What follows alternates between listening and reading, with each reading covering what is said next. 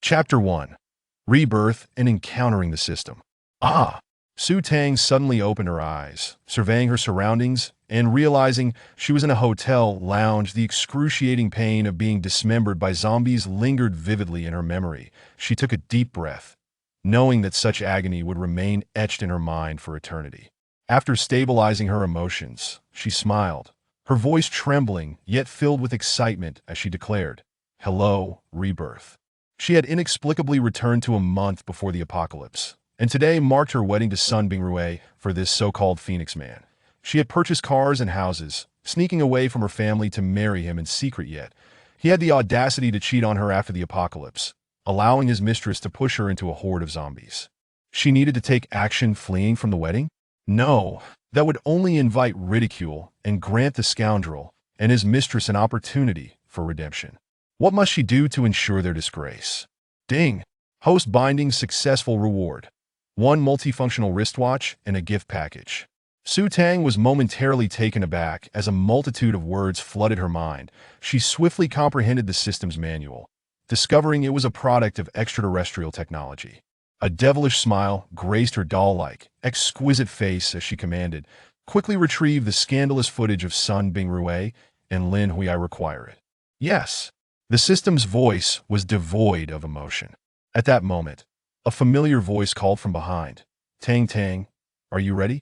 Su Tang slowly turned to see Lin Hui, who was undeniably beautiful, a blend of ancient elegance and the delicate grace of a character akin to Lin Daiyu, the type that made men yearn to cherish her. Dressed in a gown that rivaled a wedding dress, adorned with a jade bracelet of green ice and orchid design, she exuded an aura that overshadowed Su Tang. Those unaware of the truth would surely mistake her for the bride. Yet this seemingly gentle and kind woman was the very mistress who had pushed Su Tang into the midst of zombies. With a cold gaze, Su Tang looked at her. "The bracelet should be returned to me." That bracelet was a cherished heirloom from her grandmother, which Lin Hui had borrowed and never returned. What was crucial was that this bracelet had transformed into a spatial storage device after the apocalypse, capable of holding supplies. Yet Lin Hui had never even shared a single biscuit with her. The thought of Lin Hui thriving in the apocalypse thanks to that bracelet ignited a fire of resentment within her, surpassing even the sorrow of discovering Sun Bingrue's infidelity.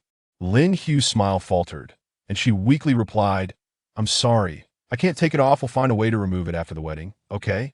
Su Tang recognized her intentions were to keep it, so she firmly grasped Lin Hui's hand and yanked downwards.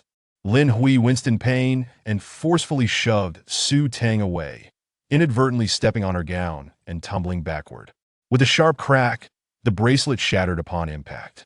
Ignoring the pain, Lin Hui scrambled to collect the fragments, her face contorted with rage, sensing something vital slipping from her grasp. Su Tang narrowed her eyes, feigning heartbreak as she lamented, "That was an heirloom from my grandmother. How could you be so careless?" Lin Hui's anger faltered, realizing the bracelet was indeed Su Tang's. Leaving her no justification to blame her, she could only gaze at Su Tang with teary eyes. I'm sorry, he'll compensate you." Su Tang sighed. "Forget it, you couldn't possibly afford it with that." She strode past Lin Hui, walking tall and proud. Anything taken from her would be destroyed if she couldn't reclaim it.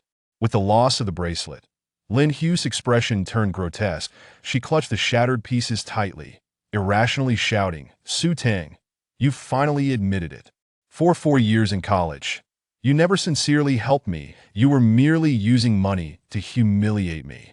Without turning back, Su Tang let out a malicious laugh, delighting in her words. "Indeed, I have been humiliating you. But in retrospect, that money and those possessions are worth less than feeding dogs. Are you not afraid of having no bridesmaids at your wedding?" Lin Hui struggled to rise. Su Tang ignored her completely, heading straight to the elevator towards the main hall. Bridesmaids? Who cared? The main hall was filled with guests, including Lin Hui's family and colleagues of Sun Bingrue, while Su Tang's family was conspicuously absent. She overheard Sun Bingrue's mother boast, "What a sight! She's merely a gold digger. My son is exceptional. She is utterly unworthy of him." Su Tang paused, her gaze landing on the self-satisfied face of Sun's mother, thinking soon, "They'll bring your son crashing down from his pedestal." The priest, a kindly elder, waved his hand. "The bride has arrived." Su Tang approached the waiting Sun Bingrue, who looked dashing today, his gold-rimmed glasses lending him an air of sophistication.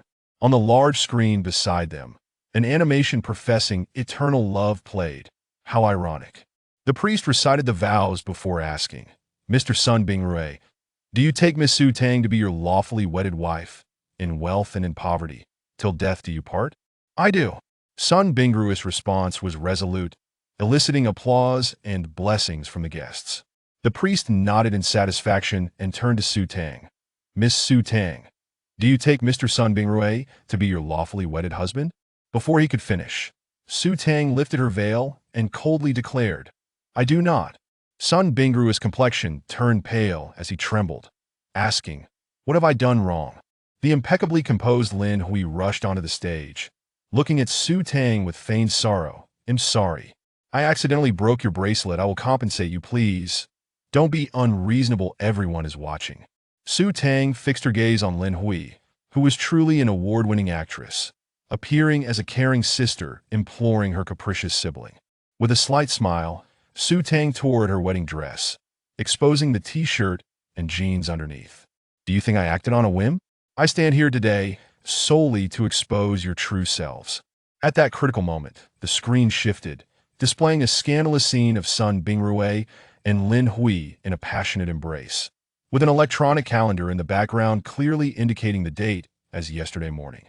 Gasps erupted among the guests. The groom had indeed been in bed with the bride's best friend the day before the wedding. What a shocking revelation.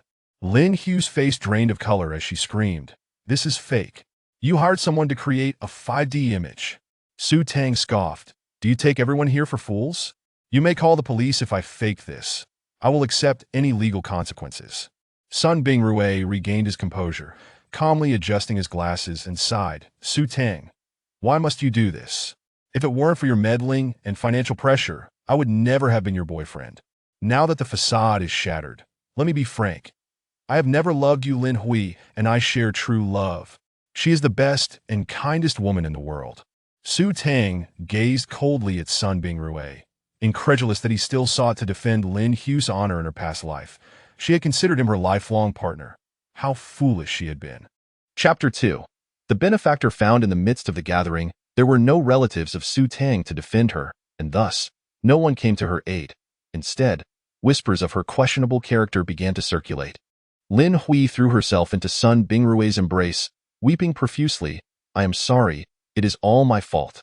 I should not have loved you so deeply." Sun Bingrue gently consoled her, speaking in a solemn tone. "No, our love for each other is true. She has wronged us with her wealth. We are not to blame." Su Tang was amused by the absurdity of the situation, realizing she had become the villain in this tale of lovers torn apart. She lightly caressed her watch, murmuring to the system, "Make them speak their true feelings." Suddenly, the system seemed to take on a more human-like quality. At that moment, Sun Bingrue sneezed, his gaze beginning to grow unfocused. Lin Hui adopted a look of innocent bewilderment, yet her words shocked everyone. "Su Tang, you humiliated me throughout our 4 years in university. I vowed to take everything from you, and now your man is mine." Sun Bingrue, desperate to clarify, found his words twisted. "Lin Hui, did we not agree to deceive Su Tang for her money and property? Do you not truly love me? How could I possibly love you?" "I merely used you to bring Su Tang down," Lin Hui declared, a look of horror crossing her face as her lips betrayed her thoughts. Sun Bingrue, enraged, pointed at Lin Hui. "You shameless wretch! How dare you exploit me?" However, there was no sign of being covered in muck. At most, there was merely an additional layer of dead skin. Su Tang stood up and walked over to the man, bending down to lift him up. The weight of over 100 pounds felt as light as a feather in her arms. She then retrieved a bottle of cleansing liquid, pinching his chin to pour it into his mouth. To her surprise, the man showed no signs of discomfort and instead slept peacefully. Su Tang was speechless. After cleansing his body, she took a shower herself. The cleansing liquid indeed had a beautifying effect. Her jet-black hair, falling to her shoulders, glistened, and her skin was as fair as mutton fat. Her pair of dark, round eyes appeared adorably innocent. Yet, deep within her pupils sparkled a cunning light. Below her prominent nose lay naturally upturned pink lips, making her resemble a sweet yet scheming little girl. However, She had no time to appreciate these features. She needed to hastily gather supplies. How could one survive the apocalypse without stockpiling? Suddenly, a thought struck her. System, why did you ignore me when I left the hotel? The system's voice seemed somewhat guilty. I absorbed the energy from that bracelet, and it shattered. Su Teng raised an eyebrow and asked. The energy within the bracelet. So it wasn't broken by accident? The system replied weakly. The jade has energy like crystal cores. Once I reach level 1, I will possess a physical body and can repay you outside. I understand now. I will take you to the Emerald City when I have the chance. There are many jades there. Su Teng did not dwell on this matter. She dressed, glanced at the man on the bed, and wondered if he would be all right. What if he died here? You can scan his body with the watch. If his health value is above 80, he won't die. The system advised that Su Teng raised her wrist. The watch was waterproof and could not be removed. She noticed a small button and pressed it. A beam enveloped the man, revealing a health value of 95 on the display. Well, he's in good shape. Su Teng sighed in relief. She took her wallet and placed the cash beside the pillow. A few thousand should suffice for his emergency needs. Keep monitoring Sun Bingrue and Lin Hui for me. I will review the recordings when I have time. The system, seeing that she was not angry, happily responded, yes. Following that, Su Teng stored everything in the warehouse. The items would be automatically categorized without any need for her intervention. Once she finished, she seized the opportunity before nightfall, grabbed her hiking bag, and drove to the largest night market in the area. The beginning of the apocalypse. No one possessed special abilities, but Sun Bingrue had a spatial treasure, making everyone reliant on him. The peace amulet with spatial capabilities was a gift she had bought for him herself, which made her want to vomit blood when she thought about it. As for Lin Hui's bracelet space, she only learned about it shortly before her demise. She truly was the biggest fool in the world. Why now? The vendors had set up, occupying an entire street. Though there were still few people around, she began to wander from stall to stall, unable to remember where she had made her purchases. Suddenly, the system chimed in. There is an energy fluctuation at the antique stall ahead. Su Teng's eyes lit up as she hurried over, only to accidentally bump into someone. Ouch! Are you in a rush to reincarnate? Doesn't anyone have eyes these days? A sharp voice echoed. Su Teng focused her gaze and was taken aback to find it was her former class monitor, Song Ainen. They had shared a dorm. This class monitor was spirited and generally kind to others, yet exceptionally harsh on herself. Ironically, it was this very person who had rushed into her home during the onset of the apocalypse, taking her to a temporary shelter and even willing to share her food. She offered a slight smile. Hello, monitor. Song Ainen grabbed Su Teng's arm, saying, I heard you're getting married today. Why aren't you enjoying your honeymoon? What are you doing out here? The tone was laced with sarcasm. Su Teng frowned and replied, I'm not getting married. He cheated on Lin Hui, so we broke up. Oh? You broke up? How did you find out? Have you finally started using your brain? Song Ainen dropped the sarcasm, her voice softening. She took Su Teng's hand and said, Come with me. Su Teng didn't resist as Song Ainen pulled her to the wall behind the antique stall. Song Ainen wrapped her arms around Su Teng, saying, Go ahead and cry if you need to. After you've let it out, forget those unhappy moments. Tomorrow will still be beautiful. If it were the old Su Teng, she would have cried her heart out.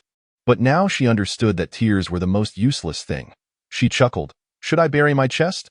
Song Ainen chuckled, raising a hand to pinch Su Teng's doll-like face. Are you trying to comfort yourself by shopping? Then I'll accompany you to buy. All right, Su Teng laughed, realizing that she wasn't being bullied, but rather that Song Ainen was frustrated for her sake. Returning to the antique stall, the owner was a white-bearded old man who cheerfully inquired, What would you two like to buy?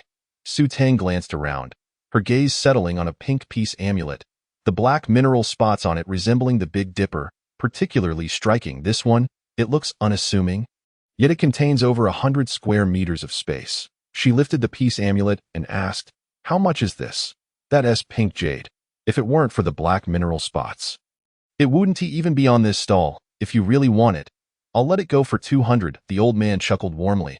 All right, I'll scan it, Su Teng said decisively, purchasing it. The system inquired, Can I absorb it? Su Teng quickly handed the pink peace amulet to Song Ainen, saying, This is for you. Seeing it will remind you of the adorable me. Please don't lose it. She hoped this item would help her survive in the apocalypse, a way to repay her kindness. Song Ainen smiled as she hung it around her neck, saying, "Great, I'll see you whenever I look at it." The system thought, "That's it, my bound host is a fool."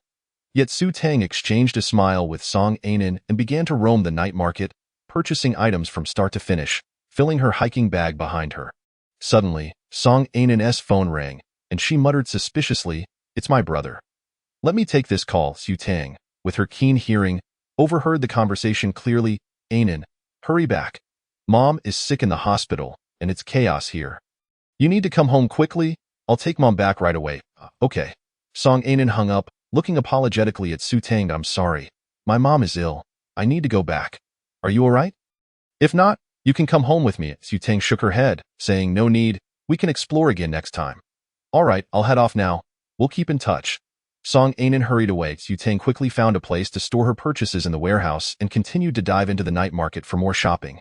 When the night market finally dispersed, she drove back to her apartment. The man was gone, the money vanished, but a note remained, expressing profound gratitude. Ling Junhan. So, his name is Ling Junhan. Not bad, she thought, dismissing it. She stripped the bed sheets and blankets, which were too dirty, and lay directly on the mattress. She began to review the surveillance footage, laughing aloud when she saw Sun Bingrue being troubled by the restaurant manager. With his finances cut off, he could only delve into Lin Hui's pockets, and surprisingly, she compromised. Yet Su Tang gathered vital information. They actually plotted to kill her and make it look like an insurance scam.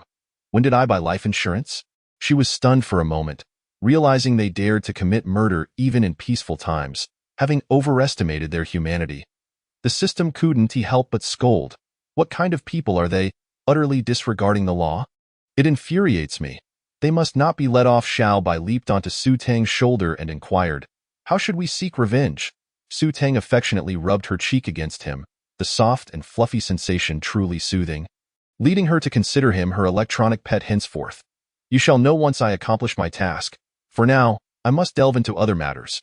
She had over 3 million in her account, planning to allocate 1 million for food, another million for clothing and bedding, yet another million for medicines, and the remaining hundreds of thousands for procuring fresh produce from the countryside. Pausing momentarily, she continued, "In this post-apocalyptic world, while animals are edible, their meat tends to be tough, rendering it nearly impossible for the average person to chew." Xiao Bai flicked his ears disdainfully, retorting, "You should invest in a powerful pressure cooker. Even iron scraps could be tenderized." Su Tang chuckled, feeling less lonely with Xiao Bai by her side. That evening, she casually found a hotel to stay in, and the following morning, she drove to a temporary warehouse on the outskirts of a grain and oil wholesale market to rent a storage space. After securing the keys, she set about stockpiling supplies. She specifically sought out a store with a comprehensive selection, where the proprietress, a plump and cheerful woman, greeted every customer with a warm smile. Standing at the entrance, Su Tang asked, "Auntie, our company is distributing benefits. If I purchase in bulk, could you offer a discount?" The proprietress's eyes brightened akin to 2,000-watt light bulbs. "Of course. What do you wish to buy?" "Dear girl, how much do you need?" Nearby, a young woman sitting by the shop's entrance, munching on sunflower seeds, raised her prominent cheekbones and narrow eyes, spitting out a seed shell as she remarked, "Young lady, are you of age? I hope this isn't another scam." Su Tang, exasperated, thought to herself, "I'm 21 this year. How am I not of age? It's all due to this baby face of mine."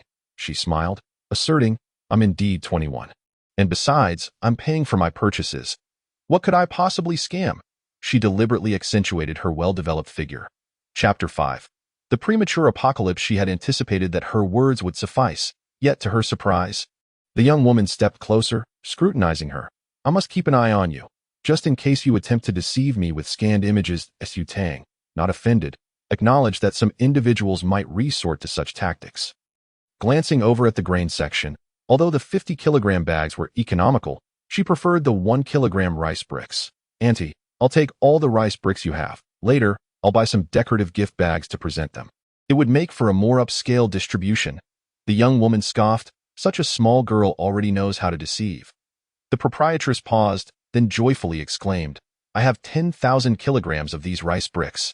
The usual wholesale price is 10 yuan each, but if you're buying them all, I can let them go for 8 yuan each. These rice bricks are not artificially accelerated. They are quite delicious. Su Tang nodded, as she herself detested the waxy texture of hastily produced rice. All right, I'll also need a 10-piece kitchen set, including oil, salt, soy sauce, vinegar, etc., and for oil, I require large barrels of peanut oil, corn oil and blended oil, 500 sets in total. And 1,000 bags of 5-kilogram flour. Oh my. Your workplace must be a big company with 500 employees. I'll need to call my family for assistance. We probably won't finish today, the proprietress exclaimed in astonishment. Su Tang nodded. Please deliver to this address. I'll provide you with 100,000 as a deposit. Very well, the proprietress said, watching Su Tang transfer the money and confirming receipt before she began bustling about. The young woman, with a glint in her eye, quickly switched to a friendly demeanor. Would you like to consider walnut oil?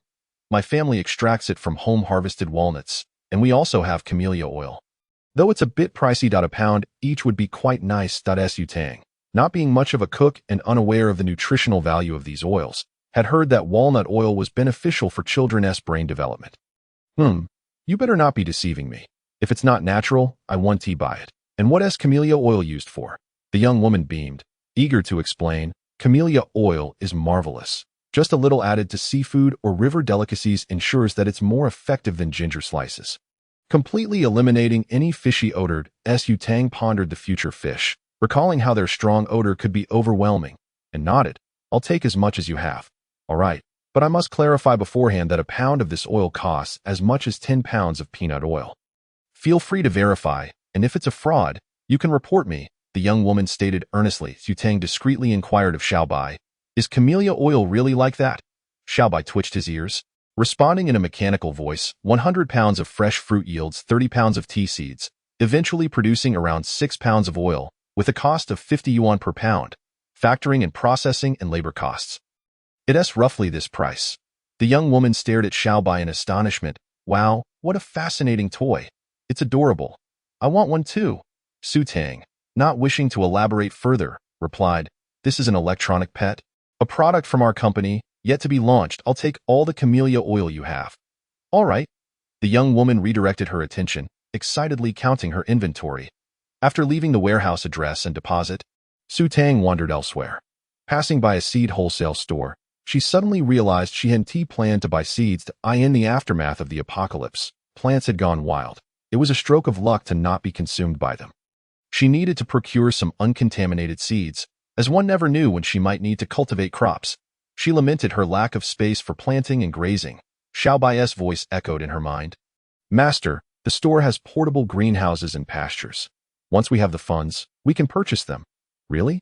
That would be splendid. Su Tang eagerly anticipated the apocalypse arriving soon, as it would allow her to hunt zombies and earn purchasing credits. She glanced at the seed shop and dashed inside, purchasing 1,000 packets of both bulk and packaged seeds, unexpectedly spending nearly 500,000. Quite an extravagant expense. The shopkeeper grinned broadly, revealing a toothy smile. Having finalized her seed purchases, Su Tang then strolled through a cured meat vendor's area, acquiring a substantial quantity of 1 kilogram and half kilogram cured sausages. As for fresh meat, it was necessary to source it from the countryside, as most fresh meat in the city was hastily produced, lacking the rich flavor of free-range pigs. By the time she completed her shopping at the grain and oil market, it was already noon. Su Tang snacked casually in the warehouse while awaiting the delivery of her supplies. The cured meats and oils arrived first, while the grains took 2 days to be fully delivered. Upon settling the bill, she noticed she had exceeded her budget. She pursed her lips. Although she couldn't afford branded clothing, she could purchase a significant amount of outdated clearance items. After emptying the warehouse, Su Tang shifted her focus to the clothing market. Renting another warehouse to commence her shopping spree, she acquired a variety of items, including down jackets, comforters, sportswear, sleeping bags, tents, and camping cooking gear. She bought 100 portable outdoor stoves and 100 boxes of gas canisters. Knowing that firewood would be hard to find in the aftermath, and that burning furniture would be the norm. Sitting in the warehouse, Su Tang counted her fingers, ensuring she had provisions for food, clothing, and shelter. As for transportation, her current vehicle would suffice. She had no funds for a better one, and she could retrieve her RV from home later. After a long day of hustle, Su Tang returned to the hotel.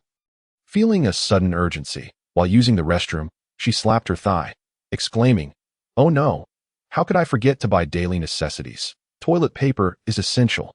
Once she finished her personal matters, she began planning her purchases for the next day, writing down 3 sheets of 4K printing paper. Although some items were available in the system store, Su Tang was resolute in not buying from there. Purchasing credits should be spent on items unavailable elsewhere. Content with her shopping list, she enjoyed a late-night snack before retiring for the night. Just as dawn broke, a piercing scream echoed outside, startling Su Tang awake. The unmistakable low growl of zombies resonated in the corridor. A frantic voice called out from outside, "Hurry, restrain him. He must be suffering from rabies. Those bitten need to go to the hospital immediately. There's no time to waste." Su Tang's heart sank as she leaped from her bed and rushed to the door. Peering through the electronic peephole that on the floor lay a man, blood dripping from his teeth, his eyes vacant and clouded, pinned to the ground by 3 riot control sticks. Nearby, a cleaning lady, bitten on the arm, was hastily covering her wound as she made her way toward the elevator. Su Tang's alarm bells rang in her mind. This was indeed a zombie. Could the apocalypse have truly arrived ahead of schedule? It was more accurate to say that the apocalypse had long since begun, with the first major outbreak merely a month away. Biting her lip, she hastily changed her clothes, clutching Xiaobai as she checked out of her room, determined to finish her shopping for supplies that day. Yet, fate seemed to have other plans. The moment she settled into her car, her phone began ringing insistently. Upon answering, she discovered it was Song An calling. "Su Tang, where have you gone? I've been knocking on your door for ages." Su Tang offered a sheepish smile. "I sold the house and am preparing to return to H City. Don't leave yet. Come to my house. Whatever you do not return alone, okay? I can't explain everything over the phone. You must come to my place, do you hear me?" Her tone was urgent, bordering on commanding, that a warmth spread through Su Tang's heart. Old Master Song was no ordinary person. He must have received some critical information. "Understood. I will come by tonight," she replied. "Good. You must come," she reiterated before hanging up. With that, Su Tang set her phone down, started the car, and sped down the road toward the countryside. Chapter 6. The Simpleton. Upon entering the rural area, Su Tang rented several warehouses. The countryside boasted numerous farms, and she headed to number 27, where the grains were not hastily produced but grown traditionally with 2 harvests a year. In contrast, hastily produced rice yielded 4 harvests annually, lacking aroma and chewiness, catering to the lower middle class. Individuals like Su Tang, who hailed from affluent backgrounds, would certainly not consume such fare. Hence, her goal was to procure fragrant rice. Arriving at the farm, Su Tang approached the owner, a slightly plump, squinting middle-aged man whose upturned mouth gave him a cheerful and amiable demeanor. Adjusting her approach, she said, "Hello, sir. My mother sent me to buy grains. I'm not limited to just rice or flour. Anything cultivated through traditional methods will do, and I'm willing to pay 10% above your wholesale prices." The proprietor widened his eyes in astonishment, exclaiming, "All the grain we possess here totals 100 tons. If we include last year's stale grain, it amounts to over 500 tons. Do you truly desire all of it?" Su Tang felt a tremor in her heart. Funds were insufficient, yet she was reluctant to forfeit such valuable provisions, for after the apocalypse, such fine sustenance would be unattainable.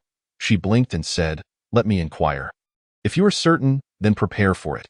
All right, the proprietor responded, pulling out a handkerchief to wipe the sweat from his brow. Although the farm's grain had no trouble selling, the price was 1/10 higher than wholesale, which meant he could make a considerable profit. Su Tang stepped outside to call her brother. Su Feng answered the phone, asking, "When will you return?" "I'm almost ready here, so soon?" Su Tang replied, "I'll be back in a few days. By the way, brother, could you lend me some money? I wish to purchase some local specialties to sell back home. Consider it a loan. I'll repay you with the profits. All right?" Su Tang began to act coy. Su Feng chuckled softly. "Understood. I'll send it over shortly." Someone called his name on his end, prompting him to hang up. Su Tang stared blankly at her phone, biting her lip. How long would shortly be? Perhaps she should buy less? After all, she still needed to visit the ranch for meat. Expo has deposited 80 million yuan. Su Tang thought. What a significant amount. Thanks, big brother. With money in hand, she felt emboldened as she strolled into the office, cheerfully announcing, "I'll take it all. Come by at 2 this afternoon. Could I perhaps pay a small deposit first?" the proprietor asked, beads of sweat forming anew on his forehead, his hands trembling with excitement. Su Tang nodded. "That's acceptable. Please provide me with a receipt. All right, he agreed eagerly. Before long, Su Tang emerged with a receipt for 20 million yuan, heading straight to the ranch. She repeated the process, paying another 20 million as a deposit, instructing them to prepare the meat in vacuum-sealed packages by afternoon. She drove a convoy to the warehouse, unloading their cargo, which had taken them past 5 o'clock. Upon settling the bill, Su Tang realized her expenses had exceeded 10 million.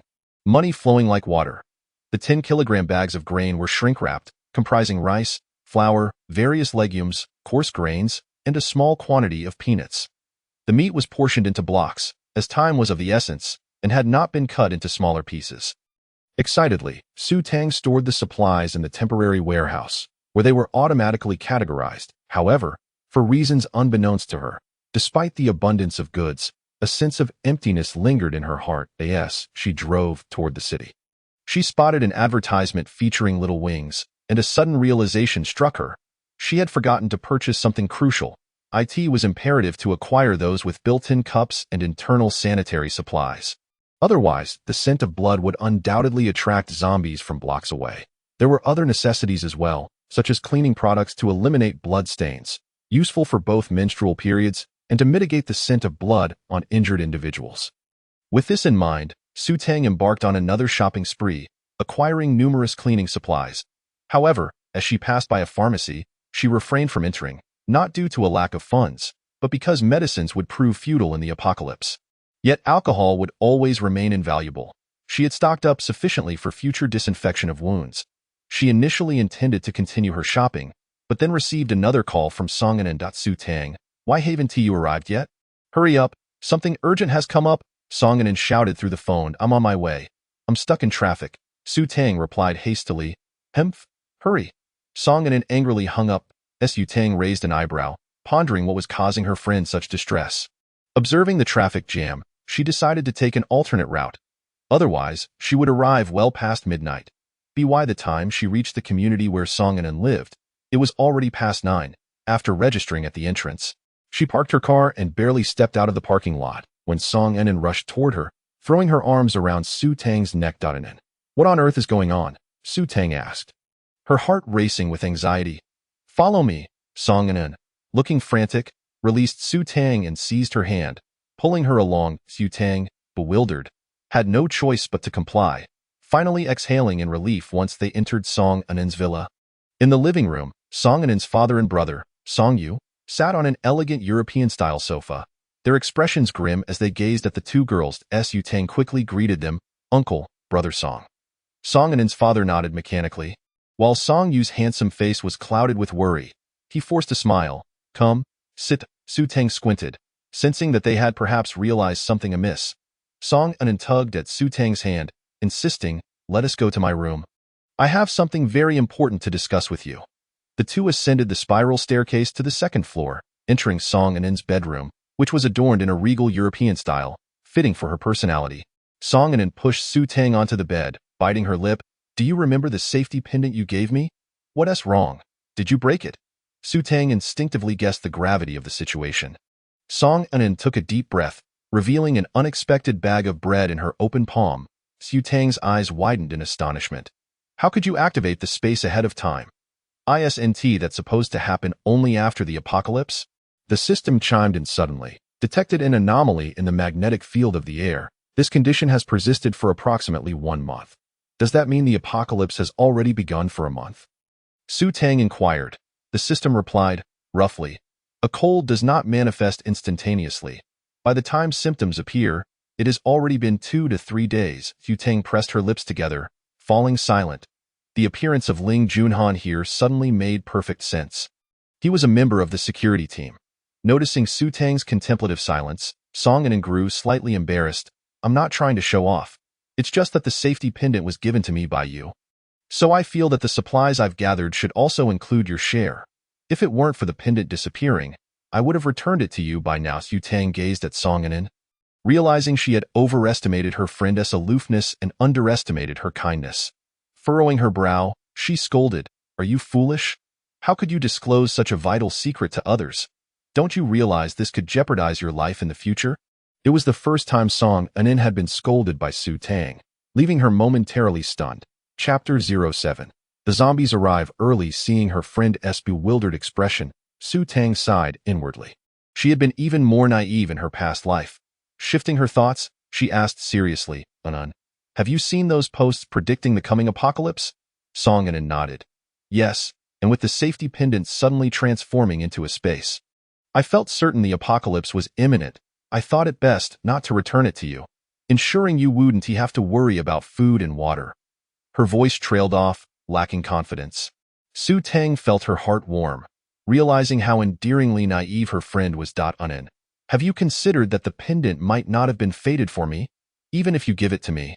It won't transform into a space. All right, don't overthink it. Just escort me to City H, and I'll cover all your expenses along the way.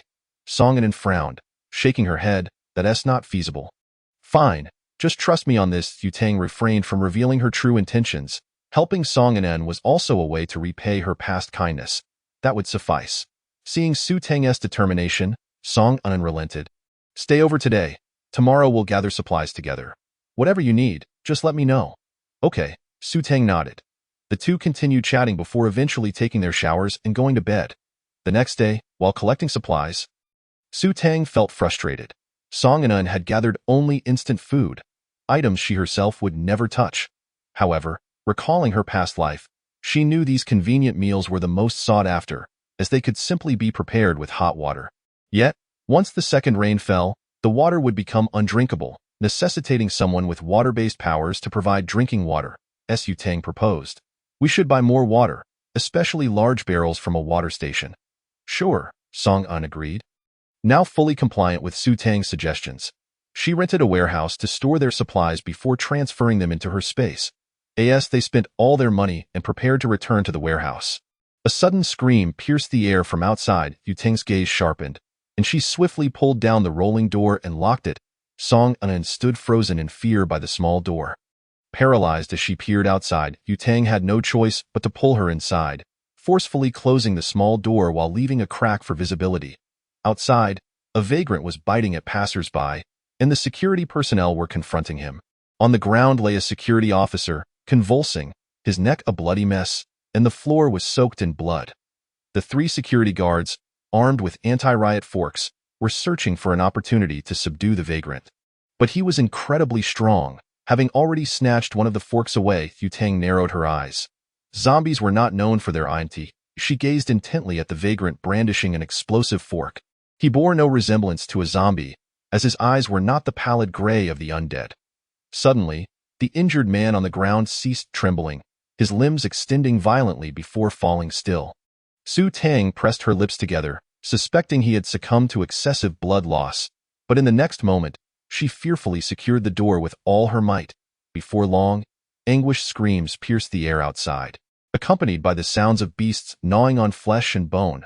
Song Anan covered her mouth, striving to stifle any cries that might escape. The two exchanged glances, a mutual understanding dawning upon them. The people outside had transformed into zombies. Su Tang felt an intensifying gloom. Although the essence-cleansing liquid had significantly enhanced her physique, she lacked any supernatural abilities and was unable to fight back. After a moment of silence, the cacophony outside subsided. Yet Su Tang could distinctly hear three distinct voices growling how? Heh. This indicated the presence of three zombies, while the rest had fled. Su Tang bit her lip and peered through the peephole, observing the vagrant swaying by the warehouse door, with the other two zombified security personnel remaining motionless in place.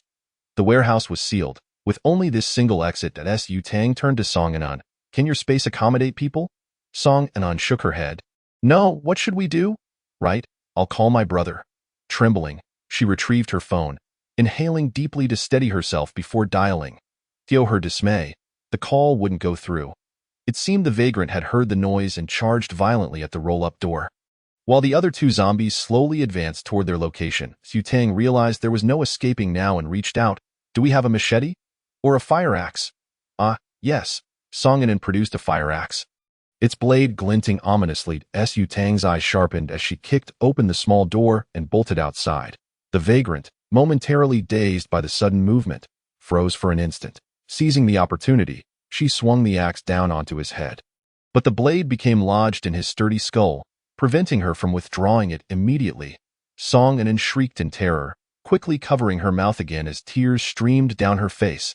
Su Tang kicked the vagrant forcefully, toppling him, and while he attempted to rise, she placed her foot on his chest to retrieve the axe. The other two zombies had drawn near. Su Tang swung the axe horizontally with great force, unexpectedly severing the necks of both zombies with ease, their heads rolling away as their bodies convulsed twice before collapsing to the ground.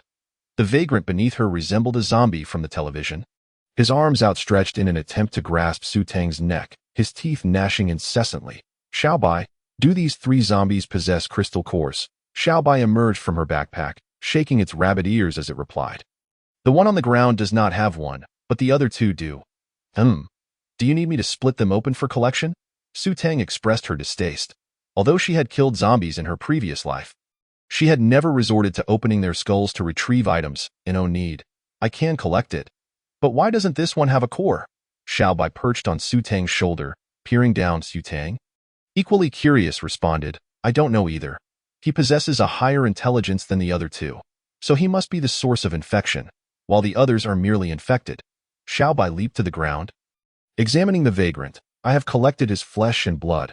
Once I acquire the proper equipment, I will analyze the differences. Just then, Song Anan approached, tugging at Su Tang's sleeve. Is he a zombie? Su Tang, observing Song Anan's terrified demeanor, felt speechless and handed her the axe. Kill him? No.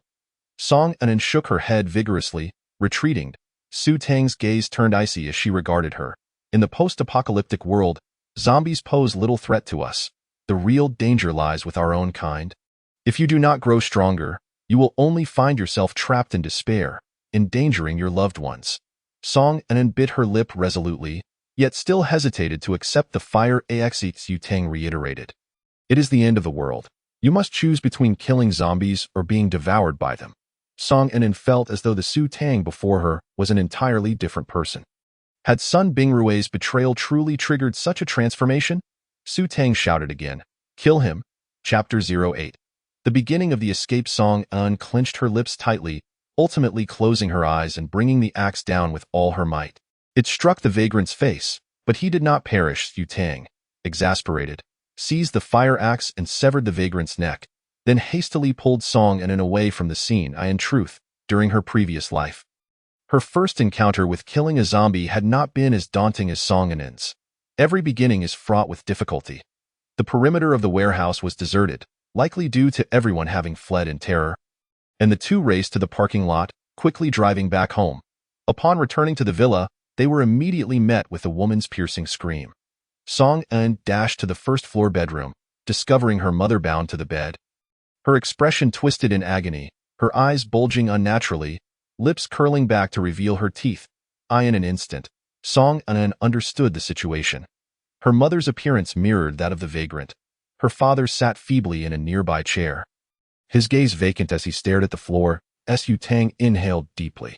In her previous life, Song Anan's mother had not been zombified.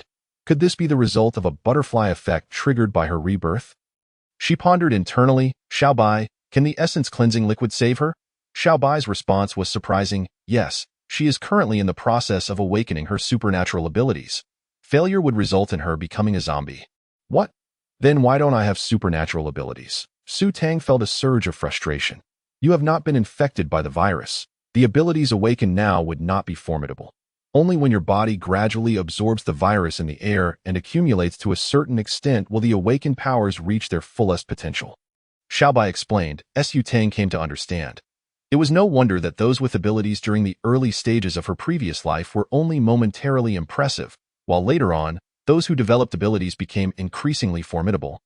Eventually deducing that the maximum level of abilities was 12, Su Tang contemplated briefly, pouring the essence cleansing liquid into a mineral water bottle, then offering a cup to Song Anan. Let your father drink some water. Sharing a bottle of the essence cleansing liquid among their family of 4 should sufficiently enhance their health without raising suspicion. Song Anan, without hesitation, handed the cup to her father before approaching the bedside. Her eyes filled with sorrow. Su Tang poured another cup and offered it. Help your mother with some water. Perhaps it will provide her some comfort. She refrained from uttering the word zombie that Song Anan feared to speak.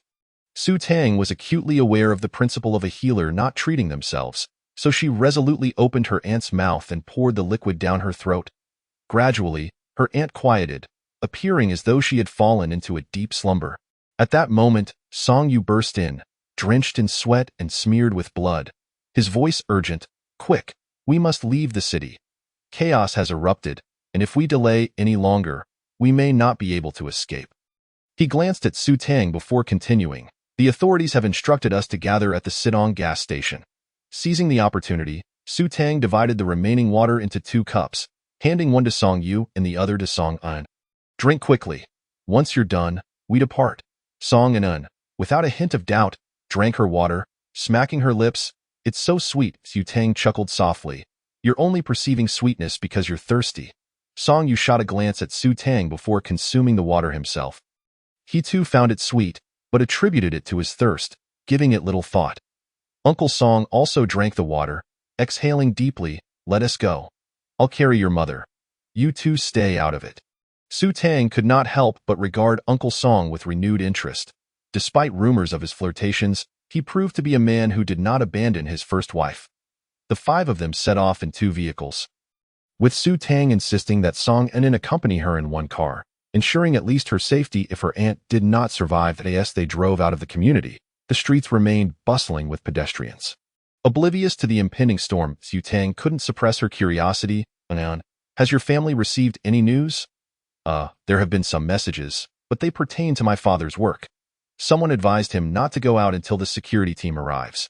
Yet yesterday, we received instructions to stock up on supplies, as the security team seems to have been delayed by some incident." Song An relayed, uncertain of the details. That Su Tang nodded. "No wonder there was a security team in this area during my previous life. They were likely here to retrieve research personnel. However, since the timeline has shifted by over 20 days, we might not encounter those 2 individuals. Should I consider delaying our departure?" Xiao Bai emerged from her backpack. Hopping onto Su Tang's lap, "There's a traffic jam on the highway. Take a different route." Su Tang quickly opened the navigation app, confirming that the highway was indeed congested. Furrowing her brow, she examined alternative routes. Heading west out of the city would lead them to the Sitong gas station, which was fortuitous, as she had forgotten to refuel. As they diverted to the west of the city, they found the area in darkness. Transformers along the roadside sparked with fire, yet no one came to repair them, adding to the apocalyptic atmosphere. Exiting the city went smoothly, but as they circled back to the gas station, Su Tang's expression darkened. The station was small, yet there were traces of blood on the ground. The glass doors of the rest area were firmly shut, with a metal rod inserted into the doorknob as a makeshift barricade. Su Tang unbuckled her seatbelt. "I'll go refuel. You all stay put." The vehicle was equipped with a solar power system, but without fuel cards, they would eventually become inoperable. "Okay," Song An nodded. Inside the rest area, several individuals cast wary glances at the 2 vehicles parked outside. After swiping her card and filling both cars with gasoline, Su Tang began searching for empty fuel containers to fill and stow in the trunk. Just as they prepared to leave, the rest area door swung open, and 8 individuals burst forth, a mix of men, women, and children among them. The leader, a man clad in a gas station uniform, shouted, "Wait, can you take us into the city?" Su Tang instantly noticed the injury on his arm, and it was evident that he was not the only one wounded. Where had the instigator gone? Perhaps they had conspired together to end his life. Such a person, who could remain composed enough to speak after committing murder, possessed a remarkably strong psychological fortitude. However, Su Tang firmly declined, stating, "We shall not go to the city. I apologized." As she returned to the vehicle, the man grasped the door, preventing it from closing, his eyes flashing with a menacing glint. "We will pay," he insisted. Without a second thought, Su Tang forcefully kicked him away, shutting the door with a declaration. "Let us move away for now. Something is bound to happen here." Originally intending to plead for leniency, Song An opened her mouth but ultimately said nothing. With his extensive experience, Song Yu also noticed the man's arm injury, so when he saw Su Tang's vehicle pull away, he promptly followed suit. The personnel at the gas station retreated back to the lounge, and a child even picked up a stone to throw in the direction of the vehicle. Su Tang withdrew her gaze from the rearview mirror, a cold smile curling at the corners of her lips. In this apocalyptic world, both the weak and the ruthless would ultimately return to the earth. Then, she grimaced slightly, realizing that she herself was among the weak. Regardless of whether she possessed any abilities in this life, she would no longer rely on anyone else. Protecting her family was her sole objective. Song In, visibly anxious, asked, "Where are we going?" Su Tang glanced at the small white creature on her shoulder. "Xiao Bai, where shall we head?" Are we escaping from disaster?" Xiao Bai retorted. Su Tang nodded. "Indeed." "Well then, let us go to the riverside. I crave grilled fish." Xiao Bai's suggestion startled Su Tang. Could the system actually consume fish? Chapter 09. Meeting Ling Junhan again. Song In had already spotted the rabbit. Initially, she thought it was merely a derivative of an animated series. But now, hearing it express a desire for fish left her utterly astonished. Su Tang pondered momentarily before explaining. "This is a bionic robotic rabbit, which can also be considered an electronic pet. It connects to a special network to help me assess the safety of my surroundings." "Ah, how sophisticated. Can it assist you in combat?" Song In did not exhibit any feelings of envy or jealousy, genuinely pleased for Su Tang. With such a companion by her side, her personal safety would be significantly enhanced. Upon hearing her question, Su Tang chuckled. "Combat? Do you not see my capabilities?" Song In recalled how Su Tang had effortlessly dispatched 2 zombies with a single axe strike and exclaimed, "All right, that's quite impressive. But how do you manage to remain unafraid?" Su Tang began to fabricate. "There is a 5D technology abroad. I once played a zombie game where both the scenery and the zombies appeared remarkably realistic. I was even an excellent team member. If I had known earlier, I would have joined in." Song In fully believed in Su Tang now. As they chatted, they drove to the riverside, a tributary of the Muhua River. With its wide surface and banks adorned with flowers, Su Tang discreetly inquired, "Xiao Bai, with 2 crystal nuclei, what can we purchase?" Xiao Bai responded, "Rest assured, you may browse. Others cannot see the screen." "Why didn't you say so earlier?" Su Tang sighed in relief, bringing up the screen to find the store icon illuminated. She clicked to enter the interface. Currently, only 2 exchange values were available, so the product classification page displayed only the first item on each page as active. Frustrated, Su Tang asked, "Is the fishing rod sold here any different from those in our world?" "It does not require bait, but the basic fishing rod can only be used 99 times, Xiao Bai replied. Su Tang glanced at the river, reluctantly purchasing a fishing rod for 1 exchange value. Xiao Bai inquired, "Do you urgently need to buy something with the other exchange value?" "Not urgently. There's nothing I require at the moment." "It's not that I'm not urgent. It's just that I can't buy what I want, so I'll save it." Xiao Bai's pink ears perked up, his eyes sparkling with eagerness. "Then may I have it?" "Huh. Go ahead." Su Tang handed it over without questioning its intended use, stepping out of the vehicle to feign searching for something in the trunk, from which she retrieved the fishing rod. Gazing at the rudimentary rod in her hand, she grimaced. It was merely a bamboo stick with a string tied to it. Could this contraption truly catch fish? The fishing line appeared to be only 2 meters long. And the hook lacked a barb. Well, she thought, let's give it a try. She approached the riverbank and cast the hook into the water, while Song In had gone to check on her mother and did not follow her. Su Tang intended to sit on the ground and wait, but before she could bend down, she felt a tug on the line. A fish was on the hook. Quickly, she reeled it and got a rare Qingdao Baijin fish. Thrashing its tail was brought ashore. Its shape resembled a large knife, with a blue body and a white belly about an inch wide, boasting an incredibly delectable flavor. Xiao Bai smacked his lips, seemingly delighted by the catch. "You don't need to reel it in, just think about storing it in the warehouse." "All right." Su Tang was instantly invigorated and continued fishing. Almost every time she cast the line, she caught a fish, each weighing over 5 pounds. She collected 59 fish, leaving 40 for Song In. Noticing the commotion nearby, Song In came over, her eyes widening in surprise. So many fish. Su Tang's fishing rod had already vanished. She beckoned to Song In, "Come quickly and help gather them. We will feast on grilled fish tonight." "Okay." Song In kept 2 fish for herself and stored the rest, knowing that the Qingdao Baijin was difficult to catch. Often fetching over 10,000 at a 5-star restaurant, Su Tang chuckled, saying little more, as the 2 cleaned the fish and carried them back. Song In produced a grill and began to start a fire, thinking it was better to cook slowly than do nothing. However, they did not anticipate waiting for 10 days. Su Tang grew somewhat impatient, recalling the effect of the red rain. 80% of those who absorbed its essence could awaken their abilities. And even those who did not would develop antibodies. rendering them immune to infection from zombies below level 3. Now, she feared that the red rain might be lost due to her butterfly wings, or that it might arrive prematurely. Moreover, it was unrealistic to directly inform her family that the apocalypse had come and to rush out into the rain to awaken their abilities. Just as Su Tang was preparing to tell Anin that she wished to leave, a convoy slowly approached. 8 large trucks, their thick tarpaulins concealing their cargo, were followed by a long line of vehicles, resembling a group fleeing from disaster. Su Tang raised an eyebrow. This timing indicated it was likely the first batch of escort teams departing. In her previous life, she had followed closely behind the second batch of escort teams along with Sun Bingrue. Uncle Song leaned out of the car window, calling out, "Get in, we're gathering over at the gas station." Aunt Song had already awakened, though she appeared weak. However, the fact that she had not been zombified was a relief. Su Tang drove close to the trucks, and her gaze immediately fell upon Ling Junhan. He stood tall and straight, his eyes sharp as a hawk, emanating an aura of strength that made it difficult for others to meet his gaze.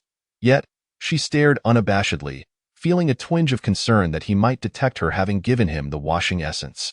Ling Junhan noticed Su Tang as well, but he merely nodded slightly in acknowledgement, seemingly failing to recognize her. Naturally, Su Tang would not rush to ingratiate herself. She offered a smile before turning her attention away. Uncle Song engaged Ling Junhan in conversation for a while, and when he returned, he looked at Su Tang, the weariness in his eyes replaced by warmth. "Tang girl, we shall travel with the convoy to H City. I promise to see you safely home." Su Tang nodded. "Thank you, uncle. You need not bother. I can reach home safely on my own." It was evident they would not be leaving today, so everyone alighted from their vehicles to stretch their limbs. And those with the means began preparing food on the spot. Su Tang, discerning and picky, paid no heed to the instant meals and quick-cooking rice. Instead, she retrieved a solar-powered rice cooker and a portable stove from the trunk. The gas canister was filled with new energy, capable of sustaining a roaring flame for 5 days, and would suffice for cooking or boiling water for a month. She set about cooking rice and then took out some ribs to prepare braised ribs. Although she seldom cooked, she had studied culinary arts at a prestigious school.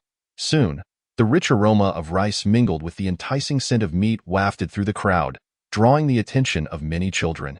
A plump old woman approached, holding the hand of a 6 or 7-year-old girl who was exceptionally beautiful but bore an air of arrogance, as if she were a queen. The grandmother smiled and asked, "Hello, could you sell me a portion? My granddaughter cannot eat instant food." Su Tang looked up, scrutinizing her. The old woman exhibited no arrogance and spoke cautiously, appearing to be a person of refinement. Su Tang initially considered agreeing. But the little girl pouted, insisting, "Hurry, pay her. I want this entire pot." Su Tang's expression turned cold as she fixed her gaze on the child, a wicked smile gracing her lips. "The ribs for children are the most delicious. You know." Chapter 10. Calculating Sun Bingrue. The little girl gasped in fright, yet her stubbornness prevailed. She defiantly kicked at the pot atop the portable stove, clearly intent on denying Su Tang her meal too. Su Tang swiftly seized her foot, her gaze icy as she commanded, "Get lost." The little girl, both hurt and terrified, burst into tears. The grandmother frowned, saying, "If you want to sell, then forget it. Why frighten a child?" With that, she pulled the girl away. In an instant, Su Tang lost her appetite, chastising herself for her foolishness. There were hardly any good people left in this world, and her heart felt a little colder. Song Anin rushed over, concerned. "Are you all right? What were they here for?" Su Tang shook her head. "It's nothing. My food just smells good." Song Anin bit her lip, kindly suggesting, "There are too many people now. Everyone is eating instant food. You're bound to stir up jealousy." Su Tang fell silent, realizing she would have to eat in secret from now on, seizing opportunities to prepare more and store them away. "Let us eat together." Song Anin shook her head, producing several disposable meal boxes and handing them over. "You can portion it according to your appetite, and I shall keep them for you." "All right." Su Tang understood her good intentions. A pot of rice accompanied by a pot of braised ribs was divided into 6 portions. Song Anin took 5 portions and went to her brother to nibble on fast food. Su Tang helplessly finished her meal, and while washing the pot, a pair of legs appeared before her, clad in impeccably tailored trousers made of luxurious hand-woven fabric. A sense of foreboding washed over her as she looked up to see Sun Bingrue's face. A visage of refined villainy. He adjusted his glasses and arrogantly remarked, "So, you are here. What does wealth matter now? In this apocalypse, money is worthless, Su Tang. You once bowed to that worthless money. Sun Bingrui gazed at Su Tang's face, filled with regret for not seizing such a beautiful woman. Had he known, he would have forcibly claimed her, thus avoiding the farce at the wedding. That Su Tang detected the sinister glimmer in his eyes. Feeling disgusted, she quickly shifted her demeanor, feigning vulnerability, and asked, "Could you give me a ride back to H City? Rest assured, if you take me back, my family will not oppose you. Although I find it hard to admit, I still harbor feelings for you." Sun Bingrui's eyes brightened, his confidence swelling. Indeed, this woman could not do without him. As long as he kept her close, he would have his chance. "Come, let's go to the car." He reached out to pull Su Tang closer. She instantly recoiled, pretending to be sorrowful. "No, you have her now. I cannot go." Sun Bingrui gritted his teeth, murmuring, "Do you know she is now an ability user? Water can emanate from her palms. We won't even need to buy water on this journey." Su Tang furrowed her brows, surprised that Lin Hui had already awakened her abilities. She feigned admiration, saying, "How impressive. And what about you? Do you have any abilities?" Sun Bingrui's smugness faltered. "That I do not. But you can rest assured, I shall ensure your safe return home." That Su Tang continued to shake her head. "That I will drive myself. I have food in the car and I cannot simply abandon it." "Well, that is acceptable. If you need anything, seek me out over there. Lin Hui has purchased a caravan. It is quite comfortable." Sun Bingrui gestured towards a white caravan. Su Tang sighed, enviously gazing at the vehicle. "How wonderful. Should I move my food there?" Sun Bingrui quickly replied, "Wait until we depart to move it over. The escort team seems to be staying here for a few days." Su Tang felt a twinge of disappointment. Sun Bingrui observed the exquisitely beautiful Su Tang, feeling a stirring desire, but mindful that Lin Hui was an ability user, he could not directly take Su Tang with him. He needed to concoct a reason for Lin Hui to accept Su Tang. He reassured her, "Do not rush. I will first speak to her." Su Tang watched Sun Bingrui's retreating figure, silently smiling with delight. How splendid! Although the timing was different from her past life, the people remained, sparing her the need to return. Song Anan rushed over, glaring at Su Tang in frustration. "Do not listen to him. That man is a master of sweet talk. When will you learn?" Su Tang stared at her steadfastly. "Oh, you think I would heed his words? I am quite happy now. This journey will surely not be lonely." Song Anan, sensing that Su Tang was acting erratically, felt concerned. After offering a few more words of caution, she returned to her family. Su Tang pressed her lips together, pondering, "Xiao Bai, it seems I cannot prevent them from awakening their abilities. However, now that Lin Hui has awakened, she won't be formidable. At most, she can produce a liter of water daily, which is hardly sufficient." Xiao Bai leaped into her arms, using its tiny paws to lick its left ear. That man possesses decent physical attributes, but due to a critical injury, his meridians are blocked. It won't be long before he also awakens his abilities.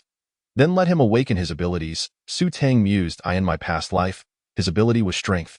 I wonder if it will be the same in this one." Xiao Bai was taken aback. "Past life? What does that mean?" Su Tang ruffled Xiao Bai's fur and candidly recounted her past life. Enraged, Xiao Bai waved its paws, exclaiming, "What kind of person is that? No wonder when I sought my host, I found your soul's magnetic field to be far stronger than others." Su Tang felt a pang of anxiety. "Will you leave me? I cannot bear to lose the supplies in the warehouse." Xiao Bai's ears drooped, gazing at Su Tang with tender eyes. "Do not worry. Even if everyone in the world forsakes you, I will never abandon you." Warmth filled Su Tang's heart as she embraced Xiao Bai and planted a few kisses on it, relieved that the supplies would be safe. She recalled something and asked, "When we first bonded, you were so cold and devoid of emotion. Did you learn to feel later?" Xiao Bai suddenly looked guilty, its big eyes darting around. Su Tang tapped its forehead. "Speak the truth." "I do not appreciate excuses or deceit," Xiao Bai cautiously replied. "Inside that bracelet resides a soul's magnetic field. I absorbed it, drawing emotions from her field." "Is that so? Can you absorb energy and level up?" "What happens when you level up?" Su Tang inquired, intrigued. Xiao Bai scratched its head and said, "I can change my appearance." Su Tang quipped, "Are we playing a game now? Changing skins? In the future, if you encounter items with energy, you should collect them yourself. I may not always be able to help you find them." Xiao Bai nodded vigorously. Yes, yes, yes. Agreement was all that mattered. Collecting on its own would be more convenient. Its gaze drifted towards the people in the convoy. Su Tang instantly understood its intentions. A tea-night. It's too conspicuous during the day. All right. Xiao Bai revealed an impish smile, the master and servant bearing a striking resemblance. Suddenly, Su Tang felt a shadow loom over her. She stood up in alarm, turning to find Ling Junhan standing there, his handsome face devoid of expression. Did he remember her? Chapter 11. The mysterious man Ling Junhan appraised Su Tang from head to toe before pointing at Xiao Bai in her arms. A living creature? Xiao Bai stiffened, its expression blank as it spoke in an electronic voice. I am Xiao Bai, a cute and adorable electronic pet rabbit. Ling Junhan's laughter was laced with sarcasm. Su Tang furrowed her brow. Wondering what this enigmatic man intended, Ling Junhan smiled slightly. You dispatched those 3 zombies quite elegantly. Would you be interested in joining the escort team? Su Tang's heart quivered. He had seen her slay zombies. Had he been watching the surveillance? Noticing her silence, Ling Junhan chuckled again. The surveillance has been destroyed. I wish to ascertain whether you have awakened spatial abilities, considering the items in that warehouse have mysteriously vanished. This man was indeed one of the top figures in this apocalypse, his mind frighteningly sharp. Su Tang pondered for a moment before nodding. Yes, but my space can only contain the items from that warehouse. It cannot hold anything else. She had taken over Song and in space. This was her final safeguard, and their debts were now settled. I understand. It is still 100 times better than our 5-dimensional pocket's capacity, which is quite commendable. Ling Junhan patted a palm-sized metal box attached to his belt. Is this a 5-dimensional pocket? Su Tang could not help but ask, so small. Why not make it larger, like one that can be transported by vehicle? Capable of holding supplies for an entire city? Ling Junhan raised his wrist and fiddled with his watch, producing a rocking chair in his hand. He directly sat beside Su Tang. Su Tang resumed her position on the small stool. Unable to fathom this man's motives, Ling Junhan scrutinized her exquisite face again, asking, Are you willing to join the escort team? Not willing. Su Tang rejected outright without a second thought. I still have plenty to do. I refuse to be constrained. Ling Junhan appeared unfazed, pondering briefly before asking, Where are you headed? H City. My home is there. There was no need to conceal this. How about this? Let us collaborate once. Come with me to the city tonight to retrieve a batch of supplies, and I will give you 10%. Ling Junhan's tone was now one of negotiation. Su Tang continued to shake her head. The city must be chaotic now. I have no intention of returning. However, Ling Junhan smiled wickedly. This is a batch of weapons that I could not take with me. Had I not encountered you, I would have had to return. Su Tang's heart skipped a beat as realization dawned. In a wonder her past life had 2 escort missions. Their second trip was likely for those weapons. She inquired curiously. Will you really give me 10%? Do not tell me that 10% equates to merely 1 weapon. Ling Junhan chuckled lightly. Rest assured, I know what will transpire in the future. Thus, I do not wish for outsiders to learn about these weapons. They are essential for our survival. Su Tang felt a mixture of intrigue and caution. This man exuded the essence of a cunning fox wrapped in a wolf's skin. Should she agree? Weapons? Her heart tingled with excitement. As her warehouse contained everything, save for weaponry. What about the supplies I currently possess? Su Tang yearned for a weapon, yet she had been informed that her inventory was full, necessitating the relinquishment of certain items. Ling Junhan produced a suitcase, which he opened to reveal a brand new 5th-dimensional box. The watch for controlling it still sealed. Su Tang glanced at it and noted that the watch she had received when binding her system had transformed into a small white model, albeit one of a similar style to this 5th-dimensional watch. Without further ado, Ling Junhan seized the watch and firmly placed it on Su Tang's left wrist, the square dial reminiscent of a smartwatch. Its LCD screen gleaming in darkness, Su Tang felt a sharp sting in her wrist, followed by the display revealing a DNA profile that morphed like a screensaver before fading away, replaced by 6 buttons labeled Store, Retrieve, Warehouse, Health, Call, and Emergency. Ling Junhan elaborated that the Health button pertained to one's personal well-being, while the Call function operated like a mobile phone, with the only contact being himself at present. Su Tang felt as if she were being coerced into submission, realizing that while this device could conceal her inventory, it could also become a target for theft. Attempting to remove it, she found the strap would not yield, casting an annoyed glance at Ling Junhan. Is this your way of forcing me to assist you? If you possess such a device, why not acquire several to store your desired items? Ling Junhan chuckled. a glimmer of admiration in his eyes. Clever, but you are unaware that this device can only be bound to one individual. Even identical twins cannot share a watch, and if someone else attempts to use it, it will explode. We are striving for each person to have one. But due to the haste, this fifth-dimensional pocket can only contain 1 cubic meter. Su Tang frowned as she tapped the warehouse button, which indicated a capacity of 5 cubic meters. If his space was indeed 100 times that, it meant she would have to produce 500 cubic meters of supplies, a notion that pained her heart. Observing her distress, Ling Junhan reassured her. I promise that the supplies you retrieve will remain untouched. You can reclaim them upon our return. Still hesitant, Su Tang heard Xiao Bai's voice echo in her mind. He speaks the truth. I find this fifth-dimensional box quite intriguing. Once your affairs are concluded, you may allow me to consume it. Consume? You still eat such things? What purpose does it serve? Su Tang inquired with curiosity. Xiao Bai chuckled softly. It allows me to adopt its functions as my own. Perhaps we shall discuss this later. For now, I must utilize it. She declined to indulge him. Xiao Bai twitched his ears, visibly displeased. Su Tang raised her gaze, fixing her eyes on Ling Junhan. How can I trust that you won't silence me?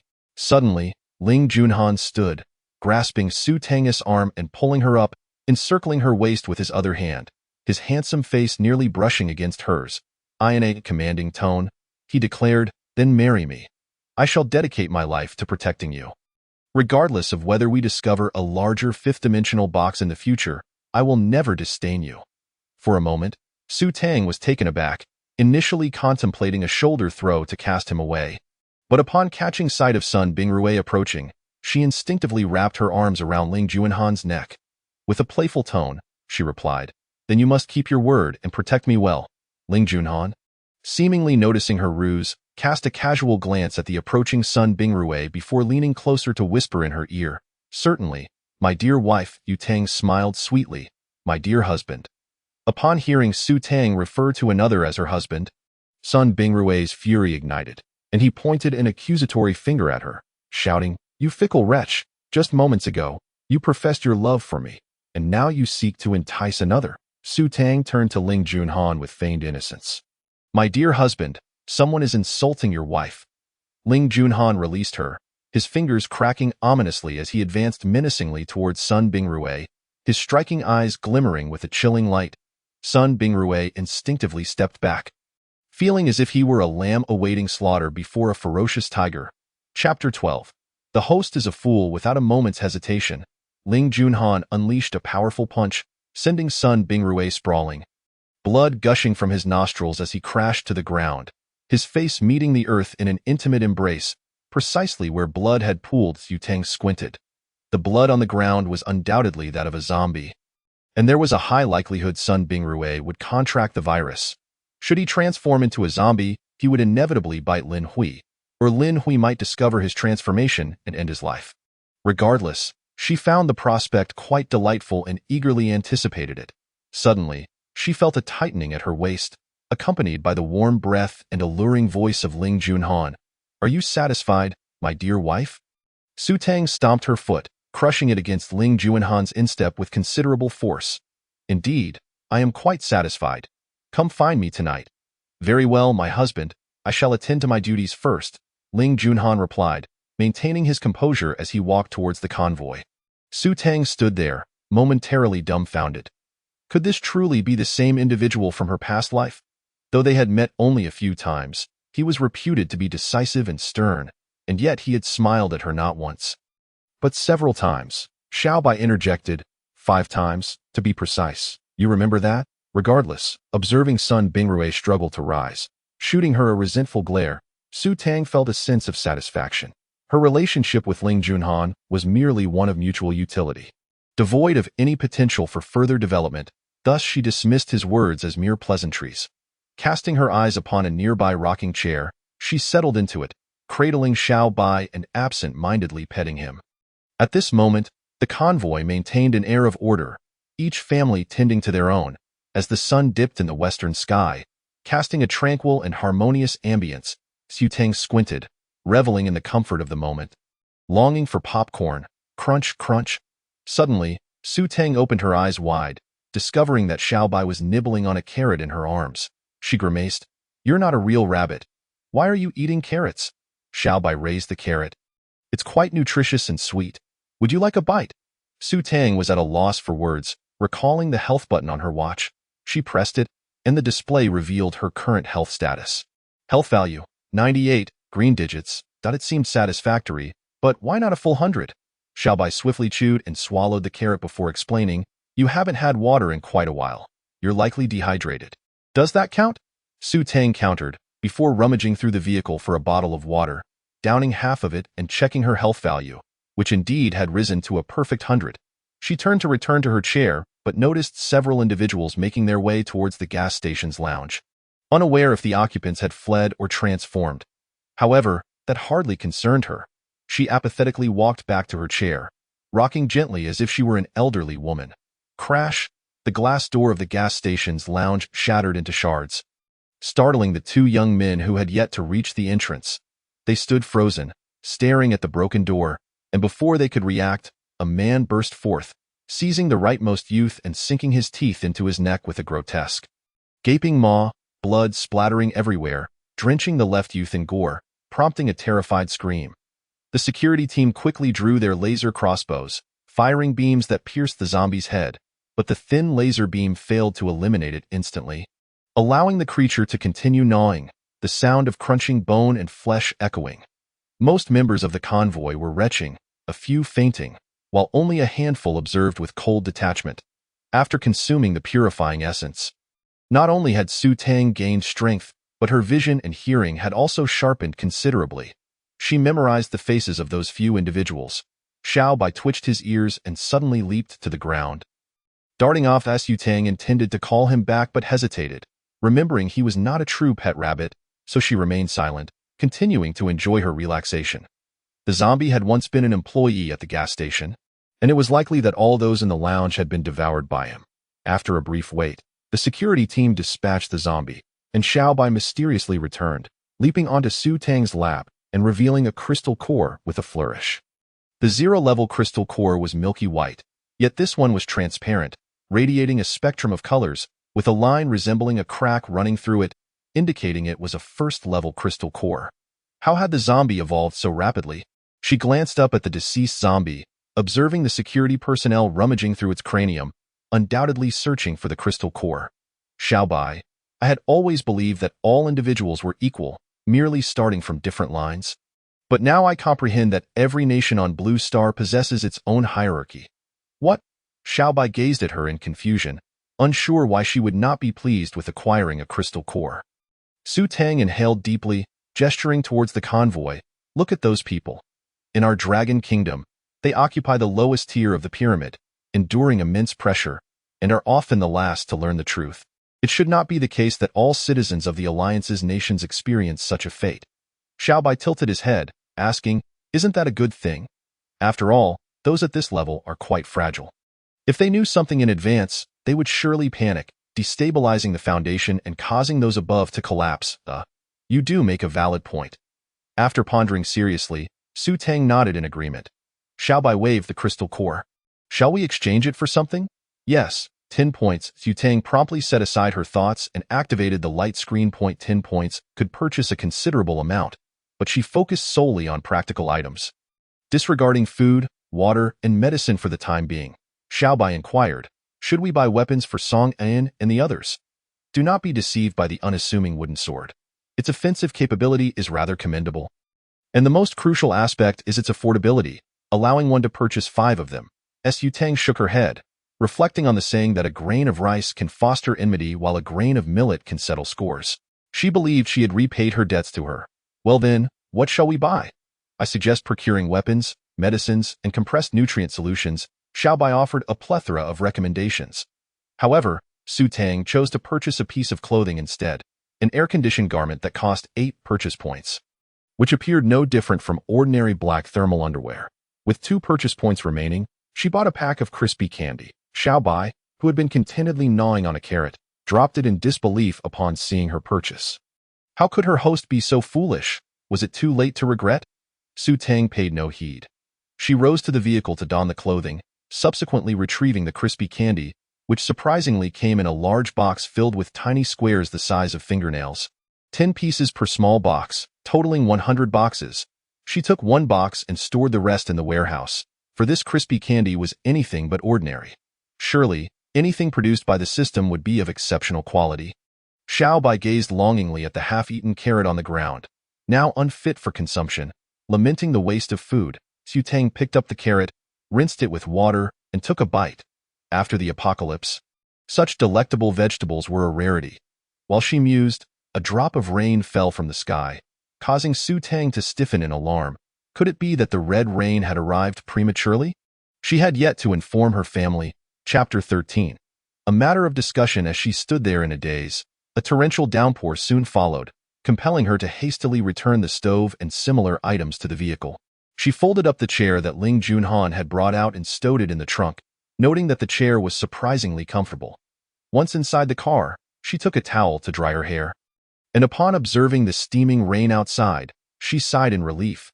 It was not red rain. Nothing was amiss. Yet, it was not long before she noticed that her car windows had frozen over. After all, it was summer, and the temperature could not possibly drop low enough for ice to form. Was there an ability user attempting to freeze her? Su Tang cautiously glanced around, only to realize that she had been overly paranoid. The rain outside had transformed into hail, pelting the vehicle with an irksome cacophony. Xiao Bai pressed its entire body against the front window, exclaiming in astonishment, "This is happening too quickly. Is it a cold wave?" Su Tang nodded in affirmation, acknowledging it was indeed a cold wave, though she had not noticed it in her previous life. Xiao Bai turned its head a full 180 degrees to look at Su Tang. Incredulous, "Did you not purchase the air-conditioned clothing in anticipation of the weather?" Su Tang quickly tugged it back, frowning. "Please refrain from looking at me like that. The world is already peculiar enough without you adding to the eeriness." Xiao Bai evidently did not grasp the nature of its misstep. Su Tang ruffled its fur. "I knew extreme weather would occur, but I was more interested in acquiring clothing that could withstand both water and fire. Which is why I made that purchase." "What about the candy?" Xiao Bai remained troubled. "What purpose does that serve?" "We have plenty of candy stored in the warehouse." Su Tang retrieved the crispy candy, placing a piece into Xiao Bai's mouth, then fixed her gaze on it. "What do you feel?" Xiao Bai smacked its lips, its eyes lighting up. "This is a thermal energy block. Consuming it will generate sustained heat on the intestinal surface for 5 hours. Indeed, I checked. There are 500 heat-generating pieces and 500 cooling ones. Although they may not be as effective as the air-conditioned clothing, they are quite economical," Su Tang replied. Xiao Bai scratched its head in confusion. "Economical? I recall that this item costs 200 purchase points per box, and each box contains only 10 pieces. When you bought it, I thought it was just ordinary candy." Su Tang was taken aback and quickly opened the light screen to check. Indeed, everything she had purchased had increased in price. The air-conditioned clothing now cost 8,000 purchase points, while the energy crispy candy was 200 purchase points for 10 pieces. She asked, bewildered, "Does that mean they will charge me the difference?" Xiao Bai scratched its head. "It seems you encountered a discounted item. What remarkable luck." Su Tang was speechless. It was indeed fortunate, but had she not made her purchase, she would have suffered a significant loss. Or perhaps the system was subtly assisting her. Xiao Bai should have been aware of this first. Unable to make sense of it all, she decided to let it go. Why overthink things? Wearing the air-conditioned clothing, she felt no chill, though others were not as fortunate.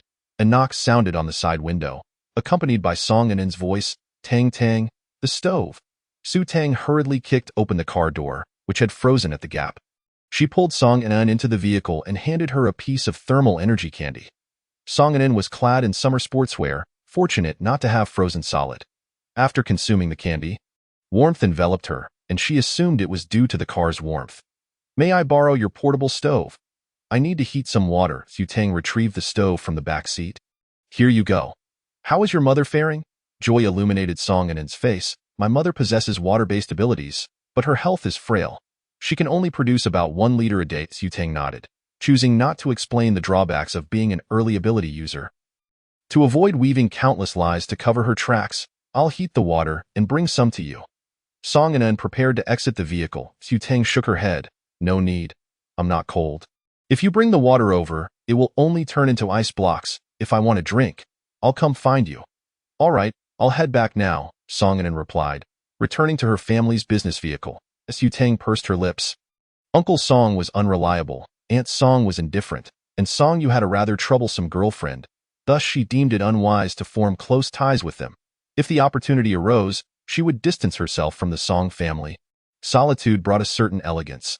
Outside, the sky was shrouded in darkness. The convoy had its headlights on, while the vehicles within the car were cooled by the air conditioning. A few vehicles remained unlit, their windows fogged, likely due to insufficient fuel to operate the air conditioning. Suddenly, the car door was yanked open, and Ling Junhan slid into the passenger seat. Su Tang. Song Anan forgot to lock up after she left. Ling Junhan rubbed his hands together, frowning at her. Why isn't the air conditioning on? He then shed his thick outer coat and tossed it over her shoulders, commanding, "Put this on. You won't find any medicine if you catch a cold." Su Tang was overwhelmed by his masculine scent, her heart racing and her cheeks flushing. After dating Sun Bingrue for 3 years, during which their most intimate act had been holding hands, this sudden sensation left her flustered. Ling Junhan hesitated for a moment, preparing to assist her in putting on the coat, but Su Tang swiftly threw it back at him. "I will not wear men's clothing, and besides, I'm not cold." Ling Junhan reached out to touch Su Tang's face. His movement was swift, leaving her unable to evade. It is indeed warm. Let us go. No one will be out and about tonight. Oh, you wish to freeze like a popsicle? Su Tang shot him an exasperated glance. Are you driving my car? Yes, we will head to another team. Their vehicles are empty and will transport your supplies to H City. You can collect them later. Ling Junhan stated earnestly. Su Tang pondered for a moment. Exposing her supplies would likely draw unwanted attention, even if she trusted Ling Junhan. She pursed her lips and proposed, "Let's discuss something. Speak freely. I will not refuse as long as it is within my capabilities." Ling Junhan replied readily. Su Tang cut to the chase. "Do you have a base in H City?" Ling Junhan nodded affirmatively. "Yes." "Then will it be similar to what novels depict, where those entering the base are assigned to different districts? Will my family's original home be allocated to ability users?" Su Tang worried about her family's property being requisitioned. Ling Junhan considered the question carefully before responding. "It is quite possible that what you mentioned may occur." Su Tang grimaced. "What if I donate my supplies to you? As long as my family's home isn't requisitioned, that would suffice." "That is acceptable, but my personal opinion is to donate half. One must retain something for survival." "Once you reach that team, you can fill 5 vehicles with supplies," Ling Junhan clarified, not one to take advantage of others. Su Tang exhaled in relief. "Deal." After sealing the agreement, she started the vehicle, following Ling Junhan's directions to the second team.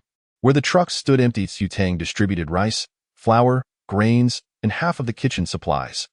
Ling Junhan picked up a bag of rice, scrutinizing it. "You have a discerning palate. This is not instant rice," Su Tang nodded. "It cost me my entire fortune. I intended to take it home to open a supermarket, but now it is of no use." As she spoke, she observed Ling Junhan, contemplating what to do if he disbelieved her.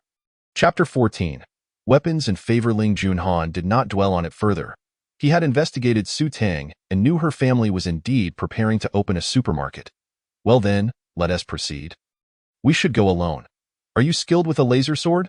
"The laser crossbow is rather unwieldy." Su Tang felt a sense of relief. It was fortunate that he had not suspected her. Laser weapons were not something the average citizen could handle, and now that she had the chance to acquire them, she wanted to seize it. "Could you provide me with one of each?" Although the laser crossbow is cumbersome, it still poses a significant threat to individuals. Ling Junhan hesitated briefly before producing a metal tube adorned with entwined floral patterns and a compact device designed to fit over a finger. "These are my discarded items. They have been reported as obsolete. Since they were my first weapons, I hold some sentimental value for them." "Very well," Su Tang acquiesced. Su Tang expressed her disdain for the 2 items, deeming them less than cutting edge. Ling Junhan, observing Su Tang's contemptuous demeanor, felt a pang of distress. Although the apocalypse loomed on the horizon, such weaponry remained under strict regulation. Were it not for their collaboration, he would not have brought them forth. Looking at Su Tang's exquisite face, his gaze darkened momentarily. The girl bore a striking resemblance to his aunt, and he had initially thought she might be his sister. Alas, a DNA test conducted when he gifted her a watch revealed that they were not blood relatives. As Su Tang placed the items into the 5th-dimensional box, she lamented its inconvenience, for retrieving them required navigation through the watch, unlike the system's warehouse, where one could simply will an item into their hands. She turned to Ling Junhan and urged, "Lead the way." "Understood," he replied, gathering his thoughts. The two boarded a vehicle and drove toward the city. Su Tang, filled with curiosity, inquired, "Are the goods located in the city?" "Indeed, in an underground trading post. Many in the city remain oblivious to the impending upheaval, so I prefer to avoid arousing suspicion," Ling Junhan responded. Su Tang nodded, recalling how she had stumbled through her past life, only beginning her escape when the apocalypse erupted. Currently, the city had not yet experienced total power outages, but the scheduled power cuts meant that only a few establishments had backup lighting, casting dim glows through the windows. Ling Junhan directed, "Let's head straight to the parking garage of the Century Building." "All right," Su Tang replied, not wishing to engage further. Upon reaching the garage, Ling Junhan exited the vehicle, and the pair entered the only functional elevator. He produced a card and swiped it across the keypad, causing the elevator to descend. Based on speed and time, they ventured 100 meters underground. As the elevator doors opened, they were greeted by a metallic corridor, illuminated by lights that revealed every detail with clarity. Walking along the passage, they arrived at a coded door. Ling Junhan quickly entered the password, and upon the door's opening, they found themselves in a lavishly furnished office. A complete mounted deer head adorned the wall behind an ornate executive chair, and the floor was covered with an entire polar bear skin rug. To the left lay a lounge, from which dull, slow knocking sounds emanated. Ling Junhan hurried over and opened the door, only for a corpulent man to lunge forth. His eyes were cloudy and devoid of clarity, and his lips were shriveled, revealing protruding teeth. He was a zombie. Without hesitation, Ling Junhan brandished a laser sword and swiftly severed the zombie's head, brown blood gushing like a fountain from the severed neck as the bulky body staggered forward a few steps before collapsing. A smirk danced on Su Tang's lips at the thought of her exchange value increasing. Ling Junhan then severed the zombie's right thumb and held it tightly in his palm before entering the lounge. Inside, a grand bed dominated the space, and the walls were lined with shelves displaying opulent decor, including an antique jade disc. Ling Junhan paid no heed to these luxuries. Instead, he approached the bedside table, opened a drawer, and pressed the severed digit against a screen within. The screen illuminated almost instantly. The bed then slowly ascended, revealing a door underneath that opened automatically, leading to a staircase descending further down. "Let us go," Ling Junhan said, stowing the severed digit and leading the way down. Below lay an expansive warehouse filled with numerous metal boxes. No wonder Ling Junhan needed her spatial abilities. Some of these boxes were larger than the capacity of her fifth-dimensional box. Su Tang asked, "Which one should we collect?" "I doubt we can fit them all," Ling Junhan nodded. "I am aware. Leave the vehicles for now. Let us gather the metal boxes first and take 10 of the larger wooden crates over there." He paused before adding, "What weapons do you require? I can guide you. And you 1T need to retrieve them later." Su Tang's eyes sparkled with interest as she tilted her head and asked, "What compact options do you have that possess considerable lethality, given your strength?" "I recommend the latest model of bow and arrow. The arrows include explosive, freezing, and grappling varieties." Ling Junhan indicated a golden box occupying 10 cubic meters in the corner. Intrigued, Su Tang dashed over to investigate. Among the boxes, one was notably larger, while the others were rectangular. Upon releasing the latch of the large box, she discovered a stunning black bow and arrow nestled inside. The bow was intricately crafted, resembling a complete dragon, with the bowstring fashioned from dragon whiskers. Instantly captivated, she reached for it, only to feel a sharp prick in her palm. This sensation was all too familiar, indicating it was another DNA-bound item. The dragon's eyes flickered with a red light, and an electronic voice announced, "Binding to master, activating program." Ling Junhan found the sight amusing. Su Tang, petite and possessing a cherubic face, wielding such a bow appeared akin to a child playing with an adult's tool. "Let us stow it for now and explore its functions later. Try not to use it publicly at first to avoid drawing attention. We can claim it was a trade later," he advised. Su Tang nodded, securing the item.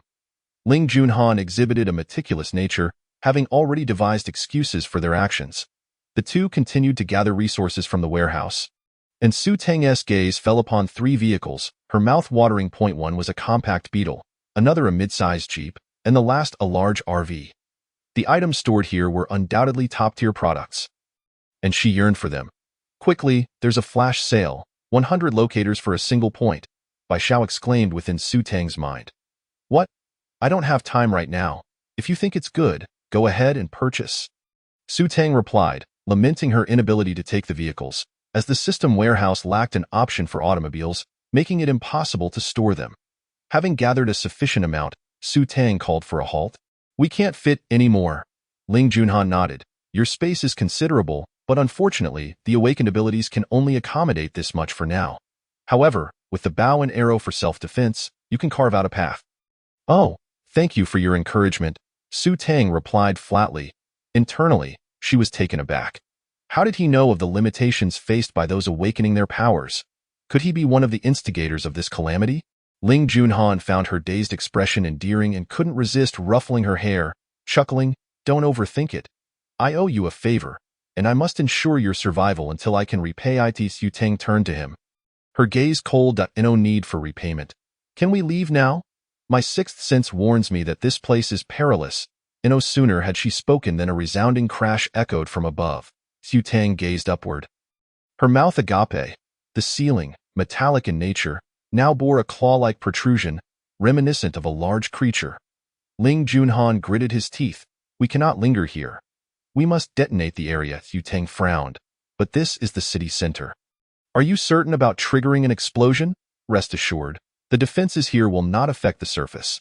At most, there will be slight tremors, which can easily be dismissed as an earthquake, Ling Junhan replied while preparing the explosives. Though reluctant, Su Tang felt a pang of regret for the vehicles, yet she knew she could not reveal too much, so she steeled herself and sprinted toward the exit. Ling Junhan, faster than her, was not merely racing ahead. He needed the severed digit's fingerprint to unlock the door. They both entered the elevator, but it malfunctioned, shooting straight to the top floor. Ling Junhan's expression shifted, and he swiftly enveloped Su Tang in his embrace. Shielding her tightly, Su Tang's body stiffened. She understood the impending danger. If the elevator reached the top, both of them could perish. This was also the first time someone had wholly cradled her in their arms for protection. And in that moment, she felt a corner of her icy heart thaw. After her rebirth, she had intended to remain an aloof observer in this world, wishing only to protect her family, yet now she resolved to include Ling Junhan in her list of those to safeguard. Anxiously, she queried, Bai Xiao, is there a way out? Bai Xiao hurriedly replied, working on it. Unaware of what it was attempting, Su Tang felt the elevator slow as it approached the top, but they still crashed against the ceiling before plummeting back down. Ling Junhan endured significant injury, coughing up blood, and anxiously glanced at Su Tang. Are you all right? Su Tang offered a genuine smile that I'm fine. How about you? I'm okay, Ling Junhan replied, relief washing over him upon seeing her unscathed. He then produced a syringe and injected himself. Finally, the elevator came to a halt, and Su Tang forcefully pried open the doors, pulling Ling Junhan out just as the elevator plummeted again. Su Tang gasped. Grateful they had exited in time. A moment later, and they would have certainly fallen. Ling Junhan stated, I need to rest for a moment. Check if the emergency exit can be opened. We should use the stairs. Understood. Su Tang nodded, turning to inspect the emergency door, which was typically locked. Fortunately, her laser sword could slice through the lock. Otherwise, brute force would have proven ineffective. Bai Xiao leaped from her backpack, exclaiming, I'll scout around. You clear the way. Su Tang was at a loss for words. If Xiao Bai were a child, she would undoubtedly have dragged him back for a good thrashing. The building boasted a total of 21 floors. Su Tang swiftly attended to the door lock, opening the passageway, only to return to a chilling scene. Ling Junhan leaned against the wall, his laser sword held horizontally before him, his gaze fixed intently on the creature before him. It was a beast of bovine proportions, its body a mottled gray-brown, tapering at the front and widening at the rear, covered in sharp spikes, its tail winding along the ground like a twisted brush. With a sharp tip, its claws revealed it to be the creature responsible for the damage in the basement, a type of mutated beast Su Tang had never encountered in her previous life. Ling Junhan communicated with Su Tang through his eyes, urging her to flee without delay. After a brief moment of silence, Su Tang swung her laser sword and struck fiercely at the beast's tail. Severing it cleanly, the creature immediately turned, delivering a vicious swipe towards Su Tang, who rolled away to evade the attack. Seizing the opportunity, Ling Junhan swung his sword at the beast's claw, successfully lopping off 3 of its fingers, which only drove the beast into a greater frenzy. Its gaping maw, filled with razor-sharp teeth, lunged toward Ling Juanhan's head. In that instant, Su Tang retrieved her bow and arrow, selecting an electric arrow to knock. A virtual aiming reticle appearing before her, a testament to advanced technology. With a full draw, she released the arrow, which struck the mutated beast's lower back, a massive electric current surging forth, paralyzing the creature as it howled in agony. Ling Junhan leapt into the air, his laser sword aimed downward, plunging it decisively into the beast's skull as he descended. The creature convulsed a few times, releasing an eerie aroma of cooked meat. The electricity had done its work. Su Tang glanced at her bow and arrow, marveling at their potency. However, she realized that each use depleted her supply, and she would need to collect some ordinary arrows in the future. Ling Junhan knelt on the ground, blood staining the corner of his mouth, his handsome face radiating a deadly aura. Resembling a divine warrior, Su Tang stowed her bow and arrow, approaching to help him up, draping his arm over her shoulder. "Let's go. We must check for crystal cores." Leaning against Su Tang, Ling Junhan used his laser sword to slice open the mutated beast's head, searching for something but finding nothing. "Let us leave," he said, his expression grim, indicating he had sustained serious internal injuries. He collected the beast's carcass, washing away the blood on the ground toward the elevator. Su Tang remained silent, filled with myriad questions, yet she felt it prudent to play the fool. As the two descended the stairs and returned to the vehicle, they finally exhaled in relief. Su Tang lamented, "What a pity. There's a vast supermarket here, stocked with everything, yet we had no chance to scavenge." However, with power not fully restored and surveillance cameras everywhere, it was wiser to lay low and develop cautiously. Suddenly, Su Tang remembered Xiaobai and attempted to reach out mentally. "Xiaobai? Can you hear me? I'm in the car. Are you leaving so soon?" "Just give me 2 more minutes," Xiaobai replied, seemingly preoccupied. Su Tang turned to Ling Junhan. "How long until the devices you set up detonate?" 10 minutes. "Why aren't we leaving?" Ling Junhan closed his eyes to rest. After a moment of silence, Su Tang said, "My rabbit has gone missing. I need to find it." Ling Junhan opened his eyes, his gaze piercing and unsettling, as if he could see through Su Tang's deception. Yet he ultimately said nothing, merely nodding to Su Tang felt a wave of relief. This man was multifaceted, one moment playful, the next terrifyingly serious, now exuding an air of unattainability. She exited the car, securing the door behind her, and ascended the stairs. After climbing 2 flights, she spotted Xiaobai tumbling down the steps like a ball of cotton, jumping into Su Tang's arms. Frowning at it, she asked, "Where have you been?" "Hurry, gather." Xiaobai anxiously thumped Su Tang's chest. Confused, Su Tang inquired, "Gather? What are we gathering?" The next moment, she was taken aback, distinctly sensing a significant increase in the items within the warehouse. Where did all this come from? Why did saying the word gather result in such a bounty? Xiaobai urged, "We must leave quickly. There are many large rats burrowing up from below." Su Tang's heart tightened, recalling the mutated beast, and she immediately returned to the car to start the engine. Noticing a sharp gaze directed at it, Xiaobai froze into a rigid imitation of an electronic pet. Not daring to move. Chapter 16. The calculations of the Song family. Su Tang drove at breakneck speed. It was just past 4 in the morning, and power would be restored by 5. At which point people would begin to stir. Thus, they needed to exit the city quickly. There was a small base nearby, providing a respite for unmutated individuals, which explained why they hadn't been taken away en masse. The security team had only taken away those deemed essential technicians, who had Sun Bingrue managed to attach himself to in order to join their ranks. She would need to investigate later. For now, Su Tang focused solely on driving. Upon reaching the gas station, she noticed something intriguing. Within the city limits, not a single drop of rain had fallen, nor was there any cold front. Outside, only within the vicinity of the gas station had the cold front been present, and it had ceased hailing, with temperatures beginning to rise. After parking the car, Su Tang noticed Ling Junhan was asleep, so she refrained from disturbing him and leaned back in her seat to rest her eyes. In reality, she was inspecting the warehouse, which now featured a new toy section, filled with astonishing items. The 3 vehicles from the underground trading market lay securely within the warehouse, albeit absurdly categorized as toys. A voice echoed in her mind, "Didn't I buy 100 locators? Just place one on the items you wish to gather, and you can receive them from a distance, though your mental strength won't suffice beyond 1,000 meters." Su Tang's heart soared with delight. Such a marvelous item. She nearly laughed out loud. Did the locators return as well? Xiaobai chuckled. They're single use. Once they're gone, they're gone. Used up? Su Tang's spirits plummeted, crashing down to reality. Are you angry? Xiaobai asked timidly. No, not at all. I just think the items are fantastic. It's a pity I can't openly gather things. But it is what it is. They were used, so they were. Su Tang calmed her thoughts, recognizing that her gains were still substantial. The warehouse now held numerous items she deemed impractical yet costly, along with a considerable stock of instant food and snacks, things she had never gathered before.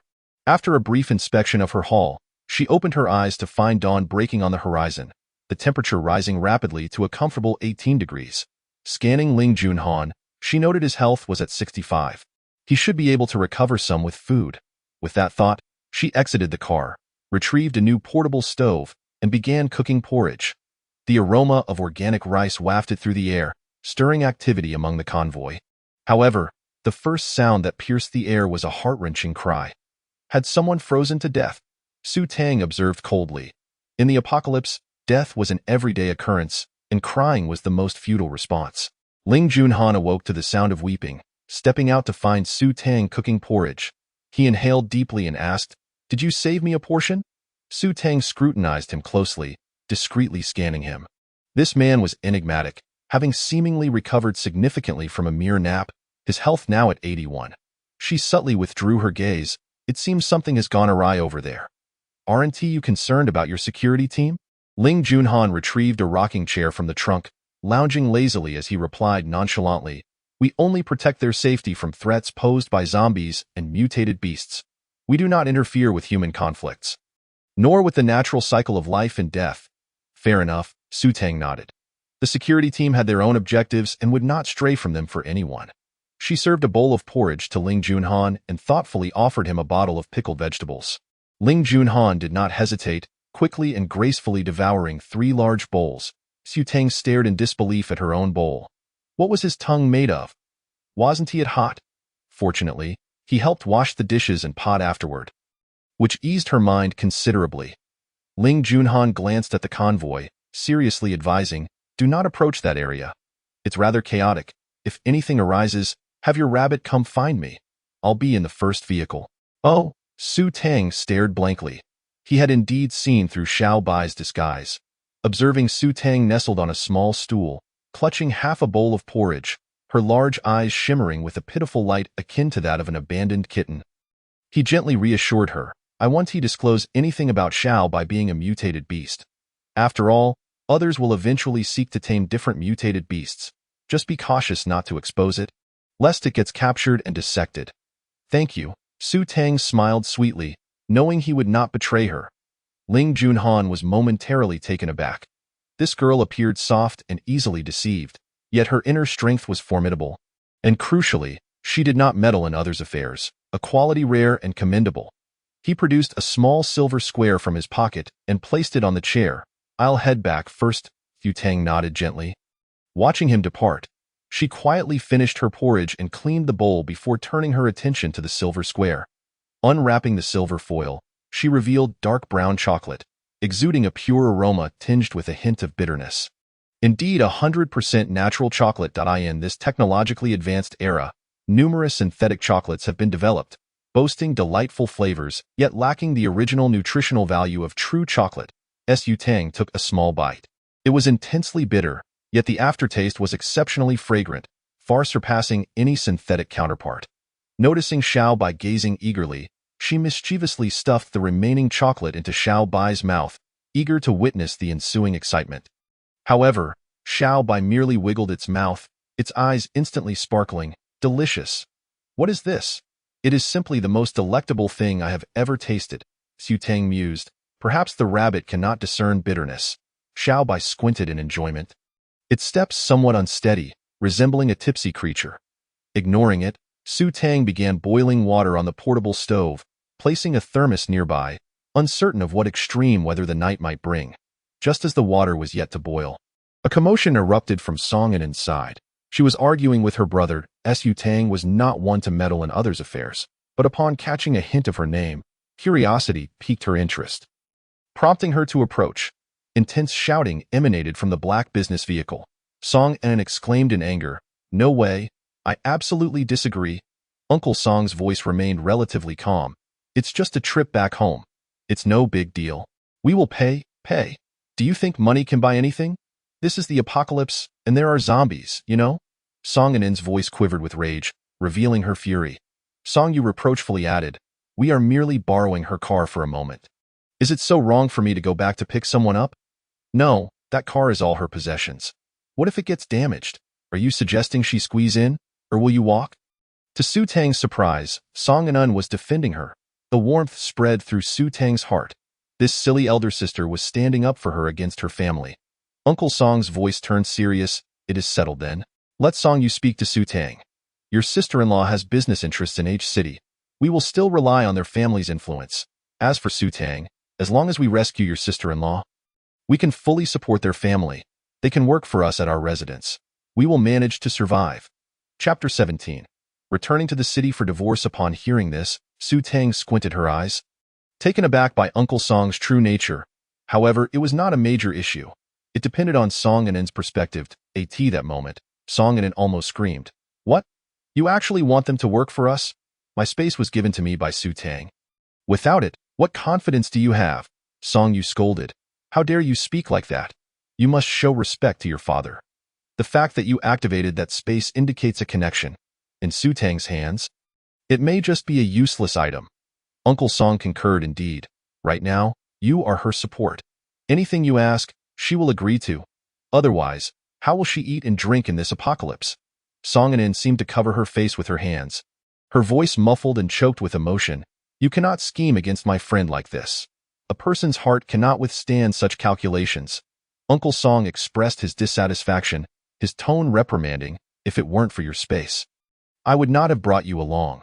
I would have taken your sister-in-law directly." Su Tang listened in astonishment, realizing that the seemingly happy Song En lived in such a family. No wonder Aunt Song was so cold. While she pondered, Aunt Song, who had remained silent, finally spoke. "Song Tingyong, let us return together. Before things escalate, we will get the divorce. You can go with your lover." The car fell silent instantly, and Su Tang outside was equally stunned. Divorce? How heart-wrenching for Aunt Song to think that Uncle Song, who was supposed to be devoted to his wife, actually agreed. He replied, "All right, let us return together, but Su Tang should still accompany us. You two can take her car." Without a word, Song En opened the car door, almost colliding with Su Tang. Song En felt somewhat awkward, unsure of how much she had overheard. Su Tang feigned nonchalance. "The water is boiling on my side. Would you like some?" Seeing her composed demeanor, Song En's face revealed bitterness. "No, but my mother and I need to go to your place. And, can you take us back? My parents are getting a divorce."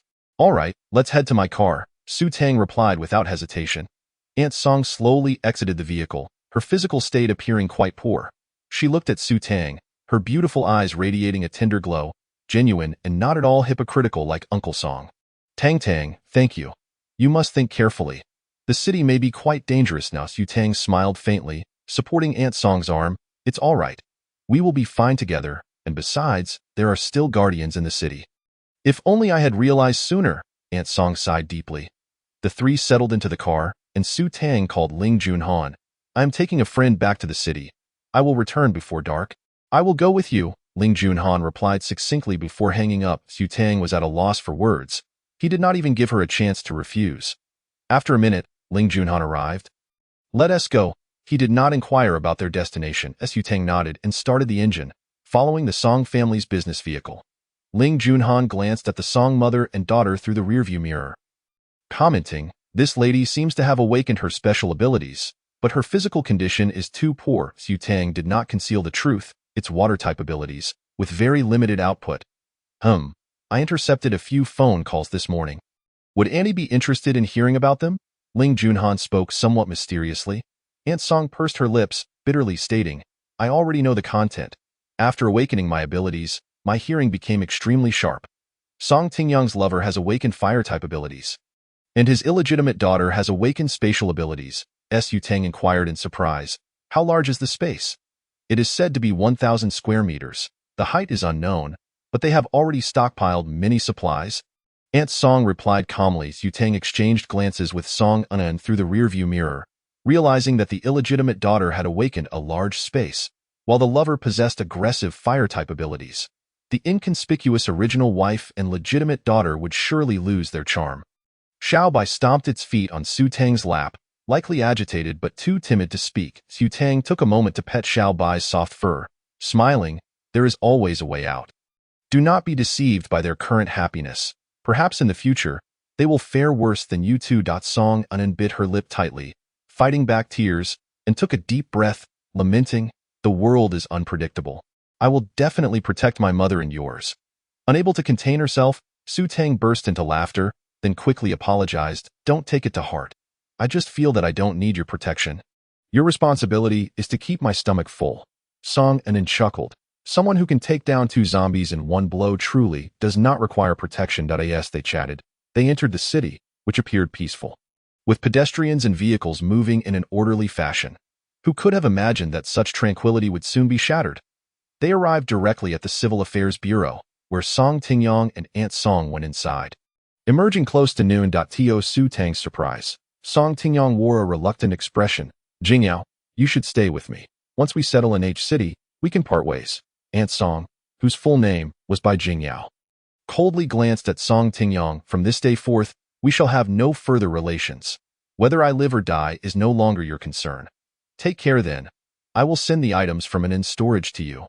Song Tingyong retorted, his face darkening as he climbed into the business vehicle. Su Tang leaned against the car window, curiously asking, "Is Song Yu not your biological child?" Bai Jingyao retracted her gaze from the business vehicle, explaining, "Back then, I was unable to conceive, so I adopted a child. After adopting, I became pregnant with an. Is that so? Let us get in the car. We need to return to the convoy," Su Tang urged. Not wanting to delay, however, Ling Junhan interjected, "Wait, shouldn't we celebrate a bit?" Huh. Su Tang was puzzled by his meaning.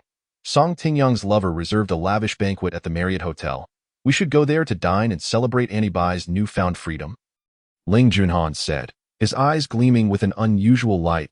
Su Tang glanced at Song Inan, then at Bai Jingyao, gauging their willingness. Song Inan clenched her teeth, declaring, "Let's go. We'll join the meal." Bai Jingyao hesitated, a hint of embarrassment in her voice. "But we have no money." Su Tang looked helplessly at Ling Junhan. "I am also out of funds." Ling Junhan smiled handsomely, patting his pocket. "I have money. Let us go." The group settled into the car and headed straight for the Marriott Hotel, where the circular observation restaurant on the top floor already hosted several tables of guests, one of which included Song Yu and Song Tingyong. Seated with them was a strikingly glamorous middle-aged woman, accompanied by a similarly alluring young lady, both adorned in jewels, exuding an air of nouveau riche. Chapter 18. Competing for the space carrier. Upon entering, a waitress clad in a qipao approached, inquiring, "May I ask if you have a reservation?" Ling Junhan nodded. "Table 8. Please follow me," she replied. The gaze of the beautiful waitress seemed almost glued to Ling Junhan's face. Su Tang curled her lip. Though she too had a penchant for good looks, she did not exhibit such exaggerated behavior. The 4 of them settled at table 8, separated from Song Tingyong and his companions by an empty table. Upon noticing Bai Jingyao and Song Anan, Song Tingyong's expression darkened, and he quickly averted his gaze. Bai Jingyao, poised and graceful, took her seat and suddenly smiled, declaring, "I thought I would feel sorrow, but now I realize I am not at all distressed. Rather, I feel a sense of liberation from shackles." Song Anan sighed in relief, her tension easing. "That's good. I, for one, feel nothing." After sitting down, Su Tang placed Xiao Bai on her lap. The little rabbit attempted to stand upright, its front paws resting on the table, eyes fixated on the appetizers laid out before them. Ling Junhan took a seat beside her, playfully poking Xiao Bai's head with his finger, chuckling, "Do rabbits eat meat?"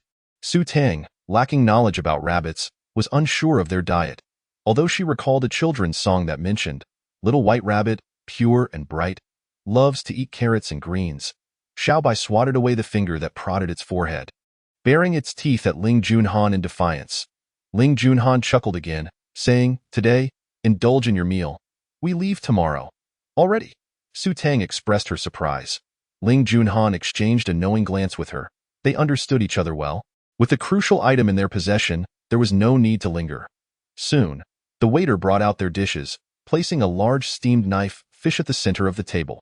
Su Tang glanced at Song Anan. She still had plenty in her space, though she wondered if it could be preserved. Noticing the fish's head pointing toward him, Ling Junhan rotated the table, directing it toward Bai Jingyao, urging, "Aunt Bai, please give it a try." Bai Jingyao, taken aback but maintaining her composure as an elder, was the first to pick up her chopsticks, as the four of them enjoyed their meal.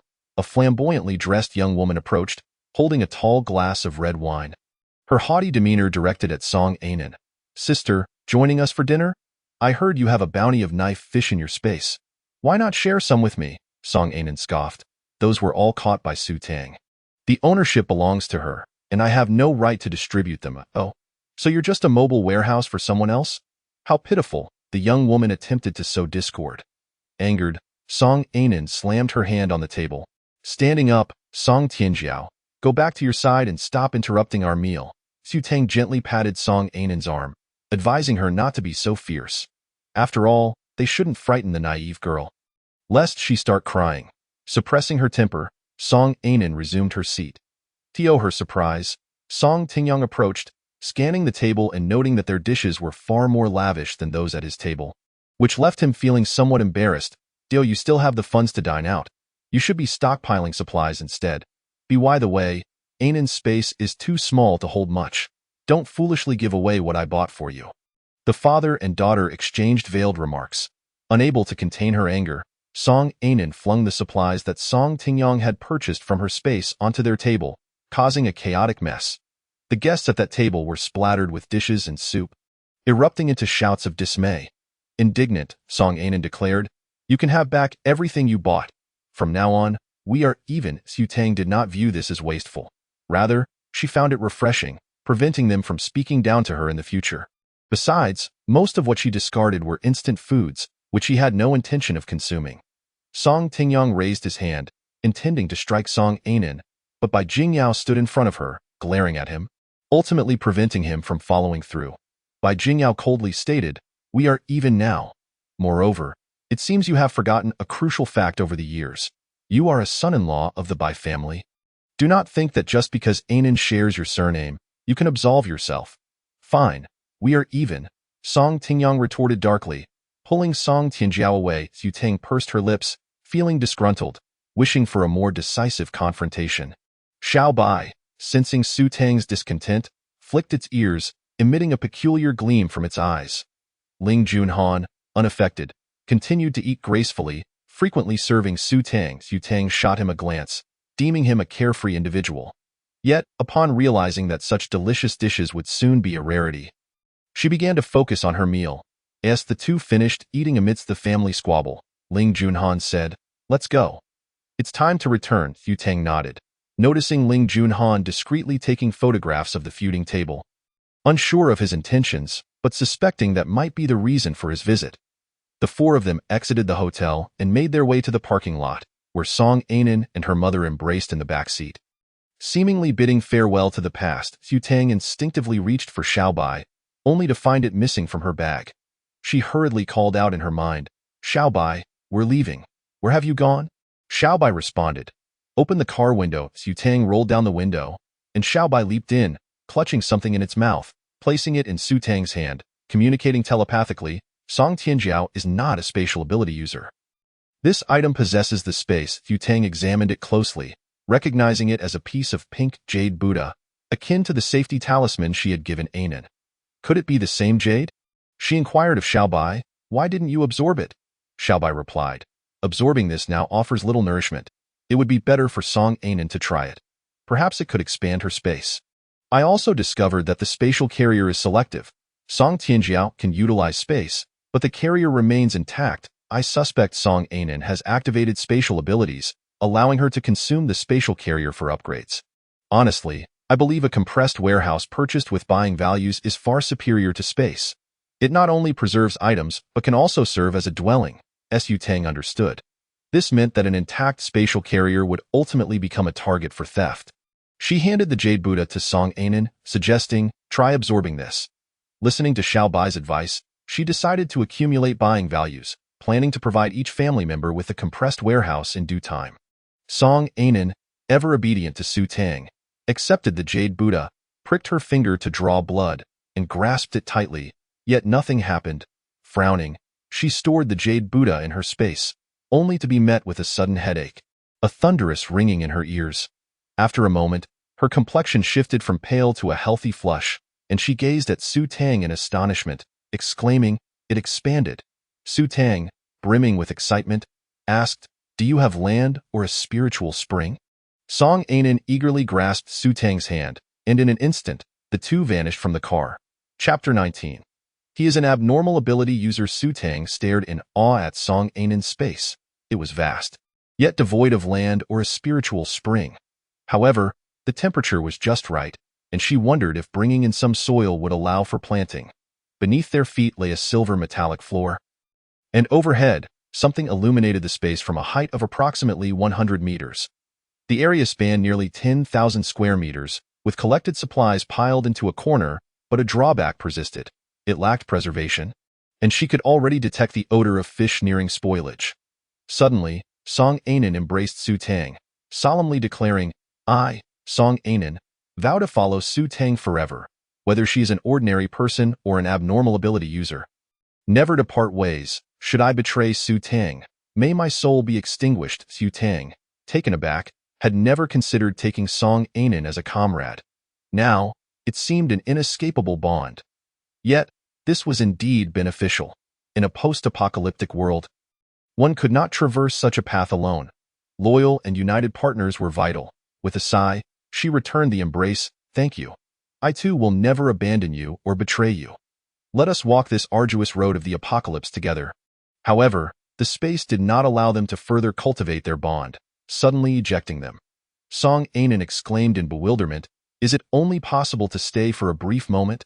Su Tang speculated, "Perhaps your mental energy is insufficient. Regular training should improve that. Do you want to gather some soil and plant something?" "Absolutely. Whatever you like to eat, I will plant," Song Ainen agreed, gazing at Su Tang with a nurturing fondness. Yet, Ling Junhan regarded Song Ainen's gaze towards Su Tang with disapproval, stating gravely, "You might be taken for dissection." Song Ainen stiffened. Fear etched on her face as she looked at Ling Junha. Su Tang cast a sidelong glance. "Are you going to report us?" Ling Junhan smiled slightly. "How could I? I merely wish to remind you to exercise caution. I suggest you create a fake spatial item. When you encounter them, shatter it right before their eyes." Recalling her bracelet, Su Tang felt an indescribable sensation.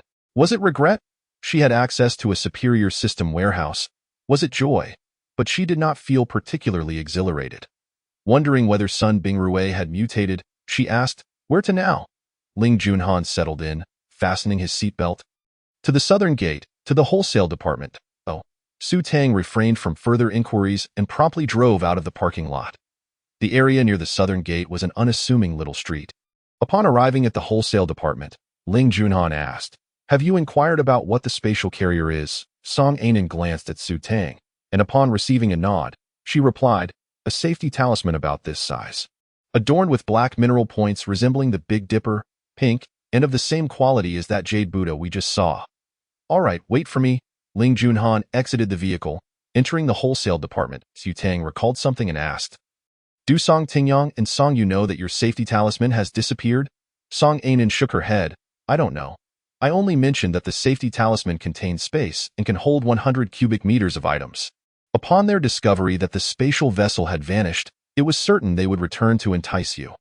You can shatter the replicas and, ideally, prepare some supplies to burst forth, as if the space itself had ruptured and the contents could no longer be contained." Su Tang began to offer her suggestions. Song Ainen nodded excitedly, agreeing, "Yes, let's proceed with that." Bai Jingyao observed the two children with a smile, refraining from interjecting. After waiting for over an hour, Ling Junhan emerged. Upon entering the vehicle, he produced a jade-green peace pendant, stating, "Handle this carefully. The mineral deposit is acid-dyed and can be harmful if kept close." Instead of giving it to Song Ainen, he handed it to Su Tang. Momentarily taken aback, Su Tang wondered why he did not directly present it to Song Ainen. When she passed it to Song Ainen, Ling Junhan extended his hand, demanding 2,000. "Please." Su Tang, Song Ainen, and Bai Jingyao paused. Glancing at Su Tang before Song Ainen removed a dark jade ring from her finger. "We lack funds. Let's barter." she offered. The ring was adorned with a carved rose, its verdant hue captivating in the sunlight. Yet the band itself was murky and dark. Ling Junhan examined the ring, then slipped it onto Su Tang's finger, declaring, "Consider this the cost of my meals until we reach H City. You are to prepare me a delicious dish daily." Su Tang shot him an irritated glance, attempting to remove the ring, but Ling Junhan interjected, "This is still Aunt Bai's possession. Do not mishandle it." Bai Jingyao immediately replied, "We have a fair exchange. What is yours is now Su Tang's." It was evident this man was pursuing Su Tang, and she was not about to meddle. Moreover, Ling Junhan was quite attentive, ensuring his gifts passed through Su Tang's hands rather than being given directly. A true gentleman, indeed. Su Tang thought little of it, responding, "All right, you helped in. So we shall take care of your meals." With that, she started the vehicle, preparing to return to the convoy. Upon arrival, Su Tang noted the sky. In 2 hours, the sun would set. She retrieved a portable stove and some steaks to prepare. Recalling the fish, she turned to Song An. "Please marinate those fish." Song An nodded, having also noticed the space was no longer preserving the food. As Su Tang sat comfortably in a rocking chair, savoring her steak, Xiaobai gnawed on a piece of beef, exclaiming, "Are we on vacation?" Su Tang shook her head, replying, "We are fleeing from disaster. Which of your eyes perceives this as a vacation?" Xiaobai glanced sideways. "Do you look like you are fleeing?" They certainly do. In the distance, the convoy was in disarray. Women cursed, children cried, and men yelled, creating utter chaos. Su Tang began to argue. "We are residing in a place with no roof overhead, with nothing to eat, and must trek long distances. If this is not fleeing, what is?" Xiaobai retorted, "Living in luxury vehicles, feasting on top-tier steaks, and not even having to walk. How is this fleeing?" Just then, Su Tang spotted Sun Bingrui approaching. He appeared to be in good spirits, likely having awakened his abilities, much to his fortune of not turning into a zombie. Sun Bingrui reached Su Tang, glancing at the steak sizzling in the pan beside her. A flicker of envy and jealousy crossing his eyes. Adjusting his glasses, he declared, "Su Tang, I am now an ability user. My strength has increased 100-fold. If you join me, I will accept you." His brazen words made Su Tang feel nauseated. But she maintained her composure, feigning surprise as she replied, "Really? However, I cannot abandon Anan and her mother. After all, half of the supplies in my vehicle belong to them." Sun Bingrui disdainfully eyed Song Anan and Bai Jingyao, deeming them burdensome. Song Anan was beautiful, but not his type. Bai Jingyao appeared sickly and weak. He became irritated, suggesting, "Fine, I can give them the vehicle and supplies. You can come with me. Lin Hui has agreed to let you go." Su Tang calculated in her mind. Today was a significant day, pretending dreadful occurrences, yet for her, it promised amusement. She stood, affirming, "All right, I shall accompany you." Song Anan opened her mouth to protest, but upon meeting Su Tang's gaze, she obediently fell silent, understanding that the current Su Tang was not to be trifled with. Chapter 20. Su Tang's plan. Sun Bingrui beamed with satisfaction at Su Tang's willingness to follow him, attempting to take her hand, only to have her subtly evade him. Unfazed, he strutted ahead like a proud rooster. Upon reaching the RV, Su Tang confidently stepped inside, where others were present. Lin Hui's relatives filled the space. They regarded Su Tang with suspicion and disdain, judging her youthful appearance and petite stature as indicative of a liability. Lin Hui forced a smile. "Come, sister, join us. It will be safer if we travel together." Su Tang noticed the dark circles under Lin Hui's eyes, a sign of overexertion of her abilities, likely due to the many relying on her for water. Scanning the room, she spotted a familiar face, the little girl who had attempted to overturn her cooking pot. The girl glared at her, recognizing Su Tang, and immediately protested, "I don't want her on the vehicle. She didn't give me food." "Get her off," Lin Hui patiently coaxed. Shan, stop being troublesome. She is my cousin's friend." "No, I won't let her on unless she makes me something delicious," the little girl persisted. Lin Hui, embarrassed, turned to Su Tang. "How about you prepare something for her? There are supplies in the vehicle's trunk. You can make extra since no one has eaten." Su Tang smirked inwardly, realizing she was being relegated to the role of a cook. How audacious! She feigned distress, gazing at Sun Bingrui. "So you brought me here just to cook? You clearly do not genuinely like me." Sun Bingrui, exasperated, replied, "Just cook. Your food is good, and it would be wasteful to not share it with them. Su Tang approached the little girl and pinched her cheek, prompting the girl to shove her forcefully. Su Tang lost her balance and fell against Lin Hui, her head colliding sharply with the glass, which shattered instantaneously. Clutching her head, tears welling in her eyes, she bolted from the vehicle. Sun Bingrui assumed her departure meant she had capitulated, only to realize she was heading back, prompting him to chase after her. "What are you doing?" Su Tang crushed a red dye packet in her palm, vibrant red seeping between her fingers. Sun Bingrui paused, momentarily distracted by her injury. "If you want my protection, you must contribute. You cannot expect to do nothing while I sustain you." Lin Hui possesses abilities. "What do you have? Why are you so difficult over cooking?" Su Tang coldly smiled, reflecting on her past naivety, once swayed by this man, now discerning that he did not love Lin Hui, only himself. Sun Bingrui, seeing her unmoving, scoffed, "Do not forget, there are many zombies, and the weather changes rapidly. We need to stick together to reach H City. I can ensure your family is protected along the way." Su Tang regarded him coldly, noticing Xiao Bai's mischievous grin as he emerged from behind the RV, signaling that the task was accomplished. Sun Bingrui seized Su Tang's arm, admonishing, "Do not be obstinate. I only asked you to cook. Nothing more." Just then, someone clasped Sun Bingrui's hand, causing him to wince in pain. "Su Tang, how did you appear so suddenly?" Ling Junhan, with a frigid demeanor, stated, "Su Tang must cook for me. She has already accepted compensation. If you wish for her to cook for you, then you owe me a penalty fee. 30,000 will suffice." Su Tang glanced at the exquisite jade ring on her middle finger, realizing it was indeed worth that sum.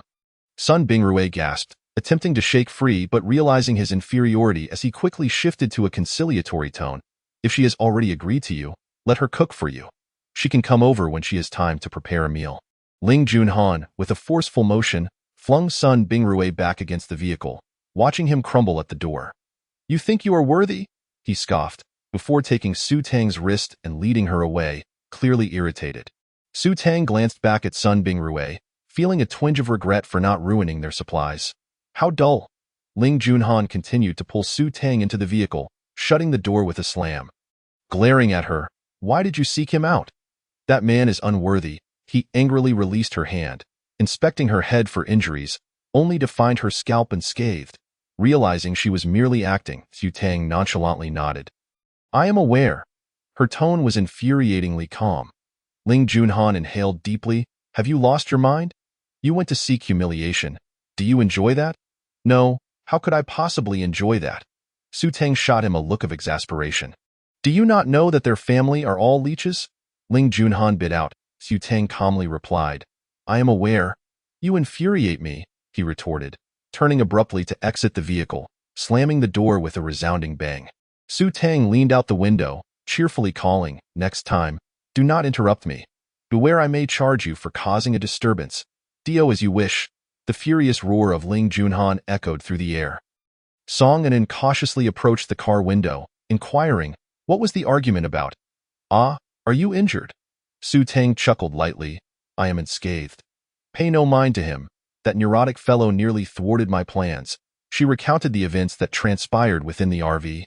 Song Anan, perplexed, asked, "Are you truly intending to cook?" "How is that possible?" "I merely shattered their window. If a cold front strikes tonight, they might freeze to death." Su Tang accepted the wet wipes handed to her by Anan. The corner of Song Anan's mouth twitched. "From now on, keep your distance from them. Knowing they are rabid dogs, why approach? Even if you are confident, a single bite would still bring you pain." Su Tang paused, then smiled gently. "I was mistaken. I shall prepare more cooked food and refrain from leaving the car tonight. Today is no ordinary cold front." "Very well, just promise me you won't act on your own." "Understood." Song An regarded Su Tang with the affection of an older sister, wishing to shield her from danger. "Yes, I understand. I will be on my best behavior," Su Tang replied with an obedient smile. However, Song An shot her a stern look. "I don't believe you. You must be hungry. Eat something before you go down." "All right," Su Tang exclaimed, cradling Xiaobai as she exited the vehicle. While Su Tang enjoyed her meal, Sun Bingrui munched on instant food, as none were willing to cook from a distance. He glared at Su Tang feasting on meat, seething with anger, thinking, "Once we reach H City, that man will surely leave." And then you will have to come begging me, won't you? Humph. I will make you grovel like a dog. He glanced back at Lin Hui, still believing her abilities to be impressive, wondering what good could come from a daily stream of urine-like water.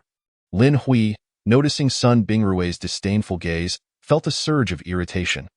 After all, he was nothing but a destitute soul who had managed to survive on his own merits. Why should he look down on her? Just as she was about to explode, the sounds of an argument erupted nearby. Chapter 21. The awkward man Lin Hui cast a vexed glance at her bickering relatives, wishing she could toss them out of the vehicle. Yet unwilling to let her good-natured facade crumble, she endured in silence. Beside her, Shan Shan suddenly piped up, I want water. Hurry and give me water. Lin Hui forced a smile. I already let you have some today. Let us wait until tomorrow. There's bottled water in the car, so drink that for now. No, no. I want the magic water you make. Hurry up. Shan Shan was the type of stubborn child who would not take no for an answer. In the front, Sun Bingrui was already irritable. The child's incessant whining only heightened his annoyance, leading him to shout, just give her the water and stop bothering me. Lin Hui's expression darkened as she begrudgingly poured out half a cup of water. Feeling dizzy and closing her eyes to rest, yet Shan Shan continued to complain, that's not enough. I want more, hurry. Lin Hui, feeling overwhelmed, swatted at her, unintentionally striking Shan Shan's face. The child gasped and immediately burst into tears. Wailing, you hit me.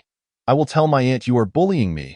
In the driver's seat, Sun Bingrui could no longer endure the chaos. He coldly snorted and exited the vehicle, standing outside, though his horror. He noticed that the sunset had turned a blood-red hue, casting an unsettling glow that instilled a deep sense of dread. Suddenly, someone shouted, a sandstorm is coming. Sun Bingrui turned to see a swirling yellow storm racing toward them across the barren landscape. Panic-stricken, he rushed back into the car, which had descended into chaos. Frustrated, he slammed a fist against the railing, causing it to splinter with a cracking sound, instantly silencing the group. Quickly, shut the windows. The sandstorm is upon us. Everyone scrambled to close the windows, but it was too late. Countless small insects had already invaded the vehicle, prompting a chorus of shrieks. Lin Hui's window shattered, offering little protection as swarms of bugs assaulted her face. Burrowing into her skin like ticks, Lin Hui's screams were drowned out by the buzzing of the insects. In a flurry, Sun Bingrui grabbed Lin Hui, pushing her against the window, shouting, stay still. I'll find something to block it. He hastily gathered a travel bag and some clothing to shield her, but her back was already stained by Su Tang. Very well. She donned a dress and alighted from the vehicle. Naturally, her youthful appearance was accentuated by such an ensemble, making her resemble a charming little princess. Bai Jingyao's eyes sparkled with admiration, exclaiming that her own An could never exude such grace. She was simply too adorable. Song An, however, found herself disparaged by her own mother. Su Tang tugged at her collar, relieved that it did not reveal too much, yet it was still rather inconvenient. Thus, she inquired, do you have any sportswear? Song An, with a mischievous glint in her eyes, shook her head, stating that there was none, but promised to purchase some when the opportunity arose. Su Tang was not convinced, but seeing the mother and daughter duo gazing at her with such eager anticipation, she decided to indulge their whimsical desires for the time being. Having just finished their meal, the loudspeaker from the convoy announced preparations for departure, urging those reluctant to leave to return to the city while they still could.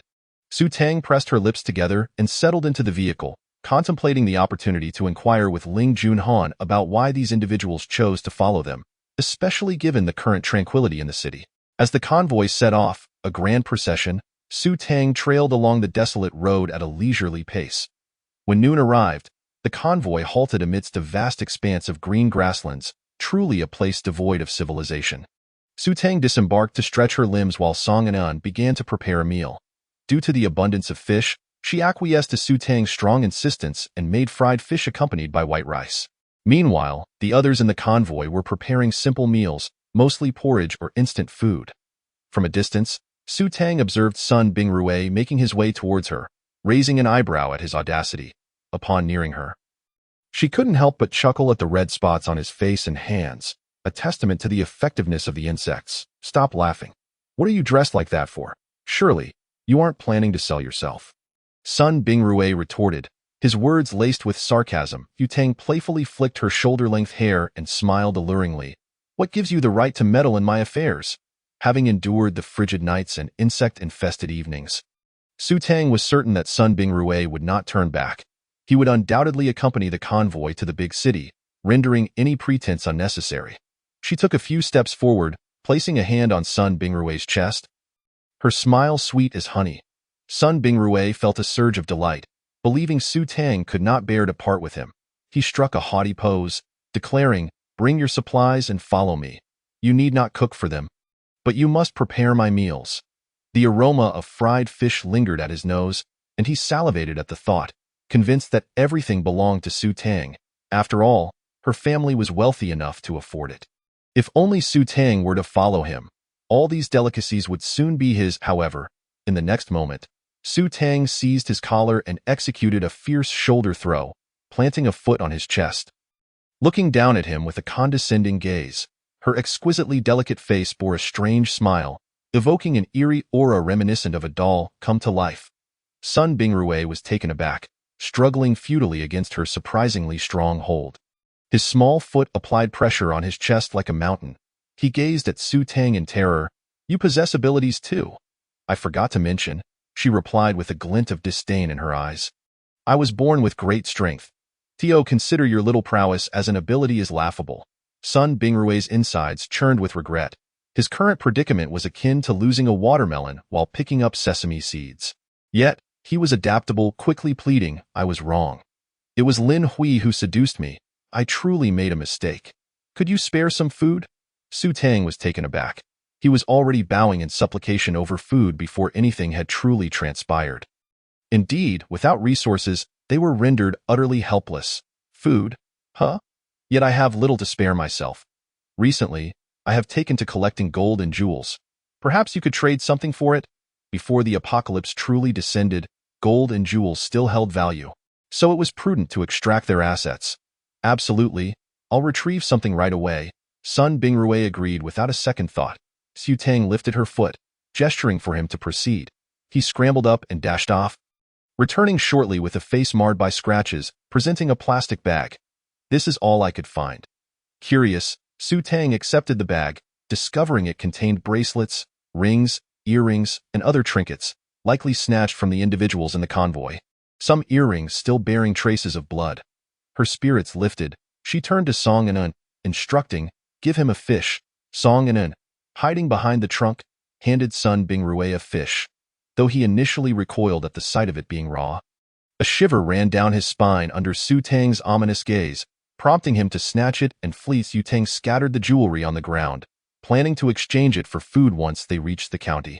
Suddenly, her eyes narrowed as she extracted a diamond necklace from the assortment. The pink diamond was meticulously cut into a heart shape, exuding opulence and romance. Yet, Su Tang sensed a peculiar energy emanating from the pink diamond. Though she remained oblivious to its true nature, Xiaobai approached, exclaiming, "Isn't this a celestial stone?" Wei Ve struck gold. "What?" Su Tang stared at it, perplexed. "What on earth is a celestial stone?" Xiaobai wiggled its nose, explaining, "It's Lin Hui's possession. After activating her water abilities, she was unable to absorb the energy within the celestial stone. You should try absorbing it to me." "How do I absorb it? Will I gain powers afterward?" Su Tang was reluctant to awaken her abilities prematurely. Xiaobai shook its head. "It's not an ability. Think of it this way. The system also requires energy. Absorbing the energy from the celestial stone will stabilize the system. For those without a system, absorbing energy might result in a lightning ability." "Oh?" Su Tang mused, holding the pink diamond, pondering how to absorb it. To her surprise, the diamond silently disintegrated into dust, a powerful surge of electricity coursing through her body, wreaking havoc within until it settled in her abdomen. She immediately pressed her hands to her stomach, sitting on a nearby bench, sweating profusely from the pain. Seeing this, Song Anan quickly produced a packet of small wings. "Is it that time? Let me get you some brown sugar water," Su Tang protested. "No, it's not. I don't have it." Just as she was about to express her frustration, the pain vanished instantaneously, replaced by a warm, comforting sensation in her dantian. Simultaneously, a voice echoed in her mind, As a token of gratitude for the host's care for the system, a special gift package has been bestowed. Chapter 23. Who seduced whom elated? Su Tang inquired, "Where is the gift package? What marvelous items can I expect?" Xiaobai responded with excitement, "A purple gift package, surely filled with treasures, awaits you in your warehouse."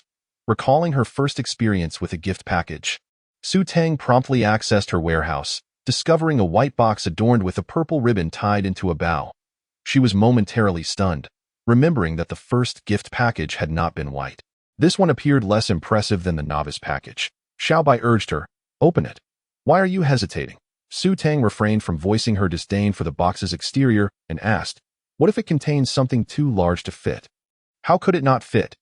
If it doesn't belong to the existing categories, it will simply create a new category to hold it," Xiaobai clarified.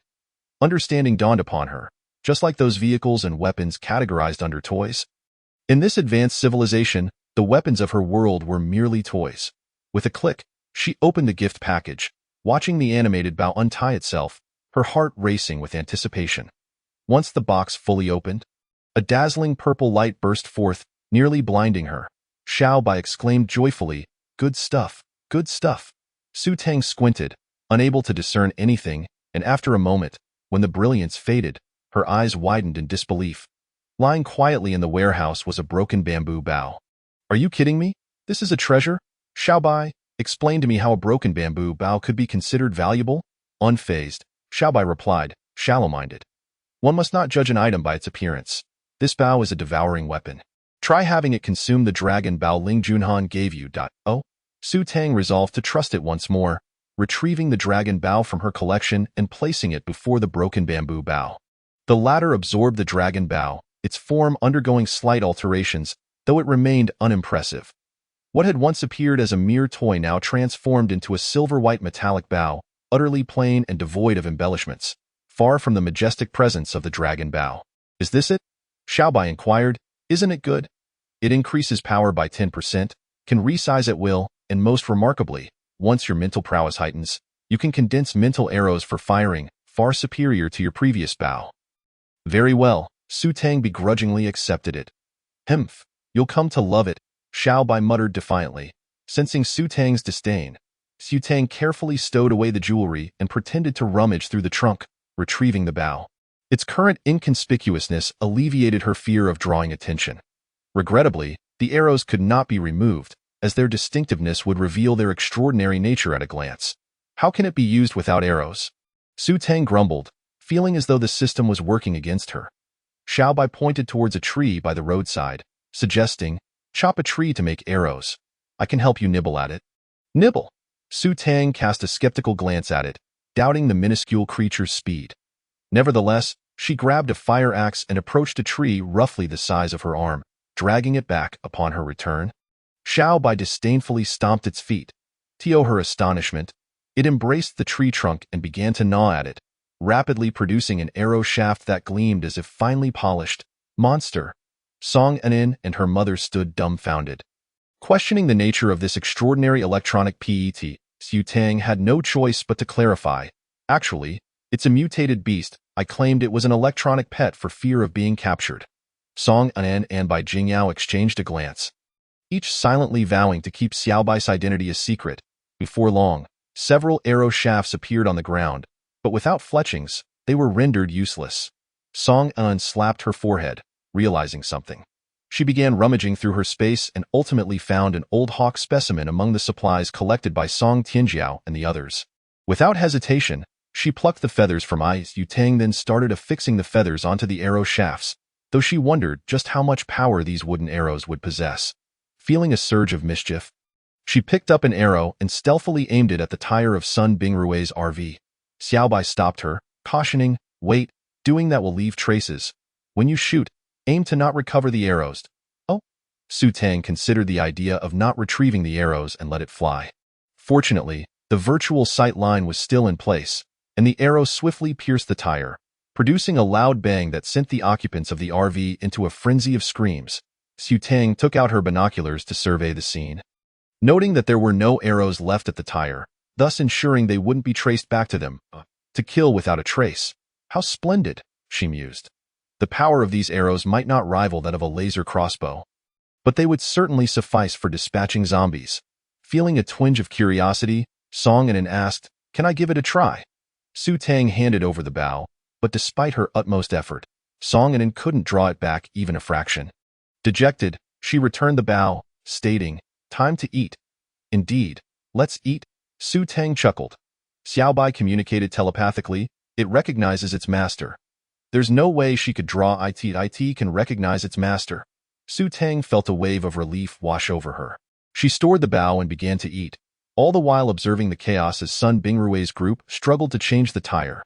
By the time they reached Wanshan County in the afternoon, everyone set about replenishing their supplies.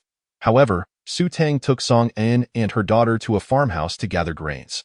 The primary objective was to collect seeds, as it was crucial to stockpile non-packaged items that would otherwise spoil quickly in the post-apocalyptic world. Unfortunately, their finances were limited and jewelry fetched little value.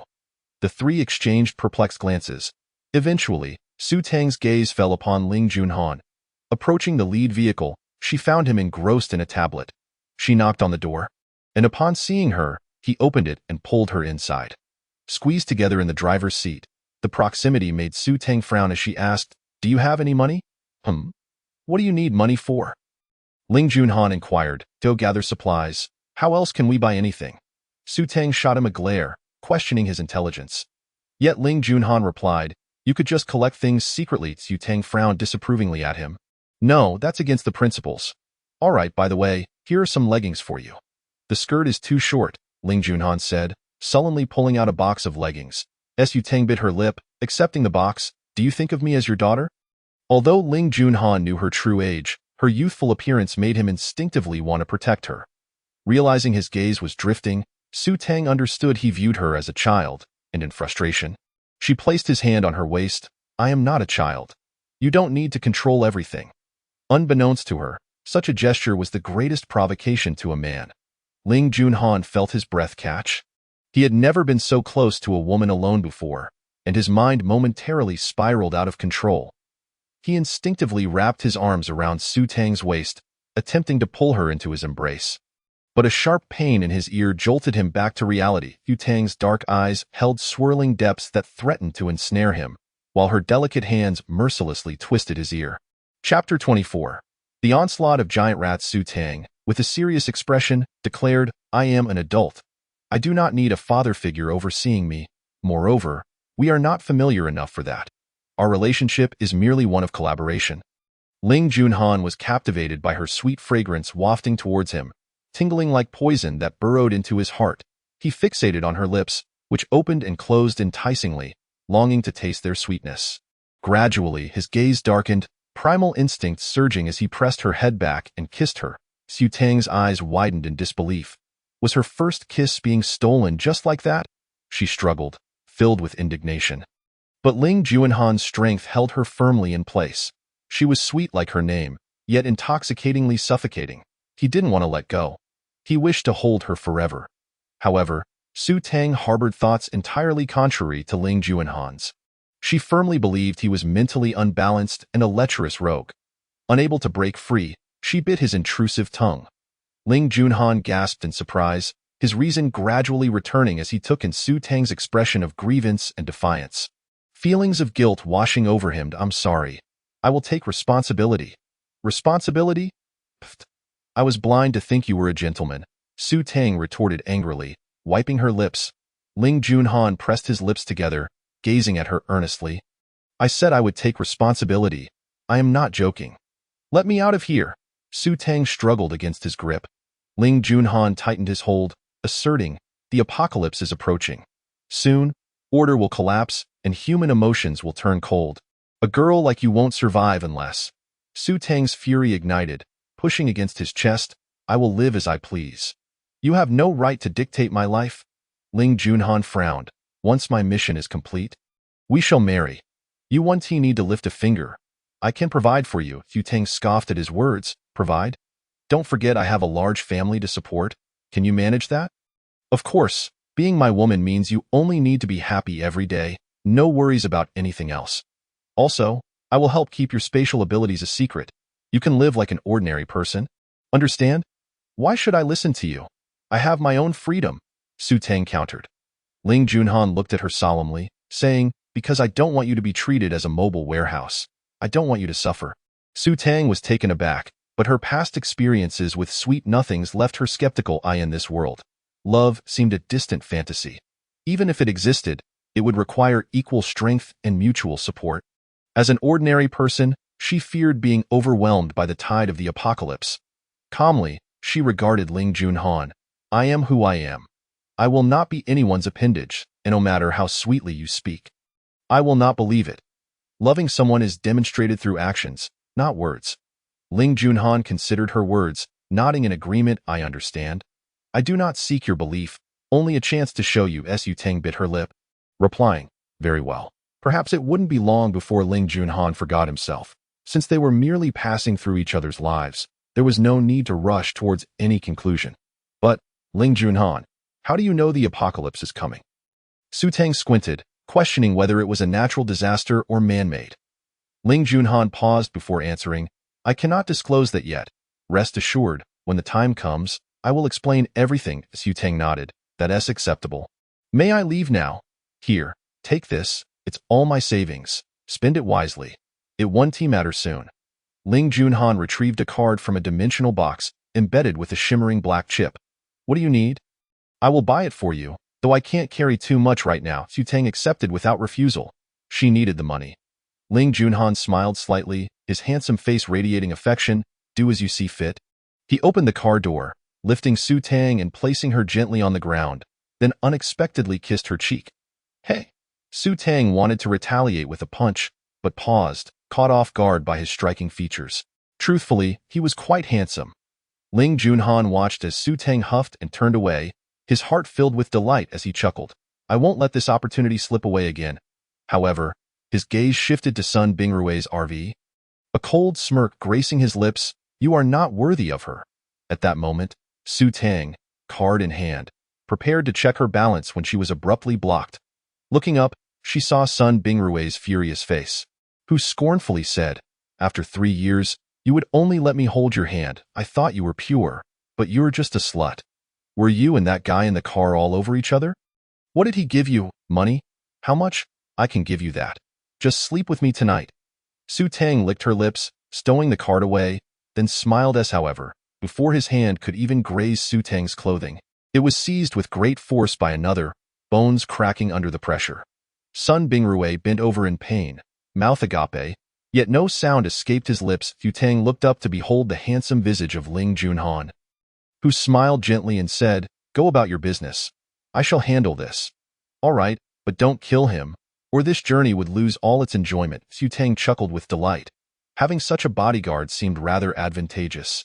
She bypassed Sun Bingrui and headed straight for the Alliance Bank, having only an hour to spare, with no time to waste.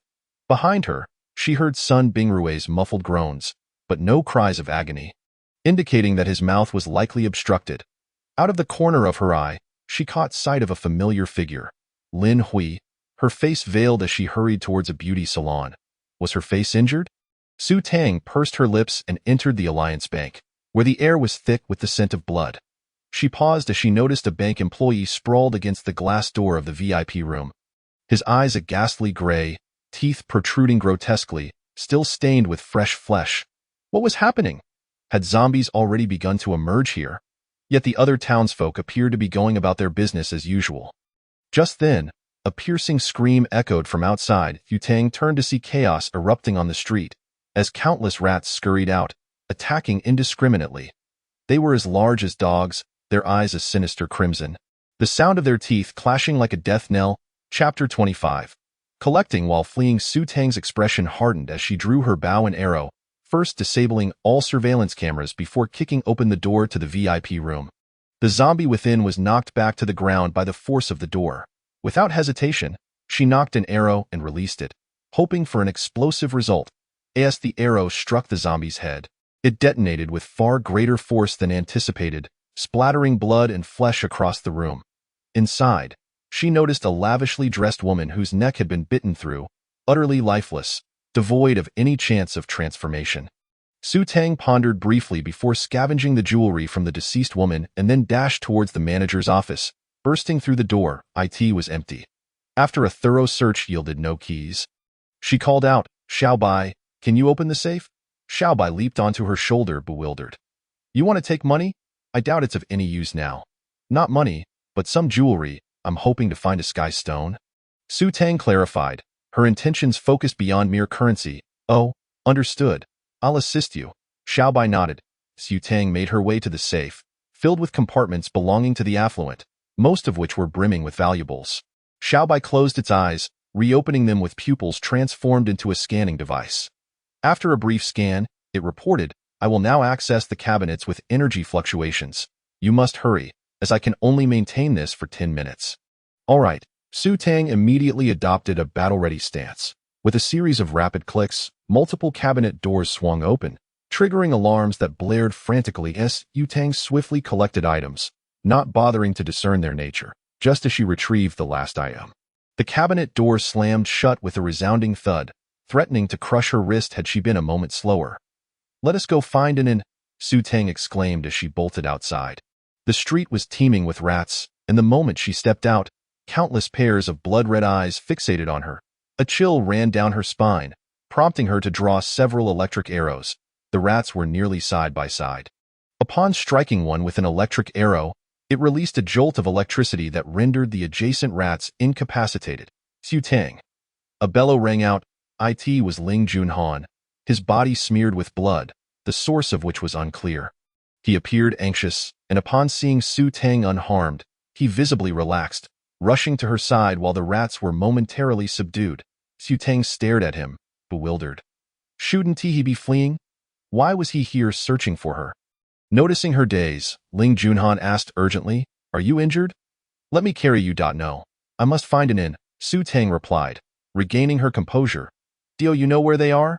Ling Junhan frowned, clearly disapproving. "I don't know, but I must find them." Ling Junhan's frustration mounted. "Return to the convoy. I will help you search. It's too dangerous now." Su Tang gazed at him gravely. "They are my companions. I cannot abandon them to flee alone." "What companions?" "In the face of apocalypse, even the closest friends can stab you in the back," Ling Junhan retorted, pain flashing in his eyes as if he had lived through such betrayal. Su Tang shook her head. "The apocalypse is not a solitary affair. It demands the strength of a team. Though human hearts can be treacherous, not all are so. That I believe in an and ant by. You are naive." Ling Junhan grasped Su Tang's hand, pulling her towards the convoy. She forcefully shook him off, looking at him earnestly. "We, as citizens of Longhua, have always faced adversity united. I refuse to be the selfish one who spreads that selfishness further." She recalled the last place she had seen Anani, a secluded farmhouse. The incident had occurred abruptly. They surely had not yet departed, and so she sprinted in that direction. Ling Junhan watched her retreating figure, his heart jolting painfully. This little woman radiated a brilliant light, making him feel deeply ashamed. It was like stumbling over a stone on a path and blaming the road for its unevenness. While later passers-by would join in the complaints without considering removing the stone to set an example. Gritting his teeth, he noticed the rats starting to recover from the electric shock and swiftly pursued her. The farmhouse had few patrons, yet a massive horde of rats had gathered around the grain storage, their sizes akin to cats. They posed little threat to humans, but devoured food at a rate reminiscent of a locust swarm. The crops that once flourished were now absent, revealing barren, dark soil. Within the farmhouse, screams and the sound of smashing furniture echoed. Su Tang's heart tightened as she charged towards the entrance, kicking the door open. It swung wide to reveal a chaotic scene, tables and chairs strewn about. Song and Bai Jingyao huddled together in terror, their faces lighting up with relief upon recognizing Su Tang. "Tang Tang." Song and An's voice trembled, tears of gratitude brimming in her eyes. Su Tang immediately inquired, "Where are the others?" Bai Jingyao replied, "They are behind us." When the rats suddenly appeared, they ignored us and ran to barricade the back door. "All right, I understand. Let us go." Su Tang had no intention of rescuing the others. In her heart, there were priorities, family first, friends second. Ensuring the safety of these two was paramount before considering anyone else. She could not bring herself to risk the safety of her family and friends for the sake of strangers. Whether it seemed cold or cruel, She believed that taking care of her own was sufficient. Song and grasped by Jingyao's hand as they followed Su Teng out of the farmhouse. Passing by a flower shop devoid of rats, its doors wide open, Song and suddenly had a thought. What is it? Su Teng turned to her. The rats are concentrated on the main street and food stalls. This street seems untouched. After a moment's hesitation, Song and said, I want to gather some nutrient soil. There must be some in the flower shop. Su Teng realized it was her suggestion that had sparked this idea in Song and S mind. All right, let us go. Su Teng nodded, leading them into the flower shop. Automated payment machines lined the store, and without regard for the balance on her card, Su Teng scanned for 10,000 at each shop, instructing Song and An to gather the necessary items. After clearing the street, they encountered the only seed shop, where bulk seeds had been devoured by the rats, but sealed packages remained untouched due to their lack of scent. Su Teng scanned for 100,000, emptying the store. Song An was a hoarder, leaving no shelf unexamined, collecting everything from pots to planters, even an unknown quantity of coir bricks that expanded when soaked. To return to the convoy, they had to traverse the main street, the most direct route. Yet the main street was swarming with rats, feasting on the remains of the deceased, emitting ominous crunching sounds. Su Teng gritted her teeth, fixating on the street, desperately searching for an opening. Suddenly, she felt warm breath against her ear, causing her heart to race. With a swift motion, she brandished her fire axe and swung it behind her. Chapter 26. A moment between life and death. Her wrist was seized, preventing her from striking. Ling Junhan glared at her. Are you attempting to murder your husband? Su Teng was at a loss for words. Retracting her axe, didn't you leave? I've been following you. Did you think your good fortune was due to luck and not my protection? He had been safeguarding the three of them all along. Oh, thanks, Su Teng responded with indifference. Song and An's overly inquisitive gaze was painfully obvious, as though it were a thorn in her side. Ling Junhan pointed towards the horde of rats on the street. Use fire arrows, Su Teng frowned. That would cause chaos and potentially start a fire, I know, but only when faced with a greater disaster will those cowering in the corners unite to take action. Ling Junhan taunted. Fine, Su Teng found some merit in his words, drawing a fire arrow and releasing it. The arrow struck the ground and exploded, flames leaping forth and igniting the rats, startled and scorched. The rats scattered in all directions, igniting flammable items around them. Now is our chance.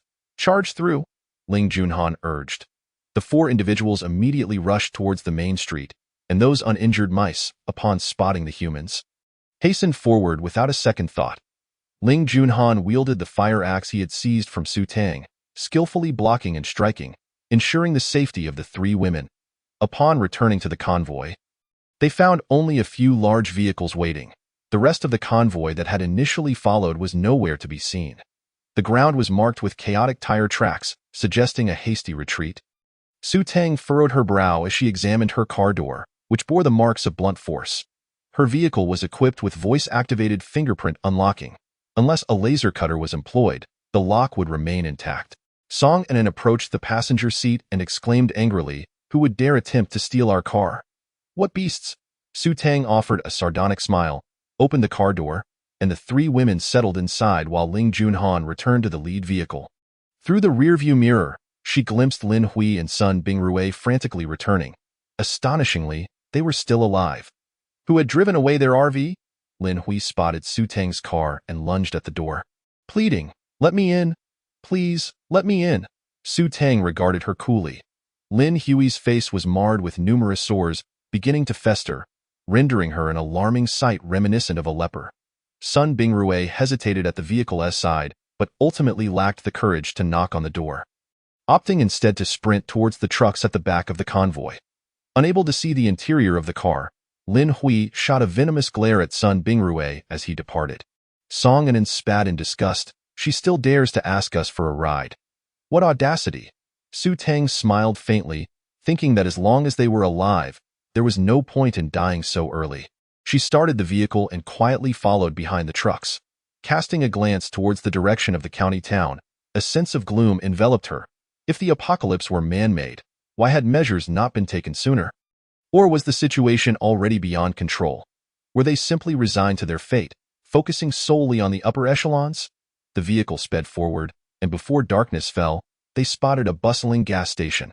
Across from it stood a modest 5-story commercial building, but it sprawled over a wide area, with all the shops on the first floor open for business.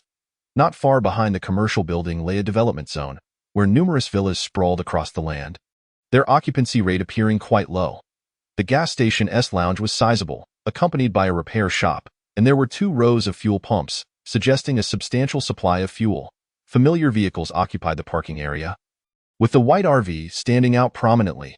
Sun Bingrui and Lin Hui scrambled out of the truck's cabin and dashed towards the RV, only to find it locked. Frustrated, Sun Bingrui kicked the tire several times. Song Anin inquired, "Should we stay at an inn?" Su Tang raised the crystal card in her hand, a smile gracing her lips. "No, we're going shopping." "All right." Shopping was an instinctive trait of women, and the 3 promptly organized their belongings before disembarking for the shops. They began at the first store, a health beverage shop offering various health teas and targeted medicinal teas. Yet Su Tang only perused the flower teas and vitamin supplements. Song Anin whispered, "Let us buy some extra medicines, just in case of colds or fevers." Su Tang shook her head. "Medicines aren't of much use. If we're buying anything, it should be gauze and disinfectants and clear out all the vitamins." "Got it." Song Anin had reached a level of blind obedience to Su Tang. Su Tang refrained from directly stating that after the Red Rain, human bodies would undergo changes. Those with pre-existing severe illnesses would likely succumb to the toxins in the air or transform into corpses. Meanwhile, those who continued to survive would experience mutations, rendering colds and fevers irrelevant. If someone did develop a fever, there were only 2 outcomes. Either they would transform into a corpse or awaken latent abilities. The 3 women explored the shops on the first floor, and Su Tang discovered that the funds on the crystal card seemed inexhaustible. She stroked her chin thoughtfully, silently purchasing some male grooming products for Ling Junhan. As night fell, the trio casually dined at a restaurant before returning to their vehicle, fully prepared for a potential escape following the rodent invasion. Once back inside, Su Tang closed her eyes to rest. Though in reality, she was examining the items acquired from the bank. Most were jewelry and gemstones, with a few peculiar metals among them. Unfortunately, there were no celestial stones. "Xiao Bai, what are these metals?" "They're not from Blue Star. They likely originated from meteorites. They contain radioactive energy. If modified to the car's battery, you wouldn't need to rely on sunlight for charging," Xiao Bai replied. "Can you modify it?" Su Tang raised an eyebrow. Solar charging was slow, and if they could charge the battery without sunlight, it would be incredibly convenient, especially on rainy days. "I can modify it. I'll go do it now," Xiao Bai responded as Su Tang watched as Xiao Bai jumped out of the window, opening the hood for him to operate. After a while, Xiao Bai announced, "Done." Su Tang closed the hood, and Xiao Bai jumped back into her lap, but before he could speak, the vehicle jolted. Song Anin awoke with a start, gripping the handle of the window. "What is happening?" "An earthquake." Su Tang frowned as she stared at the ground, where the smooth concrete road began to crack, initially as narrow as a pin but gradually widening with the tremors. "Buckle up. I'm driving," Su Tang shouted, promptly starting the engine and speeding away in the rearview mirror. She could see the people in the commercial building pouring out like a tidal wave. Ling Junhan acted swiftly as well, with the truck now trailing behind Su Tang's vehicle. Some quick-thinking individuals also managed to get their cars moving, but as the ground fissures grew larger, several vehicles that had just hit the road plunged into the crevices, disappearing from sight. The commercial building then split apart like toasted bread, collapsing with a resounding crash. Everything happened too swiftly for any rescue to be attempted, as Su Tang drove while observing the chaos in her rearview mirror. She bit her lip, reflecting on the fragility of humanity. That moment, Sun Bingrui's RV accelerated past Su Tang's car, only to suddenly decelerate, forcing Su Tang to slam on the brakes, her forehead colliding with the steering wheel. Chapter 27. Seizing the opportunity amidst chaos, Song Anin shrieked, "It's her! How could they be in the RV?" Su Tang rubbed her forehead and quickly resumed driving, aware that the fissures were widening behind them. She could not afford to be trapped in the middle of the road. "Who are you talking about?" Su Tang inquired. "That wretched group led by Song Tianjiao." Song Anin gritted her teeth. Su Tang squinted. How had these individuals come together? Regardless, survival was paramount. The earthquake persisted for over half an hour before gradually quieting down. Su Tang parked the car by the roadside, where many escapees' vehicles were also stationed. It wasn't that they were unwilling to continue fleeing.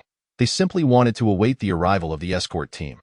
Ling Junhan jumped down from the lead vehicle and approached Su Tang's window. Tapping gently, Su Tang opened the door, noticing the red marks on her forehead, slightly swollen. What happened? Ling Junhan raised his hand to touch her forehead but withdrew. Fearing it might hurt her, Su Tang rubbed her forehead nonchalantly. It's nothing. What do we do now? Are you all going back to rescue people? Ling Junhan shook his head. We've already sent out the message. Help will arrive shortly. However, I'm concerned that the underground storage tanks at the gas station might rupture. I can't accommodate that. Don't even think about it. Su Tang rapidly shook her head. Ling Junhan chuckled. I'm not asking you to collect those items. Su Tang glanced at him, contemplating that the earthquake had likely claimed many lives. Yet his demeanor as a member of the national escort team seemed rather cold. Unable to contain herself, she asked, shouldn't you, as a member of the escort team, be involved in rescue efforts? It feels as if, Ling Junhan interrupted with a faint smile, completing her unfinished thought, cold or heartless, right? I once had a fervent heart, but even the warmest heart cannot withstand repeated wounds. I understand. Su Tang nodded, comprehending his perspective.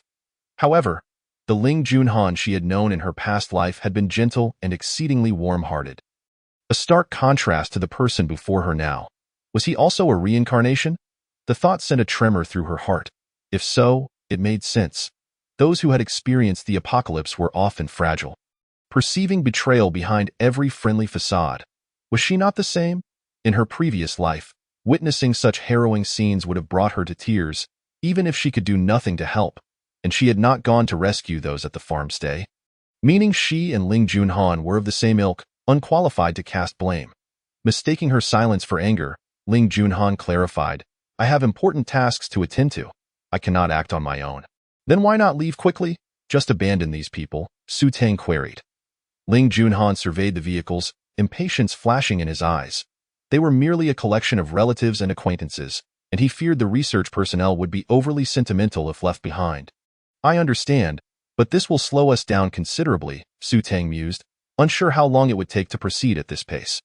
Ling Junhan pondered for a moment before stating, your vehicle performs well.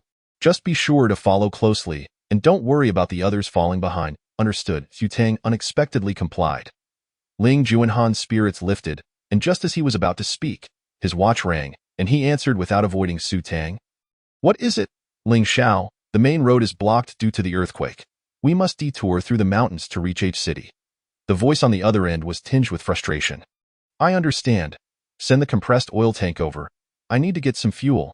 There are no gas stations in the mountains, Ling Junhan replied. Yes. The call ended abruptly, and Ling Junhan said, I'll go get some fuel. You should rest. Su Tang pressed her lips together and said, I'll go with you. Perhaps I can pick up some leftovers. It would be wasteful to leave any gaps in the space. All right. Ling Junhan hesitated for a moment, but did not refuse. The oil tank was significantly larger than the five-dimensional box, measuring 60 in length, 30 in width, and over 20 in thickness. The five-dimensional box was no bigger than a palm. Flat in shape, so how much capacity could this oil tank possibly hold? Ling Junhan inspected it and securely placed the oil tank in his backpack. The greatest advantage of this item was that even when filled to capacity, it felt weightless. Moreover, the liquid inside would compress and solidify, allowing it to hold far more than 1,000 five-dimensional boxes. Su Tang contemplated how much water it could store. A voice echoed in her mind. You have so many water bottles and buckets in your warehouse. Once you fill them, wouldn't it be the same to store them away? In the future, you'll still need to use buckets for washing clothes and bathing. So it would be wasteful, Su Tang responded. You're right. How did I not think of that? When we reach the gas station, could you help me get some? The tap water is still usable. All right. Xiao Bai seemed to feel he had spoken out of turn and was slightly awkward. Su Tang secretly chuckled to herself. Ling Junhan produced an anti-gravity motorcycle from somewhere. Its underside was as smooth as a surfboard, and when it revved up, it could swiftly ascend to heights of 30 centimeters to 2 meters. He raised an eyebrow with a handsome flair and said nonchalantly, Hop on. I'll take you for a ride. Su Tang shot him a glance, then mounted the bike that a backrest rose behind her, allowing her to remain securely seated without clutching Ling Junhan's waist. He started the motorcycle, and they sped towards the gas station like arrows released from a bow, soaring over large gaps with exhilarating thrill. Soon, they arrived back at the gas station, which was shrouded in darkness, with only a few places illuminated by dim lights. Ling Junhan ignored the others, heading straight for the back of the gas station's lounge, where the ground was intact, likely due to the station's reinforcements. Upon locating the valve behind the lounge, he began filling the oil tank. It'll take half an hour to fill up, he stated. Su Tang nodded, glancing at the collapsed commercial building, feeling an urge to scavenge. I'll go over there to gather some supplies. Let us regroup in half an hour. Sounds good. Ling Junhan nodded, not stopping her. Su Tang found a corner to change into a black outfit and donned a black cat mask before stealthily infiltrating the ruins. The air was filled with cries and anguished roars, along with indistinct curses and the sounds of organized rescue efforts. The building resembled a torn piece of toast, with one side crumpling forward and the other leaning backward. However, the structure was relatively intact, allowing those trapped inside to escape through windows and other openings. Su Tang headed towards the side of the building that had collapsed backward, entering through a shattered door to scavenge for supplies. When she stumbled upon a maternity and baby store, she hesitated for a moment. Pregnant women and infants faced particularly harsh conditions in the apocalypse. It would be wise to stock up, just in case Song Ainen had a family of her own someday. Though she intended to take only a few items, once inside, she showed no mercy and completely emptied the store. Exiting the maternity shop, she entered a nearby hardware store, where she selected several tools. Just as she was preparing to check her warehouse, she felt a chill run down her back. A shrill voice pierced the air. Thief. Chapter 28. Anomalies must have their demons. Su Tang spun around abruptly. Spotting a lecherous-looking man, he bore a long scar on his left cheek, and a pea-sized black mole drooped at the corner of his eye. He was clad in prison attire, emblazoned with the name of a certain prison. At that moment, he was standing atop a shelf, his eyes roving over her with a predatory glint, making her feel utterly repulsed. Whoever he is doesn't he matter. I'll just knock him out? She thought. Su Tang seized a nearby wrench and swung it at him with considerable force. A hit would surely render him unconscious. However, the man was remarkably swift, dodging her strike and reappearing beside her in an instant. His inappropriate hands wrapping around her waist. You're quite fierce, aren't you? This is how we have fun. Come, let brother take good care of you. Stick with me, and you'll never have to worry about food and shelter. He leered, leaning in to kiss her. Su Tang felt a sinking sensation in her heart. Scum like him were rampant in the post-apocalyptic world, having harmed countless women. Narrowing her eyes, she seized the arm he had wrapped around her waist and twisted it fiercely. Hearing a distinct crack as it contorted, the man immediately howled in agony, but Su Tang showed no mercy. She grasped his other arm and twisted it with similar force, resulting in a shattering fracture. In his pain, he still had the energy to hurl insults. Bitch, I'll kill you, you filthy whore. Su Tang pursed her lips. This man was an ability user with a recovery rate 10 times that of an ordinary person. These wounds would not deter his malicious intentions. Resolutely, she picked up a nearby toolbox and struck it against his head with a violent fork. Therefore, you shall follow me, and I shall ensure your safety without fail. Do not forget that Tianjiao's space is vastly larger than yours, containing enough provisions to sustain us for a decade. Song Tianjiao, with an innocent demeanor, approached Song Anen and linked her arm with hers, saying, Sister, in the past, I was foolish and naive, but I promise I shall never be headstrong again. After all, we are sisters. It is far safer to be together than amidst strangers. Song Anen could not help but perceive the insinuation in her words. A glimmer of intelligence flickered in her eyes. Where there was abnormality, there was certainly deceit. Swiftly, she devised a plan in her mind and calmly inquired, Is there hot pot? I have an immense craving for it. You must fetch it for me. Song Tianjiao's expression faltered momentarily, but she quickly recovered, smiling, Yes, I have it in the car. Come with me to retrieve it. Chapter 29. The battle for space. Su Tang did not intervene but merely observed with a cold gaze, discreetly instructing Xiao Bai to follow and ascertain their intentions. All right, I can show you in real time, Xiao Bai whispered as he stealthily trailed behind. Su Tang was bewildered. Show her? How? Was it through a holographic screen?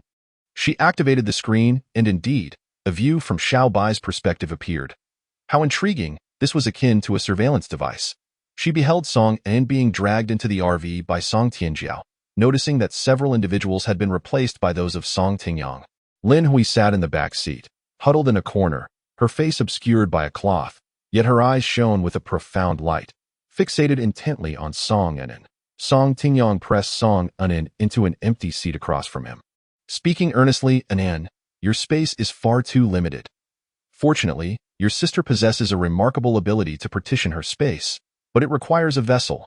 Song Tianjiao eagerly interjected, yes, simply hand over your space vessel to me, and I will allocate a portion of mine to you. This way, your space will expand, allowing you to store more.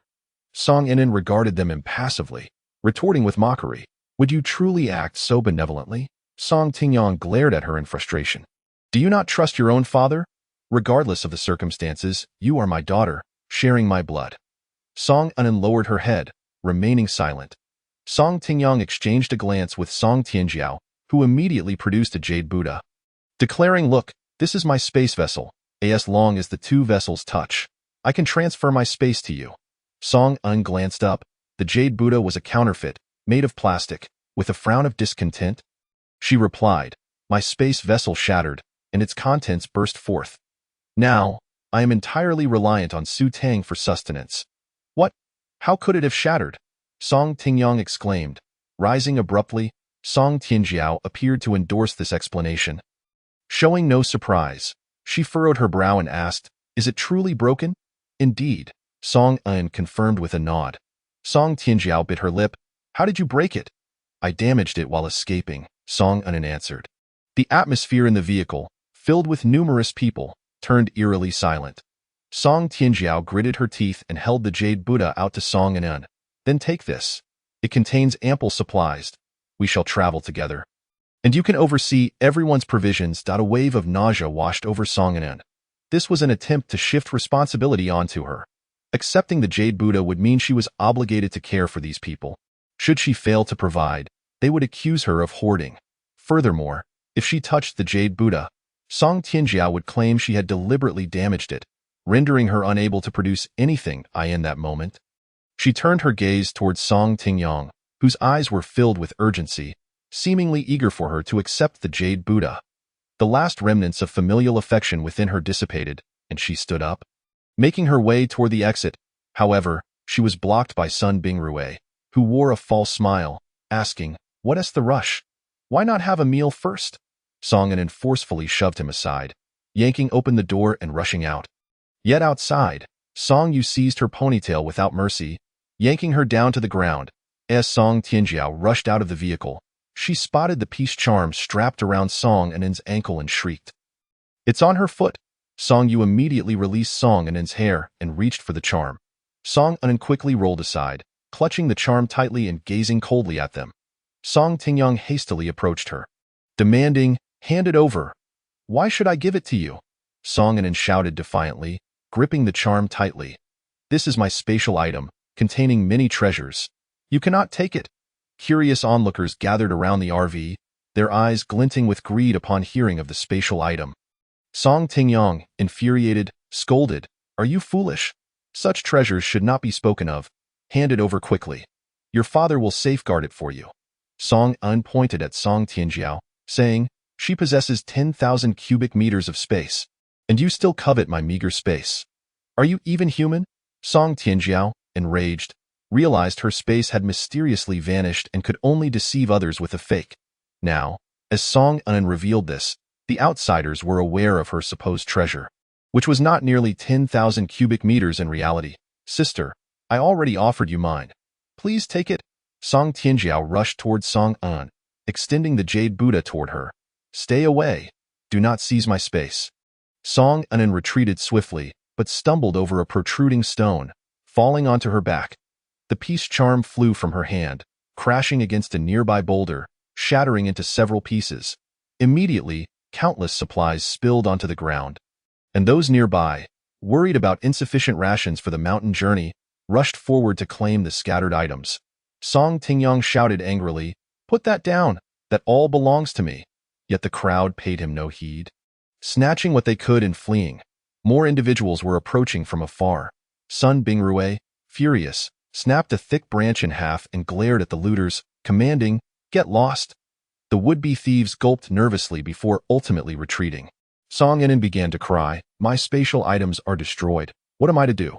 Father, you promised to take me with you. Song Tingyang scoffed. Return to where you came from. You useless thing. You couldn't even handle a trivial matter. Why didn't you just give it to me sooner?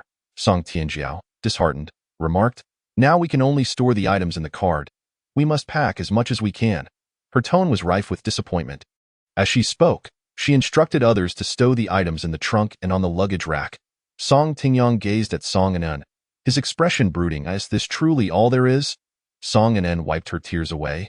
Wasn't it you who received some last time? We haven't had the resources to gather more since then. All of this belongs to Su Tang. Father, could you please help me return these items to Su Tang? Get lost. I do not have a daughter like you. Song Tingyang roared, refusing to acknowledge her further. Song Anen feigned tears as she returned to Su Tang, who, upon seeing her, revealed a mocking smile, exclaiming, "What an eye-opener this has been." Su Tang glanced at her, observing that she was not genuinely upset, then asked, "Do you enjoy bonfires?" If it's a cold night, a bonfire would indeed be delightful. Song Anen assumed she was speaking of a regular bonfire. Su Tang's lips curled into a smile, but she said nothing more. Bai Jingyao, who had been silent until now, finally spoke. If possible, I would like to see roasted meat. Su Tang was taken aback and turned to look at her.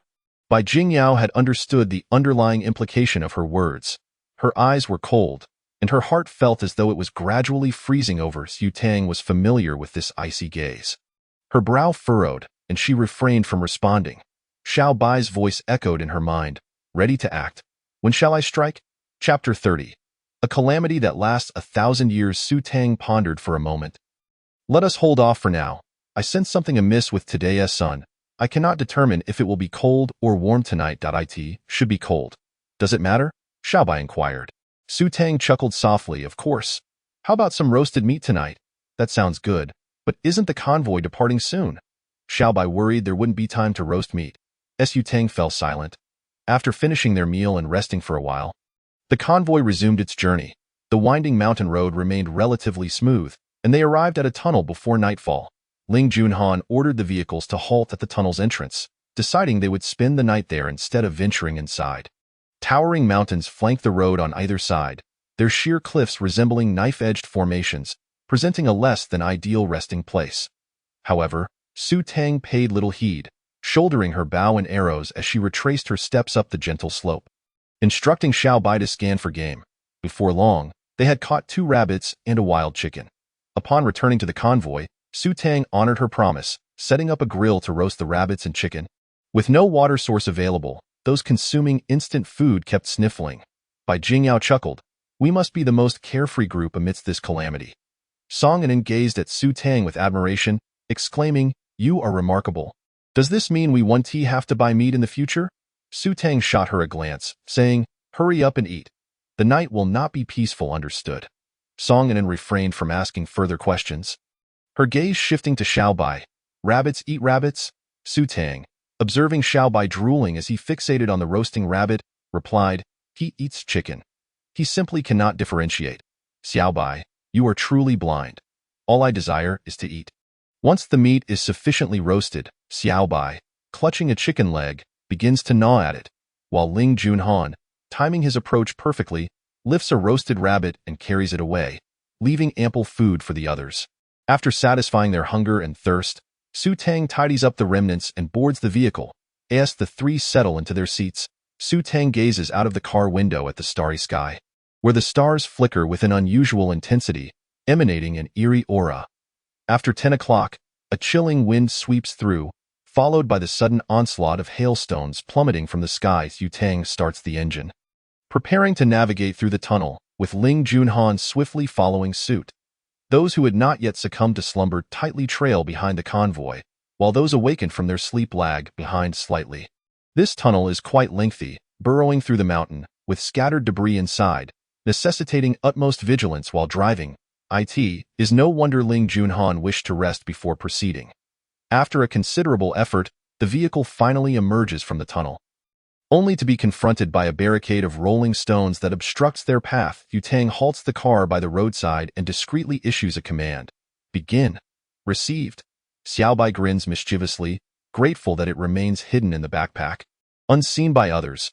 Suddenly, A loud explosion reverberates through the tunnel, and several vehicles hastily surge forth, some crashing into the vehicles ahead due to failure to halt, while others veer off sharply into the mountainside.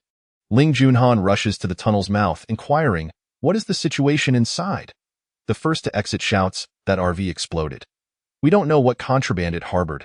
Thankfully, he was the last one out, or we would have been trapped inside." Song Anan glances at Su Tang, impressed by her decisive actions. Su Tang squints, knowing that one must not show mercy to enemies. She has come to terms with the fact that while the game of cat and mouse may be amusing, allowing the prey to escape is decidedly less entertaining. However, her smile soon falters as she realizes that Sun Bingrue and his companions have survived. A ragtag group of individuals emerges from the tunnel, noticeably fewer in number. Xiaobai remarks, "This Sun Bingrue is truly inhuman."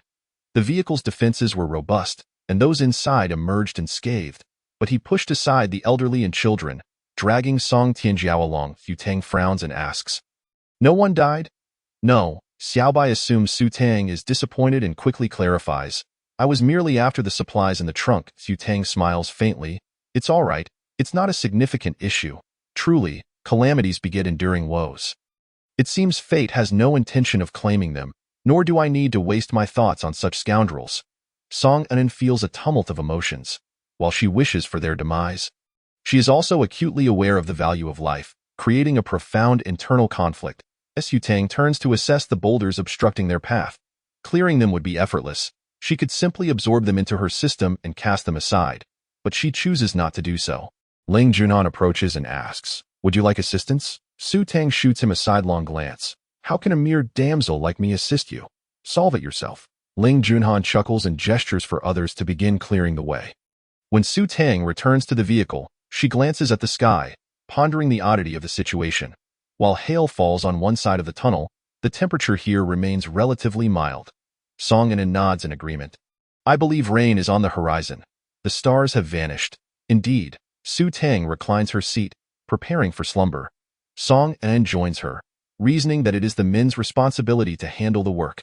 The following day dawns with a foreboding gloom. Thick clouds hanging low, accompanied by faint rumbles of thunder. The obstacles on the road have nearly been cleared, and the group, having skipped breakfast, presses on. Su Tang watches as Sun Bingrue and his entourage wail as they board the last vehicle of the escort team. Pursing her lips in silence, this moment, Ling Junhan, seated in the lead vehicle, coldly issues orders. Tail vehicle. Ensure that those boarding from the rear contribute labor. Even hitchhikers must pay their dues. Young Master Ling. Do you have a grievance with them? A teasing voice crackles through the intercom. Ling Junhan does not deny it. Indeed, I wish to eliminate them. Laughter erupts on the other end. Ling Junhan sets down the intercom and revs the engine, paving the way ahead. The route traverses mountainous terrain. Although rain has yet to fall, the skies remain overcast. Vehicles devoid of fuel have ceased to run, and without sunlight, the batteries cannot recharge. Fortunately, Su Tang possesses a charger that Xiaobai has modified, allowing it to remain operational. After 2 more days of travel, H City looms tantalizingly close, yet the convoy is obstructed by a lengthy queue. Su Tang hops out of the vehicle and hurries to Ling Junhan, inquiring, "What is happening?" Ling Junhan furrows his brow at the extensive line. The entrance toll station has been repurposed into a checkpoint, requiring all vehicles and individuals wishing to enter the city to undergo inspection. He speculates, "It seems H City has encountered difficulties. We must wait for the inspections to conclude before proceeding. At this rate, we may not enter for another 2 days." Su Tang retrieves her phone, only to find that there is no signal. Her inability to contact her family leaves her feeling exceedingly anxious. Ling Junhan pulls her into the lead vehicle, where they once again squeeze into the driver's seat. He produces a tablet, displaying a map of H City. "Let's locate your home." All right. Su Tang navigates the map, zooming in on her home. The real-time, high-resolution imagery even allows her to see her mother peering out from the yard. Relieved to confirm their safety, Su Tang exhales deeply. Ling Junhan's expression turns triumphant. "Quick, reward me. If it weren't for my assistance, your home would have long been requisitioned." Su Tang's gaze sharpens as she eyes the wolfish figure before her, a strong desire to slap him across the face surging within her. However, she refrains, instead kneeling in her seat, gripping Ling Junhan's collar with both hands. and demanding fiercely, "Now tell me, who exactly are you?" Chapter 31. Dog. Come here. Ling Junhan inhales deeply, his chest supporting Su Tang's weight in a position fraught with tension. Observing her crimson lips moving, he is tempted to kiss her. When Su Tang sees his silence, she growls, still not speaking. "If you don't, we shall part ways, forever severing our ties." Ling Junhan raises his arm, drawing her tightly into his embrace, his tone heavy. "I have insider information. When I first encountered you, I noticed you bore a striking resemblance to my aunt, and I mistook you for her long-lost daughter. It was only after conducting a DNA test with the fifth-dimensional box that I realized we share no blood relation. And I had misidentified you." Su Tang listens intently, realizing it was merely a misunderstanding. She had thought he was a reincarnated soul who recognized her from a past life, thus treating her with such kindness. She struggles momentarily but finds his grip unyielding. "This man possesses remarkable strength. Release me. Isn't your aunt's child your cousin? How could you misidentify her?" Ling Junhan sighs. She was young and reckless, bearing a child out of wedlock, which was lost in the hospital. "Oh, then the man who impregnated her is the prime suspect. Haven't you investigated?" Su Tang begins to help him analyze the situation. Ling Junhan tousles Su Tang's hair. Appreciating its texture, "I learned of this quite late. I have never met that cousin." So Bai Jingyao found herself utterly bewildered by Su Tang's words. With a mischievous grin, Su Tang suggested, "Then let us settle in at my place. If only my brother could see eye to eye with an An, then she would become my sister-in-law, and we would be a bona fide family." In truth, she genuinely wished to facilitate a union between Song and An and her foolish brother, who was rather carefree and enjoyed hiking with friends, a pastime that few girls shared, hence his continued bachelorhood. Song and An, being meticulous and kind-hearted with a penchant for fitness, should ideally complement her brother well. However, the aforementioned Song and An pouted and declared, "I don't want a little puppy. I prefer a big wolf." Su Tang replied, "All right then, brother, may fortune favor you. This is all I can do to assist." Although her brother was 3 years her senior, in Song and An's eyes, he was undoubtedly akin to a little puppy. Bai Jingyao glanced at her daughter, ultimately smiling without uttering a word. Su Tang decided to stay in the car. But cooking would have to be done outside. She alighted and retrieved a portable stove to boil water, intending to hastily prepare some noodles. Yet, to her surprise, Ling Junhan approached, carrying 4 uncut ribs, cheerfully instructing, "Boil them up, make them fragrant." Puzzled, Su Tang felt as though she had been relegated to the role of a cook, which unsettled her. Ling Junhan, however, gestured towards a nearby tent, his face beaming with delight. Curious, Su Tang looked over to see Sun Bingrui's group laboriously digging holes to secure the tent poles. Ling Junhan continued, "Entering the city requires surrendering half of our provisions. Go ahead and eat your fill." Su Tang nodded, as her supplies were scant, and it mattered little if they were surrendered. Noticing the ribs were rather lengthy, Ling Junhan produced a pair of large scissors and snipped them into sections, tossing them into the pot. "Rest assured, they are clean. I'll move the pot," Su Tang said, shifting it to the front of the car to let the aroma waft towards Sun Bingrui. Once the ribs simmered to perfection, their savory scent provoked Sun Bingrui's incessant swallowing, yet after several thwarted attempts to approach, he dared not glance in Su Tang's direction. However, Song Tingyong, emboldened by his status as Song and An's biological father, shamelessly approached Su Tang. Upon getting closer, he flashed a fox-like smile, saying, "Su Tang, Uncle hasn't eaten since he little." Bai leaped onto Xiao Dai's head, playfully tugging at its floppy ears. Su Tang felt a surge of relief in her heart. There were still 5 bottles left, 3 for her parents and brother, while the remaining 2 would be used as needed. After taking the medicine, Xiao Dai not only failed to improve, but also had redder eyes. It suddenly sprang up, claws digging into the ground, mouth gaping to reveal its fangs. Could it be that the medicine was ineffective in preventing its mutation? Meanwhile, distant sounds of beasts howling and humans screaming filled the air, indicating that the animals had already begun to attack the humans. Chapter 33. The mutated Wolverine. Su Tang gazed at the dog on the verge of mutation, biting her lip as she crouched down before it, extending her hand to stroke its head. However, Xiao Dai let out a beastly growl, its eyes flickering red and blue like a neon light. The wave of joy washed over Su Tang. It seemed that it still recognized her. At that moment, people from the team started to run towards her, and the person who had sold Xiao Dai shouted, "Run! The beasts have gone mad." Su Tang cast him a cool glance, pulling out her bow and standing protectively beside Xiao Dai. The guards also readied their laser crossbows, but there weren't many domesticated pets, and now the problem was that the wild beasts from the outskirts had joined the onslaught. Little Bai perched on Su Tang's shoulder. Ears perked up in worry as it asked, "There must be even more animals in the city, right? Do you have any at home?" Su Tang replied, "My mom has a white ragdoll cat, a golden hamster, and a hedgehog." She felt that such small creatures posed little threat. If her father and brother couldn't handle these, how could they possibly contend with the more formidable mutated beasts in this apocalypse? As Su Tang's thoughts wandered, Xiao Dai suddenly lunged at her, catching her off guard and knocking her over. Little Bai tumbled out as well, quickly bouncing back up to see Xiao Dai's teeth clamped onto Su Tang's neck.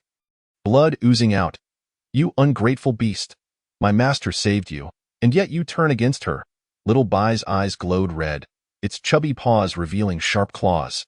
Just as it was about to pounce, Su Tang raised her hand to signal it to stop, and Little Bai skidded to a halt, losing its balance and rolling forward. Adjusting its angle, it became clear that Xiao Dai hadn't bitten Su Tang but was actually gnawing on a red-furred mouse on her shoulder. Yet, Xiao Dai's eyes continued to alternate between blue and red, flickering incessantly. Su Tang gently stroked Xiao Dai, saying, "Xiao Dai, my yard is spacious. You can run freely in it if you don't like dog food.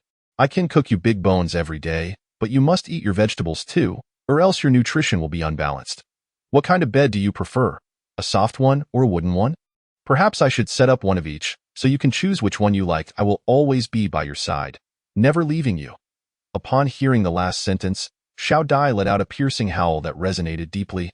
Shaking the very air around them, Yu Tang anxiously watched Xiao Dai, now only able to see its chin, aware that if she drew a knife against its furry neck, it would perish in an instant. Yet, she refrained from such thoughts. She harbored no intention of harm. This was her companion, and even if it was a dog, she could not betray it. The blood moon in the sky seemed to respond to that howl, its radiance intensifying, and the air transformed into a blood-like mist. Suddenly, Xiao Dai began to change. Its formerly fluffy fur stood on end, taking on a triangular, angular shape. The dark color at its roots rapidly morphed into silver. However, its neck, belly, and tail remained fluffy and soft, making the dog resemble a silver-armored hedgehog. Xiao Dai slowly lowered its head, its blue eyes filled with wisdom, as though a human soul resided within its body. Su Tang was left in awe. This was no ordinary husky. Its latent wolf blood had been awakened, transforming it into a formidable wolverine. Yet, in the next moment, the metallic sheen vanished, and it reverted to the appearance of a typical husky, even tilting its head and sticking out its tongue in a goofy manner. Well, a husky is still a husky, even after mutating into a wolf. It can't change its inherently silly nature. She sat up, affectionately rubbing its head, realizing that Xiao Dai had become more powerful and could help her fight against mutated beasts. Xiao Dai then glanced at the mouse it had just killed and suddenly retched twice. Showing disdain for the mess, Yu Tang was at a loss for words. Standing upright, she heard a series of thuds from the car and hurriedly opened the door, where Song Anan rushed out, clutching Su Tang tightly. Trembling all over. "You scared me to death." The fragmented words conveyed her fear. Su Tang felt warmth in her heart. She understood that Song Anan wasn't frightened by the mutated beasts, but rather by witnessing her own near attack. Had she not locked the car door, Anan would have fled long ago. "It's all right. I'm fine, and so is Xiao Dai." Just as she spoke, a cacophony of screams erupted as the guard team opened fire. Sweeping the area behind their camp, Su Tang's vision was exceptional. She spotted a horde of red-furred mice surging from the rear. They were small, the largest only measuring 30 centimeters. Yet, they showed no fear of death, trampling over their fallen comrades as they charged forward, seemingly with one goal: to annihilate the other. Anan, get in the car, Su Tang urged. "You go up. They can only chew on the tires at most. Just protect Aunt Bai with that." She pushed Song An into the vehicle and locked the door again. Little Bai leaped onto Xiao Dai's head, tugging at its ears and shouted, "Charge!" Surprisingly, Xiao Dai obeyed, immediately dashing into the swarm of mice. Is this what they mean by one becomes black by associating with the dark? Little Bai mused, even it has turned silly. With her bow and arrow in hand, Su Tang headed towards the front vehicle, where cries and curses echoed from the cabin, complaints about having to queue to enter the city. Ling Junhan, spotting Su Tang, remarked disapprovingly, "Why aren't you staying in the car? It's dangerous here." Su Tang shook her head. "I'm here to help. Be careful. Although these creatures don't carry viruses, a bite can still be quite painful," Ling Junhan warned, unintentionally leaking information. Su Tang understood this all too well, though she did not ponder why he was aware. Xiao Dai and Little Bai charged into the horde of mice, causing them to scatter in fear, as if a drop of water had fallen into boiling oil. The husky gleefully transformed its paws into silver, claw-like appendages, swatting down a mouse with playful enthusiasm. Ling Junhan watched in astonishment, realizing this was no ordinary creature. It resembled the post-apocalyptic beastly boss that had once been vanquished only with the efforts of 3 elite teams of supernatural beings. "Can that rabbit control beasts?" Ling Junhan inquired, spotting Little Bai as well. Su Tang shook her head. "No, its master intended to eat it, and I felt sorry for it, so I bought it." "Who knew it would suddenly mutate like this?" Ling Junhan couldn't quite articulate his feelings. He had thought himself favored by fate in this rebirth, but it seemed otherwise. His resurrection had altered many things, including, his gaze fell upon Su Tang. The small woman he had overlooked in his previous life now appeared different. Regrettably, she was not reborn and did not remember the warmth he once offered, or the words he had spoken. He quickly adjusted his mood, a smile curving his lips. Regardless, he vowed to protect her. If he missed this chance again, he would deem himself unworthy to stand by her side. That Su Tang felt the intensity of Ling Junhan's gaze, turning to meet his eyes. "You won't be influenced by the moon and lose control, will you?" Chapter 34. Eating sunflower seeds and watching the show, Ling Junhan wrapped his arms around Su Tang's waist, kissing her fervently. Su Tang was taken aback, surrounded by the screams of humans and the roars of beasts. And he was acting shamelessly? Ling Junhan released her, burying his head in the crook of her neck, earnestly saying, "Su Tang, grant me a chance to protect you." A flash of recognition struck Su Tang. That line sounded eerily familiar, yet she couldn't recall who had said it or under what circumstances. She realized there were many gaps in her memories. Stiffening, she wondered if it was from her past life. Had Sun Bingrue manipulated her using his mental abilities? Who had helped him control her? The question swirled in her mind, causing sharp pains in her head. Just how much of her memory was missing? Noticing Su Tang's distraction, Ling Junhan felt a wave of frustration wash over him. He had been too eager. She was a good girl, surely left in a daze by his impulsiveness. Yet, Su Tang did not feel shy. Instead, she found his intimacy oddly familiar, even if she couldn't pinpoint why. A wolf-like howl from Xiao Dai snapped Su Tang back to reality. Looking around, she froze in place. In the unseen darkness, dozens of mutated stray dogs had gathered. Their eyes filled with hatred as they stared at the humans. Su Tang drew her specially crafted bow and arrow, stating gravely, "There's a pack of mutated dogs behind the convoy. We must act swiftly." "Understood." Ling Junhan donned a pair of glasses that glowed with blue fluorescence, night vision goggles. He issued commands via his watch. "Team 1 and Team 2, gear up and follow me. The rest stay to guard the vehicles. Those who disobey can take the consequences." "Yes." Ling Junhan mounted a motorcycle, but Su Tang shook her head. "I'll assist you from the shadows. You don't need to worry about me." Ling Junhan hesitated but ultimately nodded. "All right, but be careful." Su Tang has never been fond of being controlled. In her previous life, she perceived it as a form of enjoyment, but now it merely repulses her. Ling Junhan activated the anti-gravity motorcycle and sped towards the rear of the convoy, while Su Tang swiftly sprinted through the darkness, her already black attire rendering her nearly invisible. The mice, dispersed by Xiao Dai, stealthily infiltrated the crowd. Yet the mutated dogs posed the greatest threat, so she harbored no maternal instincts to eliminate the rodents. Signs of an impending apocalypse were evident, yet some still clung to the hope of salvation from others, oblivious to the fact that when the true end times arrive, they would merely serve as fodder for the zombies. Ling Junhan, accompanied by 10 individuals, charged towards the mutated dogs, utilizing laser weaponry to eliminate them. The mutated dogs, displaying keen intelligence, began to evade the red and blue beams after witnessing several of their own perish. After a moment of contemplation, Su Tang retracted her specialized arrows and drew out wooden ones. When she spotted someone about to be bitten, She would release an arrow that, upon penetrating the flesh of the mutated dog, would explode. Some were killed outright, while others, severely wounded, were dispatched by the guards. The team soon realized that someone was covertly protecting them, which bolstered their courage, and they collectively vanquished the mutated dogs. A curious boy with large eyes. Inku, might the zombies and mutated beasts be a consequence of these crimson lights? Su Tang pondered aloud. Xiaobai gazed at her in confusion. Weren't you the one who suggested it was the red rain? Could it be that the red rain is merely a mixture of these red radioactive particles with ordinary rainwater? Su Tang scratched her head, uncertain herself. A loud snore abruptly interrupted their speculation. Su Tang and Xiaobai turned to see a foolish dog sprawled out, its tongue hanging out limply. This creature, Su Tang thought exasperatedly, stood up and hoisted the little one onto her back, heading towards the vehicle. Observing Su Tang's affection for the little one, Xiaobai felt a twinge of discomfort, planning to give that creature a good thrashing once it woke up. Upon reaching the car, Su Tang discovered that all 4 tires had vanished, leaving only the steel rims behind. Without a spare tire, the vehicle was rendered useless. Xiaobai, is it possible to dismantle the generator and other components? We can't take the entire car, but we can salvage its parts since it has decent performance, and no problem, Xiaobai replied, opening its mouth to produce a wrench larger than itself, then crawled beneath the car to begin tinkering. Su Tang's lips twitched. Fortunately, her soul's magnetic field was robust after her rebirth, or she might have been frightened out of her wits by such a Xiaobai. She tossed the little one onto the roof of the car, which was sleeping like a dead pig.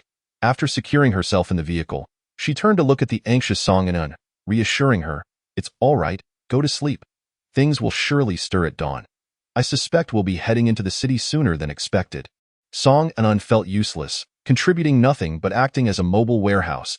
Su Tang closed her eyes, not truly sleeping but instead checking the analyzer. The data had ceased scrolling. Strangely, the red substance had transformed into a liquid, contained in 9 bottles within a silver box. She quickly called out to Xiaobai, "Xiaobai, that substance has become liquid. What could be the reason?" "The washing essence is something developed by the inhabitants of this planet for the analyzer. It may be a purifying product," Xiaobai explained. "What purpose does it serve?" "I can't comprehend their writing," Su Tang frowned, inquiring. Xiaobai chuckled. "I forgot to activate the translation." Chapter 36. The commotion of entering the city. Su Tang was speechless. How could such a significant matter be overlooked? Soon, the strange script transformed into comprehensible characters. After briefly reviewing it, a look of hesitation appeared on Su Tang's face. The 9 bottles of liquid were equivalent to the extraction liquid of a first-level crystal nucleus, and it was usable across all systems. However, if an ordinary person consumed it, they would merely explode without activating any abilities. Song An's abilities, having absorbed from another dimension, rendered the first-level extraction liquid ineffective. Yet Bai Jingyao could utilize it, and only by enhancing her ability level could she regain her health. Now, Su Tang was uncertain about how to persuade Bai Jingyao to drink this substance and how to respond if they inquired about its origins. Xiaobai jumped in through the window. The vehicle was now merely a shell. Spotting the extraction liquid in Su Tang's hand, it asked, "What do you need this for?" "It's useless to you since you lack abilities." Su Tang turned to glance at the slumbering Bai Jingyao, and Xiaobai understood. It seized the extraction liquid bottle and leapt to the back seat, prying open Bai Jingyao's mouth to pour it in. Remarkably, Bai Jingyao did not awaken and reflexively swallowed before continuing her slumber. Su Tang sighed in relief, considering it fortunate that nothing had occurred, sparing her from answering a multitude of questions. Finally at ease, she began to rest, uncertain of what strange occurrences awaited them the next day. The following day, Su Tang was awoken by Song An's gentle nudging. Upon opening her eyes, she was startled and quickly sat up. "What is happening?" Song An appeared entirely white, her eyelashes coated with frost. "Cold, open the door." Su Tang hurriedly unlocked it, and Song An stiffly rolled out of the vehicle. The back seats by Jingyao was even more astonishing. Completely encased in ice. Had it not been for her rosy complexion and steady breathing, one might have thought she had perished. Su Tang raised her hand to shatter the ice, startling Bai Jingyao awake. She looked vibrant, astonished by the shards of ice on her body. What transpired? Was it another frigid night? Su Tang shook her head. "No. Don't you feel cold?" "Not at all. It feels quite pleasant, as if my entire being is brimming with energy." Bai Jingyao clenched her fists. "Congratulations, Bai Yi. Your abilities have leveled up. You are no longer water-based but rather ice-based. This ability is excellent. You need not fear extreme cold or heat in the future. Su Tang explained. Wonderful. I am no longer useless. Bai Jingyao exclaimed joyfully before covering her face and beginning to weep. Su Tang empathized with her feelings and comforted her. Do not be disheartened. This is a good thing. You must learn to control it. Otherwise, constantly manifesting ice shards could become quite troublesome. Try to condense ice spikes. Bai Jingyao chuckled. All right, I understand. She hastily wiped away her frozen tears and began attempting to condense ice spikes. It was a splendid sunny day, with azure skies and fluffy clouds. It felt refreshing. However, as anticipated, the entrance to the city was just as noisy as Su Tang had predicted. Ling Junhan approached the vehicle, observing the barren wheels and remarked, "Let us move to my vehicle. We'll be entering the city soon. Is it permissible to cut in line?"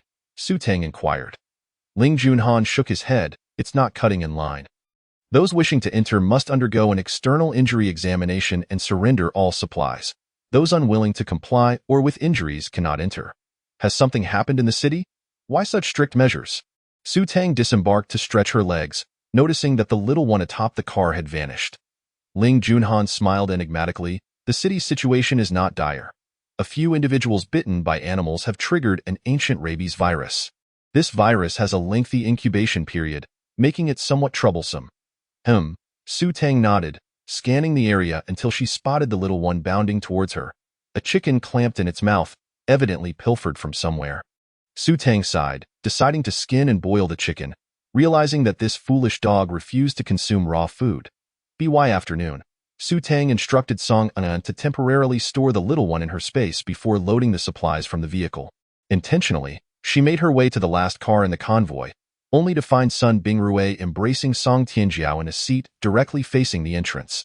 Upon noticing Bai Jingyao, Song Tingyang averted his gaze.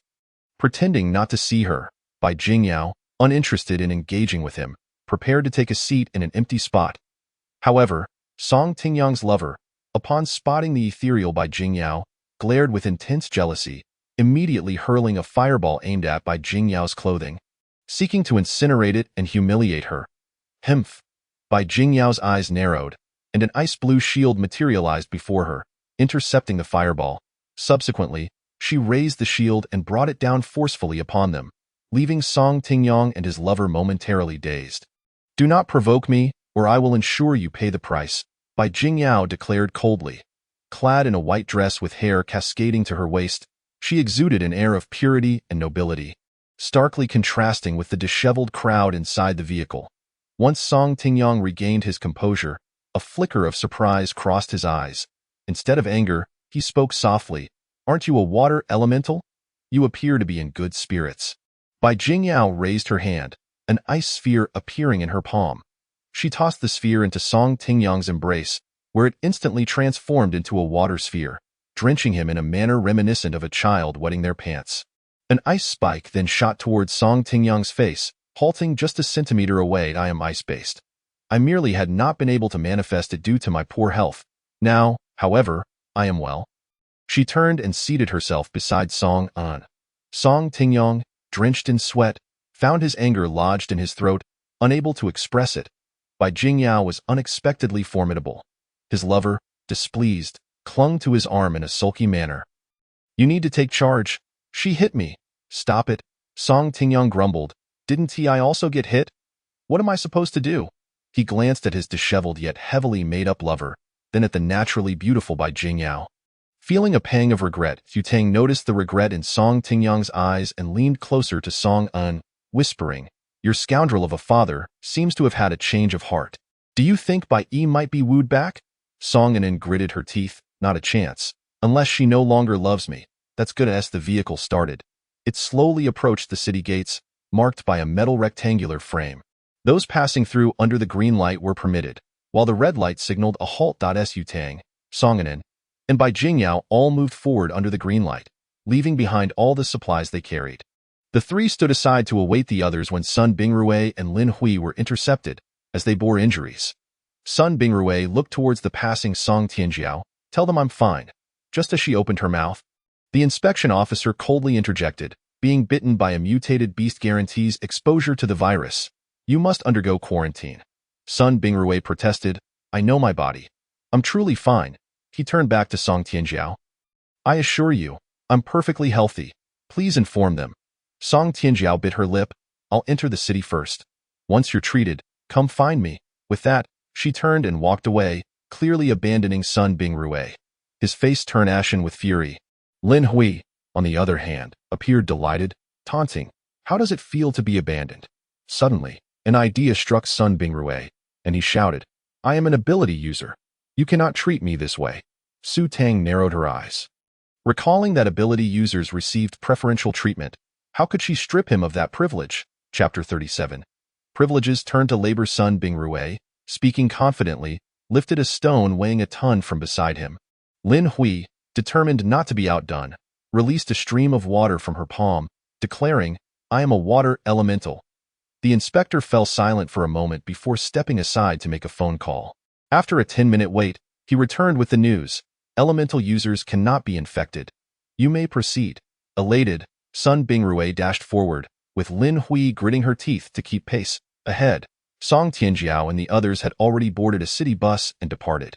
In a fit of frustration, Sun Bingrui swung his fist at the bus. Knowing he would have to take another one, Su Tang and Song Anan exchanged glances, while Bai Jingyao snorted disdainfully, lamenting the unfairness of such scum receiving preferential treatment. Aunt Bai, don't be upset. We'll handle it, Su Tang murmured, and the three finally boarded the bus. Once on the bus, Su Tang feigned admiration, addressing Sun Bingrui. I didn't realize you possessed such immense strength. That's truly impressive. Sun Bingrui was momentarily taken aback, unsure why Su Tang had suddenly become so effusive. Yet his vanity was greatly stroked. The other passengers regarded him with admiration, their eyes shimmering with reverence. Sun Bingrui feigned modesty, waving his hand dismissively. It's nothing, just a bit stronger than average. The driver, clad in a white protective suit, glanced back, scrutinizing Sun Bingrui intently. Song Anan leaned against the window, her voice laced with concern. It feels so desolate here. I worry beasts might charge into the city at any moment. If only someone could build a wall to protect us. Who knows if the beasts will go wild in the future? Bai Jingyao echoed her worries. Indeed, even without beasts, the desperate will rush in. And without a protective wall, what if they injure the inspectors and break in? Su Tang chuckled, her tone slightly sinister. It's fine. We have elementals, don't we? Sun Bingrui lifted that massive stone with ease. If he fills this place with stones, it would serve as an excellent defense, wouldn't it? We must pay homage to the elementals. Song Anan nodded vigorously. Yes, his strength is tremendous. He is perfect for building walls. How fortunate we are to have elementals to protect us. The passengers regarded Sun Bingrui with renewed reverence, viewing him as their savior. However, Sun Bingrui could not muster a smile. What initially felt like pride soon morphed into the realization that they merely wanted him to toil as a laborer. The driver in front seemed intrigued. Picking up the phone, Su Tang focused intently, eavesdropping, and heard the driver say, Captain, there's a powerful elemental here. We have someone for enhancing the defenses. Good. Send your passengers directly to shelter number SIX. By the way. What's his name? I'll check his background. Sun Bingrui, if there's no significant background, let him work. We're under immense pressure and can't sustain ourselves much longer on handouts. Understood. I'll keep an eye on him. Yes. Su Tang felt a sense of relief. Yet, she knew there must be other elementals in the city, or they wouldn't so calmly accept their existence. They had also studied the practicality of elementals, realizing that strength and speed types were initially the least useful, relegated to menial labor. Aunt Bai had revealed her ice elemental abilities on the bus, and it was likely they wouldn't overlook that. But they would not assign her to hard labor. With this thought, Su Tang cast a gleeful smile in Sun Bingrui's direction. He clenched his teeth, deterred from reprimanding Su Tang with so many eyes upon him. Soon, the bus was filled to capacity, and the driver set off toward the city. An hour later, they finally approached the city gates. Su Tang gazed in astonishment at the once open road, now flanked by hastily erected defensive structures made of sandbags. How did they move so quickly? I returned in a later time frame and saw no defenses then. Lost in thought, the bus ascended an overpass, the only bridge into the city. There was one route up, but 8 exits down. And they exited at number 6. Upon disembarking, they entered the passenger center of shelter number 6, where fully armed personnel stood guard, their weapons exuding a formidable aura. Once inside, the doors sealed shut, and a voice called out, "Everyone down for inspection. Men and women separate. Remove your clothing. If you feel unwell, speak up to avoid being sent to the concentration camp after the inspection." Su Tang and Song Ainen exchanged anxious glances, uncertain if elementals would be discovered and what would ensue. However, the inspection was inevitable. The women entered a sealed room on the right, which was air-conditioned and comfortably cool, staffed by middle-aged women with gentle demeanors. Su Tang removed her clothing and walked through a long black corridor, feeling a light sweep over her body. After exiting, a woman in a gas mask stated, "Disinfection complete. You are healthy and may leave. But we need to register your identity." Su Tang nodded and cooperated, providing her identification information. The woman then produced a chip gun, injecting a chip into Su Tang's right hand and handing her a wristband light brain. This soft chip posed no discomfort. It not only linked to her bank account, but also connected to the light brain for information and shopping. When it was Song Ainen's turn, the machine emitted a loud beep and someone queried, "Are you an elemental?" Unsure how to respond, Song Ainen merely wished to be Su Tang's personal mobile storage. Bai Jingyao quickly interjected, "I am an elemental. She is my daughter. We are together every day. She possesses no elemental powers. No wonder her reaction is so weak. She must have absorbed some of the elemental energy." Proceed.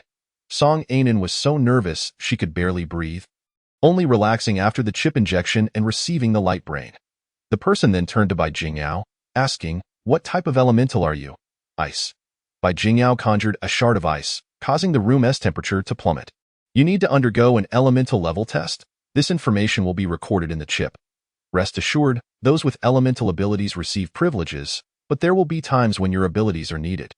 "No problem," Bai Jingyao replied readily. The woman, noting Bai Jingyao's cooperation and lack of arrogance typical among other elementals, felt a surge of goodwill and patiently explained the testing process. Su Tang and Song Ainen waited, occasionally donning their light brains to access information. Su Tang's three-dimensional avatar appeared, clad in a simple white dress, thankfully not nude. The information was unremarkable, stating her abilities as ordinary person.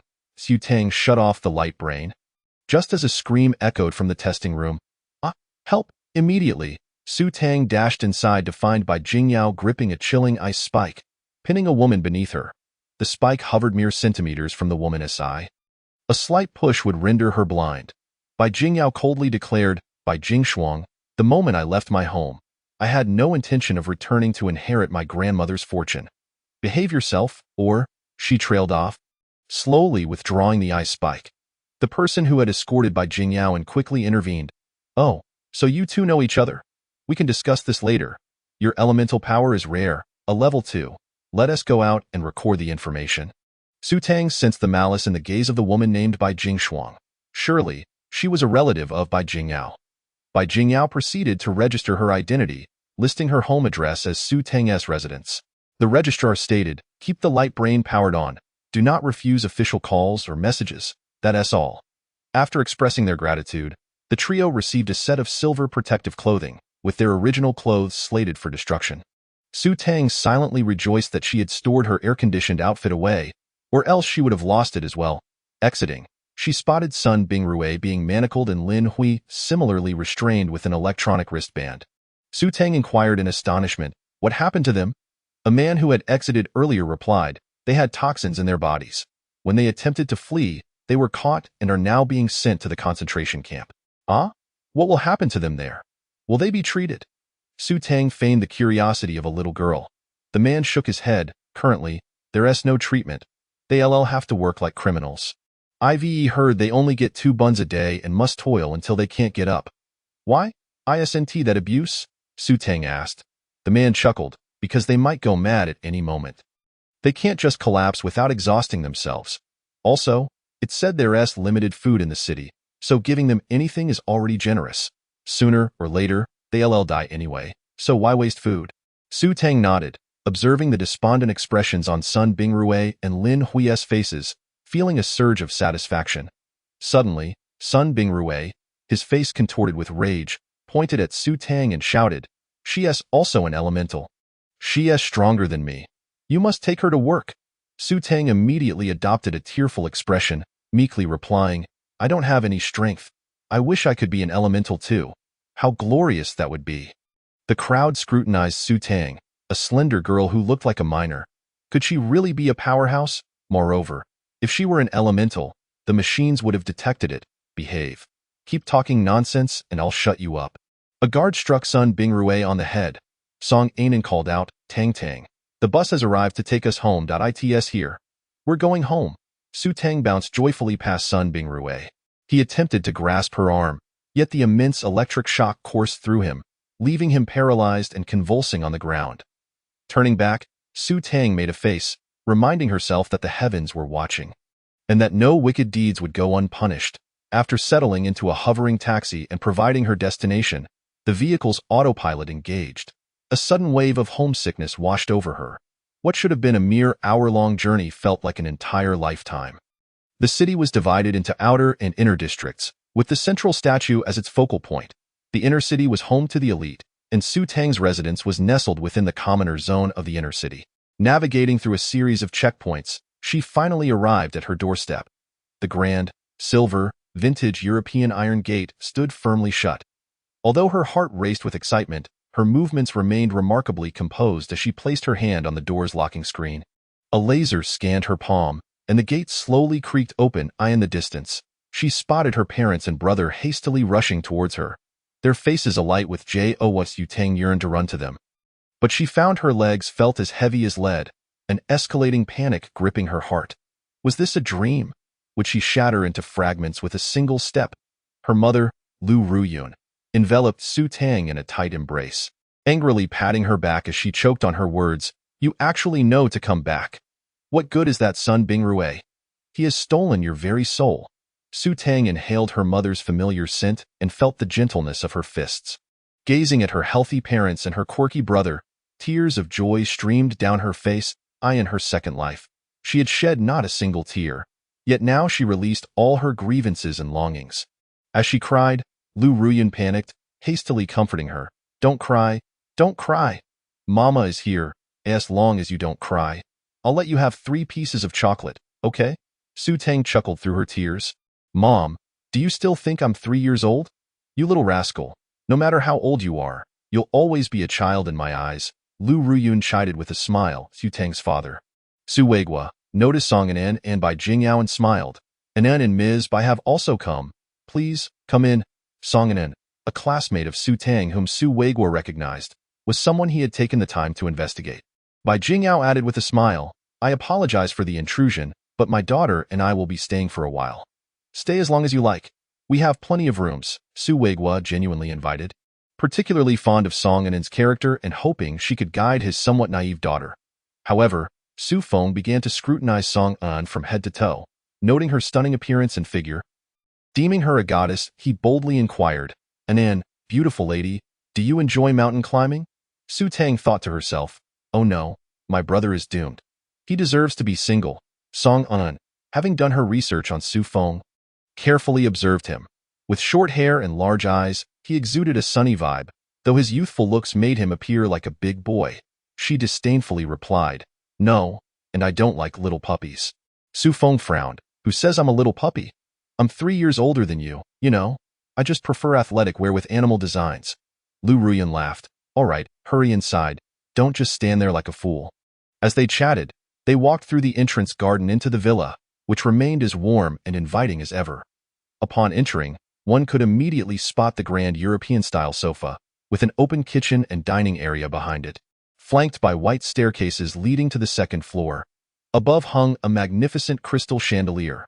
Once seated on the sofa, a robotic servant promptly brought tea and snacks. Su Tang felt herself relax entirely, reveling in the company of her loved ones.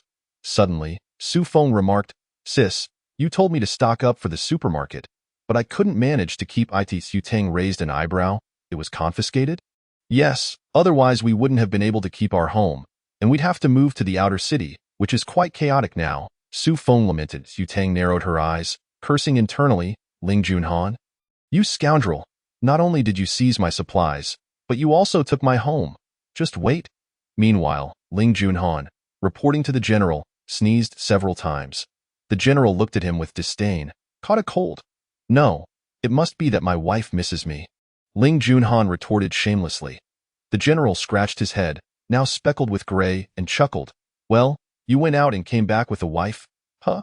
Whose daughter is she? Su Tang, the daughter of Su Weigua, Ling Junhan replied candidly.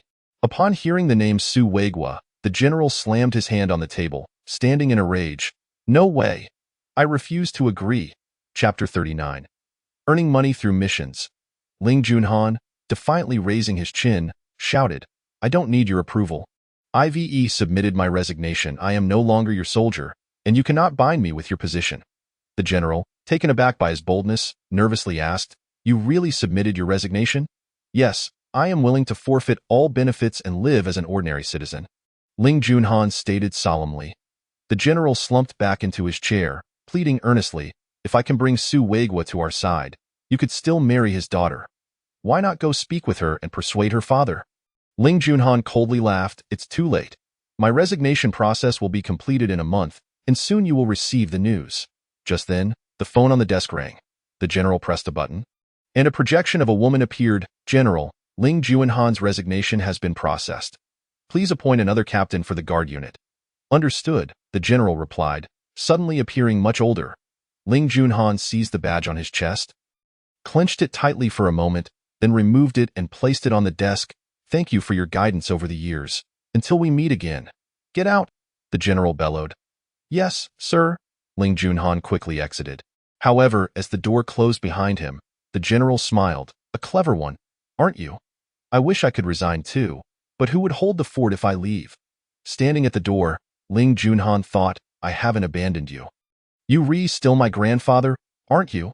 He strode away, feeling remarkably light-hearted, gazing at the sky with a cheerful disposition. He squinted and smiled. Wife, I'm coming. In his previous life, they had been on opposing sides, which had prevented him from taking her away. This time, he would cast aside all allegiances. Leaving the restricted area, he made his way directly to the Central Square's mission hall, knowing he had to undertake more tasks. How could he marry his wife without money? Yet he still wanted to communicate with his beloved, so he dialed the only number he had. Su Tang was chatting with her family when she heard her watch beep, suddenly realizing she was wearing both the watch and a holographic wristband. Feeling rather encumbered, she answered the call. Ling Junhan, what do you want?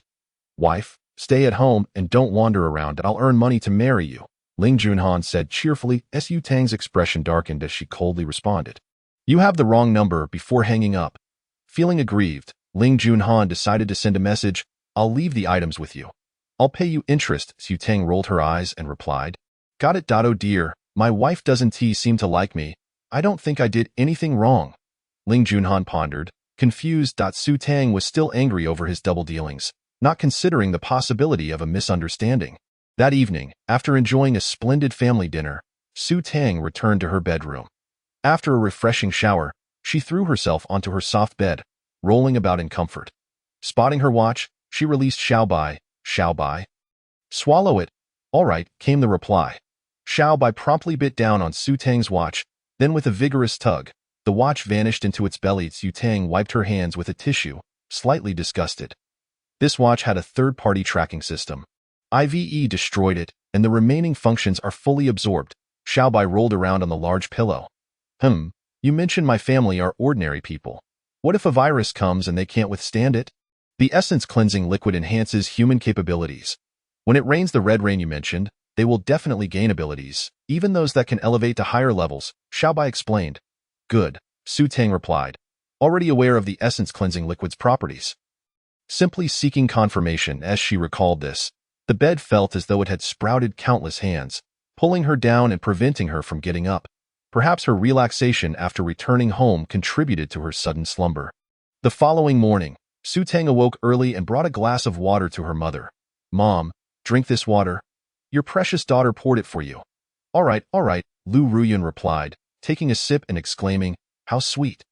Su Weigua, feeling slightly jealous, interjected, what about me, daughter? Here, just a moment, Dad.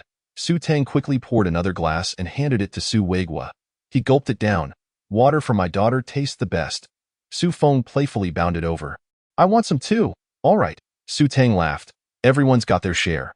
The three of them each consumed the essence cleansing liquid, only to soon experience stomach pains, their faces paling as they rushed back inside. Song and In, worried, asked, "What's wrong with them?" Su Tang chuckled, "Nothing to worry about. Just a morning drink to aid digestion." "Oh, then let us prepare breakfast," Song and In suggested. "Right, by the way, where is Xiao Dai?" Su Tang inquired. Song and In grimaced. "Xiao Dai has been inside gnawing on 3 roast chickens and 2 pork knuckles, and has since fallen asleep. Ha ha ha, let us not let him out just yet." Once the crimson rain had passed, there were no more reservations. Song and In nodded, and the two proceeded to prepare a meal.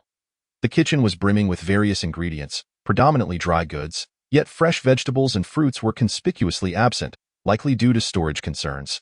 Su Tang furrowed her brow and activated the holographic screen to browse the official marketplace.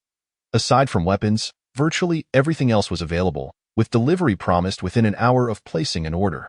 Upon checking her account, she discovered a balance of 0. Even the cheapest items on the first page of the marketplace were priced at 1 gold coin. The only way to acquire gold coins was through completing tasks. "After we finish eating, let's tackle some tasks," she proposed. "I want to purchase a sterile vegetable cabinet that can preserve food for 6 months. It costs 888 gold coins." Song and In nodded in agreement. The two prepared a simple breakfast, and by the time the dishes were set on the table, Lu Ruyun and the others emerged, their faces flushed and appearing rejuvenated. Su Feng, towel in hand, dried his hair and chuckled. "Wow, you actually cooked. That's quite a rarity." Su Tang shot him a glare, surprised that her family members were entirely silent about the changes brought on by the consumption of the cleansing essence. After the meal, Su Tang declared, "I want to take on some tasks. Idleness is not appealing, and I could use some physical training."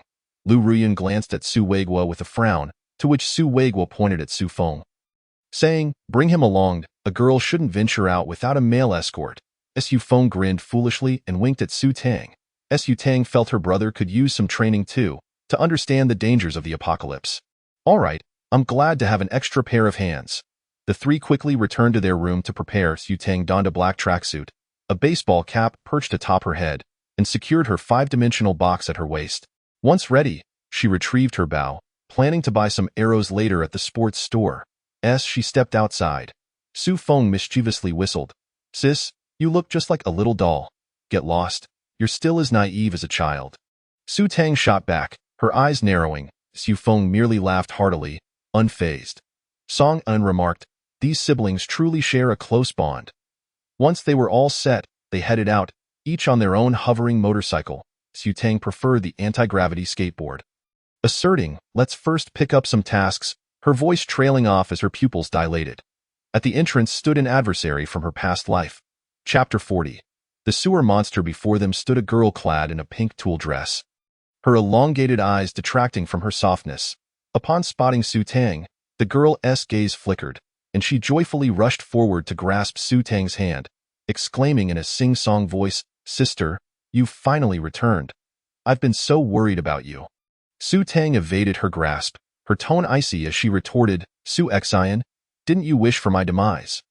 Once I'm gone, you could seize my room, enslave my parents, and relish in this upscale area's uninterrupted water and power supply."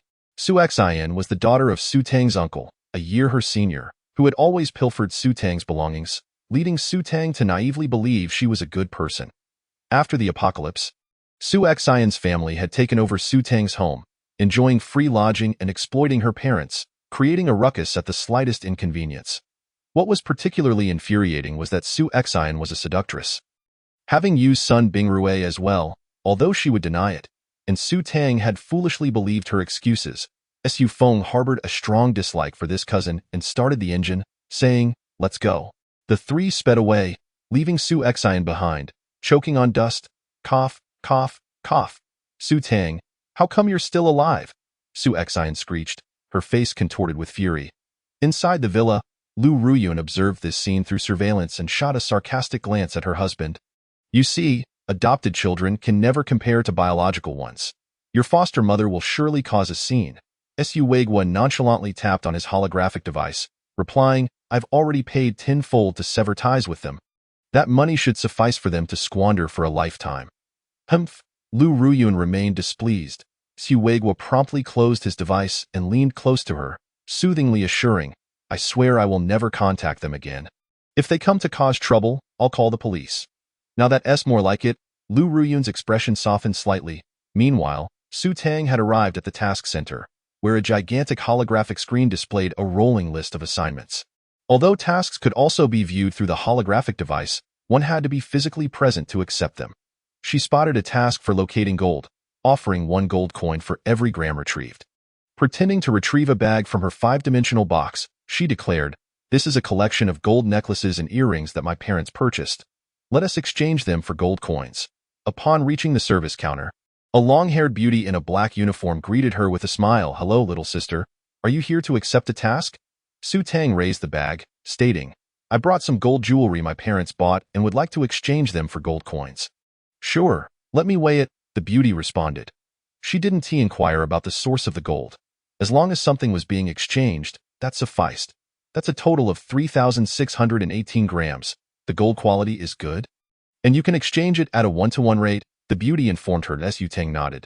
"Let us proceed and distribute the coins across 3 accounts." Song Anan quickly shook her head. "No need to include me." Su Tang chuckled. "A girl must have her own pocket money.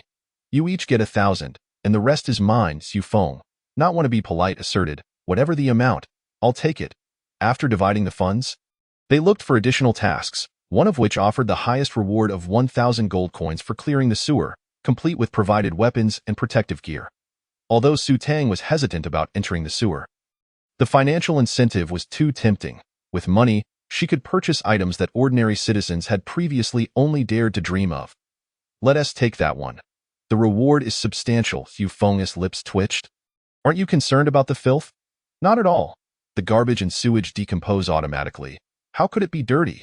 Su Tang recalled having seen news reports showcasing the cleanliness of sewers. "Come on, let me broaden your horizons," Su Feng said with a mischievous grin. A sense of foreboding washed over Su Tang, but having already accepted the task, they had no choice but to proceed. Fortunately, the task specified cleaning a blockage. As long as they cleared it, that would suffice.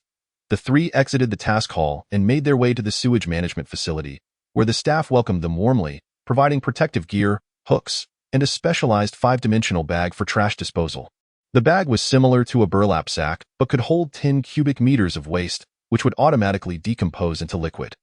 Once they donned their protective suits and masks, they descended into the entryway. With the holographic device providing navigation, when they located the target point, Su Tang was taken aback. The enormous pipe was clogged with an abundance of green algae. The contrast between cleaned and uncleaned areas was stark. Su Feng chuckled. "I've completed this task before.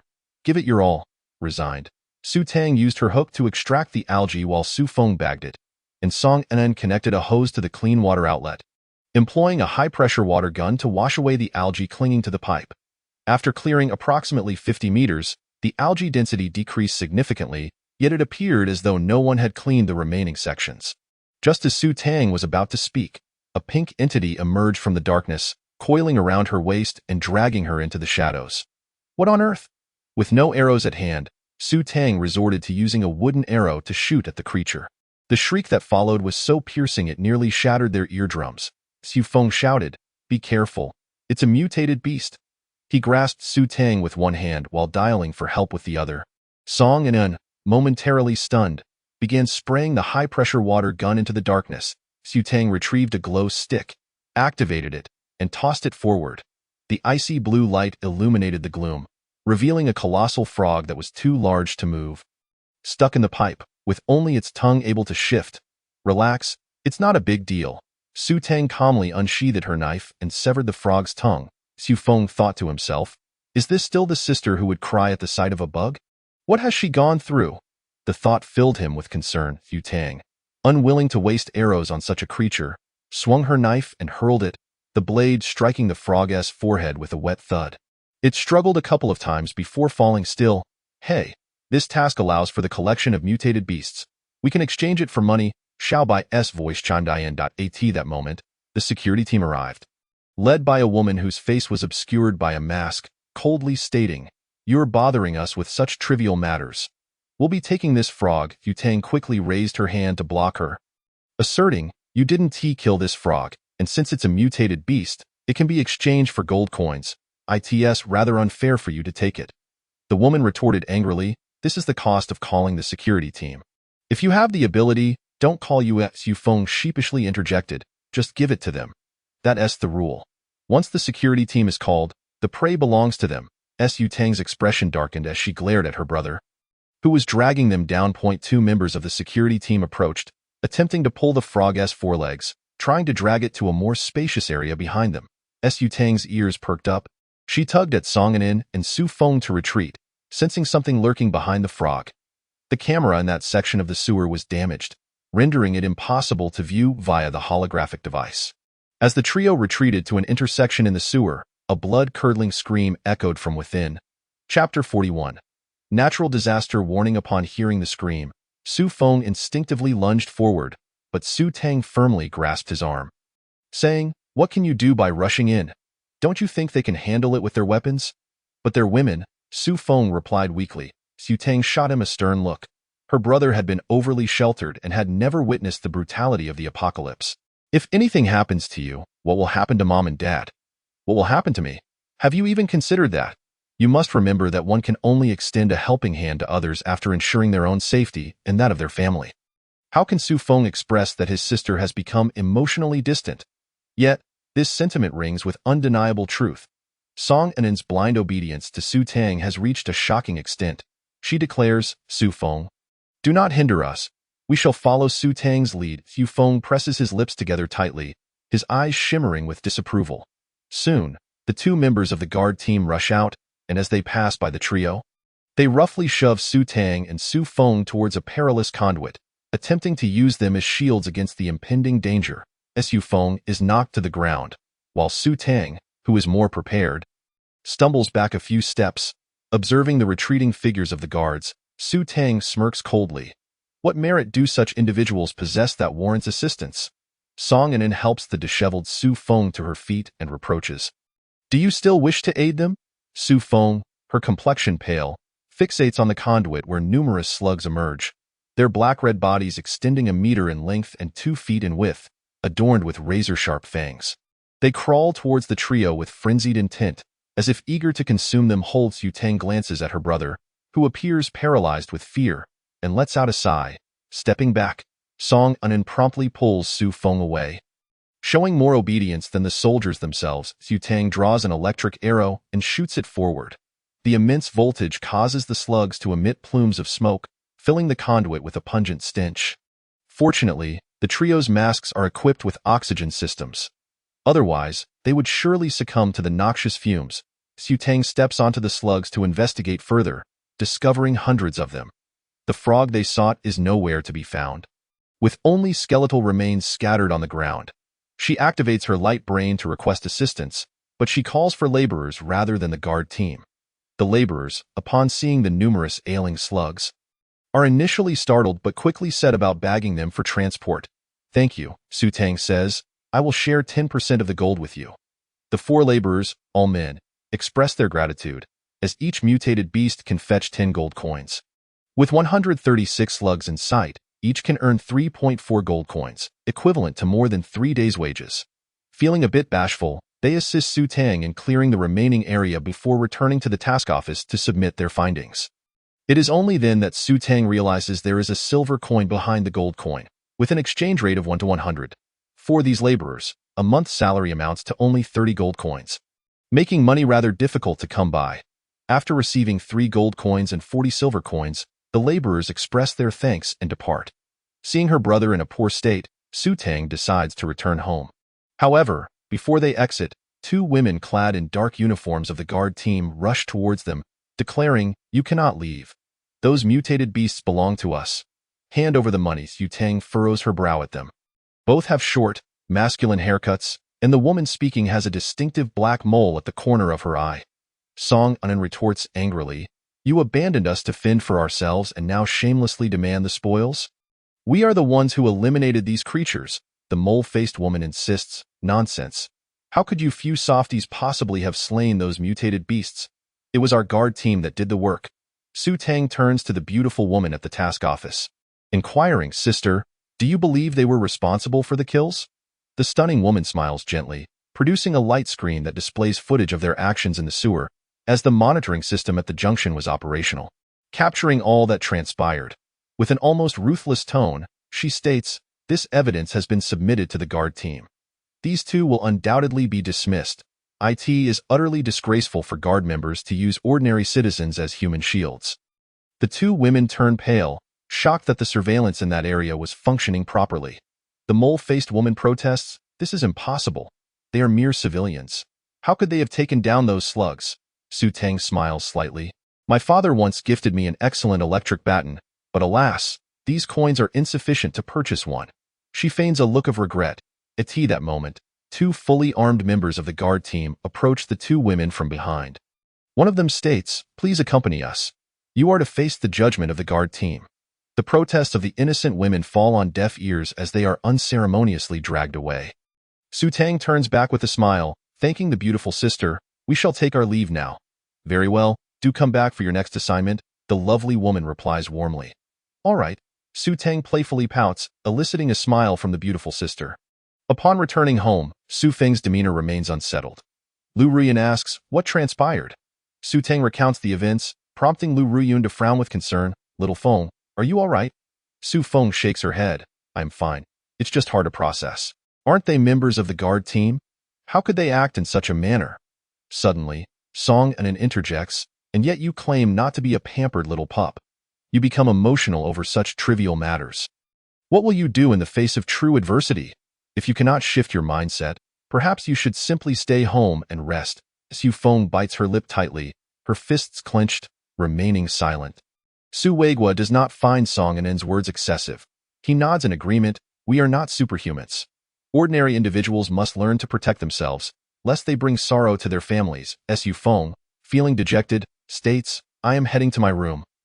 Su Tang refrains from saying anything. Her brother needs time to reflect. She shifts the topic. "Mom and Dad, I earned some money today. What should I buy?" Lu Ruyan immediately inquires, "How much did you earn?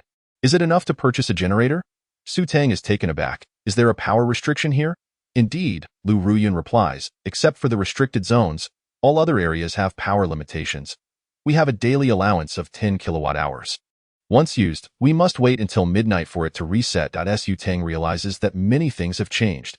She quickly checks the generator prices. A solar-powered generator costs 1,500 gold coins, but can store 150 kilowatt-hours after absorbing sunlight for 6 hours. Sufficient to run the central air conditioning for 20 hours. Quietly, Su Tang asks Xiao Bai, "Can that metal be retrofitted onto the generator?" "Yes," comes the reply, "but the metal is scarce. Without sunlight, it can only store around 20 kilowatt-hours. "Understood." Su Tang promptly purchases the generator, uncertain if the city will experience an extreme cold night. Just as she contemplates this, a siren blares outside, causing Su Weigua's expression to change. There is a natural disaster warning. Chapter 42. Purchasing emergency supplies. Lu Ruyan hastily opens the projection screen, revealing a serious-looking official announcement. The emotionless broadcaster states, "Tonight, a cold wave will bring temperatures plummeting to -30 degrees. Citizens are advised to prepare heating devices. All official electrical services will be suspended until the cold wave subsides." The broadcast repeats 5 times before the screen fades to black, and the power in the house is entirely cut off. Lu Ruyun sighs, "I still have meat in the fridge. Will it spoil in these few hours?" Song Anan glances at Bai Jingyao, who nods in response. "Not to worry," she says. "I can make ice if it starts to thaw. I can refreeze it afterward." Lu Ruyun's eyes brighten. "That would be a great help. I wish I had superpowers too, preferably one that could sanitize items, so I wouldn't worry about the cleanliness of what I eat." Su Tang rolls her eyes. "What kind of superpower is that?" "You're thinking too much." Su Weigua chuckles lightly. "Whether or not one possesses superpowers is irrelevant. I believe that one day I will be able to wield a scalpel openly to save lives." Lu Ruyun shoots him a glare. "Isn't it your foster mother and best friend who caused this? Not only did they jeopardize your job, but they also placed a ban on your ability to use a scalpel." Su Weigua chuckles awkwardly. "But I have opened a clinic, and I earn more than I did at my previous job. Do I lack money?" Lu Ruyan retorts bluntly, expressing her dissatisfaction with that family. Su Tang quickly interjects, "All right, I still have money. Let's see what we need to buy quickly." Song Anan also has 1,000 coins, so she drags Bai Jingyao along to shop at Su Tang spends 1,500 coins on a vegetable preservation cabinet, leaving her with 1,436 coins. Lu Ruyan asks, What good is that cabinet when there are no vegetables to buy? It won't preserve meat. Su Tang remained silent. The matters concerning Song Anin's space are up to her to disclose. Song Anin and Bai Jingyao exchange glances, and after a moment of silence, Bai Jingyao nods, believing that Su Tang's family is trustworthy. With her mother's approval, Song Anin retrieves a small cabbage, now over 2 inches tall with 3 tender leaves. Uncle and Auntie, I have a space where I grow vegetables in nutrient soil, and this is how big they've grown. Lu Ruyun is momentarily stunned, looking first at Su Tang. Wow, such a significant matter. And you didn't mention it? You know how to keep secrets. Su Tang replies weakly, that's an secret. What right do I have to announce it? Besides, I want to keep it to myself. I wouldn't dare to reveal it. Su Weigua states sternly, this matter must not be disclosed to the authorities. Otherwise, Anan will become a mobile warehouse. I am not selfish. I simply wish to protect you from harm. Who knows what they might research next regarding mutated beasts? He did not explicitly state it, yet everyone comprehended that Song Anin was exceedingly grateful that the Su family comprised good people. Her personal space was a gift from Su Tang, and her upgrades were also facilitated by Su Tang. Remarkably, she managed to keep this secret from her family. Such selflessness and loyalty to friends is a rarity. Suddenly, Su Tang exclaimed, shattering the solemn atmosphere, "Ah, my beloved meteor candy is actually 1 gold coin each. What a scam." The crowd, still youthful at heart, was amused. Su Tang smirked, her intention to lift the tension successfully achieved. She leaned towards Lu Ruyun and whispered, "Do you wish to have another baby?" Lu Ruyun promptly swatted her on the back of the head, exclaiming, "What do you mean have another? Your father and I have finally attained freedom in this world. We cannot revert to the days of child-rearing." Su Tang pouted, pondering the uselessness of the baby supplies in her storage. Su Weigua smiled faintly, saying, "Let it be." It seems he does not object. Xu Feng rushed out of his room, exclaiming, "Why is there no power in my room? Has the limit been reached today?" Su Weigua replied calmly, "There's a total blackout. A cold wave is coming tonight, and we must conserve electricity for the air conditioning.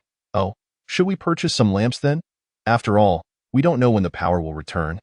And we wouldn't want to end up shoving food up our noses," Su Feng replied, already bouncing back to his lively self. Su Tang's eyes sparkled. "Right? Emergency lights. Let's buy them."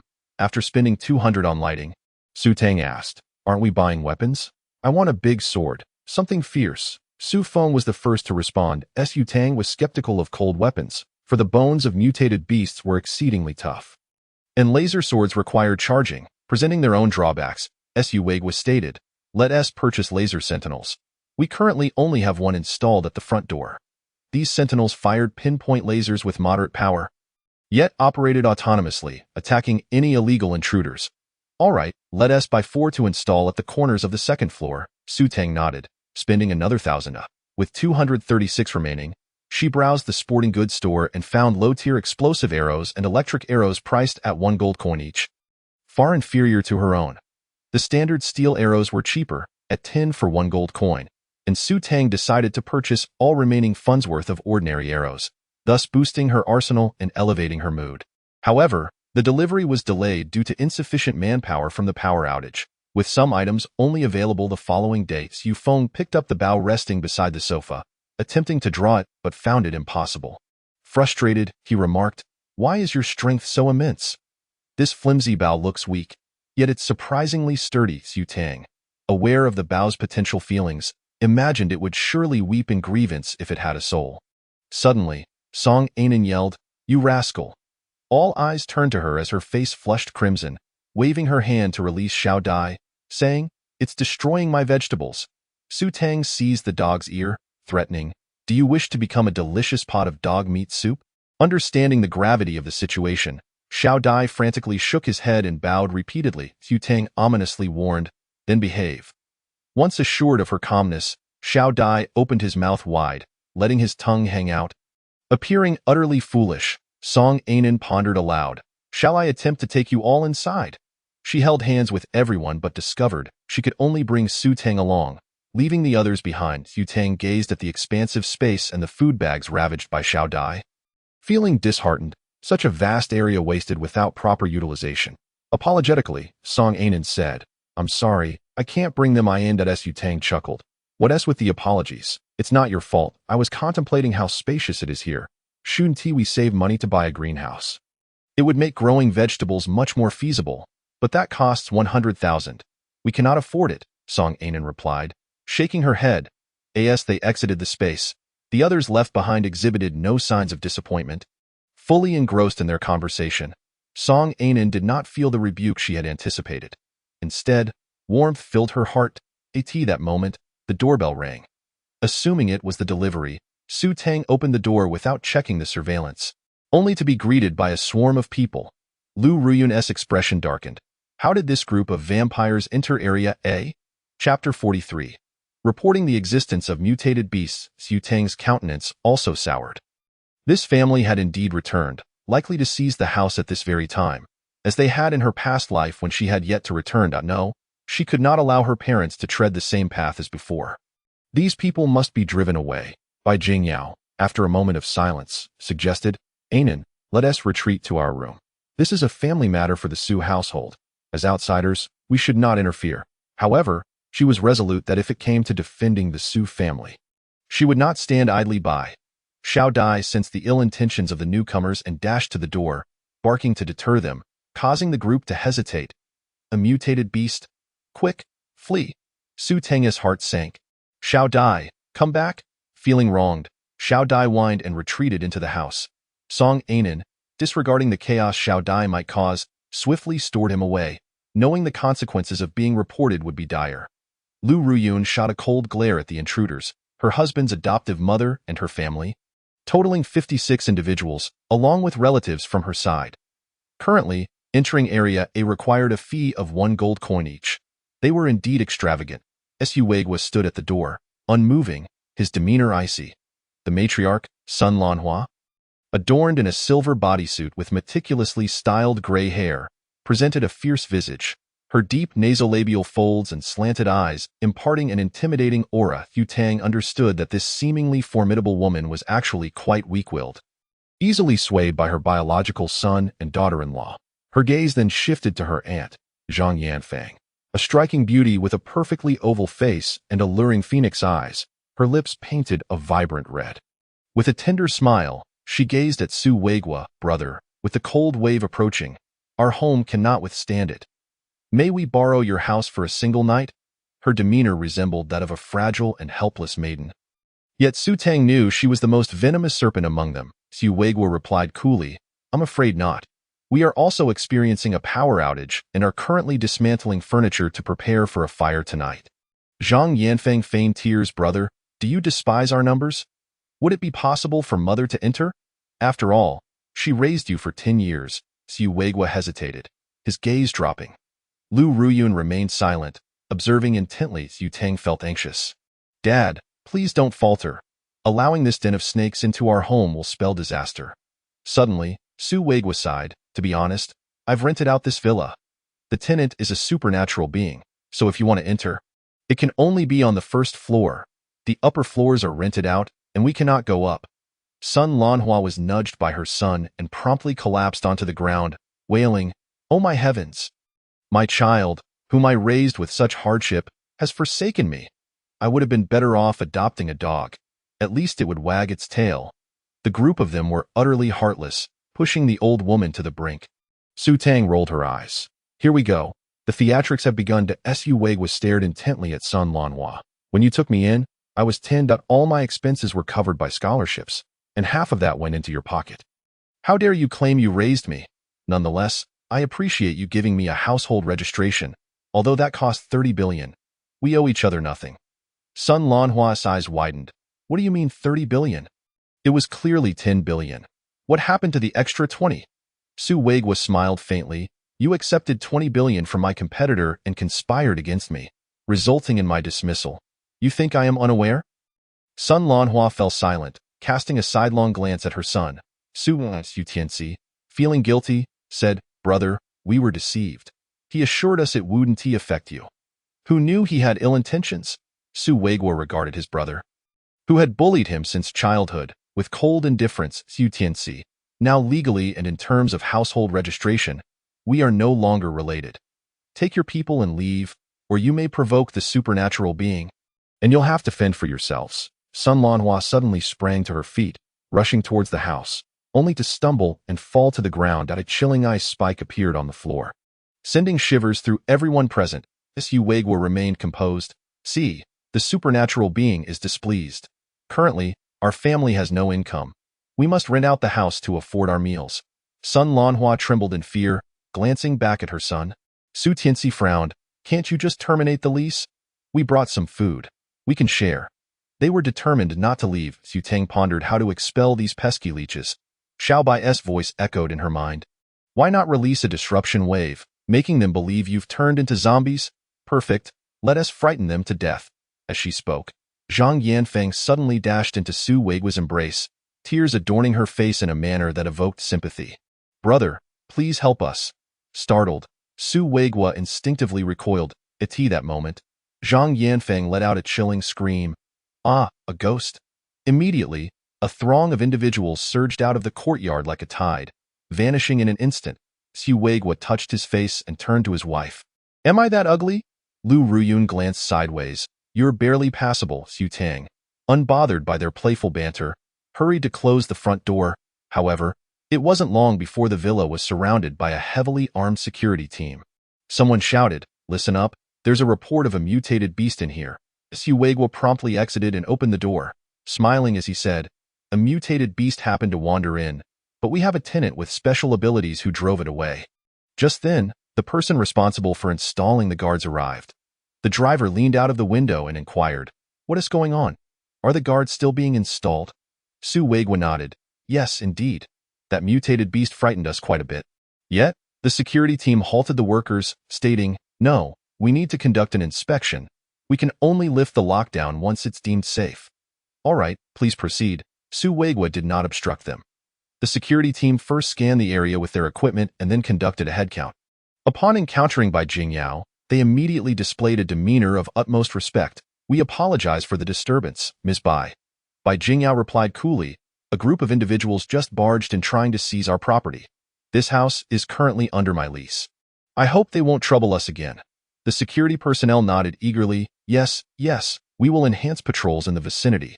After which, they signaled for their team to leave. Su Tang sighed in relief, grateful that the venomous snakes had not entered. At that moment, a cacophony erupted in her mind from Xiao Bai, urging her to return to her room. Hurry back. That obnoxious man has called 5 times. You must listen to what he has to say. It's driving me mad. Chapter 44. To confront Sun Bingrue at a loss for words, Su Tang returned to her room. Upon shutting the door, she found Xiao Bai perched on the bed. Its expression blank, but the voice emanating was that of Ling Junhan. Wife, why didn't you answer my call? I'll be at your place at 5 this afternoon. Make sure to prepare a hearty meal. Su Tang face-palmed, perplexed by the audacity of this person. After using him to provoke Sun Bingrue, he actually took her calling him husband seriously? Get lost. You took my supplies under the pretense of protecting my home. Yet you took my brother's supplies as well. What a breach of trust. Ling Junhan seemed momentarily taken aback. Your brother's supplies. Let me look into that. I'll give you an explanation tonight. With that, he ended the call. Xiao Bai regained its spirit and waved its claws. Don't trust that big liar. Su Tang furrowed her brows. In her previous life, Ling Junhan belonged to the left guard unit, while her current location in Area A was under the right guard unit's jurisdiction. Was this mere coincidence, or did it hold some hidden significance? Biting her lip, she waited until the installation crew departed before making her way to the living room. Su Weiguo was seated on a single couch, distractedly fiddling with his holographic computer, his mind evidently elsewhere. Dad, you're not getting soft-hearted, are you? Su Tang questioned skeptically. Su Weiguo chuckled. How could that be? My superiors want me to work in the experimental building. And after several rejections, this latest invitation came with a threat. It's quite bothersome. Who is your superior, Dad? Su Tang inquired with curiosity. Xiao Long, the general of the right guard unit. Su Weiguo replied that Su Tang recalled that in her past life, Sun Bingrue was intimately connected with the right guard unit, a faction whose methods she did not favor. Ling Junhan, hailing from the left guard unit, held a rank comparable to that of a vice general. A glimmer of realization sparked within her as she asked, Dad, did the right guard unit take our supermarket supplies? Indeed, this area falls under the jurisdiction of the right guard unit, Su Weiguo confirmed with a nod. Su Tang sighed, realizing she had misjudged that fellow. Well then, I suppose I'll just make an extra bowl of rice tonight to apologize? Not a chance. Nevertheless, she still voiced her concern. Dad, I believe it would be best for us to remain ordinary citizens. Joining a faction may only lead to more troubles. Su Wagwa chuckled softly. I understand, which is why I've turned them down multiple times. However, they threaten to reclaim our home, and without it, we would have to relocate to Area B, where utilities are limited but safety is acceptable. Su Tang conceded, recalling that her father had indeed joined the Right Guard unit due to family obligations in her previous life, and her mother had followed suit to care for him. Yet, just 6 months later, news of their demise had surfaced. While she could not ascertain whether Sun Bingrue was involved, her brother's death was undoubtedly linked to him. Initially, Sun Bingrue claimed her brother had been cornered by zombies and could not escape. And she had believed his tearful recounting. Now, she suspected her brother had been sacrificed by Sun Bingrue. Lost in thought, Lu Ruyun suddenly rushed down from the second floor, declaring, "Reject him. We don't want this house anymore. Let us go straight to Area B. I refuse to believe they will still follow us if we reside in a dilapidated place." Su Tang felt indifferent. She was fine with wherever they lived. As there were still plenty of energy candies in the warehouse, Su Wagwa gazed at his wife, who remained so pure and untainted. He could hardly bear to let her live in such a place. Yet, for her sake, he nodded. All right. Su Tang pouted. Then we won't have any use for the guards we purchased? Not to worry. We are entitled to 1 free relocation within a month, so it's not a loss. Su Wagwa said, and after sending a rejection email, he felt a wave of relief wash over him. Su Tang glanced at the clock, noting it was already 4 o'clock, and she rose to prepare dinner. At 5, the doorbell rang. Checking the surveillance, she saw it was Ling Junhan, who had arrived in a familiar-looking RV. The license plate number was different. This one was A13, while the one in her warehouse was A30. She opened the door to find Ling Junhan driving into the courtyard. Standing on the doorstep, she regarded him with an icy demeanor. Ling Junhan leaped out of the driver's seat, holding a small box in his hand. Dressed in a vintage black suit adorned with a red rose, he appeared every bit the dashing gentleman. Su Tang felt a wave of nostalgia wash over her. When had she seen such a scene before? Yet, she could not place it. Ling Junhan approached, lifting the box with utmost seriousness. Su Tang, be my girlfriend. I, Ling Junhan, promise fidelity. Please grant me the opportunity to pursue a relationship with the intent of marriage. Stunned, Su Tang lowered her gaze to the box, which contained her grandmother's bracelet. When she had just been reborn, she had been too eager to expose Sun Bingrue to retrieve the shattered pieces of the bracelet. It had been perfectly restored, each delicate flower motif strikingly familiar. Countless red rose petals rained down from the sky, creating a romantic and warm atmosphere. On the steps stood a beautiful girl in a white dress, while below, a dashing young man exuded nobility, all framed by the cascade of petals, rendering a breathtaking tableau. Su Tang met Ling Junhan's gaze, which was filled with sincerity and fervor. Yet, why did he have feelings for her? Was it because of her abilities? No, he was aware that Song Ainan's space was far larger. If it were merely for her space, he would not have professed his feelings. Ling Junhan noticed her stunned silence. A shadow of sadness crossing his features. Su Tang, I know saying I love you now may not be believable, but please trust me. Grant me the chance to protect you, until the end of time. Gradually, the indistinct voice in her mind became clearer. It was indeed Ling Junhan's voice. Su Tang felt a sharp pain in her head, and darkness enveloped her in a panic. Ling Junhan reached out, pulling her into his embrace, holding her tightly, his face pale and frantic. Su Wagwa, unsure of what was happening, rushed forward to reclaim his daughter. However, Ling Junhan's gaze bore the intensity of a beast guarding its mate. He held onto her fiercely, exuding an aura that warned off anyone who dared approach. Song Ainan rushed out, exclaiming, Ling Junhan, Uncle Su is a doctor. Quickly let him examine Su Tang. He would never harm his own daughter. Hearing this, Ling Junhan visibly relaxed, akin to a child caught in wrongdoing. Relinquishing Su Tang into Su Wagwa's arms, yet he remained closely at hand. Su Wagwa scrutinized Ling Junhan. Regardless of his identity, the fierce protectiveness he exhibited for his daughter warranted a second glance. He examined Su Tang, frowning as he remarked, it appears she has undergone hypnosis, leaving a suggestion within her body. Ling Junhan, visibly anxious, asked, what should we do? Su Wagwa bit his lip. There's no way to resolve it unless we find the hypnotist or uncover the suggestion itself to unlock her mind. Ling Junhan abruptly stood and strode towards the door. Song Ainen called out urgently, "Where are you going?" Ling Junhan turned back, his eyes brimming with lethal intent, to take down Sun Bingrue. Chapter 45. To live in the slums, he suspected that Sun Bingrue had implanted the suggestion. Su Weigua furrowed his brow and said, "Such a suggestion must be administered by someone well-versed in psychology and employing specialized techniques. Does Sun Bingrue possess such capabilities?" Ling Junhan shook his head. "No, he lacks those skills. Then it must not be him. Think of anyone else who may fit the criteria," Su Weigua inquired. Ling Junhan rubbed his face with his hands, deep in thought. Song Anen anxiously remarked, "That Sun Bingrue is no good either. He deceived Tang Tang's feelings and even spent the night before the wedding with Lin Hui. Thankfully, Tang Tang discovered it in time and didn't go through with the marriage." Lu Ruyun slapped the sofa in frustration, her face turning pale. "What? She was planning to hide her marriage from me." Song Anen shrank back, realizing she had let slip something that they were evidently unaware of. Su Weigua remained composed, not overly agitated. Marriage is inconsequential, but he cannot bully Tang Tang. "Where is Sun Bingrue? I must deal with him." Ling Junhan shook his head. "He is in the concentration camp and currently unreachable." After saying this, he looked up at Su Weigua and asked, "Uncle Su, do you have anyone around you who possesses such skills?" Su Weigua paused for a moment, then replied, "Yes, but our relationship is that of mentor and apprentice. How could he possibly harm Tang Tang? Who is it?" "I will investigate," Ling Junhan pressed. "His name is Xiao Jingqing. He is like a half-apprentice to me. After I left the hospital, he also departed. He is a loyal and principled young man." Su Weigua explained. Ling Junhan narrowed his eyes, committing the name to memory. At that moment, Su Tang stirred and regained consciousness, sitting upright with a slightly dazed expression.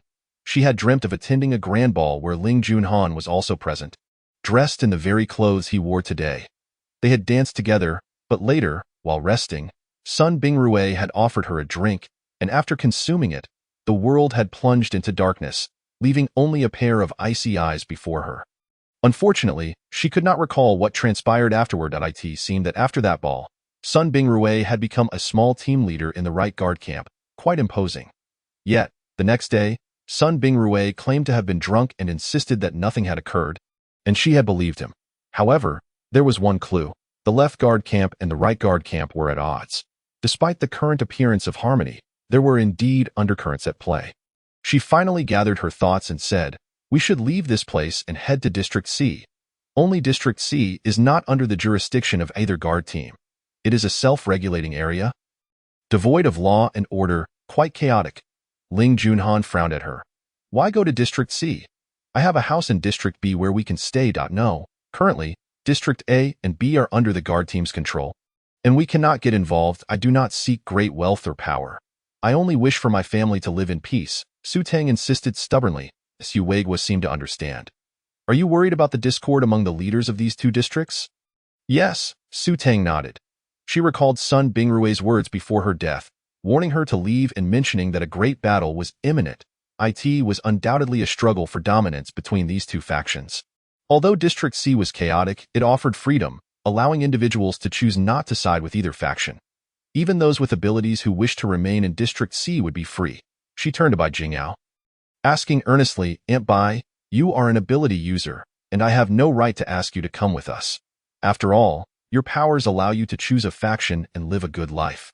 However, the greatest advantage of District C is the chance to be a free person, albeit without social security, to fend for oneself." Bai Jingyao smiled slightly. "Wherever you go, I shall follow, for I know my Anin will certainly stay by your side." Song Anin immediately nodded. "Yes, if you go to the slums, I will accompany you there, and I will grow vegetables to support you." Su Tang finally chuckled, feeling somewhat touched. Where could she find such a wonderful girl? How splendid it would be to be a man. Ling Junhan interjected sarcastically, "Su Tang is a normal person. She does not play for the other team." Song Anin shot back, "We share a sisterly bond. Can't real sisters be close? Who do you think you are? Do you know us longer than I do?" Ling Junhan, "I have known her in my past life." Su Tang stifled her laughter. Rising to face Ling Junhan, "Come with me, I have a few questions to ask you." "All right," Ling Junhan nodded. The two ascended to the upstairs bedroom, where Su Tang sat on the long bench at the foot of the bed, gazing intently at Ling Junhan. When you said I resemble your sister, was that merely an excuse? Ling Junhan shook his head. No, it is not. I in his previous life, he had been unaware of having a sister. And in this life, he had only discovered it by chance. The moment he saw a photo of his aunt, fear gripped him, worried that Su Tang might be his cousin, which prompted him to hastily verify her DNA with a watch. Thankfully, she was not. Su Tang nodded. Then tell me, how did you know about the apocalypse? Though there were signs, you wouldn't have thought of it as an impending apocalypse, would you? Ling Junhan hesitated for a moment, locking eyes with her as he replied, we captured a group of individuals from outside the Alliance. They were researching human genes and using special substances to awaken the potential of different races. Analyzing the experimental data, it appears they began their experiments a decade ago, and now is likely a critical juncture. Su Tang listened intently, convinced he was not lying. After a moment's thought, she asked, what about your guard team? Ling Junhan raised a hand to stop her. I have resigned. From now on, I will only protect those I wish to guard. Any orders from the guard team are of no consequence to me. Su Tang's mouth fell open in shock. Wait, in your past life, you were always with the guard team. How is it that you resigned in this life? Could it be that my rebirth has caused a butterfly effect, throwing you off course? Regardless, avoiding involvement in the disputes of the guard teams might indeed allow her to live more freely. Fine. I have decided to go to District C, so I need to buy a house. Su Tang stood up, feeling there was no need to ask further questions. The authorities must have their reasons for not disclosing the truth. She had resolved to live as an ordinary person. So why dig into those secrets? Ling Junhan quickly interjected. I will go too. I have a house there. No need to buy one. Oh, I have a lot of family. Aunt Bai and Anan will be coming along. Su Tang doubted that his house could accommodate them all. However, Ling Junhan flashed a charming smile. Don't worry. There will be enough space for everyone. He then produced a bracelet. You have yet to agree to my proposal. Su Tang looked at the bracelet, reaching out to take it. This was my grandmother's bracelet. Wasn't it broken? How did it end up with you? She felt a sharp pang in her eyes, in her past life.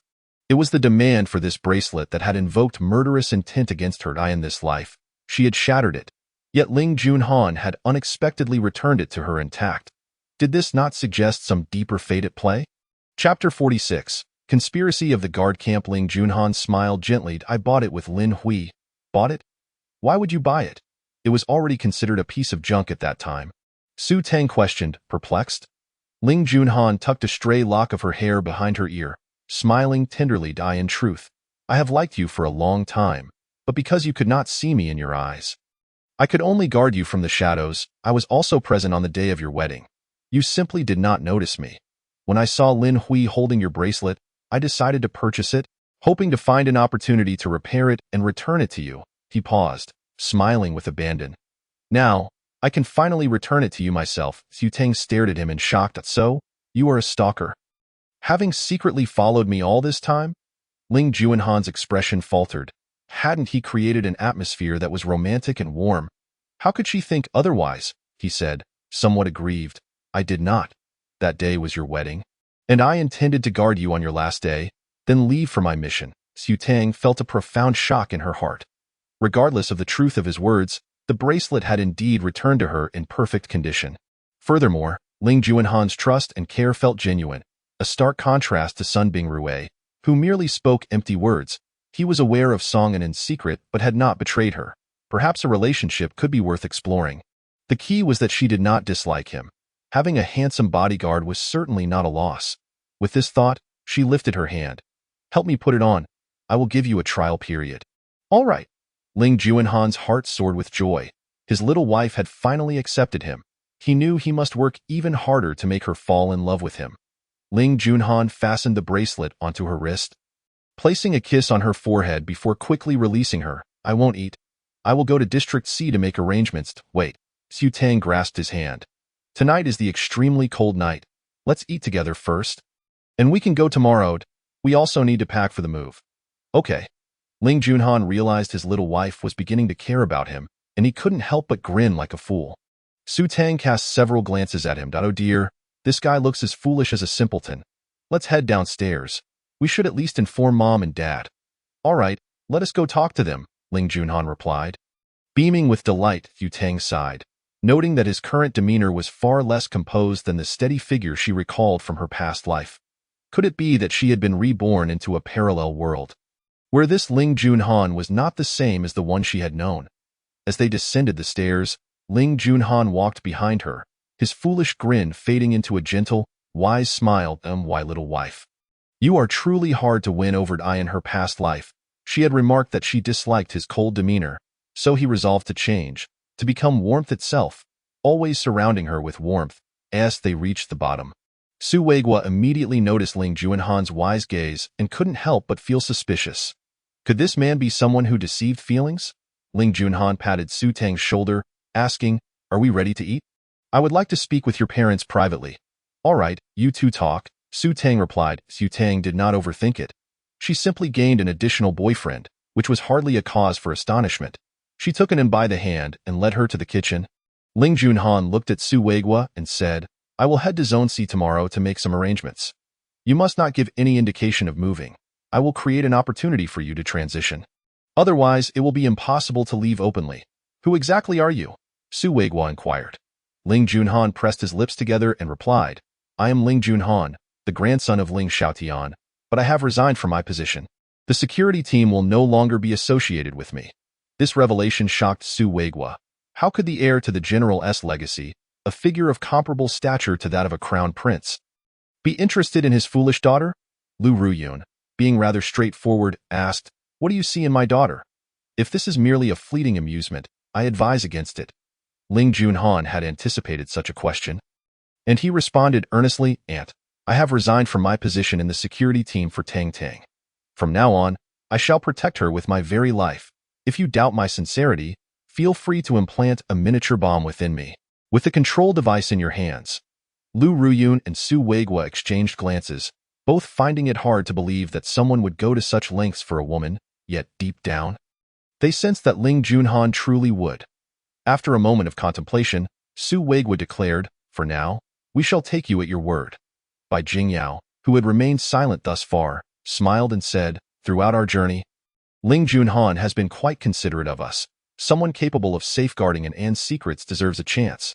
Hearing this, Lu Ruyun nodded in agreement, granting him an opportunity.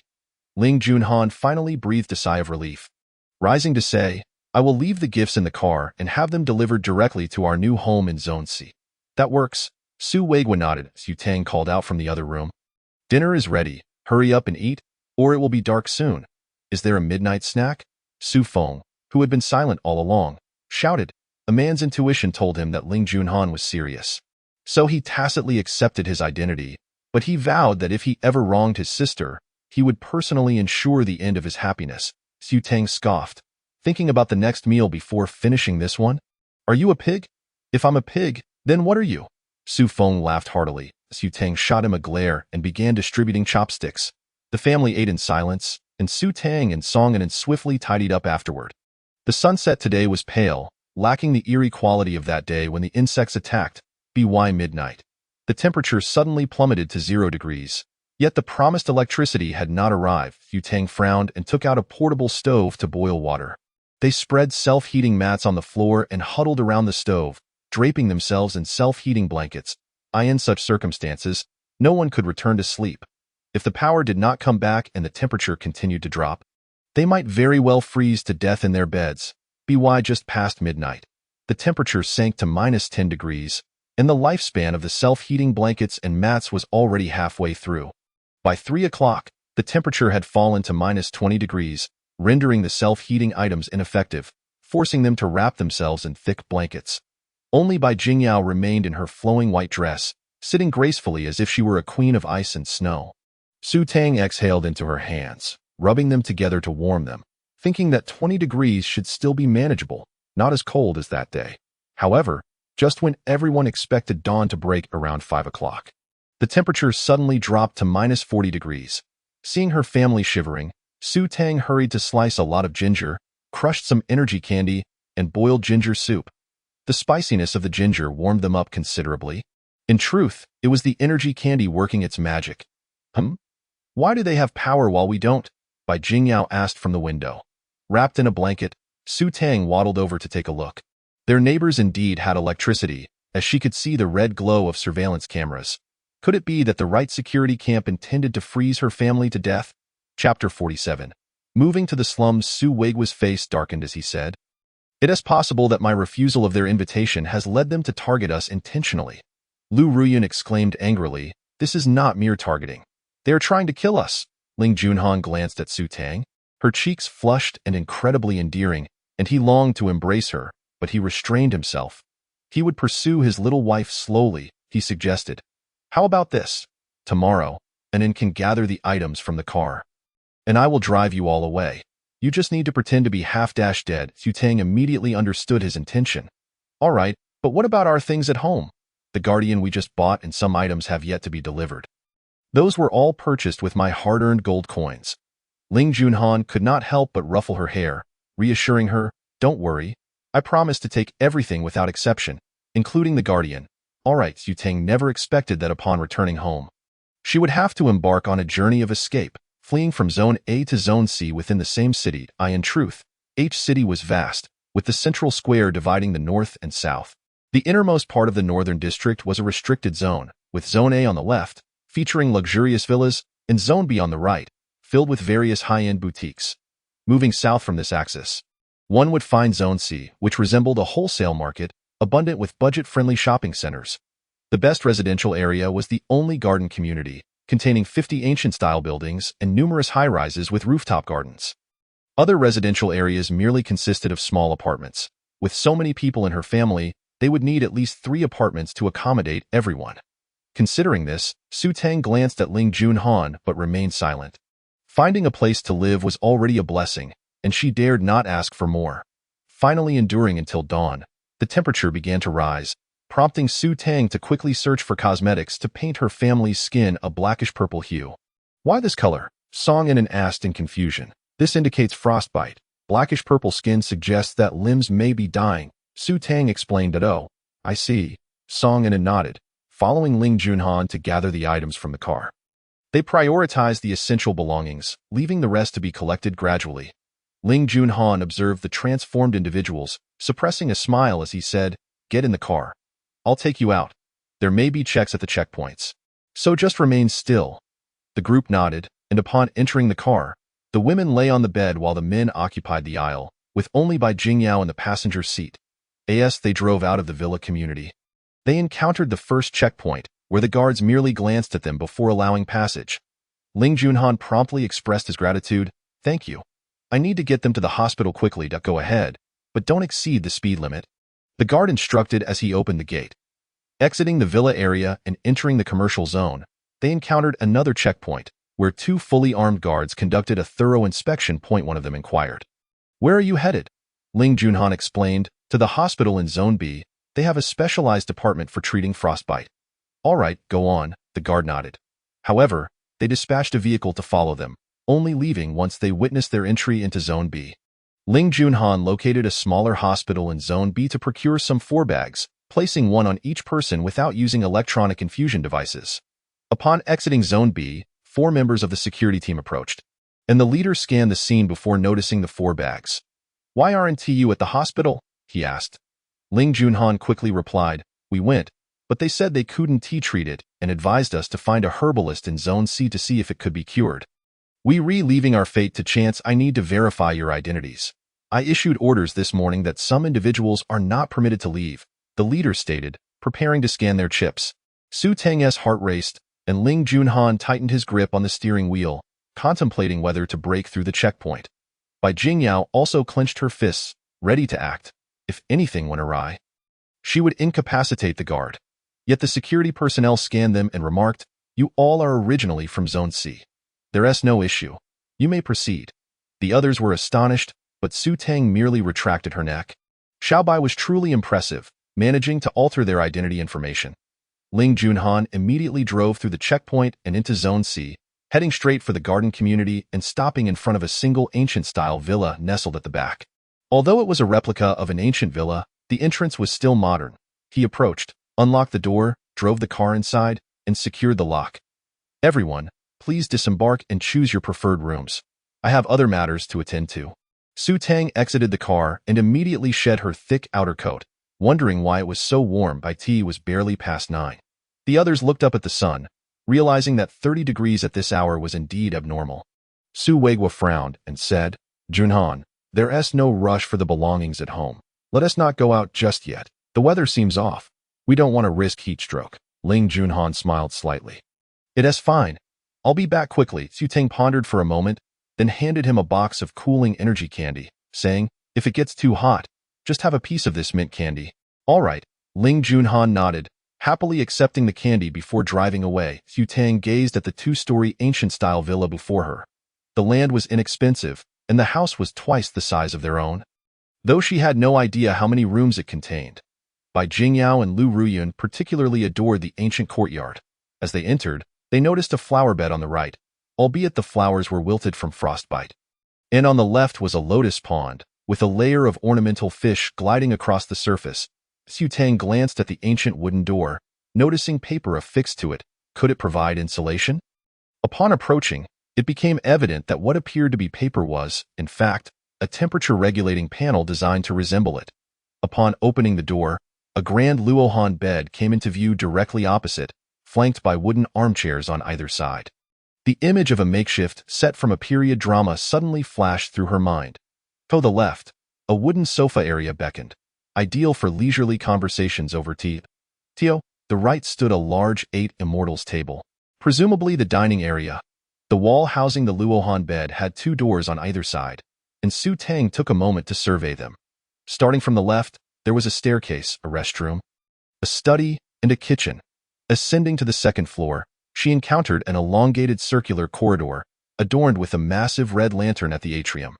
There were a total of 8 rooms, each bearing its own name. Ample enough for each person to have one, though they did not require so many. The layout of the rooms was identical. Upon entering, one would find an 8 immortals table, followed by a screen, behind which lay a traditional bed, an ancient dressing table, wooden cabinets, and various other adornments. Su Teng particularly favored the room with a window overlooking the neglected backyard, which, while in disarray, offered a wide view of a distant street. The windows of the remaining rooms either faced the yard or the building itself, providing a rather limited perspective. Once they selected their rooms, they began to arrange their new living spaces. As the group busied themselves, the doorbell rang from outside, prompting Su Teng to dash downstairs to check the surveillance. A group of oddly dressed individuals stood outside, resembling ruffians, with a bald man at the forefront, impatiently pressing the doorbell. Chapter 48, Brother, pay the gold coins. After a brief moment of contemplation, Su Teng decided to open the door. It would not do to allow them to damage it. Upon seeing the door ajar, the bald man was about to unleash a tirade but halted upon noticing the charming young girl before him, instead inquiring, where are your elders? Is there something you need, big brother? Su Teng feigned a frightened demeanor. The bald man furrowed his brow and replied, I am the captain of the security team for the garden community. To reside here. A protection fee is required, 10 gold coins per household per month, or 1 gold coin per person. What are the benefits of paying per household? Su Teng asked. He frowned again, stating, if the number of residents exceeds 10, paying per household becomes more reasonable. We can guarantee that you won't be disturbed by mutated beasts while living here. Please wait, I have no money. I will ask my father. Su Teng nodded.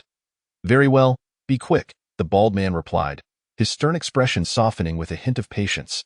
Returning indoors, Su Teng glanced at her brother, who was engrossed in studying ancient paintings at the 8 immortals table. Brother, I need gold coins. All right, Su Feng replied without a second thought, handing Su Teng 1,000 gold coins. After completing the transfer via their light brain, she returned to the door to present 10 gold coins. The bald man curiously asked, where are your elders? They are ill, Su Teng replied with a pitiful expression. Oh, Li Mingjiang from Villa 8 in our garden community is a herbalist. I believe his medical skills are commendable. You might consider having him take a look. In the future, be cautious about opening the door without asking who is there, the bald man advised kindly before departing with his companions. A smile crept onto Su Teng's lips. She recognized the bald man, recalling how he had aided her during her ordeal with the zombies. Not a grand gesture, but it demonstrated his commendable character, which made her willing to pay a bit more. She closed the door and observed her mother and aunt by attempting to salvage ornamental fish, their expressions a comical mix of regret. Mom, These fish are inherently fragile, and given last night's extreme cold, they surely won't survive. We might as well eat them, Su Tang suggested. Lu Ruyan quickly shook her head. No, ornamental fish are cultivated with various catalysts. And who knows if the animals have mutated? The fish might as well. Su Tang nodded thoughtfully. By the way, what about the animals you kept? Lu Ruyan sighed. The ragdoll cat went berserk and was killed by your father. The hamster has disappeared, and the hedgehog has mutated, taken by the security team for research. So, does that mean there's still a hamster at home? Su Tang mused, sensing that it likely remained unmutated, though she couldn't return to search for it now. Su Weigua emerged from the room, inquiring, why does our chip indicate that we are from Area C? Su Tang, with a quick thought, replied, perhaps it's the doing of Ling Junhan. Without skepticism, Su Weigua nodded. He is indeed the grandson of the general of the left security team. A legitimate scion of a prominent family, Su Tang chuckled lightly, glancing at the sky. Let's head inside. It feels like the sun could roast us. As they retreated indoors, Bai Jingyao produced a large basin filled with ice cubes, radiating a refreshing chill. Lu Ruyun expressed envy. The ice abilities are truly remarkable. Not only do they shield one from heat and cold, but they also ensure a steady water supply. Just then, an alarm blared throughout the community, accompanied by a panicked female voice. Warning, warning, an explosion has occurred at the water treatment plant. Please store water immediately. If the water tower is drained, there will be no clean water source left. Song Ainen sprang to her feet. Rushing toward the kitchen, quick, let's store water. By the time they filled every available container in the house, the water flow had dwindled to a trickle. Xu Feng asked, why do we need to store water? Isn't Ant Bai equipped with abilities? Su Tang glanced sideways. Using abilities definitely expends energy. One cannot simply freeze ice indefinitely. Su Feng scratched his head, grinning foolishly. Bai Jingyao confirmed, that's correct. I've tested it and can condense a ton of ice daily. But anything beyond that causes a sharp pain in my head. Su Tang discreetly queried Xiao Bai, in my previous life, those with secondary ice abilities could only create 10 ice spikes at most. Not even half a ton altogether. Ant Bai's ability truly stronger than those who have experienced the red rain. Xiao Bai responded, how should I know? It might be simpler to alter the chip information instead. I hacked into the network, and they detected It's impossible to revert your chip information, so you will now be classified as part of Area C. That's of little concern. I have no desire to venture into Areas A or B. Su Tang replied indifferently. Xiao Bai cautioned, you should worry more about the red rain situation. They will certainly not accompany you into the rain, and it's not feasible to forcibly drag them into it. Let me think about that, Su Tang acknowledged, recognizing the dilemma. Admitting to being reborn would undoubtedly distress her parents, so she needed to devise an alternative plan. Additionally, keeping her system a secret was a protective measure, especially considering that post-Red Rain, there were individuals with mental abilities capable of hypnosis, extracting secrets from people unwittingly.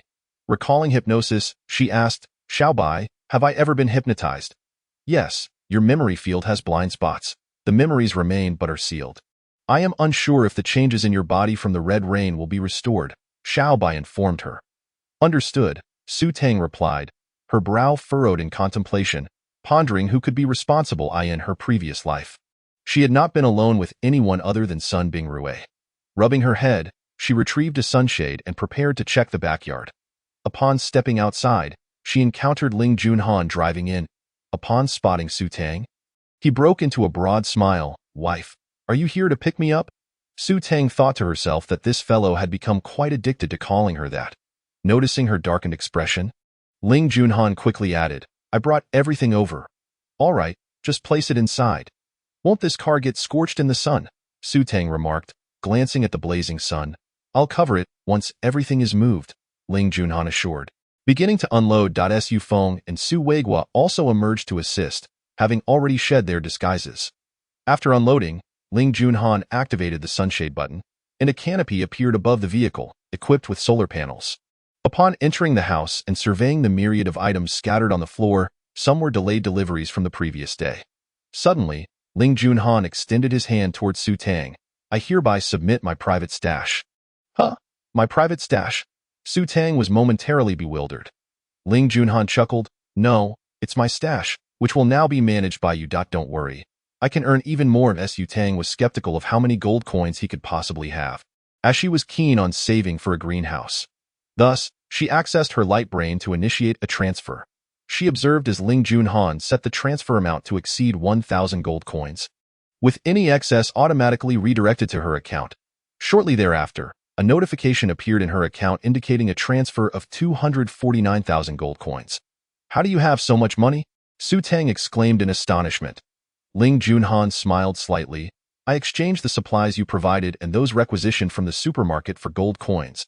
Su Tang cast a sidelong glance, realizing it wasn't his personal stash but rather her own funds. And he had taken advantage of her by keeping 1,000 gold coins for himself. Just then, an explosive sound echoed from outside, and a wave of heat surged through the entrance, making it difficult to breathe. Chapter 49. Acquiring the crystal core, Su Tang hurried to the door, bracing against the heat wave, and witnessed smoke billowing from the RV in the yard, the solar panels above it melting away. Ling Junhan, upon noticing the chaos, immediately pressed a control panel on the main house door, causing water from the fish pond to coalesce into a spout, showering the vehicle. Initially, the water evaporated upon contact with the car, generating a thick mist, but gradually, it began to cool down, though the flow could not cease.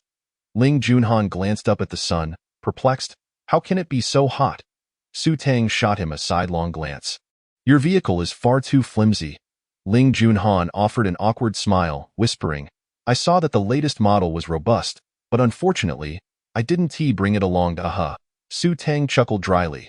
Bai Jingyao, however, observed the still smoking vehicle with a calm demeanor and suddenly remarked, "Could it be that the apocalypse is upon us?" A multitude of onlookers gazed at her intently. Bai Jingyao retrieved her holographic device, revealing a post on the Alliance forum that proclaimed the impending arrival of an apocalypse, further asserting that all life forms would undergo mutation following the descent of the Red Rain.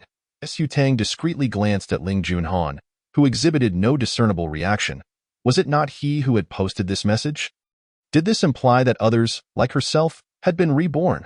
She approached and scrolled through the screen, noting that the post merely stated the apocalypse was imminent and that biological mutations would occur post-Red Rain, urging everyone to exchange their currency for supplies.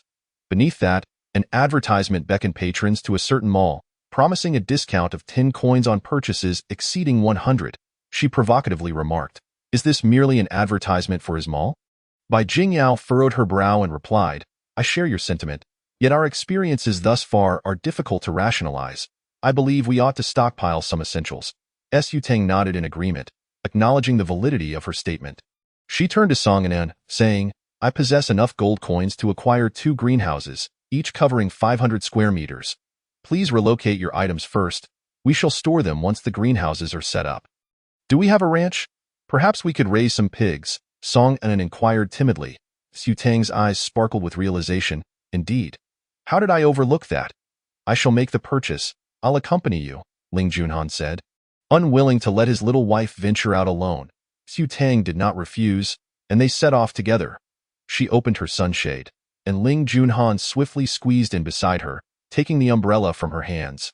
"I'll handle it." Su Tang shot him a playful glare as the pair exited to procure supplies. Although orders could be placed via the holographic device, delivery would be delayed due to insufficient electricity, and Su Tang preferred not to wait. They arrived at the official store in District C, which was sparsely populated, with only robotic sales assistants, creating an atmosphere of desolation. The duo headed straight for the high-tech area, utilizing a sand table to visualize the expanded versions of compressed housing. Ling Junhan pointed to a new energy farm and ranch, remarking, "These two are quite suitable. They are the models utilized in the restricted zones." Su Tang examined them and noted that the new energy generator required radioactive materials for power but was not limited to a specific type. Any radioactive substance would suffice.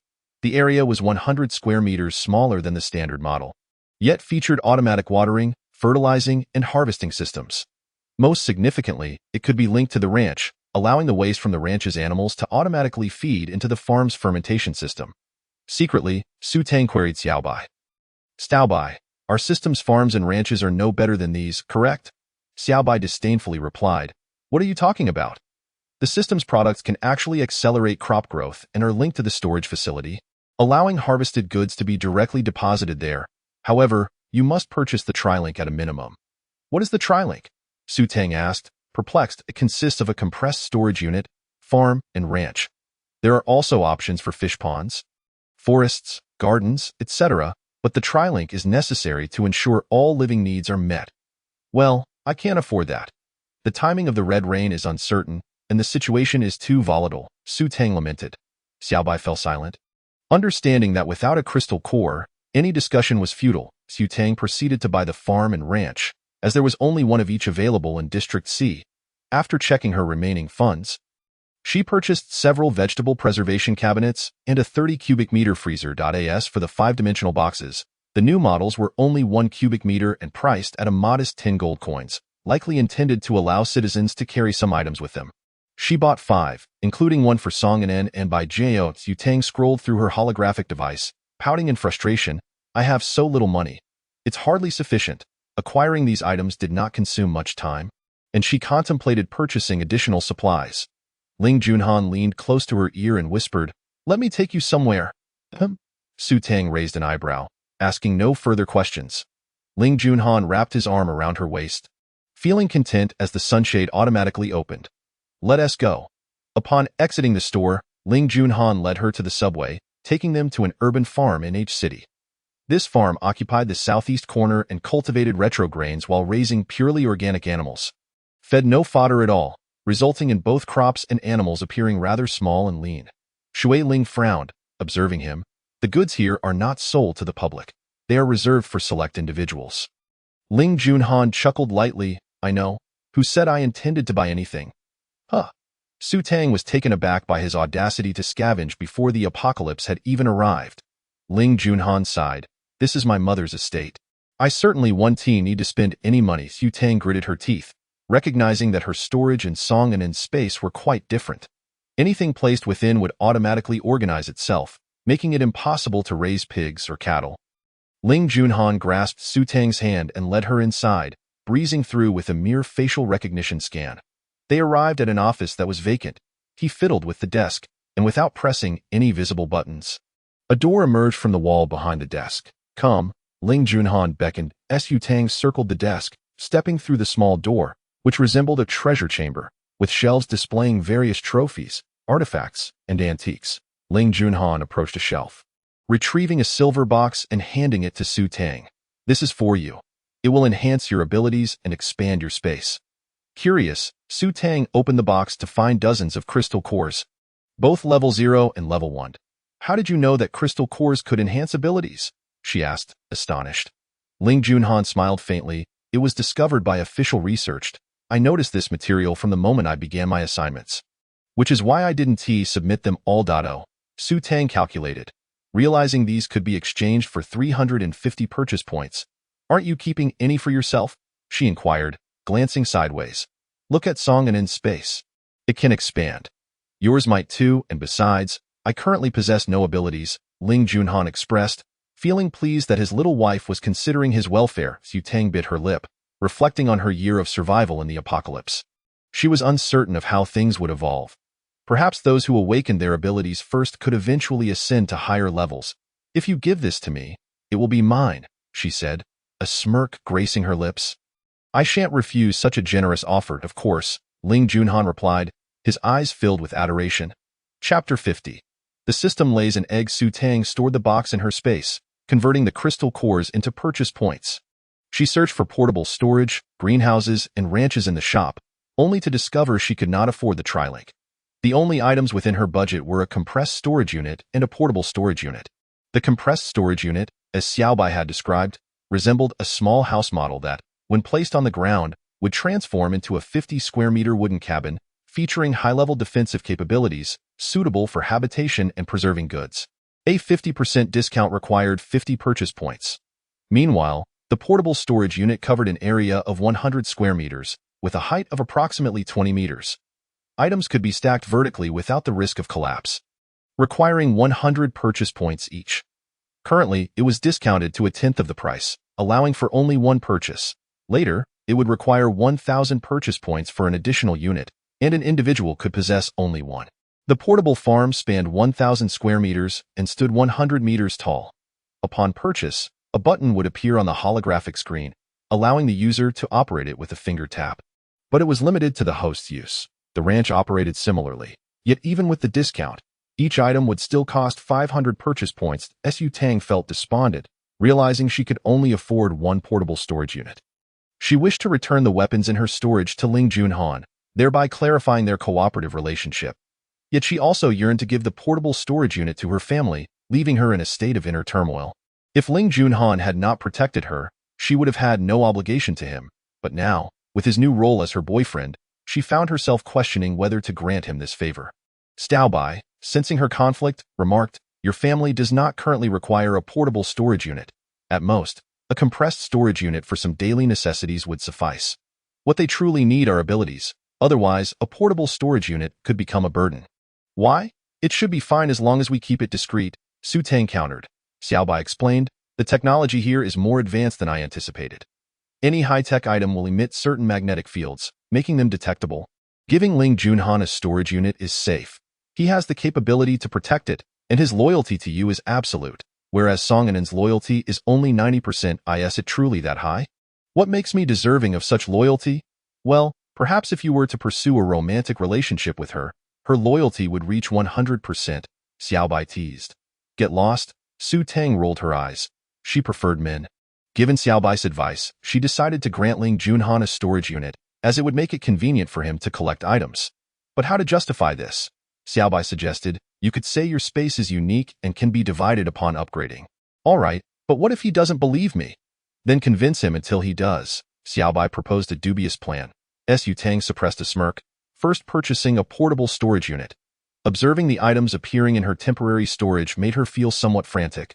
Ling Junhan watched her anxiously, sensing her expression was oddly fluctuating, neither indicative of failure nor success. He murmured, "If it didn't succeed, that's all right. I can procure higher-level crystal cores for you to try again later." Su Tang looked up, meeting his earnest and concerned gaze, which warmed her heart. This man truly devoted himself to her. She smiled awkwardly. "It's not that it failed. It just didn't expand my space. It laid an egg." "An egg?" Ling Junhan was utterly bewildered. He had never heard of a space capable of laying eggs. Su Tang produced an egg, resembling an ordinary chicken egg with its white, oval shape. "Behold, it truly has laid an egg." Ling Junhan, in a daze, grasped the egg and examined it closely, unable to suppress a smile. It was a gasopon, an antiquated toy. Su Tang had never encountered such a thing. Ling Junhan twisted the top and bottom of the eggshell, and with a crack, the shell vanished, revealing a small object that landed in the palm of his hand. "What is this?" Su Tang tilted her head, observing the small item closely. It appeared to be a ring, a simple wide men's gold band, adorned with a few strokes that carved an abstract dragon, vividly animated. Ling Junhan hesitated before asking, "Can I have this?" "Of course," Su Tang nodded. Unbeknownst to Ling Junhan, this ring was a portable storage unit. He grinned widely and extended the ring towards Su Tang, saying, "Put it on for me, oh." Without further thought, Su Tang picked up the ring and slipped it onto his finger, only to realize it had settled on his left ring finger, the place designated for wedding bands.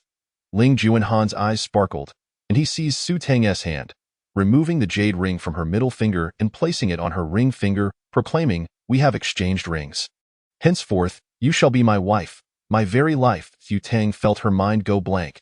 This was rather childish, yet her heart felt oddly content, as if she did not mind his words. Suddenly, the smile on Ling Junhan's face froze. He beheld a silver space, surrounded by metallic panels, measuring 100 square meters in area and soaring to a height of 20 meters, significantly larger than that of a novice ability user. Su Tang pouted, "My space doesn't grow. Any excess will simply divide itself, so you benefit." However, Ling Junhan regarded her seriously, stating, "This matter must remain confidential, even from your family. Otherwise, you risk being captured and forced to feed crystal cores, turning you into a mother hen for dividing spaces." "You're the mother hen," Su Tang shot back angrily, well aware of the importance of keeping secrets. Indeed, but I am a rooster." "All right." Ling Junhan immediately adopted a playful demeanor to cheer her up. Su Tang felt her mood lift as she shot a glance at the jesting man. "I can still divide some, but it requires a carrier." "Yes, use the 5-dimensional box. Everyone will have one in the future, and no one will suspect a thing." Ling Junhan retrieved an unopened 5-dimensional box from his backpack, measuring just an inch square. All right, Su Tang purchased 5 compressed storage units, which, upon merging with the 5-dimensional box, transformed into a silver box measuring 2 inches square and half an inch thick, losing its house functionality but providing 50 cubic meters of space. Xiao Bai sensed Su Tang's discontent and consoled her. This will suffice. It can hold a considerable amount of emergency supplies, and besides, it won't be discovered by others. If it gets lost, you won't feel a pinch. Fine. Su Tang reluctantly accepted the comfort, resolving to procure better items for her family in the future. The 5-dimensional box would be secure, as it required a password and DNA for access. Otherwise, it would self-destruct. After acquiring the space ring, Ling Junhan immediately cleared the contents of the room and inquired, "If I empty your space and store the ranch and farm within, can you retrieve them intact?" Su Tang shook her head, uncertain. The two exchanged bewildered glances when suddenly, an announcement blared from outside. "Attention, individuals inside. This area has been requisitioned by the authorities. You have 10 minutes to vacate with your personal belongings." Chapter 51. The second bug attack. Su Tang was taken aback. "Wasn't this private property?" Ling Junhan's expression darkened. "It's the right guardian camp. They have long coveted my mother's assets. I didn't expect them to brazenly seize it the moment I resigned." Su Tang bit her lip and patted his shoulder to comfort him. "It's all right. We'll pull off something big tonight." Ling Junhan immediately brightened. "Yes, my wife's command is my duty." Su Tang shot him a glare. Could this man not be serious for once? The two gathered a few items from the office before stepping outside. Su Tang held a family portrait of the Ling family, and upon examining it, she became unsettled. She recognized everyone except for Ling Xiaotian. The prominent figures from a year after the apocalypse were revered by countless people. Ling Junhan's father, Ling Zun, was a veritable heartthrob, exuding an even greater masculine charm in middle age. Captivating all, not only was he immensely strong, but he also possessed metal abilities, capable of forging any weapon by hand. His mother, Shui Wei, had long, wavy hair cascading down to her ankles, with a stunning figure and a face so pure and gentle she resembled a little angel. Yet, she was a cold-hearted woman who loved only her family, a paragon of mental abilities, a strikingly beautiful and noble young girl, linked to Ling Junhan's arm, smiled sweetly, but she was not a member of the Ling family. Who was she? Su Tang pondered this question until she accidentally bumped into Ling Junhan's back. He quickly turned to her. "Did that hurt?" Su Tang pouted, feeling quite wronged as she held the box for storing items in one hand and the photo in the other. "Who is she?"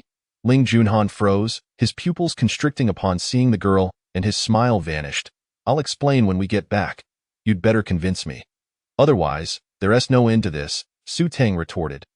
Unsure why she felt so irked, Ling Junhan immediately softened his tone, assuring her, Yes, I promise to clarify everything when we return." One of the guards glanced at them.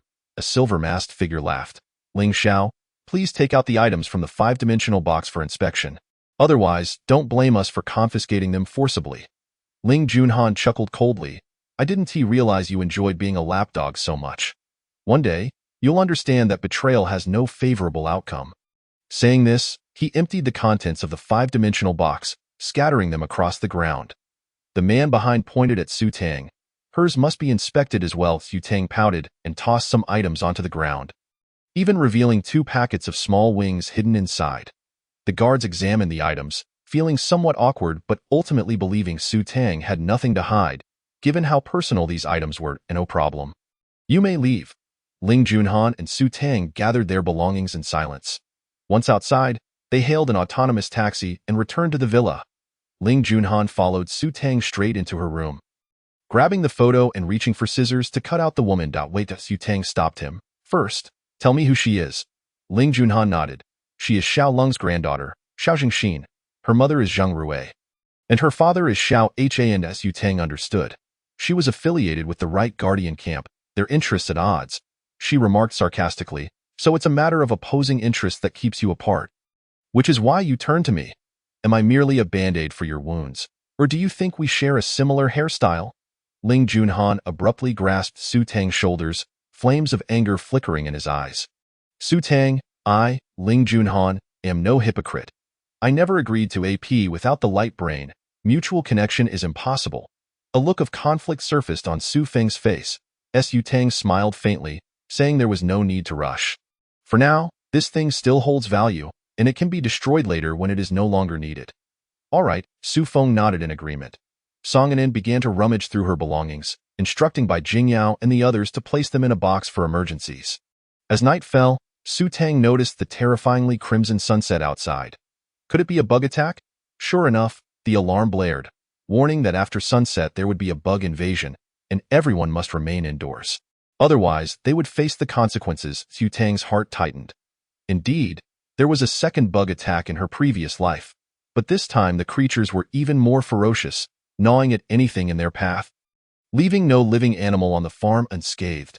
Chapter 52. Trapped in a taxi, Ling Junhan furrowed his brow, unwilling to let Su Tang take the risk. He quietly said, "I'll go alone. You stay behind." Su Tang shook her head, insisting that they could manage together in protective gear, which would allow them to blend in amidst the chaos. Very well, Ling Junhan thought, recognizing the determination in her eyes. Knowing she would not heed his advice, it was better to go together for mutual support. Lu Ruyun cast a sidelong glance at the pair and inquired, "What are you two planning to do?" Su Tang chuckled awkwardly, explaining that the right guard had seized Ling Junhan's mother's belongings, and they intended to retrieve them amidst the turmoil. Lu Ruyun earnestly cautioned them, "Don't take unnecessary risks. As long as you are alive, you can always acquire better things. Don't endanger yourselves for a mere trifle." Su Tang quickly reassured, "There won't be any danger. We'll collect what we need from that building.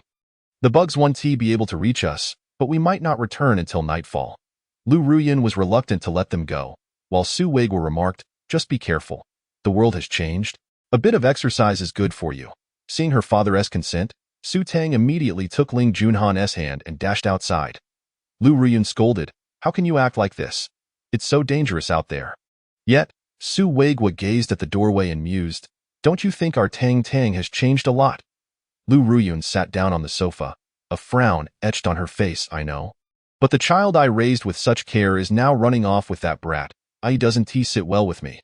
Su Weiguo sighed, accepting that the child has grown and must be allowed to fly. Without experiencing the world, she would only perish foolishly on the other side. Su Tang sneezed. Rubbing her nose, she wondered who had spoken ill of her.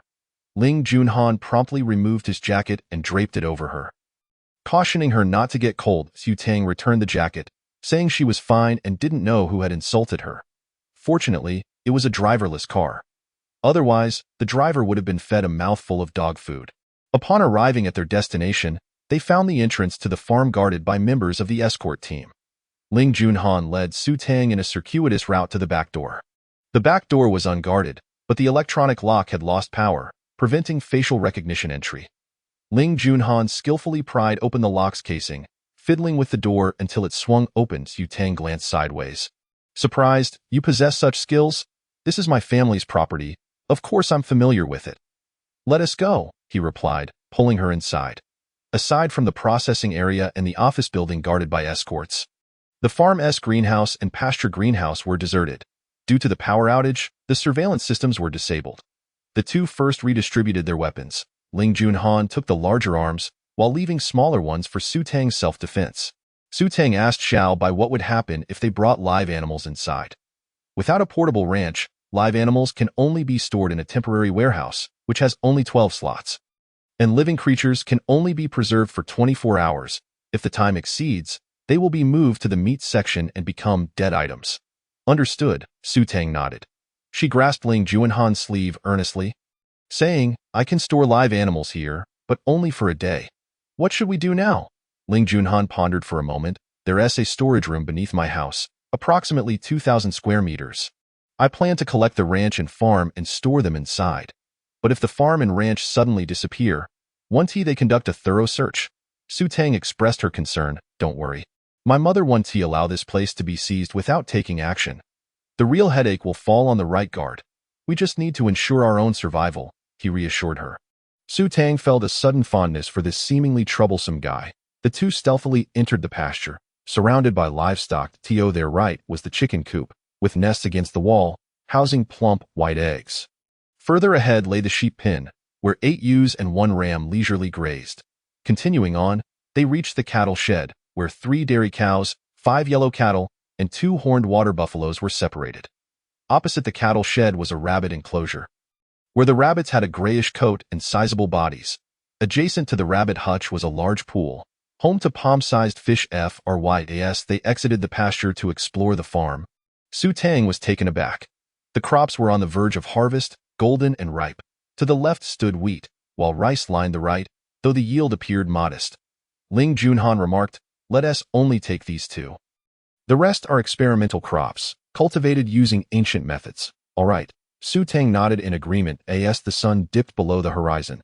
They quickly gathered their items and rushed outside, diving into a taxi. However, after driving for a short distance, the vehicle halted, automatically opening the transparent protective shield.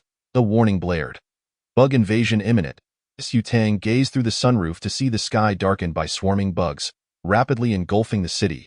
A middle-aged man pounded desperately on the protective shield, pleading, "Let me in, please. I'll pay." Su Tang and Ling Junhan watched impassively as the bugs swiftly covered the man's body, until all that remained was a bloodied skeleton, which soon vanished entirely. Ling Junhan, regaining his senses, pulled Su Tang close, gently patting her back. "Don't be afraid. Just think of it as watching a horror movie. Rest assured, I will protect you." Su Tang quietly leaned into his embrace, feeling comforted by his reassurance, despite her lack of fear. Suddenly, Xiao Bai burst forth, exclaiming, "Hurry, we have to escape." The protective shield won't hold against these bugs. Su Tang's eyes widened in alarm. "How do we escape?" "Drive," Xiao Bai urged frantically. If the host perished, it would also spell trouble for him. Ling Junhan glanced at Xiao Bai, released Su Tang, and manually tore down the protective net between the back and front seats before taking the driver's seat. After tinkering with the light brain for a moment, the vehicle roared to life, and he immediately steered towards the villa. Along the way, they saw numerous people enveloped by bugs. When the swarm dispersed, only pools of blood remained on the ground. Some had been bitten but managed to survive by retreating indoors. Su Tang rubbed her temples. Although she had fought for 6 months in the apocalypse, she had never witnessed such a gruesome scene and felt somewhat unprepared. The car windows were thickly covered with bugs resembling oversized cockroaches, their bodies adorned with countless sharp barbs, their vicious mandibles snapping relentlessly as they gnawed at the glass. Ling Junhan relied solely on the navigation system to drive. Upon reaching the villa's entrance, the pair exchanged apprehensive glances. Their home was merely a stone's throw away, yet they dared not exit the vehicle. Stepping out would invite the bugs, leaving behind only a bloodstain as proof of their existence. Crack! The windshield began to splinter as a bug's mandible slipped through the crack, desperately attempting to burrow inside. Su Tang's heart raced, and she anxiously asked, "Xiao Bai, is there any way out?" Xiao Bai's expression was grave as he replied, "There's no way." Chapter 53. The red rain finally falls. Su Tang was left dumbfounded, pondering what to do. The bugs grew increasingly agitated, one of their heads already intruding through the gap. Had it not been for its broad body, it would have already crawled in to bite them. Just then, the front door swung open, and through the car's display, they saw 5 individuals clad in protective gear, armed with insecticide, approaching while spraying. Su Tang and Ling Junhan exchanged a glance, immediately bracing themselves. Once the insecticide drove the bugs away, they would open the door and dash out. The 5 quickly shielded them as they retreated into the house. Ling Junhan shut the door and activated the house's self-defense system, the exterior crackling with sounds as the bugs were likely electrocuted. Su Tang breathed a sigh of relief. "Thank goodness you have insecticide." Song Anin removed her hat and said, "The insecticide is ineffective. It merely repels them. They are incredibly resilient." Ling Junhan added, "The acidic liquid of these bugs is highly destructive. Ordinary wooden houses surely won't withstand them. After the bugs leave, many will go missing." Although they were termed missing, the reality was that they had been devoured by the bugs, leaving only a bloodstain as a trace of their existence. The group fell silent, confined within the electrically secured house, unable to venture out, leading everyone to retire early for the night. The next morning, the sun shone gently, neither cold nor hot. Su Tang opened the window and gasped in astonishment. The backyard, once overgrown with weeds, was now stripped bare. The ground had been gnawed down to the soil, and the nearby building appeared battered and worn. She hurried downstairs to survey the front yard, where the flower beds were similarly barren, and the pool had drained, revealing corroded pipes. Yesterday, many bugs must have been electrocuted, yet now not a single one remained. Had their bodies been consumed by their kind? Just then, a plop. Rain on a clear day? Su Tang looked up at the sky, watching as drops of vivid red rain fell rapidly. How could it be so early? Had she miscalculated the time? The long-anticipated crimson rain has finally arrived. Its essence unmistakably that of the red meteorite. Presently, with her parents and elder brother inside the house, how might Su Tang entice them to step out and embrace the downpour? After a moment's contemplation, she clutched her abdomen and exclaimed, "Help! My stomach aches terribly." Ling Junhan was the first to rush out, momentarily taken aback as he enveloped Su Tang in his arms. Is this the crimson rain? Su Weigua and Su Qin, brandishing umbrellas, hurried outside, but Ling Junhan gritted his teeth and swatted away their umbrellas, leaving the couple exposed to the deluge. Utterly bewildered, Su Feng burst out with an umbrella in hand. Bewildered, what is happening? What kind of rain is this? Surely it cannot be blood. Su Tang understood that the more crimson rain she was doused in, the better. She sought to collect more for analysis. "Brother, my stomach hurts," she pushed against Ling Junhan, breaking free and colliding into Su Feng. Caught off guard, Su Feng instinctively caught her, causing his umbrella to tumble to the ground. Song Anan and Bai Jingyao also rushed out. But at that moment, the rainfall intensified suddenly, pouring down like a torrential deluge. Knocking the umbrellas from their grasp, Su Tang recalled an ancient tale of the Calabash brothers saving their grandfather. If the crimson rain were indeed harmful, this could evolve into a catastrophe. The crimson rain came swiftly and departed just as quickly. As the group steadied themselves, it ceased. Su Tang glanced at the nearby fish pond, which was already brimming. "Xiao Bai, gather the crimson rain for the laboratory." "Got it. I already collected a substantial amount from the backyard. It should suffice." "Excellent." Su Tang finally felt a sense of relief. Once inside, they all began to dry off the crimson rain with towels. Yet the vivid red hue clung stubbornly, akin to paint that refused to wash away. Ling Junhan gazed at Su Tang with concern. "Does your stomach still hurt?" Su Tang dared not shake her head, fearing it would reveal a flawed it does. Perhaps it is that which is approaching. Ling Junhan lifted her and laid her upon the sofa, kneeling beside her, holding her hand to offer comfort. "Do not be afraid. I will boil some water for you." No sooner had he spoken than he collapsed, unconscious. At the edge of the sofa, Su Tang was startled, and upon surveying her family, she found them sprawled on the ground or slumped over tables, all in a state of unconsciousness. Why am I still awake? Am I, like in my previous life, still a powerless wretch devoid of abilities? Su Tang felt a profound sense of despair as she closed the door and activated the defense system. Just as she contemplated relocating everyone to their beds, a wave of dizziness overcame her, plunging her into oblivion. In her stupor, a nebulous voice inquired, "What ability do you desire me?" "The more powerful, the better. I seek vengeance." Su Tang's heart brimmed with fury. The voice replied, "The darkness system is the mightiest. It can devour all." Upon saying this, Su Tang felt an overwhelming surge of dark power coursing through her, and both Sun Bingrui and Lin Hui appeared before her. Instantly, she unleashed her abilities, watching as they writhed in the black mist, shrieking in torment.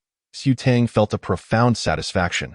What could bring more joy than personally delivering retribution upon her enemies? Soon, a multitude of those who had wronged her materialized before her, and she unleashed the black mist to engulf them all. Su Tang had become the most formidable being in the world. Anyone who dared to defy her was immediately consumed. Yet gradually, she sensed an encroaching loneliness. Not only did she lack friends, but even her family dared not approach within 3 feet of her, as if the world held only the zombies who still harbored a flicker of warmth towards her. Su Tang crouched down, cradling her head in despair. "No, this is not what I desire. What, is vengeance not satisfying? Is it not grand to be the mightiest?" The voice was laden with seduction. Su Tang shook her head vehemently. "No, I do not want this. I will have my revenge, but I absolutely refuse to become an orphan. I will not be blinded by hatred. There are still many good people in this world." "Well done.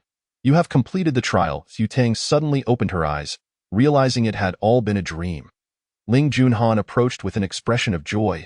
"How are you feeling?" Su Tang frowned, puzzled as to when she had found herself on the sofa. She sat up, examining her hands, which were as immaculate as the finest mutton fat. Clenching her fists, She felt an invigorating surge of power. Had she awakened an extraordinary ability? Su Feng exuberantly leaped in front of her, extending his palm to reveal a small whirlwind that formed in his hand. Look, I have awakened my powers. Congratulations, Su Tang replied, nodding. The wind system was indeed impressive.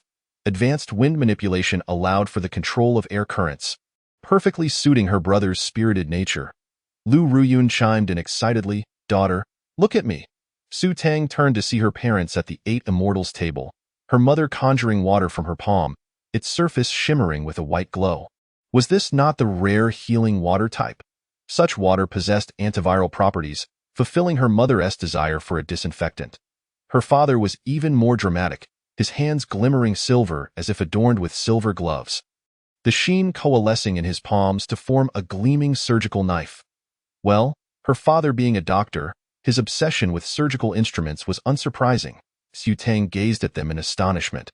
Although they had acquired powers, this did not grant her any sense of security, for in the apocalypse, merely possessing abilities did not guarantee survival. Ling Junhan asked eagerly, what is your ability?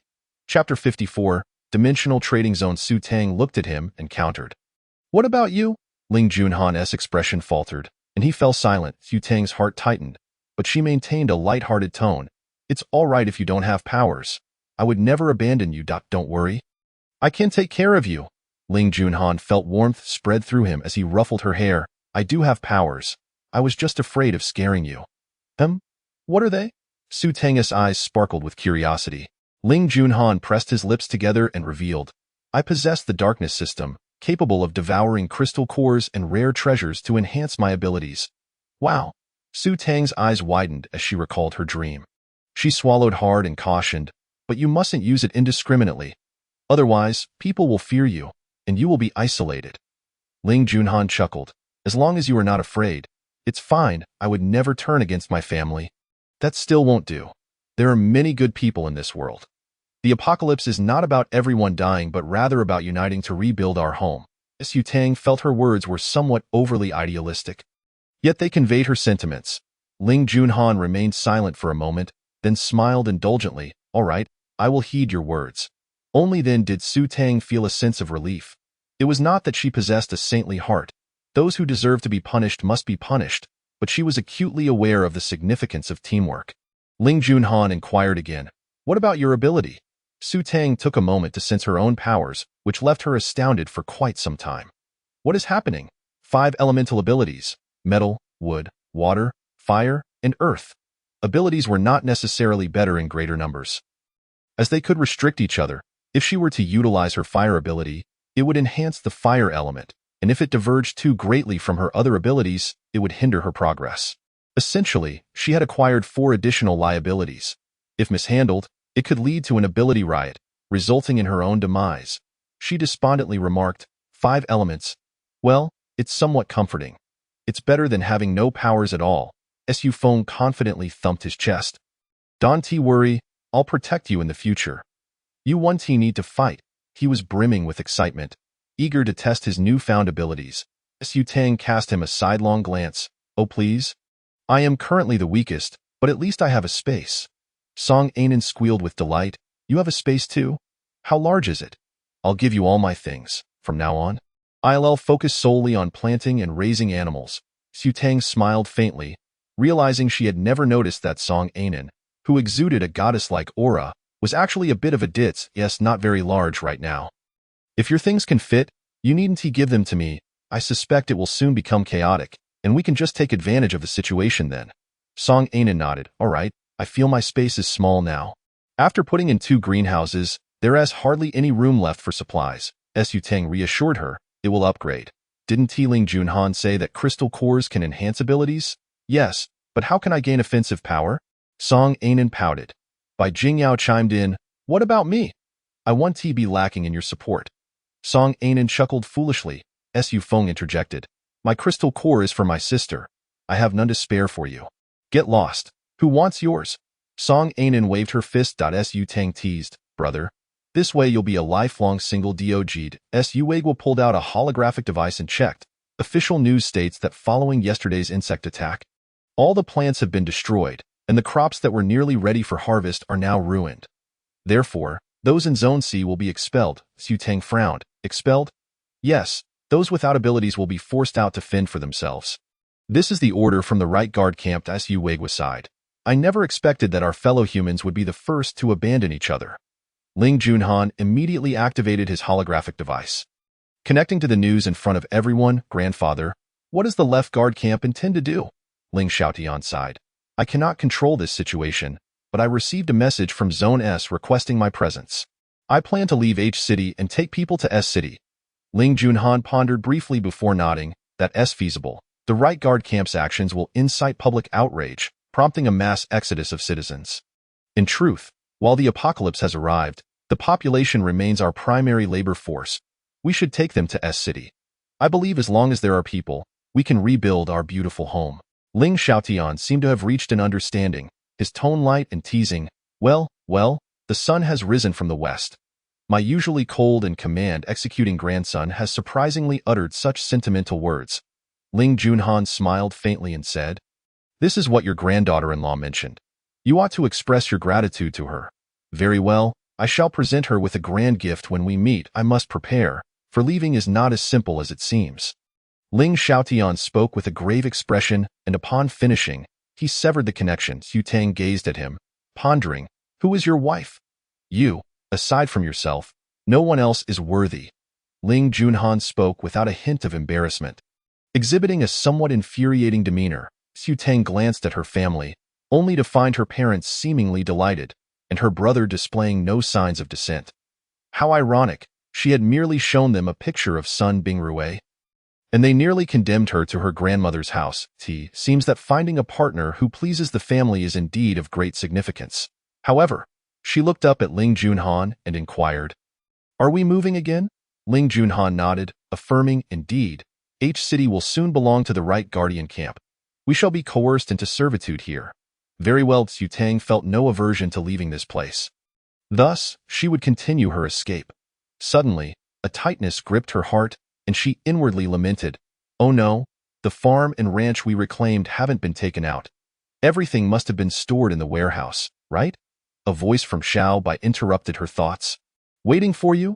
The cucumbers and vegetables have gone cold. I've already located the basement and placed them inside. Thank goodness for you. By the way, I had a peculiar dream about undergoing a trial. Xiao Bai chuckled. That was no dream. Congratulations on unlocking the dimensional trading function. What on earth? Su Tang felt a bit bewildered. Xiao Bai continued, There are many systems like mine. I cannot be certain that I am the only one on Blue Star. We have a master brain above us that evaluates each host. Only those who pass the trial can unlock the dimensional trading area. Those who fail will be stripped of their systems and replaced. Why didn't you mention this sooner? Su Tang felt a sense of relief, as if she had survived a catastrophe. I cannot say. It is a trial. Revealing it would be cheating, and one would be stripped away. Xiao Bai replied, sounding somewhat aggrieved. Su Tang dismissed these concerns with a smile, offering comfort. It's all right. I also believe it shouldn't be revealed in advance. Otherwise, the trial would lose its meaning. Xiao Bai felt reassured, deeply convinced that she had not chosen the wrong person. Initially, she thought Su Tang was solely focused on vengeance, harboring a heart full of darkness. Have you considered checking the dimensional trading area? There must be unexpected items available. Chapter 55. Trading for exceptional goods. Su Tang did not respond to Xiao Bai. She stood up and said, I am going to take a shower. Go ahead. I will fetch you some clothes. Song Anin immediately offered, producing clean garments from within, covering all aspects. Lu Ruyun pouted, feeling that such tasks should be her responsibility as a mother, now usurped by another. Su Weigwa, understanding his wife's sentiments, gently remarked, As long as the little rascal hasn't stolen all the chores. Su Tang, with keen ears, sensed a hint of jealousy. She accepted the clothes with a smile, saying, Please return all my belongings to me. I shall keep them myself, lest I trouble you too often. Once you've finished your shower, I will tidy up. Song Anin nodded in agreement. Su Tang acknowledged her and entered the bathroom. Even with a complete power outage, the house's backup power could last for a month. She filled the tub with water for a soak and then activated the light screen, revealing a button for the dimensional trading area beneath the laboratory. Upon entering, she was greeted by numerous trade boxes, each adorned with peculiar avatars, alongside the requirements for exchange. Lastly, there were 2 squares, one for the items to be exchanged, if one possessed the requisite items. Placing them in the latter square would allow for the completion of the trade, contingent upon the other party's acceptance. All transactions here were barter-based, yet each successful trade granted 10 purchase points, which was rather appealing. Xiaobai suggested, "You should set an avatar though." "How do I do that?" Just then, with a click, an image of herself soaking in the bathtub appeared at a 45-degree angle on the trading area. Fortunately, a large towel covered her modesty. "This won't do. I need to change it," Su Tang expressed her discontent. However, Xiaobai remarked, "Once uploaded, it cannot be changed, but it looks rather nice." "Well, at least there are no Blue Star inhabitants here. Otherwise, I would be quite embarrassed." The trading area was similarly arranged to a book, divided into 2 pages, with the left side designated for trading and the right for a comprehensive chat and private messaging. The general trading area had erupted in chaos. A new trader had arrived. "Oh dear, why is she hairless?" "No, it's odd that she has no scales, yet she appears quite delectable. Is that a Xiaobai frog? The white one is quite tasty. What a pity, she is a trader and cannot be eaten. Those long, slender legs, so soft and tender. We X-star inhabitants can regrow limbs. Surely she can too. Should we ask her to trade a leg for a taste?" Su Tang thought to herself, "What sort of chat group have I stumbled into? While I ponder the exchange of items, they are contemplating how to consume me." She sighed. The automatic translation system was indeed efficient. Yet must it translate such disheartening remarks? Xiaobai, unfazed, advised, "Just see if there are any good items. We can discuss purchases later." Very well, Su Tang chose to ignore the general chat area. She scrolled through the trading page from top to bottom. There were over 300 trades, yet she had nothing of value to exchange. "Xiaobai, we are terribly impoverished. We cannot trade for anything." Xiaobai pointed to the green button above the trading area, indicating to only view tradable information. Upon clicking it, 3 trade messages appeared. The first read, "1 fire tree seed, trading for delicious food. Note: this species enjoys the spicy flavors of Blue Star." The second stated, "1 earth thorn seed, trading for snacks. Note: this species favors Blue Star fish." The third message proclaimed, 100 screaming fruits, trading for stimulating beverages. Note: this species is fond of viral drinks, such as the red rain essence. Do we really need to provide 100? Su Tang furrowed her brow at no need to offer that much. Just 100 milliliters will suffice, Xiaobai clarified.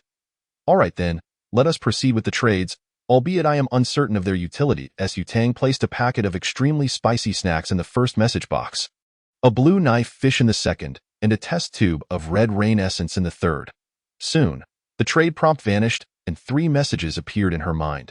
"Congratulations, host, you have acquired 1 fire tree seed. Cultivating it in your farm will yield flowers and fruits rich in fire attributes. Congratulations, host, you have acquired 1 earth thorn seed. Cultivating it in your farm will produce earth thorns abundant in earth attributes. Congratulations, host, you have obtained 100 screaming fruits. Consuming these will induce uncontrollable screams in the consumer, and when thrown as a weapon, they will emit a continuous scream for 60 seconds to attract enemies." Ah, Su Tang nearly slipped in the bathtub. Xiaobai was equally thrilled, stating, "Now your fire and earth attributes will no longer suffer from a lack of upgrade energy. Since we have fire and earth, there must be others as well. I will inquire with the traders," Su Tang exclaimed, brimming with excitement. These were exceptional items. However, Xiaobai doused her enthusiasm with a cold reality check. There's no need to ask. Those places only yield singular attributes. You can either request purchases on the public screen or wait.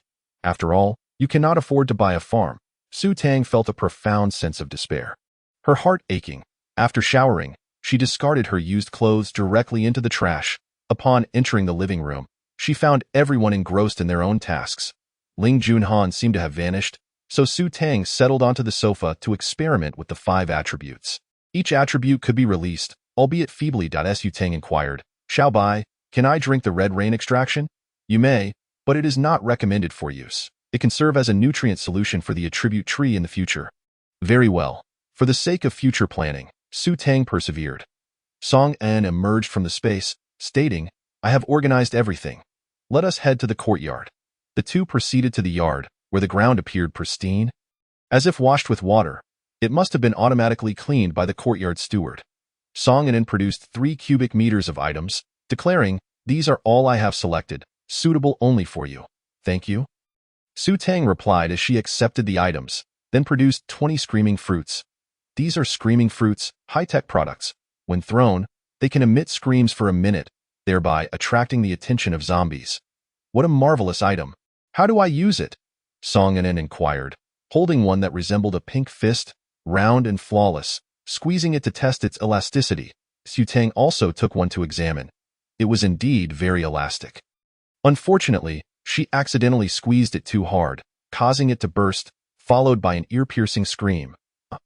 Both Su Tang and Song Anen were momentarily stunned, and the people inside the house rushed out in alarm, all staring intently at the screaming fruit in Su Tang's hand.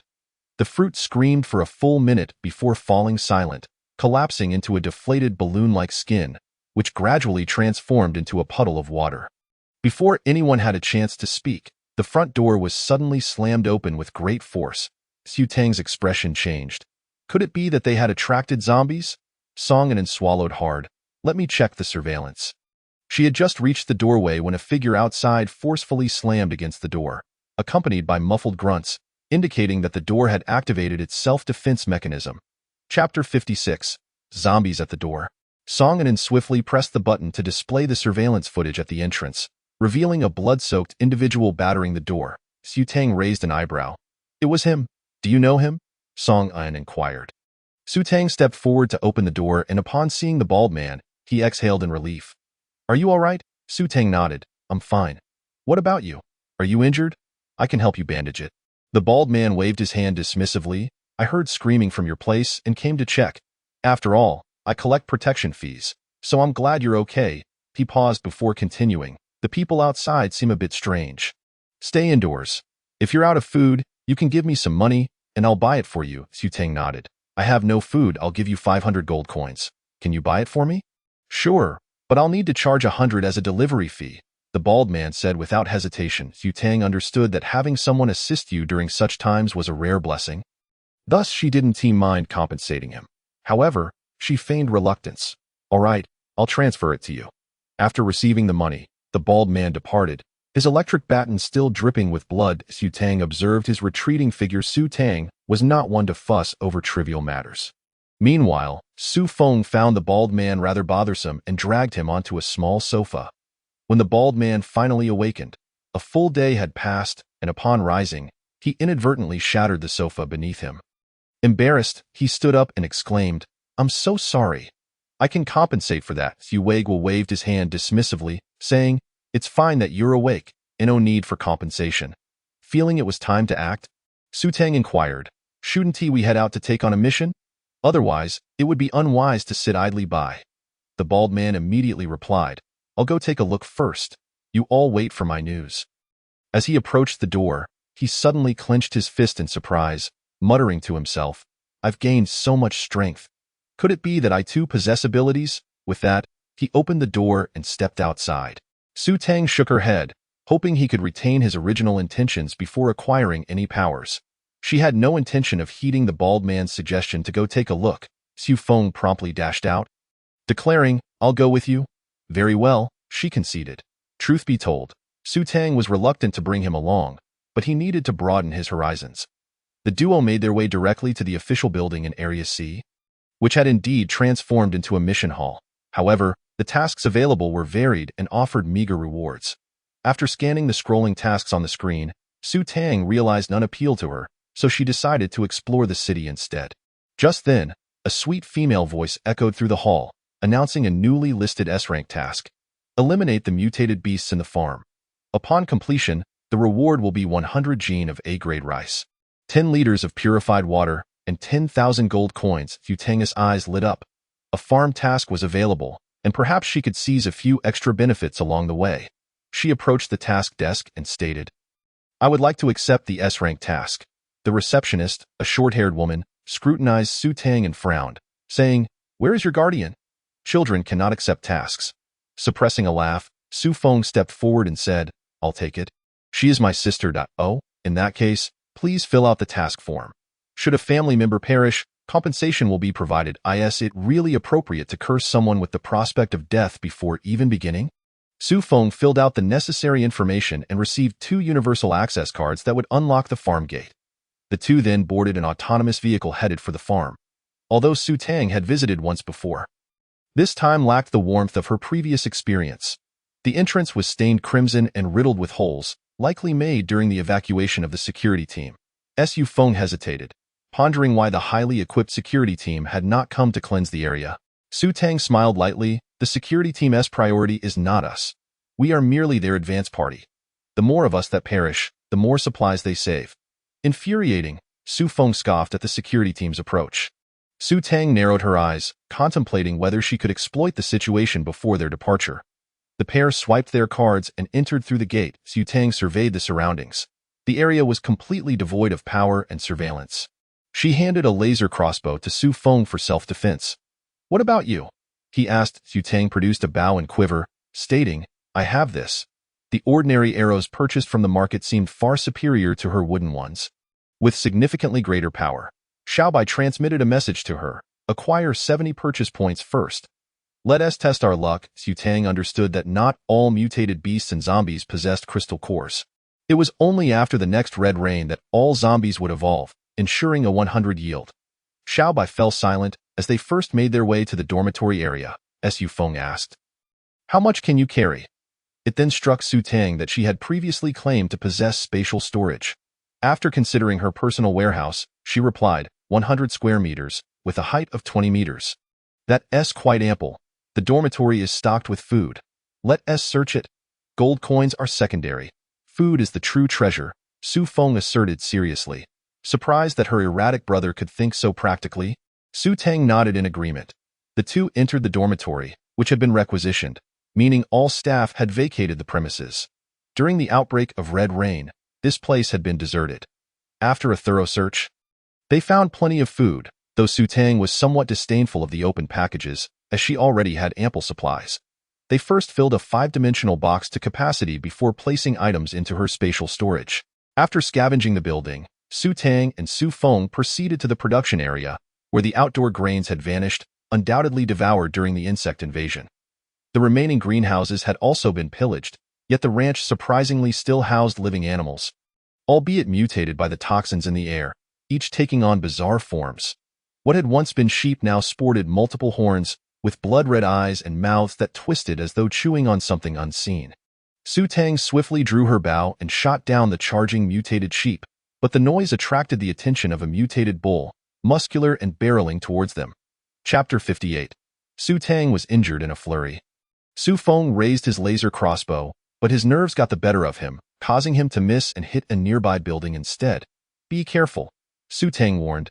"If you damage it, we won't be able to convert it into a compressed form." "Oh," he said, finally aiming more carefully. However, the bull's thick hide rendered it impervious to the laser, and it continued its charge unchecked. Without hesitation, Su Tang opened the door and released the bull outside. Su Feng shouted in panic, "It's running away. What do we do?" "We kill it. What else can we do?" Su Tang replied calmly, drawing her bow to take aim at the bull's forehead. At the moment the arrow struck, she willed the tip to explode, causing the bull to let out a bellow before collapsing to the ground. Immediately after, several animals charged out from within, including rabbits with tusks, chickens with sharp claws, and ducks with beak blades. Su Tang felled them one by one, while Su Feng struggled to keep up. Once the animals lay dead, he stared at her in disbelief. "How did you manage to hit them?" "My laser moves so fast. It shouldn't miss." Su Tang chuckled. "This is why you need practice. The laser is an external tool. If you used a wind blade, you could aim at will." Su Feng raised his hand, managing to conjure only a small whirlwind in his palm. Unable to produce a wind blade, Su Tang was puzzled and secretly inquired of Xiaobai, "Why can Bai Jingyao condense ice spikes, while he can't even form a wind blade?" Elementary wind manipulation results in a whirlwind. Don't underestimate its size. When thrown, it grows larger. A wind blade only emerges at the second level. Xiaobai explained that, "Oh, I see." Xiaobai truly was a walking encyclopedia. After dealing with the ranch's animals, Su Tang located the control panel and pressed the recycling button, causing the ranch to shrink into a 1-meter square metallic mass. This was not the most advanced ranch, so even in its compressed form, it remained somewhat bulky. Su Tang paid little mind to that and continued clearing the greenhouses, recovering everything she could while abandoning what was irretrievable. Su Feng inquired again. Didn't they say there were rats? Why haven't we seen any? Su Tang thought for a moment and replied, they must be underground. Is there a subterranean warehouse here? Yes, near the processing plant. Su Feng confirmed. Let us go. The two made their way to the processing plant, where the machinery was still in good condition. Su Tang couldn't resist and collected everything, shrinking it down for storage. Exiting the processing plant, they encountered a large parking lot filled with grain transport vehicles. At the center stood a downward passage, dark and foreboding like the maw of a colossal beast. Xiao Bai chimed in. You could buy a radar now. If you think it's useful, go ahead and purchase it. Su Tang felt that with Xiao Bai assisting her, she needn't manually excavate crystal cores, granting it some autonomy as a form of compensation for its services. However, as she approached the underground warehouse, her footsteps faltered. A map appeared in her mind, depicting the warehouse from above. 2 red dots marked the entrance, and as one ventured deeper, 3 more appeared, leading to a long corridor at the end, which contained 5 storage rooms. Warehouse number 2 was filled with red dots, densely packed enough to transform it into a crimson square. Warehouses 4 and 5 had no red dots, while 1 and 3 each contained 2. Su Tang readied her bow, handing a bundle of glow sticks to Su Feng. Throw one every 5 meters. All right. Su Feng activated one and tossed it at the entrance. The icy blue light illuminated 2 pairs of blood-red eyes, each the size of an egg. Su Tang swiftly drew her bow, and after hearing 2 agonized shrieks from within, silence followed. Su Feng, startled, fumbled as he dropped the glow stick, scrambling to retrieve it. Cautiously, Su Tang advanced, pulling her bow as they neared the cluster of red dots. Throw one to the left and one to the right, she instructed. Got it. Su Feng immediately tossed the 2 glow sticks, the rat on the left, startled, darted right. Seizing the opportunity, Su Tang released 2 arrows, skewering 2 rodents, one of which was struck in the forehead and succumbed. Finish it off, Su Tang commanded without hesitation. Su Feng, now devoid of independent thought, complied with her every bidding, likely succumbing to the psychological dominance of a stronger presence. Yet, the rat that had been speared was not dead. It clawed desperately forward, emitting frantic squeaks. Su Feng swiftly dispatched it with the laser crossbow, this time successfully hitting the target. They reached the corridor, shrouded in darkness on either side. Su Tang pondered briefly before declaring, let us head into warehouse number 1. 2 red dots indicated the presence of 2 rats within. Upon arriving at warehouse number 1, Su Tang swiped her card, and the door creaked open.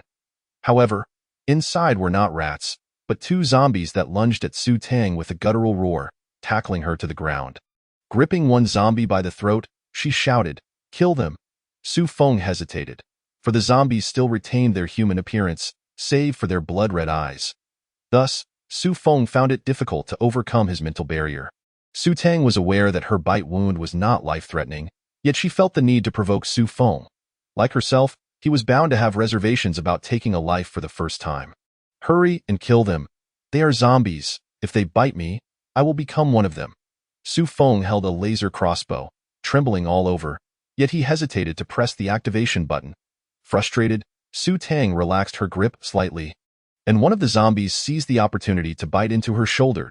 At last, Su Feng sprang into action with remarkable precision, dispatching both zombies with 2 swift shots to their heads. Su Tang sighed in relief, grateful that she had not blown her own head off in a frenzy. Su Feng tore the 2 zombies apart and embraced Su Tang, choking on his words, I'm so sorry. It is my fault you got hurt. Su Tang patted his back reassuringly. It's all right. It's always like this the first time. However, Su Feng could not bring himself to look at the wound on her shoulder, his heart trembling with fear at the thought of her turning into such a monstrosity.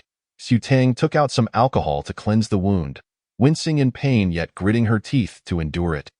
After a moment, she exhaled and said, it's fine now. I've disinfected it, and I won't get infected. Really? Su Feng asked skeptically. Really? Su Tang replied, giving his shoulder a reassuring pat. That moment, a loud crash echoed from warehouse no. 3. As if someone had blown the door open, Su Tang froze. Was there still someone here? Biting her lip, she contemplated whether to release the rats from warehouse number 2, hoping to create a diversion to help her brother escape. After all, she had collected quite a few items, and if someone arrived now, they would surely notice something amiss. Su Feng regained his senses, frowning as he remarked, "Why are there still people taking on this mission?" Su Tang gestured for silence and quietly led him along the wall as they passed warehouse number 2. They could hear countless screams from within, accompanied by the chilling sound of metal scraping. The growls of zombies emanated from warehouse no. 3, followed by a shadow that flew out, crashing against the wall before collapsing. The figure was a zombie clad in farm work attire, its blood-red eyes locking onto the two and lunging toward them. Simultaneously, a figure wielding a laser sword emerged from the warehouse. Chapter 59. The reckless Fatso Su Feng nervously observed the newcomer, who swiftly approached the zombie and decapitated it with a single strike. The speed and precision of the action left Su Feng awestruck, a wave of envy washing over him. Upon recognizing the person, he couldn't help but pout, feeling a sense of rivalry. "Lin Junhan, what are you doing here?" Su Tang exclaimed in surprise. Lin Junhan appraised her from head to toe, his expression darkening as he spotted the wound on her shoulder. "What happened?" Su Tang quickly replied. "I didn't notice when I got bitten. It's nothing serious." Lin Junhan's icy gaze swept over Su Feng, contemplating, he must be the one dragging her down. "For your sake, since you're my uncle's son-in-law, I'll let you off this time. But if there's a next time, I'll make sure you can't get out of bed for 3 days." Su Feng shivered slightly, feeling uneasy. Yet guilt surged in him as he glanced at Su Tang's injury. Lin Junhan thoughtfully removed his outer coat and draped it over Su Tang. She accepted it without resistance and, in an effort to lighten the mood, remarked, "There are so many rats in warehouse number 2. Right. Electric arrows, incendiary arrows, explosive arrows, 3 arrows, and then retreat," Lin Junhan commanded.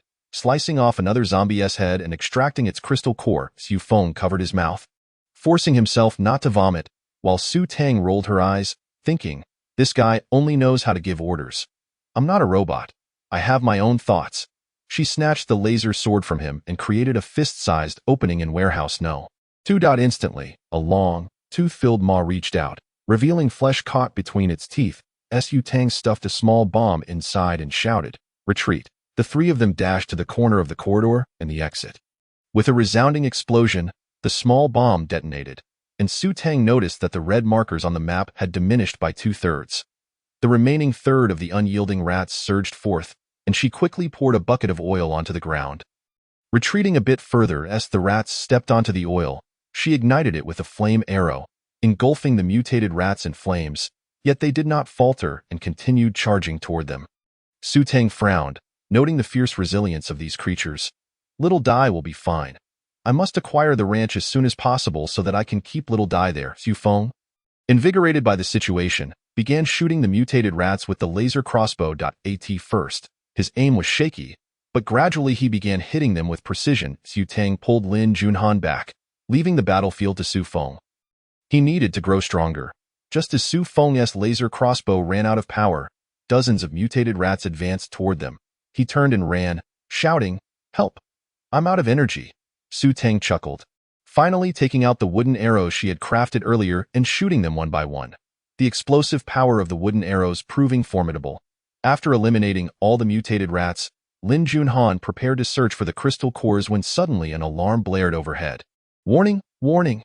A large flock of birds is attacking City H." The 3 exchanged glances, disregarding the crystal cores and bolting outside. Upon reaching the street, they found no self-driving cars available.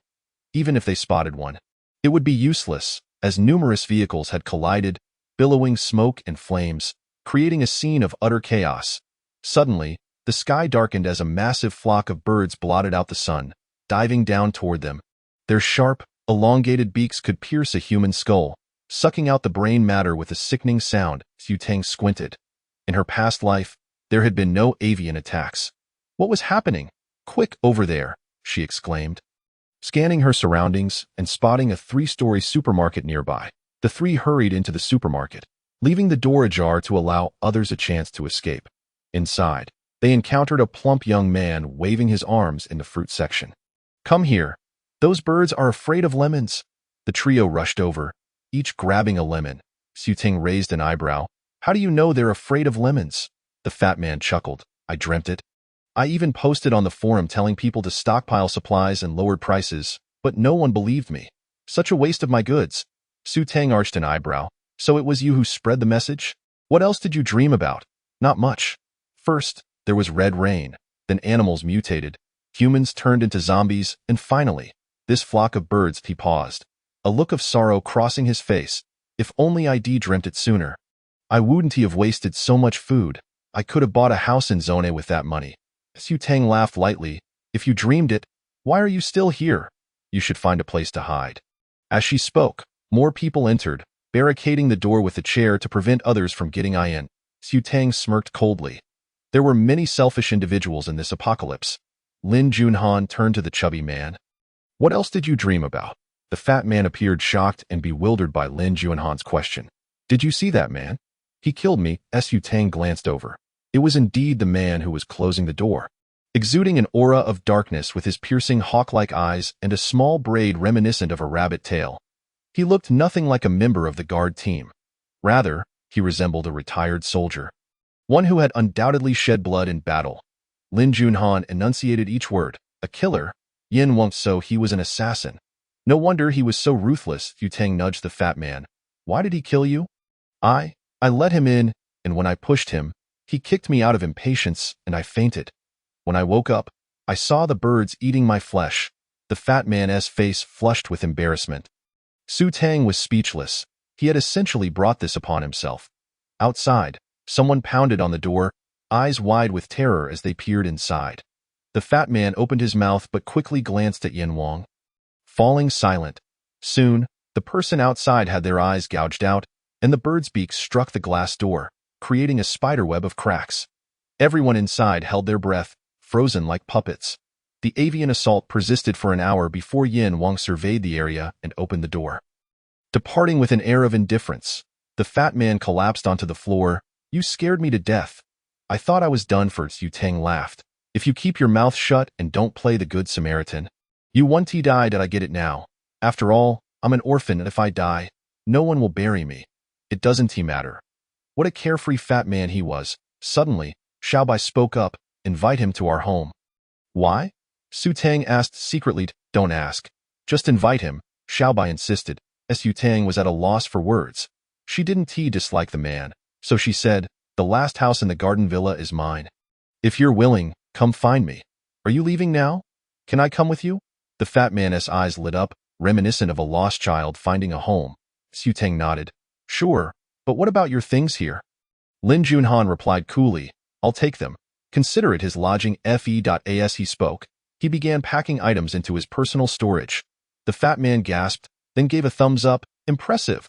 Lin Junhan finished collecting from the first floor and ascended to the second, where grains and flour were stored, while the third floor housed daily necessities. The plump man exclaimed, Follow me. There's a warehouse. Chapter 60. Abundant purchase value. Lin Junhan nodded, and several individuals followed the plump man to the warehouse area. He opened the small door to warehouse number 38, which resembled the one rented by Su Tang and Song Ainen. These are goods I acquired before my dreams, as well as some items for winter. UVE collected them all, right? With the ability to stack items in the portable warehouse, and since the goods were all neatly packed in cardboard boxes, they could indeed be stored within. Lin Junhan nodded. All right, let us go. The four of them could only walk this time, and along the way, they encountered numerous birds killed by humans, their plumage pitch black, resembling mutated crows. Suddenly, Xiaobai transmitted a message to Su Tang, asking, Would you like to hear the most exquisite sound in the world? What is it? Su Tang inquired, puzzled. In the next moment, a melodious sound resonated in her mind. Ding, acquired a level 1 crystal core. Ding, gained 10 purchase value. Indeed, it was the most exquisite sound, causing Su Tang to involuntarily smile. How is there so much? Did you collect the crystal cores from the dead birds? Some of the birds weren't even in our line of sight. Xiaobai proudly replied, Didn't you purchase a radar? You can switch modes. Su Tang, skeptical, summoned the map with her mind, discovering a radius of 1 kilometer centered around herself, marked with red and white dots. As a white dot disappeared, a notification of crystal core acquisition appeared in her mind. Wouldn't that make me a vacuum cleaner? She was eager to scour all of H City like a carpet. However, it was not possible. Passing a temporary checkpoint on the way home, a member of the guard shouted, Submit to instrument detection. Hurry up. Ling Junhan frowned, removing his ring and handing it to Su Tang. Understanding immediately, she stored the ring in the warehouse. Just as their small actions concluded, a machine ahead emitted a shrill sound.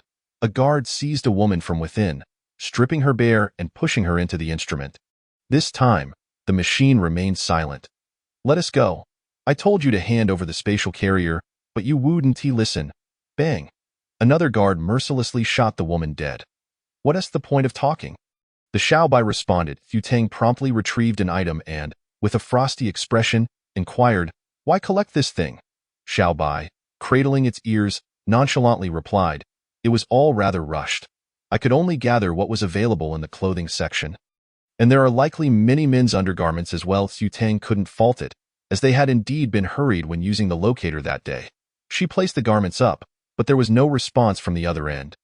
Perhaps the trader was absent, so she moved on to examine other items. Metal seeds. What manner of person is this, resembling a robot with a square head? Oh, those from that galaxy prefer to transfer their consciousness into mechanical bodies at birth. It must belong to their mecha. Xiaobai speculated uncertainly. Yu Tang tossed a collected kitchen knife into the mix, pondering, if they can research mecha, why not a kitchen knife? The transaction switched instantly, and upon checking the water tree seeds, there was silence. Were they unappealing? Never mind, she thought. The rest of the bizarre items were not immediately useful to her. Yu Tang opened the marketplace. She now had 2,730 purchase points, sufficient to buy a portable warehouse.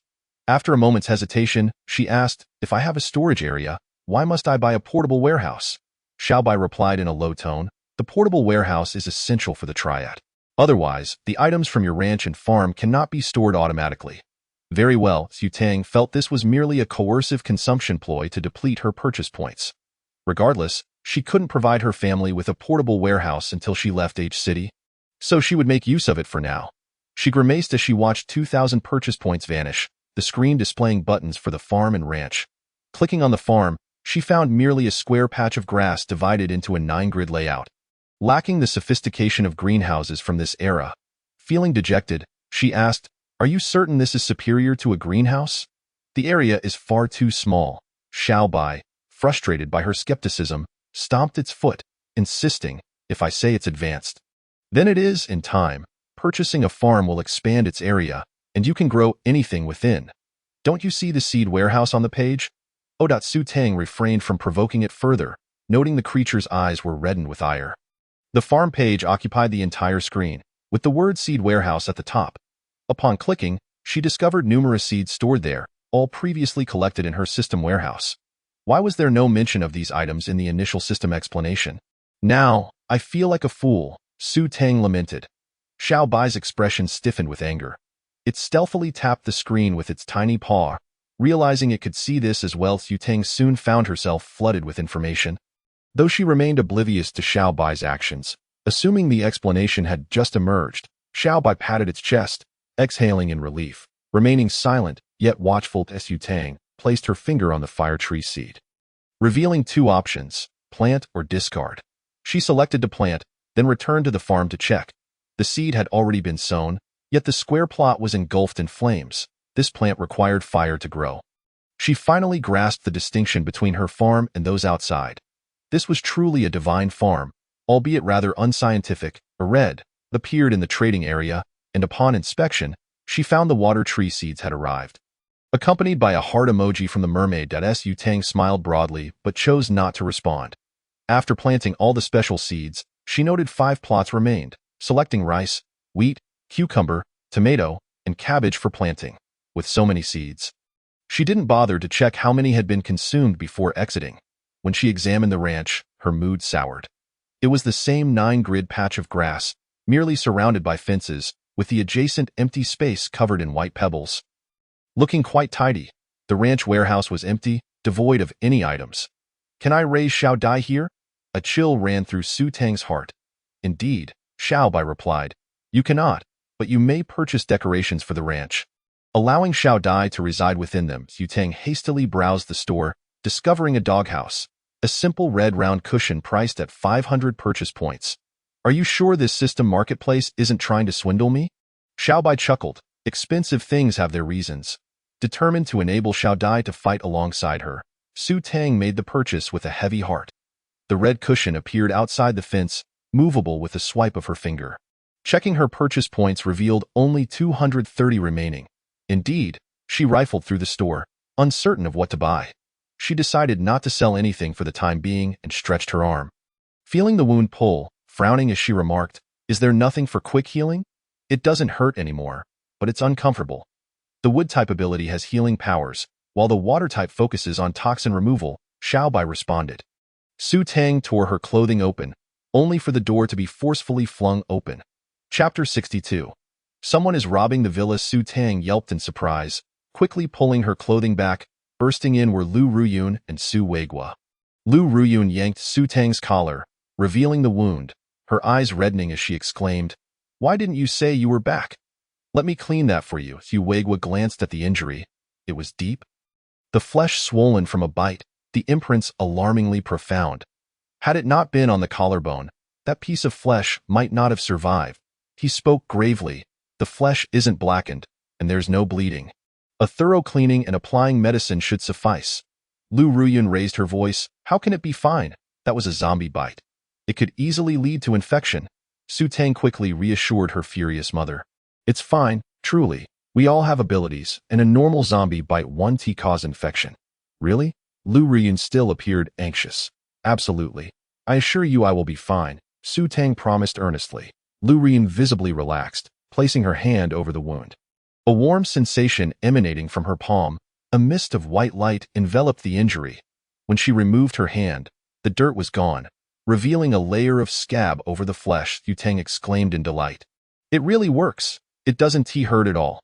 Once your ability improves, you might even be able to heal infections." Su Weigua's expression turned serious as he cautioned, "Do not publicize this. Treat your abilities as if you were merely a standard water-type user."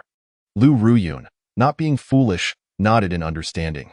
Recalling she hadn't yet utilized her abilities, Su Tang placed her hand over the wound. A cool sensation seeped from her palm into the injury, causing an intense itch. After a moment, feeling somewhat drained, she withdrew her hand. The wound hadn't fully healed, but the swollen area had dissipated, leaving only the deep bite marks. Lu Ruyun pouted. "You're stronger than I am." Su Tang grinned widely. "That's the wood type. It's different from yours. Mine can only heal, while yours can both heal and detoxify. Naturally, you're the most formidable mom." This cheered Lu Ruyun. "I'll go make something delicious for you." "All right," Su Tang replied. Though she wasn't hungry, she didn't refuse. Not long after the couple left, Su Tang overheard them exchanging heated criticisms, initially targeting Su Feng, then simultaneously turning to scold Ling Junan. Su Tang chuckled, feeling fortunate to have her parents nearby. Meanwhile, outside, Ling Junhan felt quite aggrieved. He was not indifferent to Su Tang's well-being but believed she might not allow him to see her injury. Furthermore, those with abilities were currently not at risk of infection. Though he felt wronged, he dared not utter a word of defense, bowing his head and accepting the reprimand. After listening for a while, Su Tang changed her clothes and stepped outside. "Mom, are you not cooking yet?" "I am on my way." Lu Ruyun and Su Weigua finally ceased their barrage. Ling Junhan cast a grateful glance at Su Tang. "How are you?" "Nothing serious," Su Tang replied, then turned to Shang Yu. "What are your plans?" Shang Yu's eyes were red. Seated on a single sofa that could fit two, he rubbed his face with his hands and forced a smile. "Regardless of the circumstances, I am not discarded or looked down upon. My parents are simply powerless. Fortunately, I still have a grandfather, and I wish to seek him out." Su Weigua settled onto the adjacent sofa. "You can come with us. Your grandfather is in S-City. For now, avoid contact. I fear someone may intercept our signals." Shang Yu nodded. "Thank you, Uncle Su. I apologize for intruding." Understanding his sorrow, Su Weigua engaged him in light conversation about mundane matters. Ling Junhan tugged at Su Tang's sleeve. Leading her aside, "I have something for you. I need to clear out some things." "Clear out everything?" Su Tang inquired. "Yes, let us go to the basement," Ling Junhan said, guiding her towards the staircase. At the bottom of the stairs was a hidden door. Opening it revealed a vertical shaft leading down. Upon reaching the basement, Su Tang finally beheld the full expanse of the space, which was quite large and well lit, with the ranch and farm side by side. Quietly, she asked Xiaobai, "My farm is different. The items here cannot be collected, right? It seems the crops in the greenhouse have been harvested. You should take a look." Xiao Bai advised. Xiao Bai responded as Yu Tang arrived at the entrance of the farm, opened the door, and was greeted by the barren ground, confirming that the harvest had indeed been completed. Bags of grain lay scattered in the aisles. Without waiting for Ling Junhan to speak, she collected all the grain, knowing these were seeds, untouched by mutation and unaccelerated, capable of yielding delicious rice in the future. Ling Junhan paid little attention to this spectacle. Once they exited, he reverted the greenhouse back to its original state. Upon reaching the ranch, the animals stared blankly at them as Yu Tang gathered them up, discreetly inspecting her ranch, where the animals were separated by fences according to species. However, the fish pond in the center had turned into a shallow puddle, suggesting that the fish there could only be temporarily housed and would not grow. Xiao Bai, do they require manual feeding? Not at all. The ranch will automatically supply them with fodder, such as straw and grains that cannot be turned into seeds. Su Tang sighed in relief. Had she to feed them herself, they would likely perish from hunger in no time. After organizing the ranch, Ling Junhan retrieved the items collected from the chubby boy, saying, "You take care of these. I need to assist my grandfather in transporting weapons outside the city for a while." "Be careful," Su Tang replied dryly. Ling Junhan, however, appeared elated. He glanced at his ring and remarked, "Current technology cannot detect dual attributes, so do not rely on such instruments. I understand now, and oh wonder the alarm didn't sound when I passed by the device. What about that chubby boy? Could he also possess multiple abilities?" Ling Junhan took her hand and they began to walk back. Just as they returned to the living room, a rapid knock echoed through the door. Su Feng, who had been in the yard, checked the surveillance and saw a bald man whose expression was far from pleasant. Su Feng opened the door, and a throng of over a dozen individuals surged inside. Among them, a man with a slicked-back hairstyle and a plaid suit grinned maliciously as he said, "Apologies. We've come to borrow some water and food." Su Tang narrowed her eyes. These people were clearly brought by the bald man, and she had no expectations of them being benevolent. The slick-haired man strode into the living room, his gaze scanning the few women present before boldly taking a seat in the prime position. Exclaiming with delight, "I like it here. I'm commandeering this house." Su Feng was about to charge at him, but was restrained by Su Weigua. The bald man immediately grew displeased. "Didn't you say you just needed to borrow some water and food? This is my territory. Don't disrespect me." "Humph," the slick-haired man retorted, casually tossing a fireball at the bald man's feet, leaving a charred pit in the white stone floor. "I am an ability user. This place is now mine. If you don't leave, you can stay and be my underling. Don't worry, I won't mistreat you. There will be food and women." His lewd gaze then landed on Song Ainen. Chapter 63. A moment of murder. Su Feng immediately stepped forward, blocking Song Ainen with a furious glare directed at the slick-haired man. Song Ainen was momentarily stunned, realizing just how much taller Su Feng was, feeling as though he resembled the big wolf dog she admired. The bald man was taken aback by the fireball. Guilt washed over him as he looked at Su Tang. "I'm sorry," Su Tang calmly inquired. "Do you intend to become his subordinate? To take over our house and bully our women?" The bald man frantically shook his head. "No, no, no. I'll leave." Su Tang chuckled softly. The bald man felt his entire body tense, unable to tear his gaze from Su Tang, who appeared to him as a cold, emotionless sorceress. The tranquility she exuded instilled a profound sense of danger in him. Had he misjudged, and was this child the true powerhouse? Su Tang clapped her hands. "Xiao Dai, ability users also possess cores. You may feast." The small creature perched on her shoulder suddenly froze in excitement before its expression turned dejected, drooping its ears. "Wasn't I supposed to use my claws?" Xiao Dai, unable to contain itself, darted from behind her. Its ice-blue eyes turned crimson, and its fur bristled with a metallic sheen. With an unrecognizable speed, it leaped onto the prime seat, and upon closer inspection, the slick-haired man's neck had been bitten through, his head rolling to the bald man's feet. The bald man was paralyzed with terror, utterly unable to utter a sound, collapsing to the ground in a trembling heap. Xiao Dai bared its teeth, leaping down from the chair. Its paws struck the ground, leaving deep scratches and fissures in the stone. It walked deliberately to the bald man, raising a paw to stomp down hard on the still smirking slick-haired man's head, instantly shattering it into pieces. Xiao Dai extended its crimson tongue, curling around the red core and swallowing it, its eyes glowing brighter. Su Tang said coolly, Xiao Dai, come back. Xiao Dai promptly scurried back to her side, shedding its battle stance, plopping down beside her, its head tilting as its long tongue lolled out. Losing all semblance of its former fierceness, Xu Tang affectionately patted its head. Well done. She then surveyed the room. So now, demons run, someone shouted, and they all bolted from the villa in a frenzy. The bald man, utterly drained, crawled out with trembling limbs. Xu Tang pouted, tapping her cheek with a finger. Oh dear, our snacks have escaped. With that, the bald man collapsed, his strength utterly depleted. Writhing on the ground like a large, fleshy worm trying to inch its way outside, Xu Tang smiled eerily. Rest assured, I won't kill you.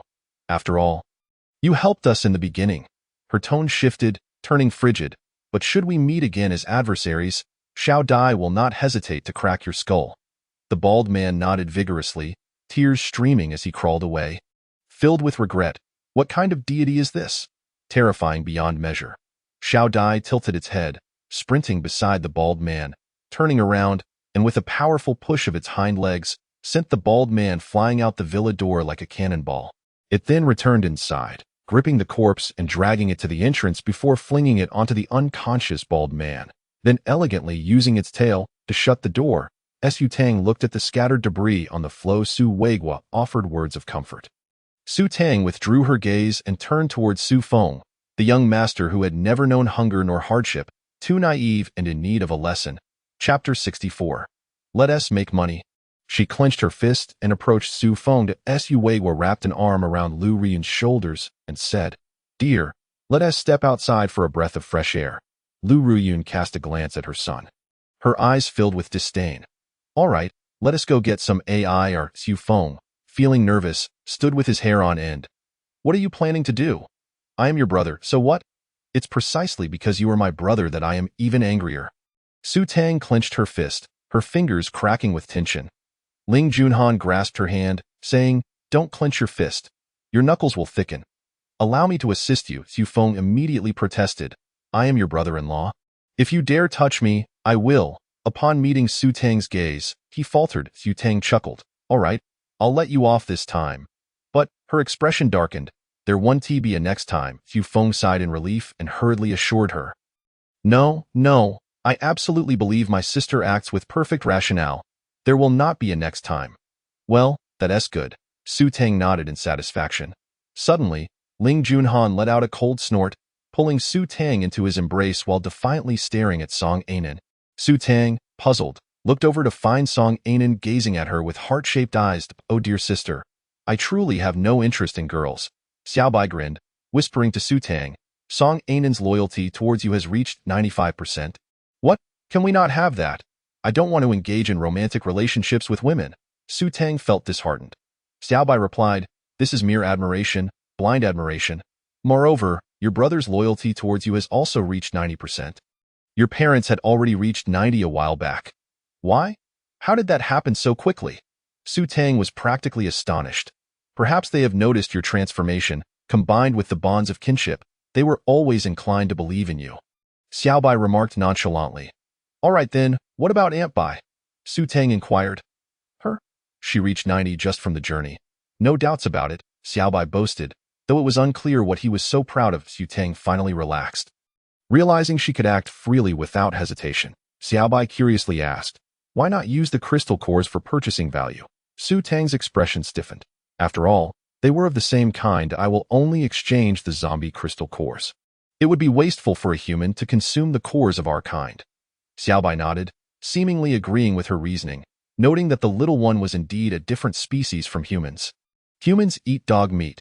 Why can't dogs consume human crystal cores? The little one nuzzled Su Tang's hand, its icy blue eyes now restored but clearly expressing gratitude. Su Tang patted its large head. You need to level up too. We will fight together in the future. Woof woof. I am the strongest. Xiao Bai immediately jumped onto the little one's head, tugging at its ears, grinning and declaring, I am the strongest. Oh, whoa! The little one yelped, bounding into the courtyard, leaping and skipping. Su Tang smiled faintly at the antics of the two. Ling Junhan reluctantly released her waist, saying, Sit down. I have some matters to discuss. All right, Su Tang nodded. Observing the overweight man with a pale face who was trying hard not to faint, she playfully asked, "Did I scare you?" Shang Yu did not deny it, obediently nodding. "I was indeed frightened. However, I have seen similar scenes in dreams." Those birds devouring people left debris everywhere. Su Tang realized he could also be considered a reincarnator, albeit one who had lived a shorter life than hers. A thought struck her, and she curiously asked, "Have you ever been drenched in red rain?" "I have. The rain poured over the apples I had placed outside, and I was busy dragging them back, and got quite a bit of rain on me. But then I fainted." Shang Yu's face flushed. Feeling embarrassed, Su Tang's eyes sparkled as she looked at him.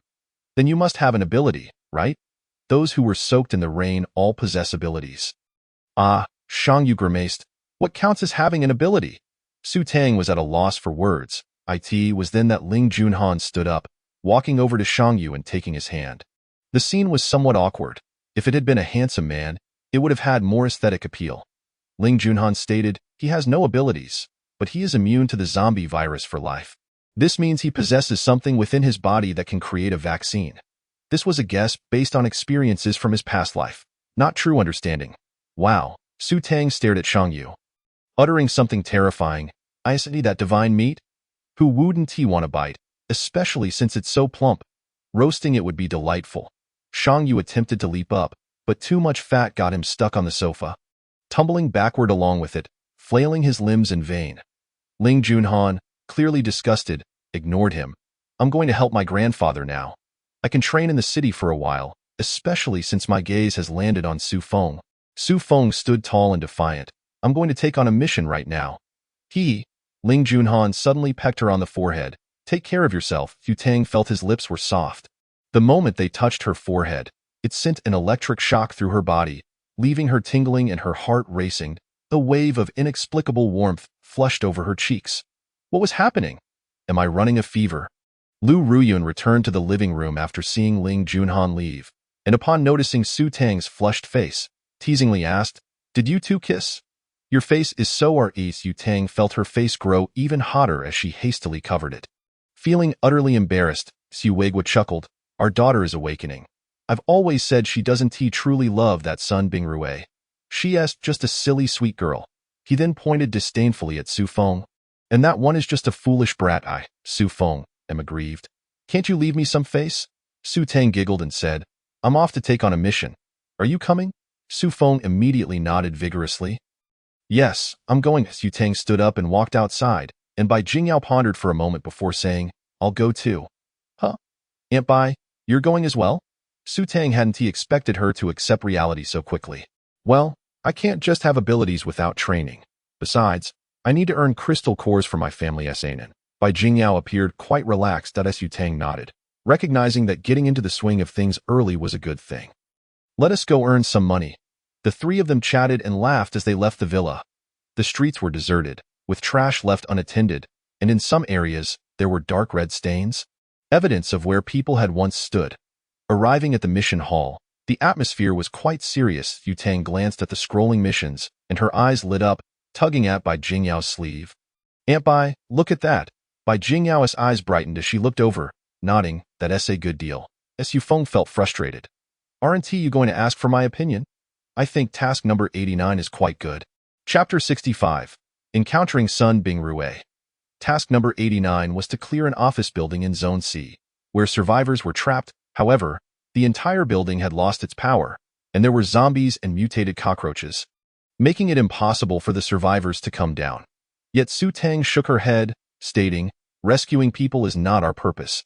We aim to leave the city," and then declared, "Let us take task number 96 and head out to search for meteorites." "Meteorites? Why look for meteorites?"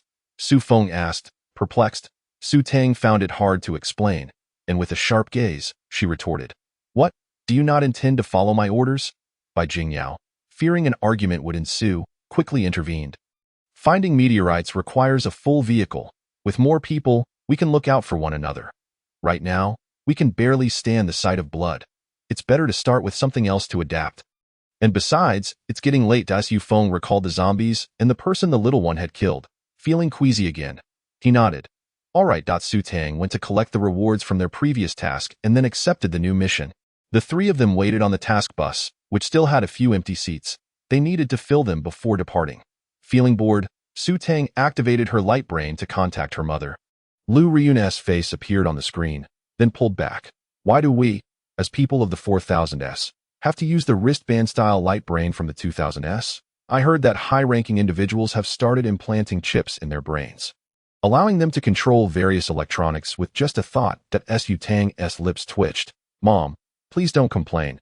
Some things are not meant for us common folk. We've taken on a task to leave the city and may return late.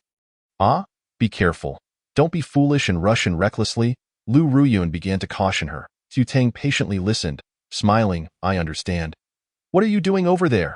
I hear a clattering noise. Lu Ruyun frowned. Your father has placed a guardian at the gate. Now, no one will dare to intrude recklessly. After a pause, she chuckled helplessly. I think he wants to turn this place into a fortress. Su Tang did not support this idea, whispering, Mom, tell Dad to stop. The better you make it, the more likely someone will come to rob it. It's not something we can protect. Lu Ruyun was taken aback, then understood Su Tang's meaning. Yes, this is the best community in Zone C. Who knows when it might be requisitioned by the higher-ups, just like our home, I understand. Then let us just install one guardian and not waste resources on anything else. Upon finishing her conversation with Lu Ruyun, the connection was severed. Su Tang chuckled softly and shook her head. She had once entertained the notion of constructing a formidable fortress to safeguard her family, yet now such thoughts seemed utterly unfathomable. Unless one possesses formidable allies or a strong faction, one merely ends up weaving garments for others. She stowed away her holographic device, but outside the vehicle, a cacophony of voices erupted, peering through the window. She was taken aback to see Song Tianjiao and Sun Bingruade. Hadn't Sun Bingruade and Lin Hui been confined to a shelter?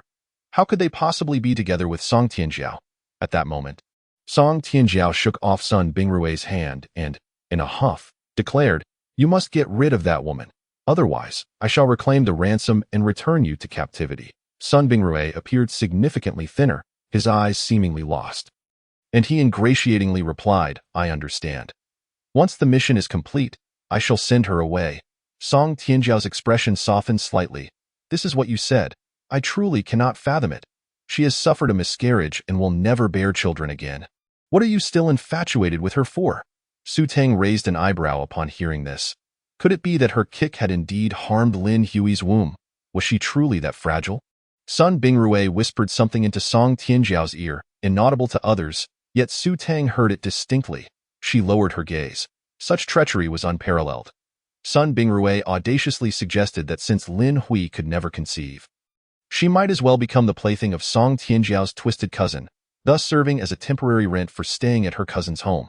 Song Tianjiao, elated, agreed, and the two immediately became affectionate, hand in hand. As they approached the vehicle, Bai Jingyao occupied a seat at the front. Song Tianjiao spotted her instantly, scrutinizing her with palpable envy. Why was it that her mother, having fulfilled her desires, became weary and worn? Her face etched with wrinkles, while this abandoned woman appeared immaculate, exuding an air of elegance akin to that of a noblewoman. She squeezed Sun Bingrue's hand and declared, I want to sit there. Sun Bingrue, upon seeing Bai Jingyao, recoiled slightly.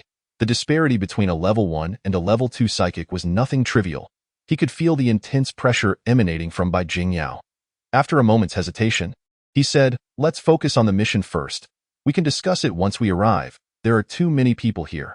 All right, Song Tianjiao nodded, refraining from further insistence. Deliberately, she chose to sit next to Bai Jingyao, with an aisle between them. Throughout the encounter, Bai Jingyao did not spare a single glance in her direction. Instead, she activated her holographic device to converse with Song Un. In one hand, Song Un held a chicken, and in the other, a duck, awkwardly inquiring, Mom, should we have braised chicken or beer duck today? Bai Jingyao smiled gently. Will you be preparing it? I'll ask Aunt Lu to teach me. Don't worry, it won't taste bad. Song Un chuckled. Bai Jingyao pondered for a moment, suggesting, How about we make some braised chicken and stir-fry a few more vegetables? Oh, and prepare some water. I shall need a bath once the mission is completed. Understood. I shall obey, replied Song Un as she set down the duck and reclaimed her wristband. Beside her, Song Tianjiao was seething. Why did they get to enjoy chicken, duck, and vegetables while she, at her cousin's, was relegated to instant noodles? As she recalled the space she once possessed, A pang of anguish pierced her heart, yet she could do nothing but glare and bite her lip at Bai Jingyao.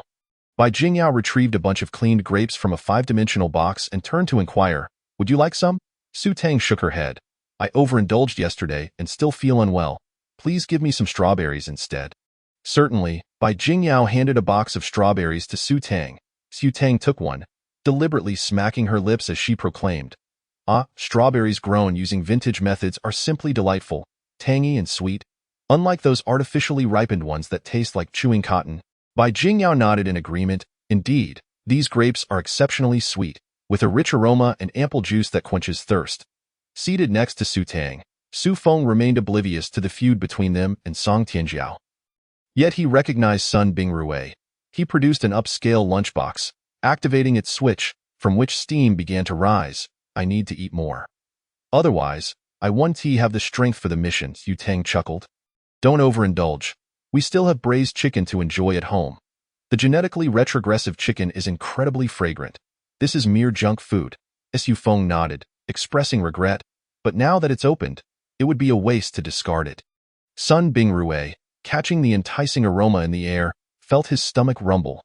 Currently reliant on others, he was perpetually hungry, subsisting on bland bread. Rising, he feigned recognition of Su Tang, exclaiming in surprise, "Tang Tang, you're here too. Shall we team up for the mission?" Chapter 66, Dual Psychic Abilities. Su Tang nearly choked on the strawberry in her mouth, forcefully pounding her chest to swallow it down, before gazing incredulously at Sun Bingrui. "Did you not run off with a wealthy woman? Why are you here for a mission? Could it be that you are inadequate and she cast you aside?" The passengers in the vehicle, feeling ennui, immediately turned their attention to the colorful gossip. They assessed Sun Bingrui, who was indeed handsome but far too gaunt. Reflecting on his previous comments, they began to chuckle lewdly. Such a frail figure must have been drained dry by the wealthy woman. Thus discarded that a flicker of malice crossed Sun Bingrui's eyes, yet he feigned indignation. "If you hadn't been so materialistic and run off with a rich heir, would I have felt compelled to leave?" The crowd's gaze shifted to Su Tang and Su Feng. Although they were both striking, it was evident they were siblings. Su Tang looked at him with tearful eyes. "To be frank, my father owns a private hospital. He does not wish for me to associate with a gold digger, which is why I am working while studying that day. My brother secretly visited me and gave me some pocket money, yet you claimed I was materialistic and threw yourself into the arms of a wealthy woman." Refusing to listen to my explanations, Su Feng glared coldly at Sun Bingrui, towering over him by half a head. "Sun Bingrui, the tuition for your university was entirely financed by my sister's hard work. She has always believed that once she graduated and secured stable employment, you would marry her. What have you done instead? Now you turn the tables and accuse her. Are you even a man?" Song Tianjiao grew increasingly impatient.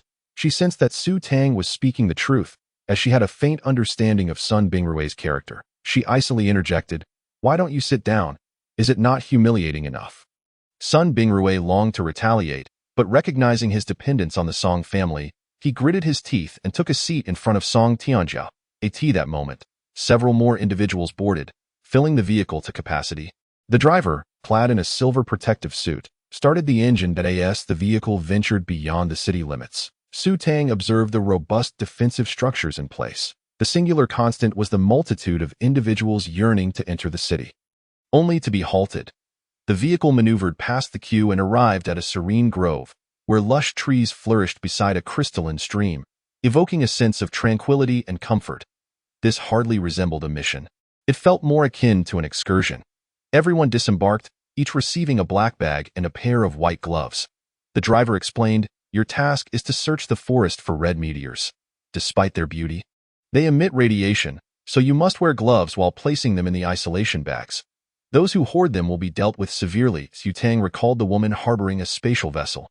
Did the right guard not fear a rebellion from the common folk due to their tyrannical behavior? Su Feng waved his bag, suggesting, "Let us go. The water is remarkably clear here. It used to be muddy." Su Tang found herself speechless. Did her oblivious brother not find the forest peculiar? Following the insect invasion, all greenery had been devoured. If nothing formidable guarded this place, how could it have escaped the jaws of the insects? Bai Jingyao warned cautiously, "Be careful, something feels off." Agreed. Su Tang prepared herself. Upon entering the woods, She sensed a wave of wood-type psychic energy. Had the trees begun to evolve, while animals mutated rapidly, plants should not progress so swiftly. After walking for a while, the voice of Xiao Bai resonated in her mind, suggesting she let Xiao Dai explore. Su Tang was not genuinely there to accomplish the mission, so she released Xiao Dai, who joyfully dashed into the woods. Was that foolish dog truly all right? Not to worry, by the way. You mentioned your father owns a private hospital. Why have I never seen him at work? Xiao Bai inquired curiously. Su Tang was taken aback. Indeed, she hadn't seen her father at work since her return, nor had her mother visited the hospital. Could it be that the right guard had commandeered the hospital? Contemplating this, she pursed her lips, wondering if there was a way to investigate the right guard's affiliations. If they were reliant on weapons, she would steal them. If not, she would destroy them. All right, I'll check. The network defenses here aren't particularly strong. Xiao Bai assured her. Su Tang expressed her disdain, asking, why did you insist I bring Shang Yu home? Did you know he was the person my father was searching for? Xiao Bai replied calmly. When I investigated that chubby fellow's information, I discovered that his DNA had been tampered with. Upon re-examining his DNA for comparison, I found that he was indeed the person your father sought. Oh, you managed to accomplish so much in such a short time, Su Tang marveled. The tone of Xiao Bai's voice remained steady, yet a hint of pride was discernible. Of course, I can rewrite the entire network of H City in an instant. Su Tang paused, inquiring, when we leave, can you incapacitate H City's network? Absolutely. It's a simple task. Xiao Bai readily accepted. Su Tang, however, did not feel much joy, as the destruction brought her little benefit. Xiao Bai, investigate the grain storage, the supply depot, and the armory. Even if I gather just a little each day, I will strip them of their resources clean. All right, give me some time, Xiao Bai replied without refusal. Su Tang smirked slightly, suddenly feeling as though she and Xiao Bai were akin to notorious bandits. She then paused, asking, Xiao Bai, are you male or female? What do you mean male or female? How could I be a lowly creature of any gender? Xiao Bai erupted with indignation. Su Tang touched her nose, realizing that humans were merely inferior beings. She dared not irritate Xiao Bai further, especially since she was counting on it for significant undertakings. Suddenly, a rustling sound came from behind her. Yu Tang swiftly turned around to see Sun Bingrue. Without his glasses, Sun Bingrue appeared somewhat sleazy, eyeing her with a predatory gaze. Yu Tang frowned at him. What do you want? Looking for a fight? Don't forget that I'm stronger than you. Surprisingly, Sun Bingrue showed no fear. He raised his hand, revealing a sphere of blue lightning in his palm. Look, I possess dual abilities, and this power is known only to you. I haven't disclosed it to anyone else. Moreover, after being caught in the rain, my strength has increased tenfold. You are no match for me now. Yu Tang feigned fear, timidly asking, then what do you intend to do? What do I intend to do? Sun Bingrue's eyes turned cold as he obediently shed his clothing and lay down. Once I've had my fill, take me to your home. Yu Tang felt disgusted and deliberately fixated on a certain part of him, asking, is that area all right? I used all my strength to kick you. It was better not to mention this. For as soon as she did, Sun Bingrue's eyes turned bloodshot, his muscles bulged, and he glared at Su Tang with a twisted expression. You wretched girl, you've ruined my happiness. Now I can only last 3 seconds. But I have many ways to toy with you, and I assure you, you'll call me good brother. Chapter 67. The parasitic vines man Su Tang was momentarily stunned before bursting into uncontrollable laughter. Tears streaming down her face, clutching her stomach in pain, she pointed at Sun Bingrue. You actually, ha ha ha, though I've never experienced it. I know what a normal human's condition is. Enraged, Sun Bingrue lunged forward, aiming to grab Su Tang's arm, but she agilely sidestepped. She continued to grin, and then, with a teasing smile, she said, oh dear, Song Tianjiao is truly pitiable. If I were her, I wouldn't want a 3-second man, even if he had abilities. You filthy harlot. How many men have you been with? Sun Bingrue, infuriated, lost his composure and lunged at Su Tang, attempting to strangle her. Oh dear, don't be so fierce, you're already a cripple.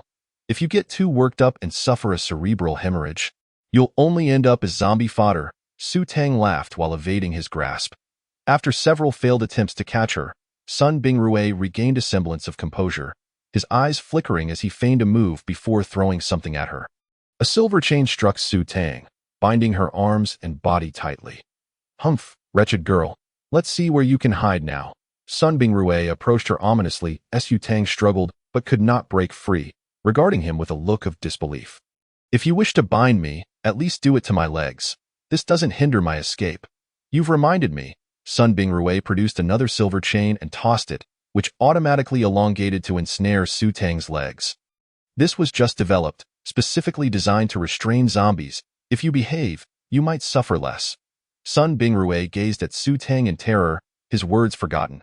For Su Tang, the two chains had somehow reached her hands, and she stared at them with a sly smile. You are a devil.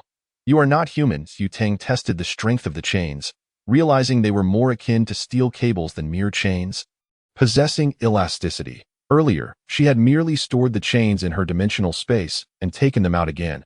Of course, Sun Bingrue was oblivious to this. She placed the chains into her 5-dimensional box, giving it a pat. Good items should be properly stored. Nowadays, with everyone possessing 5-dimensional boxes, binding someone was indeed a foolish endeavor. Sun Bingrue's eyes widened in realization as he dashed towards Su Tang, raising his fist to strike her delicate face. Since I can't catch you, I'll knock you out. I wouldn't mind if you died. Su Tang, taken aback by Sun Bingrue's blatant disregard for limits, narrowed her eyes and drew her bow, shooting an arrow directly at him. Sun Bingrue, surprisingly agile, sidestepped to avoid the fatal blow, but the arrow pierced his shoulder blade. Coldly, Su Tang readied another arrow, aiming for Sun Bingrue's heart. This time, he could not evade it, helplessly watching as the wooden arrow penetrated his chest. He collapsed to the ground, arms outstretched, panic in his eyes, yet his mouth moved soundlessly. How tenacious, Su Tang remarked, approaching him to mercilessly extract the two arrows. A scream of agony pierced the air, and Su Tang's expression changed dramatically. Brother! She glanced at the fallen Sun Bingrue. No one could survive a heart-piercing, and she immediately ran toward the source of the scream. A figure emerged from behind a tree, excitement gleaming in his hawk-like eyes. How intriguing! The individual is small yet possesses a vicious means. I quite enjoy such women. The man, clad in black and wearing a black mask that concealed all but his eyes, turned to leave but was interrupted by a plea for help. Save me! The man turned back to regard the fallen Sun Bingrue, kicking him lightly. Not dead yet. How is that possible? He crouched down to inspect, chuckling. Ah, so the heart is on the other side. The man offered no assistance. Standing up indifferently, Sun Bingrue grasped the man's leg desperately, pleading, I don't want to die. Save me, I will serve you as my master. Seems quite amusing. Then I shall offer you a hand, my little slave. The man bent down, stuffing several crystal nuclei into Sun Bingrue's mouth. Enjoy yourself. Only those who survive are worthy to be my slaves. With that, he laughed heartily and departed. On the ground, Sun Bingrue's eyes bulged wide, feeling as if countless needles were penetrating his veins, violently colliding with his flesh. Sun Bingrue let out a roar, his body swelling to twice its size, his face contorting with rage as he shouted, Su Tang, I will tear you to shreds. With that, he smashed his fist into a nearby thick tree trunk, which let out a mournful creak before collapsing. Why power is magnificent. Sun Bingrue was completely immersed in euphoria, even forgetting to pursue Su Tang at that moment. Su Tang glared furiously at Su Feng, who was ensnared by a black vine, suspended above a mass of thorny brambles. The main body of the vine appeared to be a human. His eyes glazed over, pupils transformed into black dots. From the place where an arm was missing, black vines spiraled out, one of which coiled around Su Feng. Bai Jingyao leaned against a tree, her dress tattered and stained with blood, presumably from struggling against this monster. Gasping for breath, she urged, Su Tang, run quickly. I have no abilities left. How could Su Tang abandon them and flee? She drew a burst arrow and, without hesitation, pulled back her bow to shoot. The monster's vines were swift, and as the arrow approached, it ensnared the projectile like an octopus's tentacled it tilted its head, seemingly trying to comprehend what the arrow was, then bit down on the metallic shaft. The metal crumbled under its jaws like a biscuit, crunching audibly. Seizing the opportunity, Su Tang shot both a burst arrow and a flame arrow simultaneously. The burst arrow struck the monster's forehead, exploding and only tearing away a small patch of its scalp, greenish fluid oozing from the damaged flesh. The flame arrow was batted back by the vines, and Su Tang rolled aside to evade, the arrow landing and igniting. The monster emitted a chilling scream, reminiscent of nails scraping against glass, sending a shiver down Su Tang's spine as her heart raced, almost threatening to leap from her chest. Bai Jingyao covered her ears, huddled against the tree, eyes tightly shut. Seemingly on the verge of breaking, Su Feng, suspended in midair, drew one hand back, summoning a cyclone to hurl at the monster. Surprisingly, his seemingly small gust managed to lift the creature, aligning it parallel to him in an instant. The monster's white eyeballs shifted, and upon seeing Su Feng at eye level, it began thrashing its vines frantically, causing Su Feng to feel as though his insides were being wrenched out. Su Tang bit her lip. Realizing her own weakness, her 5 elemental abilities felt utterly useless. What to do? Gritting her teeth, she retrieved an electric arrow. Brother, bear with it for a moment. Su Feng did not understand what he was to endure, but soon felt a surge of electricity coursing through him, as if his hair were burning. Chapter 68. The 4th level crystal nucleus. Seeing that she had struck the descending monster, Su Tang felt a surge of joy and swiftly conjured a laser sword. Don't move, she shouted as she dashed towards Su Feng. Sun Feng, momentarily dazed by the electric shock, instinctively curled his legs upon catching a glimpse of a blue flash. Su Tang swung the laser sword, severing the vine. The cut end sprayed green fluid, sizzling as it hit the ground. The remaining vines recoiled, and Su Feng fell to the ground. Hurry up! Su Tang forcefully pried apart the vines, desperately kicking Su Feng, who was curled up in a ball, out through the gap. Su Feng struggled to crawl a few paces before ultimately rolling on the ground, exerting every effort to create distance. However, before Su Tang could savor her triumph, she was abruptly sent soaring into the air, her head spinning and her cheeks stinging with pain. Without a moment's hesitation, she twisted her body midair to draw her bow and shoot. This time, she spared no expense, unleashing high-tech arrows that ignited the ground in a conflagration of flames, explosions, and electric shocks, rivaling the destructive power of a small bomb. Su Feng crawled desperately away, never realizing how violently his sister could act. Su Tang unleashed a flurry of 8 arrows in one breath before landing on the ground, half kneeling to absorb the impact, her gaze fixed on the struggling monster engulfed in flames. Xiao Bai. What level is this? Level 4, a parasitic vine. It's a piece of cake for you. Xiao Bai's response was infuriating. Gasping slightly, Su Tang sheathed her bow and drew her laser sword, charging at the creature to slash at its 2 legs. With a crack, the monster lost its limbs and collapsed, the burning vines thrashing in confusion, unsure if they were in pain or had lost their sight. Striking the trees left deep whip marks. The bark flying off and the trunks trembling, Su Tang raised a hand to her face, feeling the gruesome remnants of flesh, and her fury surged. You dare to strike my face? I'll make you unrecognizable. She retracted her laser sword and summoned her powers, hurling wooden spikes, fireballs, ice shards, and earthen spikes relentlessly at the beast. The creature emitted a shrill cry, and soon fell silent, twitching slightly on the ground. Wow, a level 4 energy crystal core. We're rich, Xiao Bai exclaimed excitedly. Fuming, Su Tang kicked the monster twice before extinguishing the flames with a mist of water, suddenly freezing in shock. She mentally screamed, Xiao Bai, am I not a level 1 ability user? Why am I able to use techniques meant for a level 2 user? Xiao Bai calmly replied, you are a 5-element ability user in ancient times. The 5 elements were believed to nurture and restrain each other. Currently, your 5 attributes are balanced, allowing your techniques to be equivalent to those of a level 2 user. Your energy pool is also larger than that of ordinary individuals.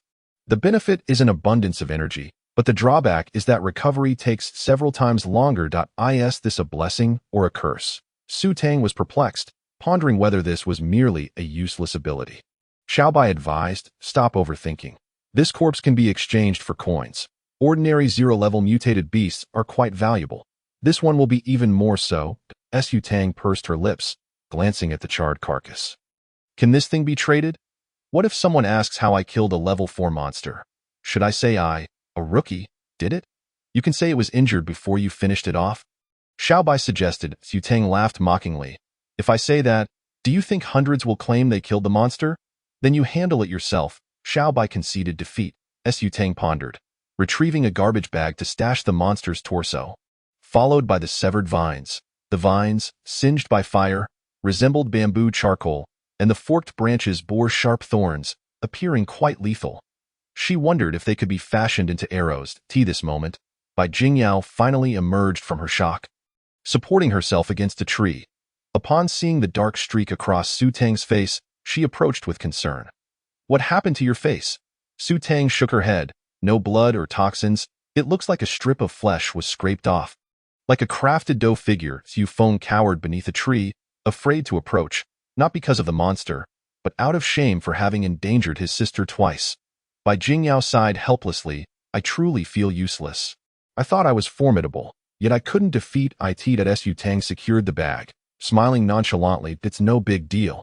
You can look for meteorites that I can use my wood abilities to mend this." The wound tingled, but surprisingly didn't hurt.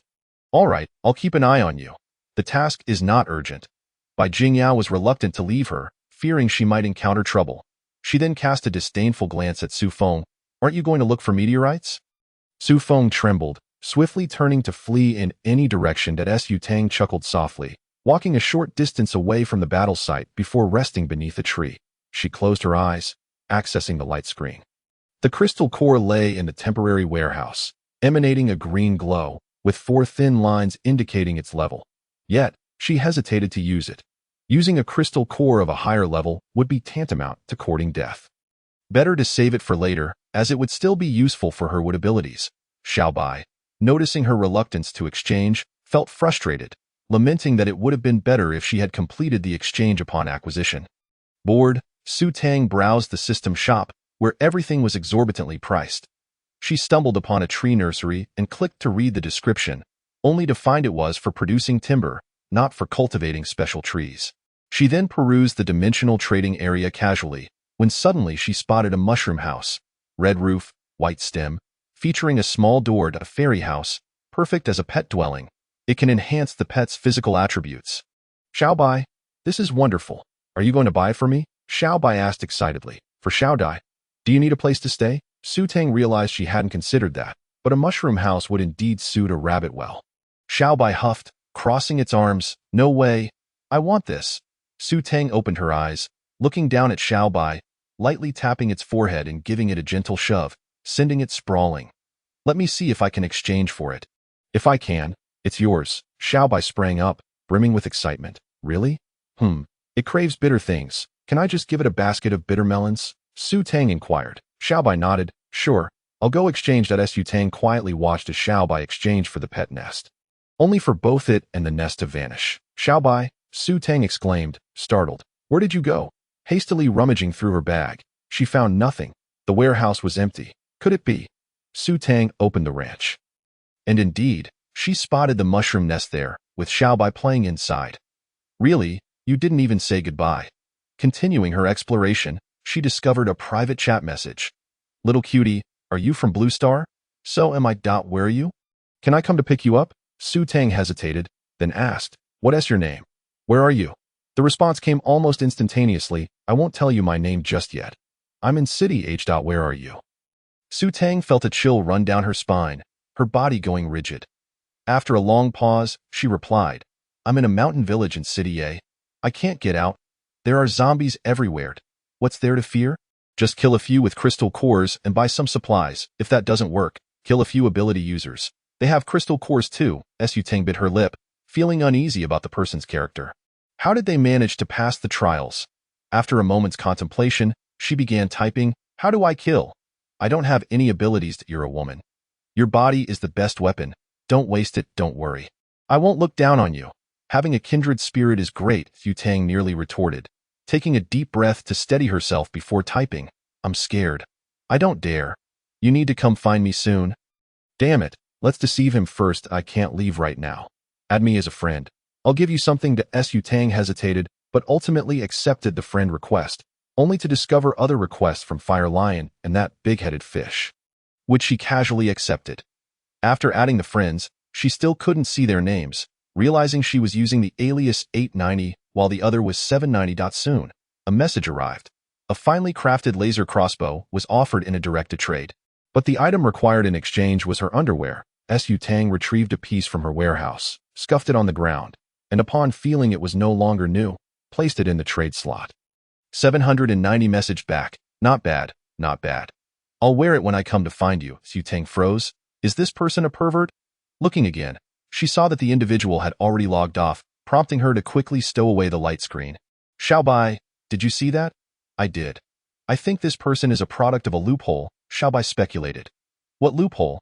How did they pass the trials? Su Tang felt frustrated. Xiaobai scratched its head. Perhaps they passed the trials and then unfortunately kicked the bucket, only to have this guy seize their body. Oh, that makes sense, Su Tang nodded. She stood up, touching her facial wounds. They didn't hurt, but returning home like this would earn her a scolding from her mother. Using her wood abilities, she attempted to heal herself. Unfortunately, she had already overexerted her powers, so all she achieved was slightly diminishing the wound. This won't do. I'll be in big trouble if I go back like this. Is there any way to fix it? Su Tang felt on the verge of tears. Xiaobai glanced at her face and asked, Don't you have a crystal core? Why not use it to purchase some value? There are many beauty and scar removal products in there. Let me take a look. Su Tang had not paid attention to this matter earlier. She was in search of healing potions, not beauty products. The beauty remedies available were truly bizarre, with some capable of turning the skin a blood-red hue, while others could induce hair growth. However, she did manage to find a scar removal potion, which contained the viscous essence of a sticky insect. Looking rather repugnant in its greenish hue, this concoction was priced at 1,000 purchase points, necessitating the exchange of a level 4 crystal core to acquire it. Su Tang was reluctant. After all, a level 4 crystal core could be invaluable for upgrades. Xiaobai began to tempt her, saying that a wood-type crystal core would be of no use to her family, and if she used it herself, it could lead to an imbalance in her abilities. Since it's just lying there, why not trade it? Su Tang sighed, conceding. All right, I'll trade it. A level 4 crystal core was worth 10,000 purchase points. She proceeded to purchase the scar removal liquid, only to find it was a spray that appeared entirely silver. Upon pressing the nozzle, a green mist dispersed into her palm. This is hardly enough, she thought in disdain. However, in the next moment, the thin mist began to expand, forming a sticky layer. Sniffing it, she detected no discernible odor. Applying the liquid to her face, she glanced in the mirror and was astonished to see the liquid visibly repairing her scars. In under 10 seconds, her visage was restored to its former glory. Wow, amazing, Su Tang exclaimed. Suddenly, Xiaobai remarked, The silly dog has returned. Su Tang looked up and scanned her surroundings. Bai Yi was seated not far from her, lost in thought with her back turned. Turning again, she spotted Xiao Dai, whose cheeks were bulging. Had he been stung by a mutated bee, Xiao Dai dashed over, attempting to nuzzle Bai Jingyao, but the latter flinched. Avoiding him, Bai Jingyao's hand hung awkwardly in midair, though she did not appear upset. Xiao Dai stood before Su Tang, and as he opened his mouth, crystal cores began to tumble out, dozens of them. Su Tang was taken aback. How many have you killed? Xiao Dai grinned at her, and if he weren't her own, one might find him quite eerie. Observing his eager demeanor, Su Tang affectionately patted his head. Praising, well done. Xiao Dai instantly sprang up, joyfully spinning in circles that Su Tang began to inspect the crystal cores, discovering 5 belonging to humans. Human crystal cores were akin to those of beasts, yet Su Tang could sense a distinct aura emanating from them. A wave of emotion washed over her as she held the 5 cores, asking, Did you kill these? Although he could consume crystal cores, indiscriminately killing for them warranted a lesson. Xiao Dai immediately shook his head, adopting a sneaky posture as he crawled on the ground, then leaping several meters away before swiftly returning. Su Tang understood. These were all pilfered treasures. She quickly gathered them, smiling. I'll reward you when we get back. This experience felt as effortless as robbing a bank vault. Purchasing nutrient soil was merely a means to ensure the common folk had more currency to buy supplies. Xiao Dai squinted his eyes happily. And if not for his drooping tongue, he would appear quite adorable. Bai Jingyao stood up, noticing Su Tang's healed face and assuming she had used her powers to achieve it, suggesting, Let us go find your brother. Su Tang felt a pang of dread. She hoped this individual wouldn't stir up further trouble. Just as she stood, Su Feng rushed back, urging, Quick, we need to go back. What has happened? Su Tang asked. Brushing off the dust from her clothes, I don't know the details, but those who went out started fighting, and several have died. This mission has been cancelled, but will each receive 100 gold coins as compensation upon return. Su Feng explained. He then handed Su Tang a bag, saying, If your space can block detection, keep this. No need to turn it in. Yu Tang took the bag. Feeling it contained meteorite material, her brother was surprisingly resourceful. She secured the bag, and the group returned to the spot where they had originally disembarked. Upon entering the vehicle, they found Sun Bingrue was absent, while Song Tianjiao sat with a dark expression. Lost in her thoughts, the vehicle did not wait for anyone and departed immediately. Yu Tang found it curious that Song Tianjiao didn't seem concerned about Sun Bingrue.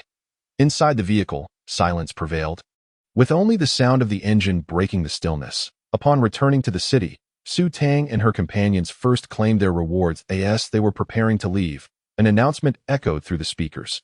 We are purchasing various mutated specimens. 1,000 gold coins for level 1. 2,000 for level 2. Yu Feng's eyes lit up, and he glanced at Su Tang, who quickly covered his mouth. If we bring out the parasitic vine, we'll only receive 4,000 gold coins. What if they want the crystal cores inside?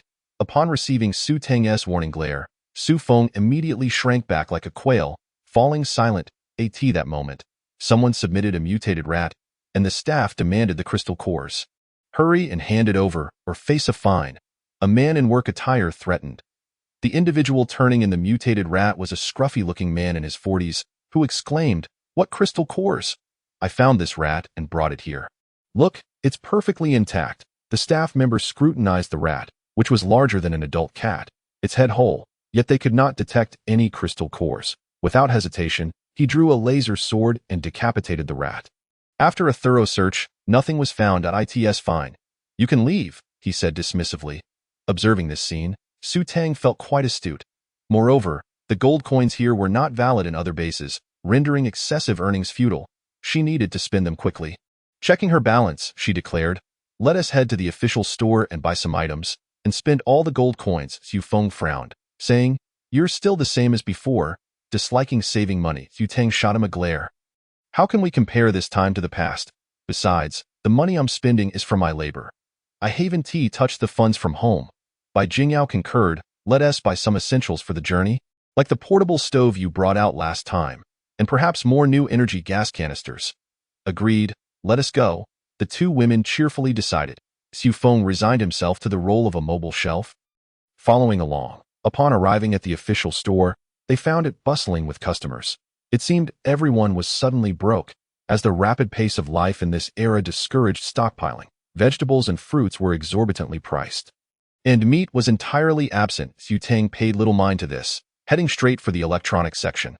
She recalled from history class that in 2000, society had been relatively advanced, enjoying steady development until the day AI androids revolted, leading to nearly a millennium of conflict against humanity. That it was only after the year 3000 that peace began to be restored, giving rise to laser weapons, hover vehicles, and simple robots. After searching the aisles, Su Tang spotted a familiar floor-cleaning robot, oval-shaped with two mechanical arms, albeit rather clumsy. The models available here were more advanced, yet Su Tang found herself unable to accept one, having witnessed a dog-shaped robot gleefully licking the floor spotless. In that moment, she imagined a cute dog devouring a pile of flesh, reminiscent of a man-eating monster. Ultimately, Su Tang purchased 10 round-headed, cone-shaped robots. These had ample internal storage for repair liquid and were reasonably priced. Bai Jingyao leaned close to Su Tang, whispering, "Everything here is so expensive." "Indeed, but we shouldn't save money. It won't be of use later." Su Tang winked. Bai Jingyao nodded, saying, "I'll go check out the fruits and vegetables." After a moment's thought, Su Tang added, "No need to buy fresh produce. We can get some compressed packs." "All right," Bai Jingyao responded, making her way to the fruit section. Taking a glance, she found the fruits wilted and shriveled. Previously, such items would have been turned to fertilizer, yet now they were sold at inflated prices. "These apples hardly have any flavor," Bai Jingyao remarked, shaking her head as she picked one up, "and they're charging 1 gold coin each. Why not just steal them?" As she pondered this, a person approached her, sneering, "You're just looking, aren't you? Can you even afford to buy?" Bai Jingyao looked up to see a very fashionable woman, her heavy makeup making it hard to discern her true appearance, yet she felt a vague familiarity, unable to recall where she had seen her before. The fashionable woman noticed Bai Jingyao's flawless, wrinkle-free face and felt a surge of jealousy. She deliberately raised her hand, adorned with rings set with gems, and remarked, "Oh, a divorced woman thinks she can eat an apple. I've bought out this entire section. The staff, expressionless, proceeded to pack over 100 apples into a box before stating, "Please make your payment." The fashionable woman paid, her eyes reflecting a hint of pain, yet she feigned nonchalance, saying, "Deliver them to Zone B. The address is on the account. Have Song Tingyong collect them." In that moment, Bai Jingyao recalled. It was this woman who had stolen her scoundrel of a husband. Yet, she felt no animosity towards her now. Instead, she felt gratitude for the clarity this woman had imparted about Song Tingyong's true nature. However, she couldn't deny her preference for scoundrels was rather pronounced. The fashionable woman continued, "Bai Jingyao, look at you in those rags. Yet your face is so pristine. You wouldn't be resorting to selling your body, would you? A divorced woman should have some dignity and not engage in such sordid activities."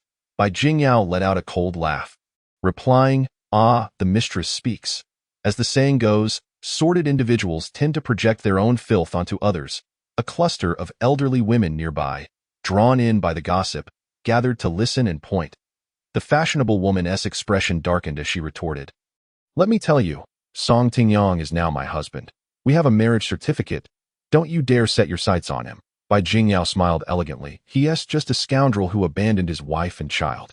I have no interest in him. Besides, I'm an ability user. How could he possibly be worthy of me?" Upon finishing her words, the ice spear in her hand radiated a chilling aura. The fashionable woman shivered slightly. She realized that Bai Jingyao was even more formidable than when they first met. Despite her disheveled appearance, the queenly presence she exuded was impossible to overlook. Standing before her evoked an indescribable feeling, akin to that of a servant before a sovereign. With a haughty snort of discontent, she turned and walked away. Bai Jingyao retracted the ice spear and shook her head, having expected a confrontation, only to encounter a coward instead. The older women nearby whispered and pointed at the fashionable woman, their eyes glinting with disdain. Bai Jingyao had no desire to explain herself to strangers. She turned and purchased the expensive retro fruits at the stall. For these fruits bore seeds. By the time they completed their purchases, it was nearly midnight, and the street lamps cast a dim, feeble light as they returned to the entrance of the garden community. Su Tang sensed something amiss. The bald man was absent, which was unusual, and the tables and chairs at the entrance were strewn aside. Had someone come to their door? She quickened her pace into the community, where an eerie silence enveloped them. Upon reaching the villa's entrance, she noticed the guard's searchlight was extinguished. Something was definitely wrong. Xu Feng, having grown accustomed to heeding Su Tang after recent events, pushed the door open without noticing the electricity had been cut. He asked in surprise, "Why are the lights off?" Without waiting for a response, he foolishly stepped inside, prompting Su Tang to remain vigilant as she followed. As they reached the center of the courtyard, a loud crack echoed, and a dark net suddenly exploded above, descending upon them. Bai Jingyao shot the ice spear upward, propelling the net away as the three rolled to the side, the net hitting the ground with an electric crackle. The door to the main house swung open, revealing a figure who clapped their hands and emerged, exclaiming, "Well done, well done." Truly impressive for an ability user. The individual, possessing a square face and pale skin, had eyes that sparkled with intelligence, and a hawkish nose above thin lips. He wore the uniform of a high-ranking official, marked with erite insignia at the heart. Chapter 71. The falling ant eggs. Su Tang furrowed her brow. Unfamiliar with this man, leaving her with no useful information to reference. Maintaining her composure, she queried, "Who are you? What are you doing in my home? Where are my family?" The man, gripping the belt at his waist with both hands, replied coldly with a smirk, "I have invited them to Area A, Miss Su Tang. Please, follow me." After the recent events, Su Feng had begun to listen to Su Tang, and this time he refrained from acting impulsively. Instead, looking at his sister, Su Tang narrowed her eyes, her mind racing. It was 90% likely this was related to their father. Could they be involved in a significant project that necessitated his intervention? She discreetly inquired, "Xiao Bai, are there any allies inside?" Xiao Bai replied glumly. None. Su Tang glanced at Bai Jingyao, considering urging her to leave, but Bai Jingyao smiled indifferently. "I am also family." This statement extinguished Su Tang's intention to exclude Bai Jingyao. Indeed, in the apocalypse, true kinship might not stem from blood. Only those who journey through thick and thin together, steadfast and unwavering, could be deemed family. Very well, Then we shall go visit as guests and see which deity is casting spells. Su Tang declared, pursing her lips.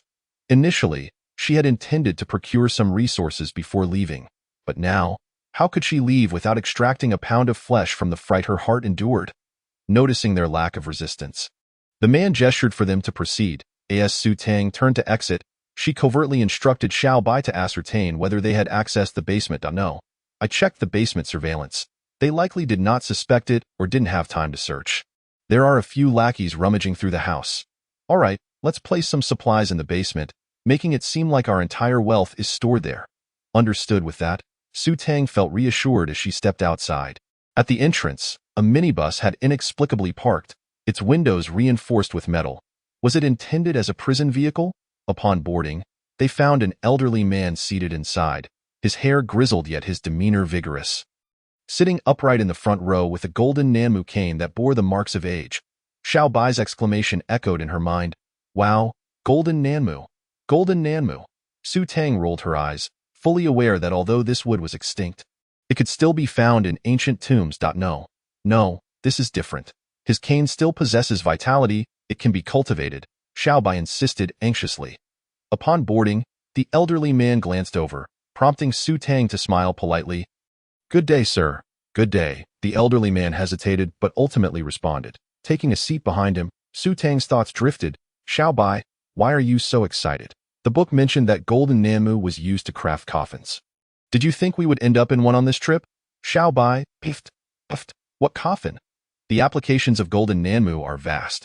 It can be fashioned into weapons for mental ability users, much like the specialized materials used by wizards for their wands in magical realms. Oh, but we do not possess any mental ability users, Su Tang remarked dismissively. Xiao Bai huffed, not now, but that doesn't mean we won't in the future. We can assess a person's loyalty. Eventually, we could assemble a formidable team. Did you not say this apocalypse is not a solitary endeavor? That is true, but I possess nothing valuable to offer in exchange for it. That item is evidently of great worth. Xiao Bai is not one to play by the rules. It has already resolved to steal if no exchange is forthcoming. Of course, this must be done discreetly, lest you become angry upon discovering it. Xiao Bai thought to itself. Su Tang seemed to perceive its intentions and remarked softly. We may rob the rich to aid the poor, but we must never take advantage of others in their time of peril. Understood? Understood, Xiao Bai sulked, rolling around in the mushroom house, while Xiao Dai approached to tug at the cushion, only to be kicked away by it.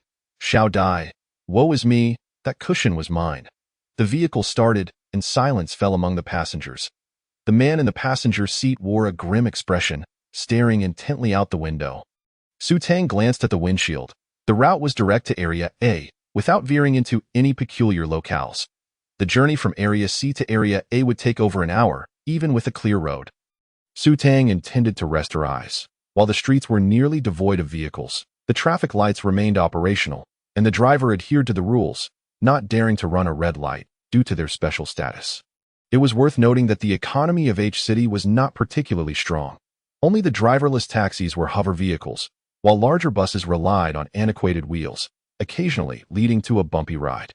As they awaited a red light at an intersection, a sudden crack resonated from the windshield, which began to spiderweb, an unusual occurrence as this glass was not easily shattered, even by a laser crossbow. The driver instinctively shielded his face, and before he could recover, a second crack sounded, followed by a shattering of the windshield, showering the two seated in front with fine shards. Su Tang immediately leaped up, pulling the elderly man down to the back seats. Su Feng and Bai Jingyao quickly followed suit.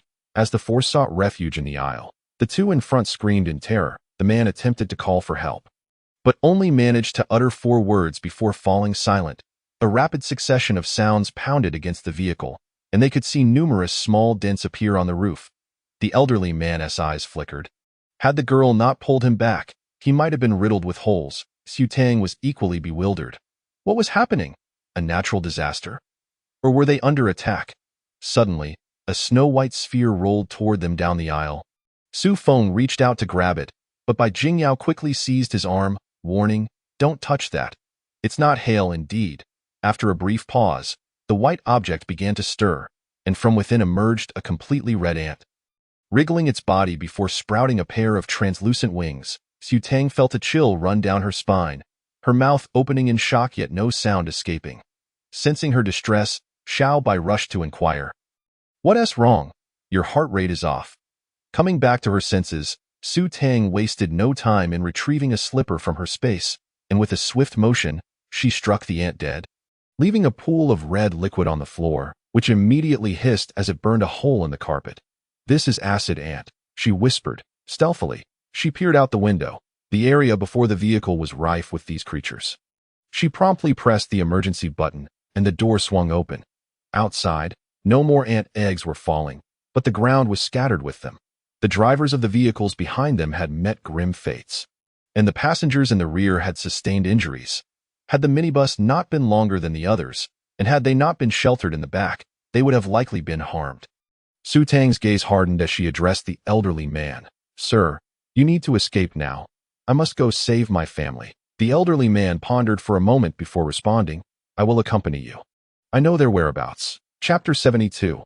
18 Layers of Hell. Su Tang hesitated for only a moment before nodding. "Let us go." They hurried through the mass of ant eggs toward Area A, while the people in the vehicles behind struggled to exit, initially intending to warn them against running. However, upon seeing the direction they were headed, they fell silent. Upon reaching the entrance of Area A, Su Tang called out, "I am Su Tang. Take me to see your superior." The guard replied, "Were we not supposed to send someone to capture you? Why have you come yourself?" Soon, a vehicle emerged from within, stopping before them as a young man stepped out. Su Tang's pupils dilated. Was this not her father's former apprentice, Xiao Zhengqing? In her past life, he had sought her out, yet she had not accompanied him. But why was he in the right guard camp? What was his connection to General Xiao Long? I had never heard of Xiao Long having such a significant grandson. Xiao Zhengqing's hair was somewhat long, with a few strands falling over his narrow eyes, yet it did not appear messy. Rather, it exuded an air of nonchalance and charm that he smiled slightly and said, "Get in the car. I will take you directly to the laboratory." Su Tang glanced at the old gentleman and said, "Old sir, you should head back first. Thank you for guiding us." The old gentleman raised an eyebrow, surprised that this young girl would concoct an excuse for herself, but he could not leave just yet. Xiao Zhengqing remarked, "Since we've all come together, let us witness the might of our city." Su Tang refrained from further chatter, walked over, opened the car door, and got in. After everyone was seated, Xiao Zhengqing drove straight to the entrance of the restricted area, swiping a card to gain access. This was Su Tang's first visit to the restricted area, with 3-story buildings lining both sides of the road, their pristine white facades resting on lush green grass. At the end of the road stood a large, domed silver structure, its top concealed by camouflage panels, rendering it invisible to any aircraft flying above. Upon reaching the entrance, Xiao Zhengqing exited the vehicle and led them through the gate, which had 3 layers, each requiring a card swipe and a password. Su Tang discreetly asked Xiao Bai, "Can you handle this gate?" "Yes, don't worry," Xiao Bai replied, putting her at ease. After all, this was a gamble, and she was prepared to embrace the outcome, whatever it may be. Upon entering, they found themselves in a spacious hall, with a colossal glass jar at its center, containing a pale green liquid that submerged an unknown creature. A chill ran down Su Tang's spine. Indeed, the apocalypse had not arrived suddenly, but was a result of human actions. She had seen the creature submerged in the jar in her previous life, although it had not been in H-City, but rather in S-City. For 6 months of her captivity, she had frequently perused reports from the Alliance's circle, where someone had photographed this creature, claiming it to be an A-grade biological weapon that aided S-City in eradicating zombies. She still vividly recalled its crimson eyes, frigid demeanor, and the 6 blood-red wings behind it. Noticing Su Tang's strange expression as she gazed at the jar, Xiao Zhengqing explained, "This is Subject 0. It was sealed away due to complications. But rest assured, it cannot escape." Su Tang's gaze remained fixed on the creature, captivated by its mournful expression. She pressed her hands against the jar, feeling an overwhelming wave of sorrow rise within her. Silently contemplating, "You must have suffered greatly. They are truly inhumane." Xiao Zhengqing, growing impatient, urged, "Let us move on. Do you not wish to meet them?" A glimmer of murderous intent flickered in Su Tang's eyes as she vowed to herself that regardless of whether she could escape, this place must be destroyed. Quickly masking her emotions, she smiled at Xiao Zhengqing and said, "Let us go." As they ventured deeper, None of them noticed the green liquid in the jar beginning to bubble. Nor did they see its eyes slowly opening to AT that moment. Xiao Jingqing had suppressed his impatience and smiled, saying, "Rest assured, our professor is exceptionally capable as long as he is willing to stay and assist us. We will never harm you. In fact, we will provide you with the utmost privileges." Su Tang feigned excitement, asking, "Really? So we won't have to toil for money anymore?" "Of course," Xiao Jingqing replied, his smile concealing a fleeting glimmer of disdain in his eyes. Su Feng remained silent, his anger simmering beneath the surface. Bai Jingyao kept a vigilant watch over him, fearing any impulsive actions. But fortunately, he had learned to restrain himself. The group entered the elevator, descending directly to the 13th underground level. Su Tang scoffed. Why not the 18th? Shouldn't these people be sent down to the depths of hell? However, upon seeing the digital panel, she found it amusing. The display read 5 floors above and 13 below, totaling 18. Surely, the architects of this establishment were aware of the ancient tale. Upon reaching the final level, they stepped into a long silver corridor, at the end of which lay a circular laboratory, flanked by corridors on either side, devoid of any personnel. Xiao Jingqing led them to the right, and along the way, they encountered a woman clad in a lab coat, her head bowed as she examined the documents in her hands. Obscuring much of her face as Su Tang brushed past her, her footsteps faltered. Where had she encountered this aura before? Turning to glance at the woman's retreating figure, she felt a surge of curiosity. Was there truly anyone who still wore their hair this long? The hair swayed behind her like a pendulum. Xiao Bai transmitted a thought to her. That's a man. What? Su Tang quickly recalled. It's him. But why is he here? Why the disguise? Could he be here to commit murder? Noticing Su Tang's fixation on the individual, Xiao Zhengqing inquired, "Is there something wrong with the long-haired person?" Su Tang hastily shook her head. "No, I was just admiring his hair." Xiao Zhengqing chuckled. "She is our most beauty-conscious staff member. Not a core personnel, so there's no need for concern. So, where are my parents?" Su Tang feigned casualness. "We're almost there. They are in Laboratory 3. Xiao Zhengqing gestured ahead. Not far off stood the door to Laboratory 3, which surprisingly did not require a card swipe. It simply swung open. Su Tang spotted her parents' silhouettes, but Song Anan and Shang Yu were not present. Lu Riyun turned upon seeing Su Tang, her expression devoid of warmth or joy as she stated coolly. "You here?" Su Tang nodded. "Mom, what are you looking at?" Lu Riyun replied. "We are examining the corpses of mutated beasts. What are you doing here? You know nothing about medicine." Su Tang immediately embraced her arm, saying, "I've missed you. It's been so long." "Yes, we are busy. Go entertain yourself," Lu Riyun replied coldly, gently pushing her away while subtly beckoning with her finger to her palm. Su Tang discreetly slipped the stolen laser crossbow into Lu Riyun's lab coat, and Lu Riyun showed no sign of having noticed as she pushed her toward the exit. "This is not a place for you. If you're bored, go play in the first floor hall. I'll come find you shortly with your father." Su Tang looked at Xiao Zhengqing, feeling quite aggrieved. Xiao Zhengqing smiled. "I'll take you to the lounge. Your friends are there." Just as he finished speaking, Lu Riyun seized Xiao Zhengqing's arm and twisted it behind his back, the laser crossbow aimed at his head. Chapter 73. A Life and Death Escape. Su Weiguo shouted. "Everyone stay still, or we will not hold back." Su Tang was speechless. She drew out the tranquilizer gun that Ling Junhan had left for her, incapacitating the other 2 individuals in the room. She cast a glance at the workbench where the mutated mice lay. They were not dissecting them but attempting to revive the creature. "Mom and Dad, what are they trying to do with you?" Lu Riyun snorted. "They are conducting live experiments, combining various genes to create biochemical weapons." "Does this mean that the creatures in the apocalypse were produced by them?" Su Tang pondered, then questioned her own thoughts. If they were the creators, how did the ant eggs come into play? Su Weiguo stated, "This is merely one of the subsidiary laboratories. We need to leave quickly." They kept Xiao Zhengqing as a hostage while making their way out.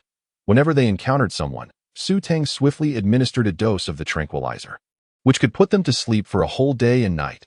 They found Song Anan and Shang Yu in the lounge, but simply leaving was not an option. Su Tang smiled coldly.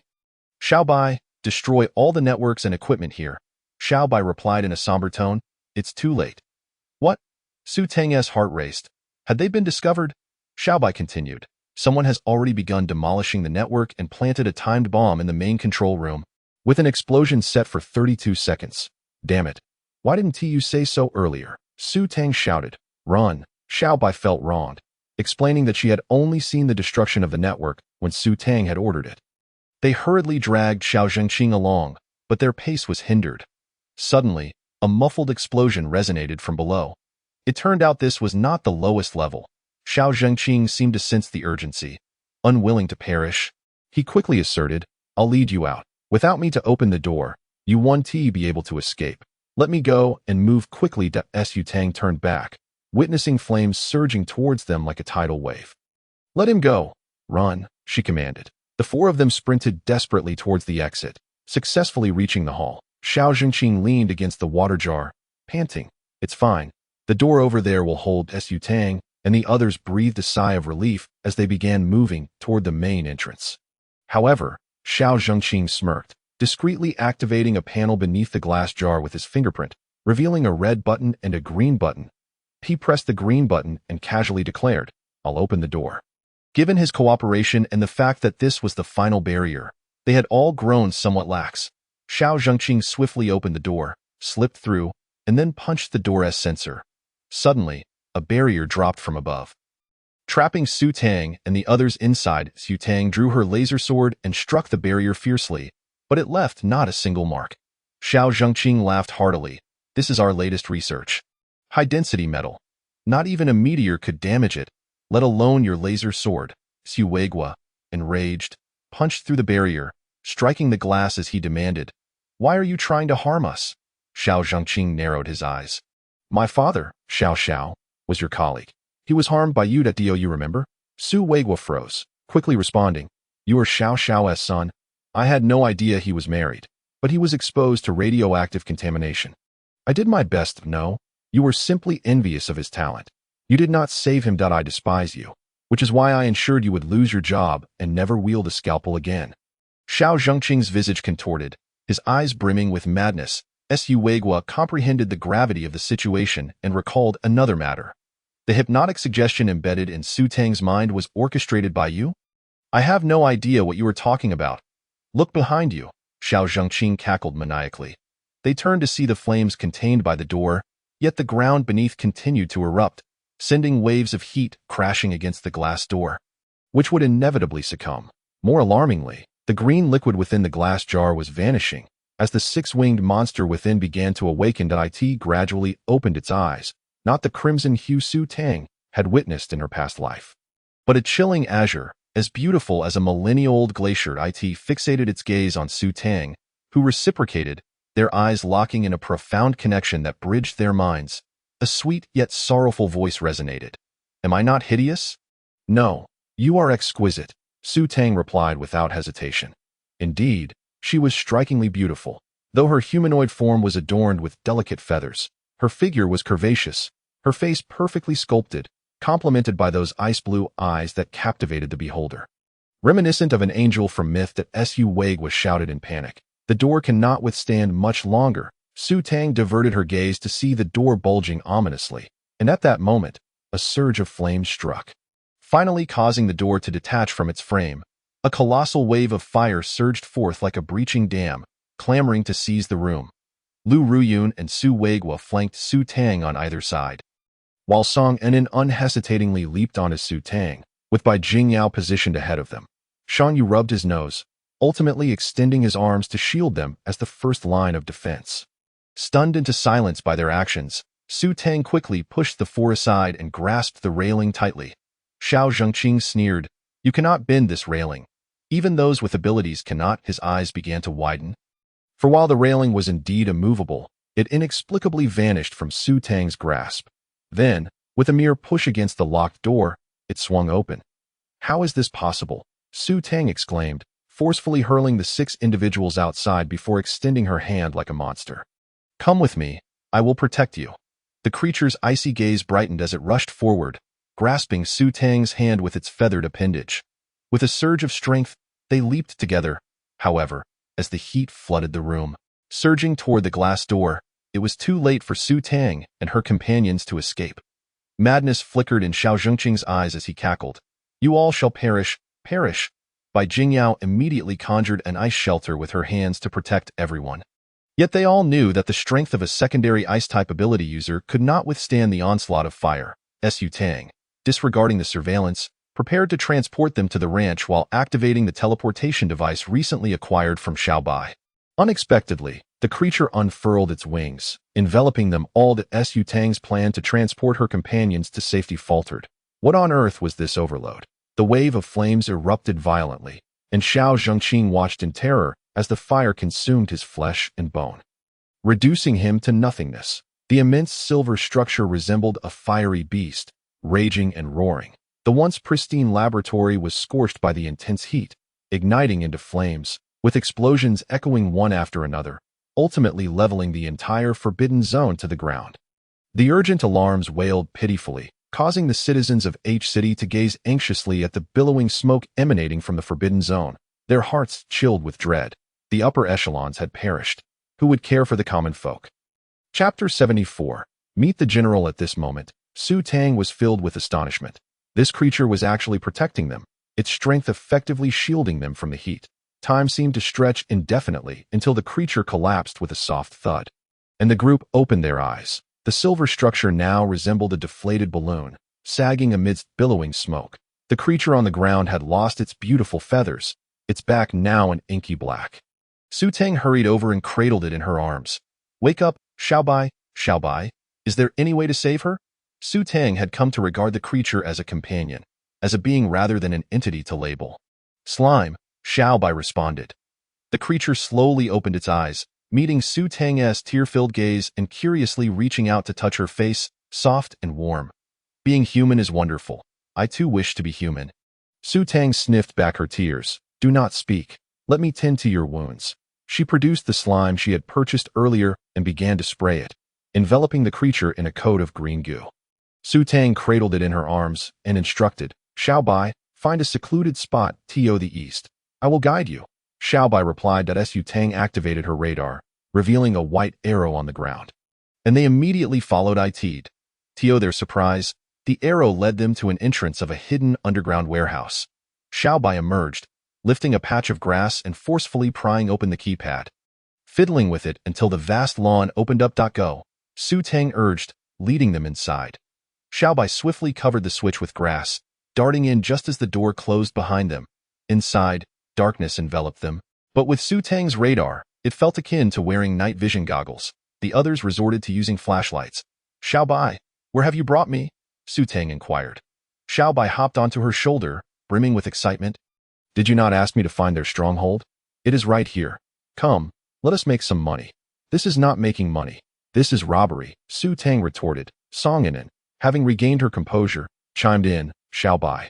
This is called robbing the rich to aid the poor, not making money. Oh, is that so? Then let us go. Brother will lead you to rob," Xiaobai proclaimed, standing on Su Tang's shoulder, one hand on its hip while pointing ahead. Su Tang felt an overwhelming urge to facepalm. Who is this creature? I do not recognize it. Su Feng glanced at the creature and said, "Sister, let me carry her." His intentions were noble, wishing to share the burden with his sister.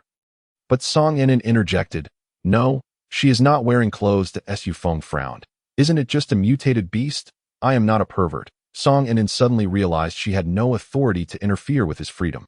Yet for some reason, she felt a knot of displeasure in her heart. Su Tang observed the mutated beast in her arms. Its body was healing within the green slime, albeit not as rapidly as its own wounds.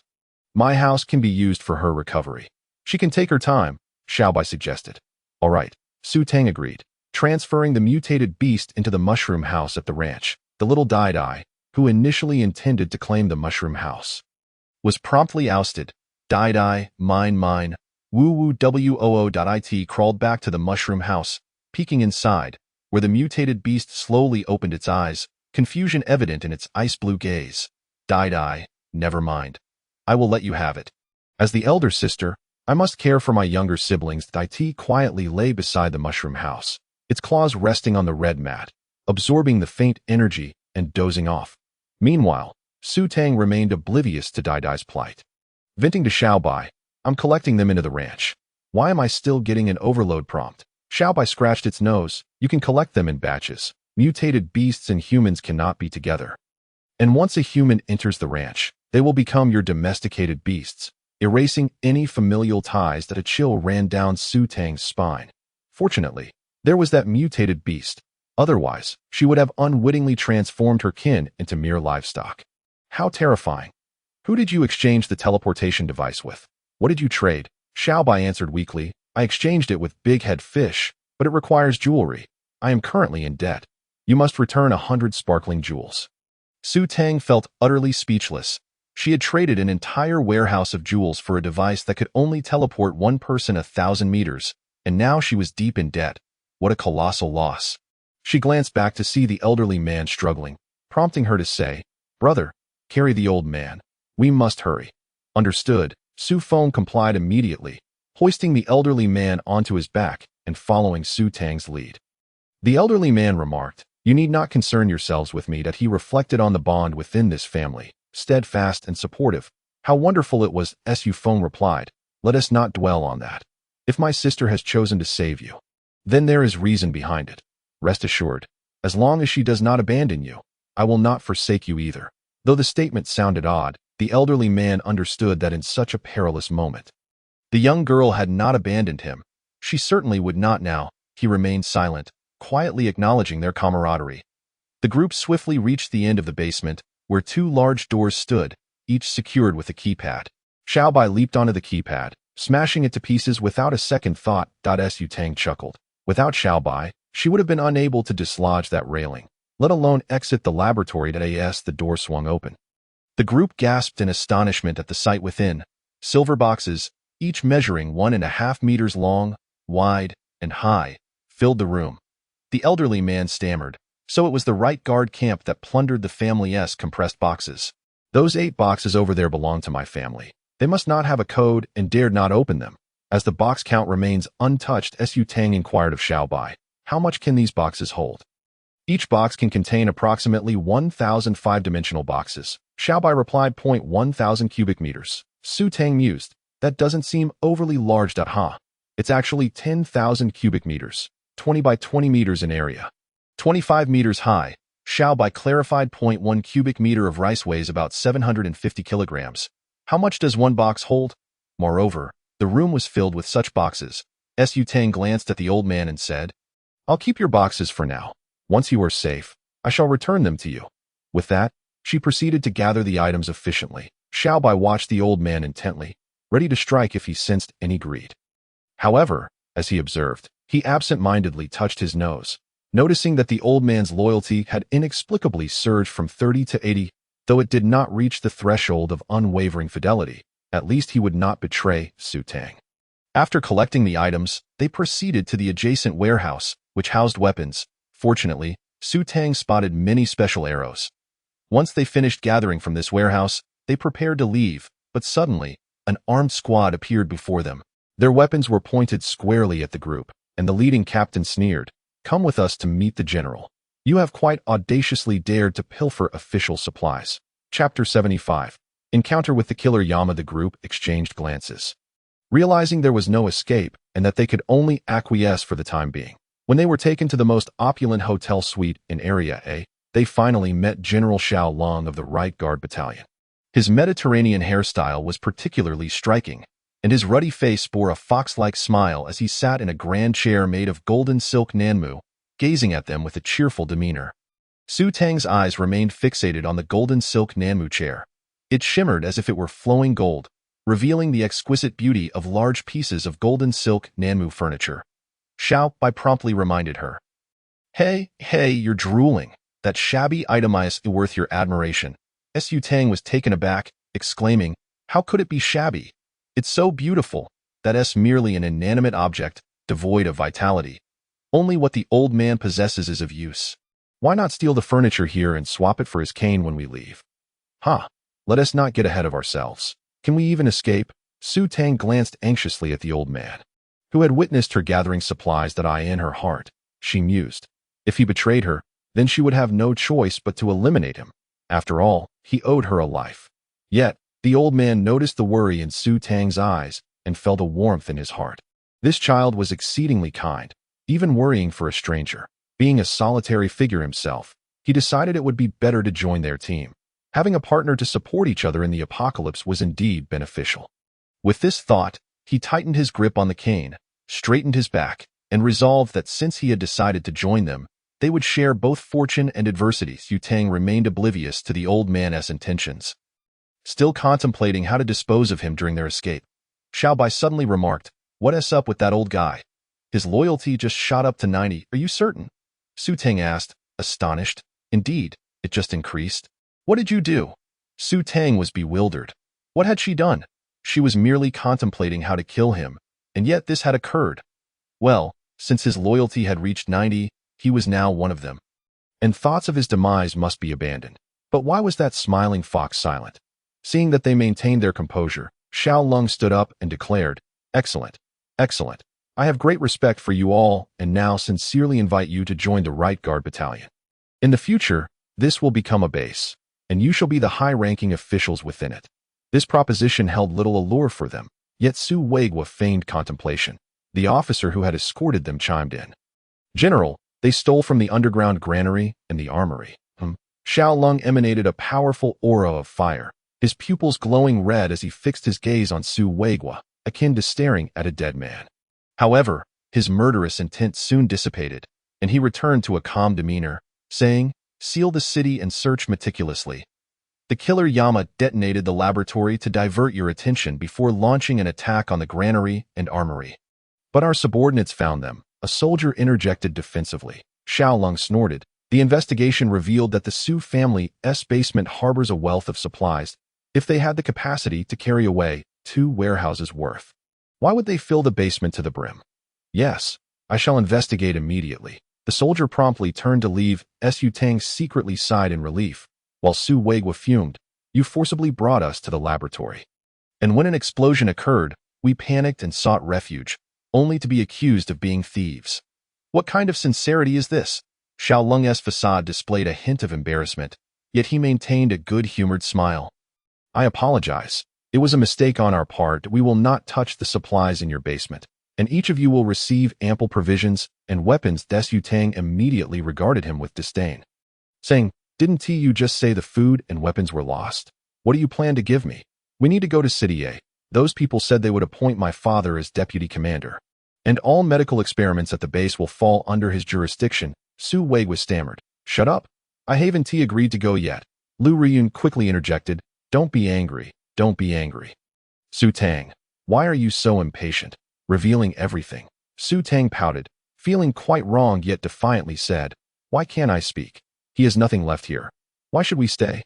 City A is offering so many good things, luxurious villas, flying vehicles, laser cannons, and we won't even have to work to earn riches there." Su Weigua shouted, "Be quiet. This is not your place to speak." But Su Tang immediately covered her face, bursting into tears as she ran away. And surprisingly, no one dared to stop her. Filled with regret, Su Weigua said, "She'll calm down in a moment. Ignore her. Let us discuss the terms." Xiao Lung gestured for them to sit, saying, "Please, everyone, take a seat." As they sat down, all expressions turned serious, except for Su Feng, who appeared utterly bewildered and at a loss. Meanwhile, the fleeing Su Tang reached a corner and quickly changed into another outfit, glancing at the ceiling above the corridor. She leaped and grasped the slats of a ventilation opening. Xiao Bai emerged, stepping on Su Tang's head, and began unscrewing a large screwdriver. As she twisted the 3rd screw, footsteps echoed from around the corner, and a figure turned, facing them. Cold sweat beaded on Su Tang's forehead as she swiftly drew a tranquilizer gun, aiming it at the newcomer. However, the person raised a hand in a gesture of pause, his eyes gleaming with intelligence, and smiled. "Let us not interfere with each other." With that, he walked past her without a change in expression. Su Tang bit her lip, urging Xiao Bai, "Hurry up." "Huh? Oh." Xiao Bai momentarily dazed, reflecting on the strange man. After dismantling the ventilation opening, Su Tang climbed inside and used adhesive to seal it. "Xiao Bai, where's the air circulation system? I need to release toxic smoke." Then Su Tang communicated silently. "I'll guide you," Xiao Bai responded. Following the scanner's arrow, Su Tang navigated the winding ducts. Ultimately, she indeed found the air vent. She rummaged through the store, recalling having seen hallucinogenic spore powder before. Upon discovering it, she noted that the price had risen by 1,000 purchasing points since her last visit, but she gritted her teeth and bought it anyway. The spore powder was grayish-yellow, resembling dust. After donning her gas mask, she scattered the powder. The airflow from the vent was strong, and it wouldn't be long before those on this level experienced hallucinations and fell unconscious. Holding the corresponding antidote, Su Tang sought a gap to jump down, but she did not land. The man who had just crossed paths with Su Tang unexpectedly caught her in his arms, leaving her momentarily stunned, like a startled bird, before she darted away in fright. Interesting.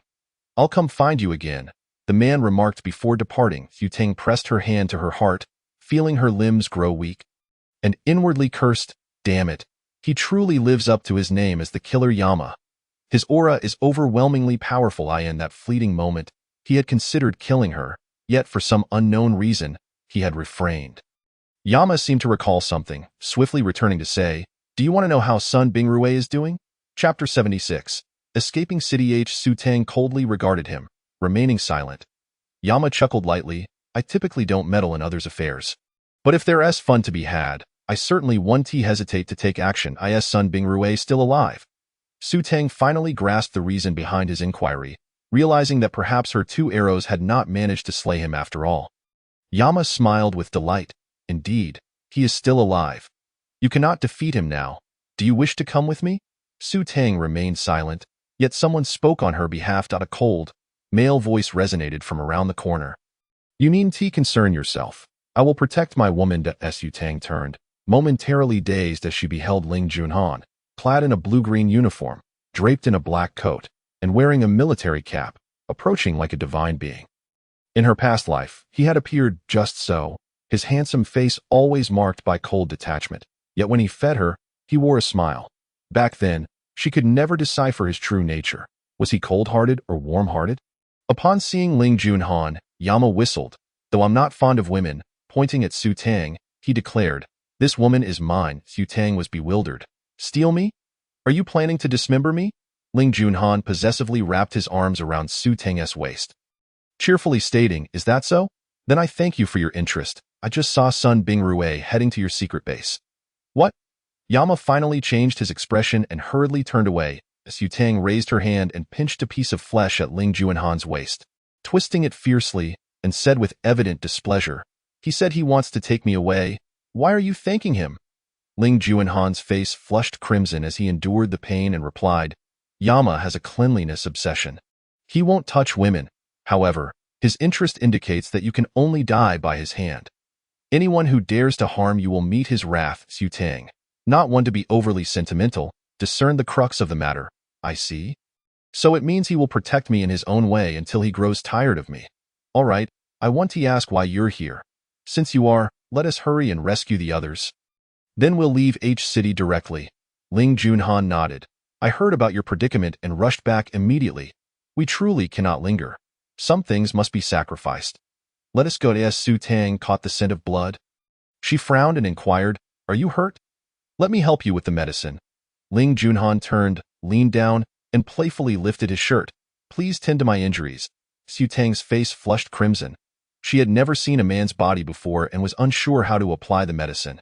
In her previous life, when she married Sun Bingrue, their first kiss was interrupted by Lin Hui, and upon returning home, Sun Bingrue claimed he had an urgent mission that could affect his promotion.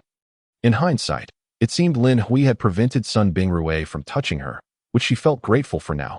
Back then, Sun Bingrue had insisted that the new house should be saved for their wedding night, sending her back to her small apartment, and she had naively believed him, while he likely spent the night with Lin Hui in their new home.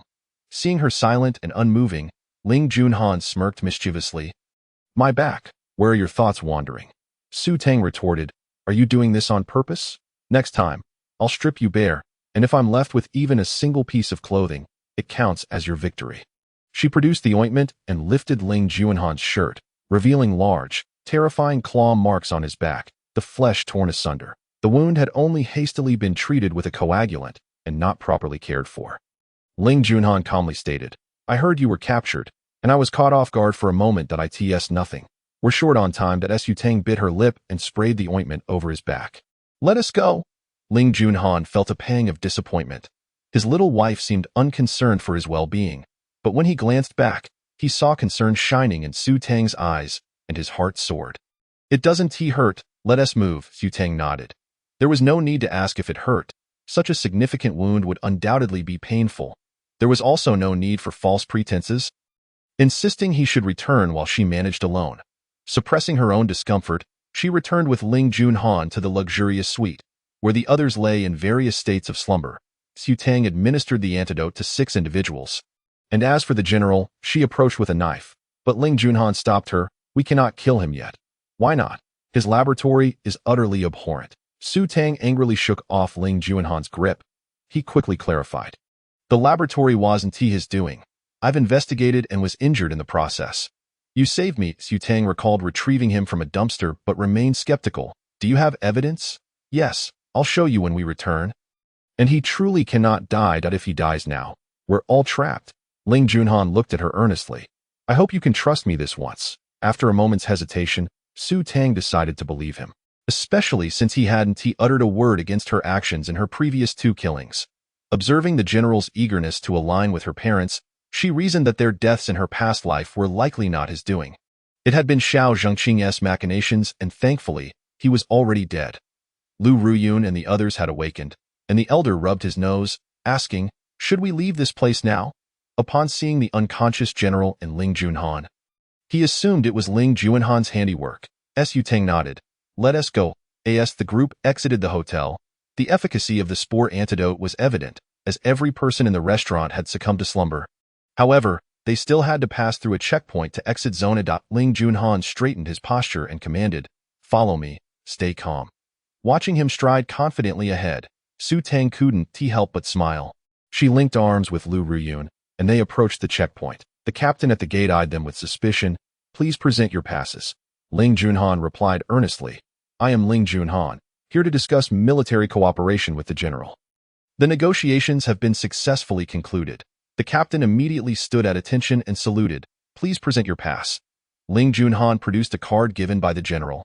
The captain scanned the pass on a nearby device, which displayed it as the highest level pass for zone. He respectfully returned it with both hands. Please keep it safe.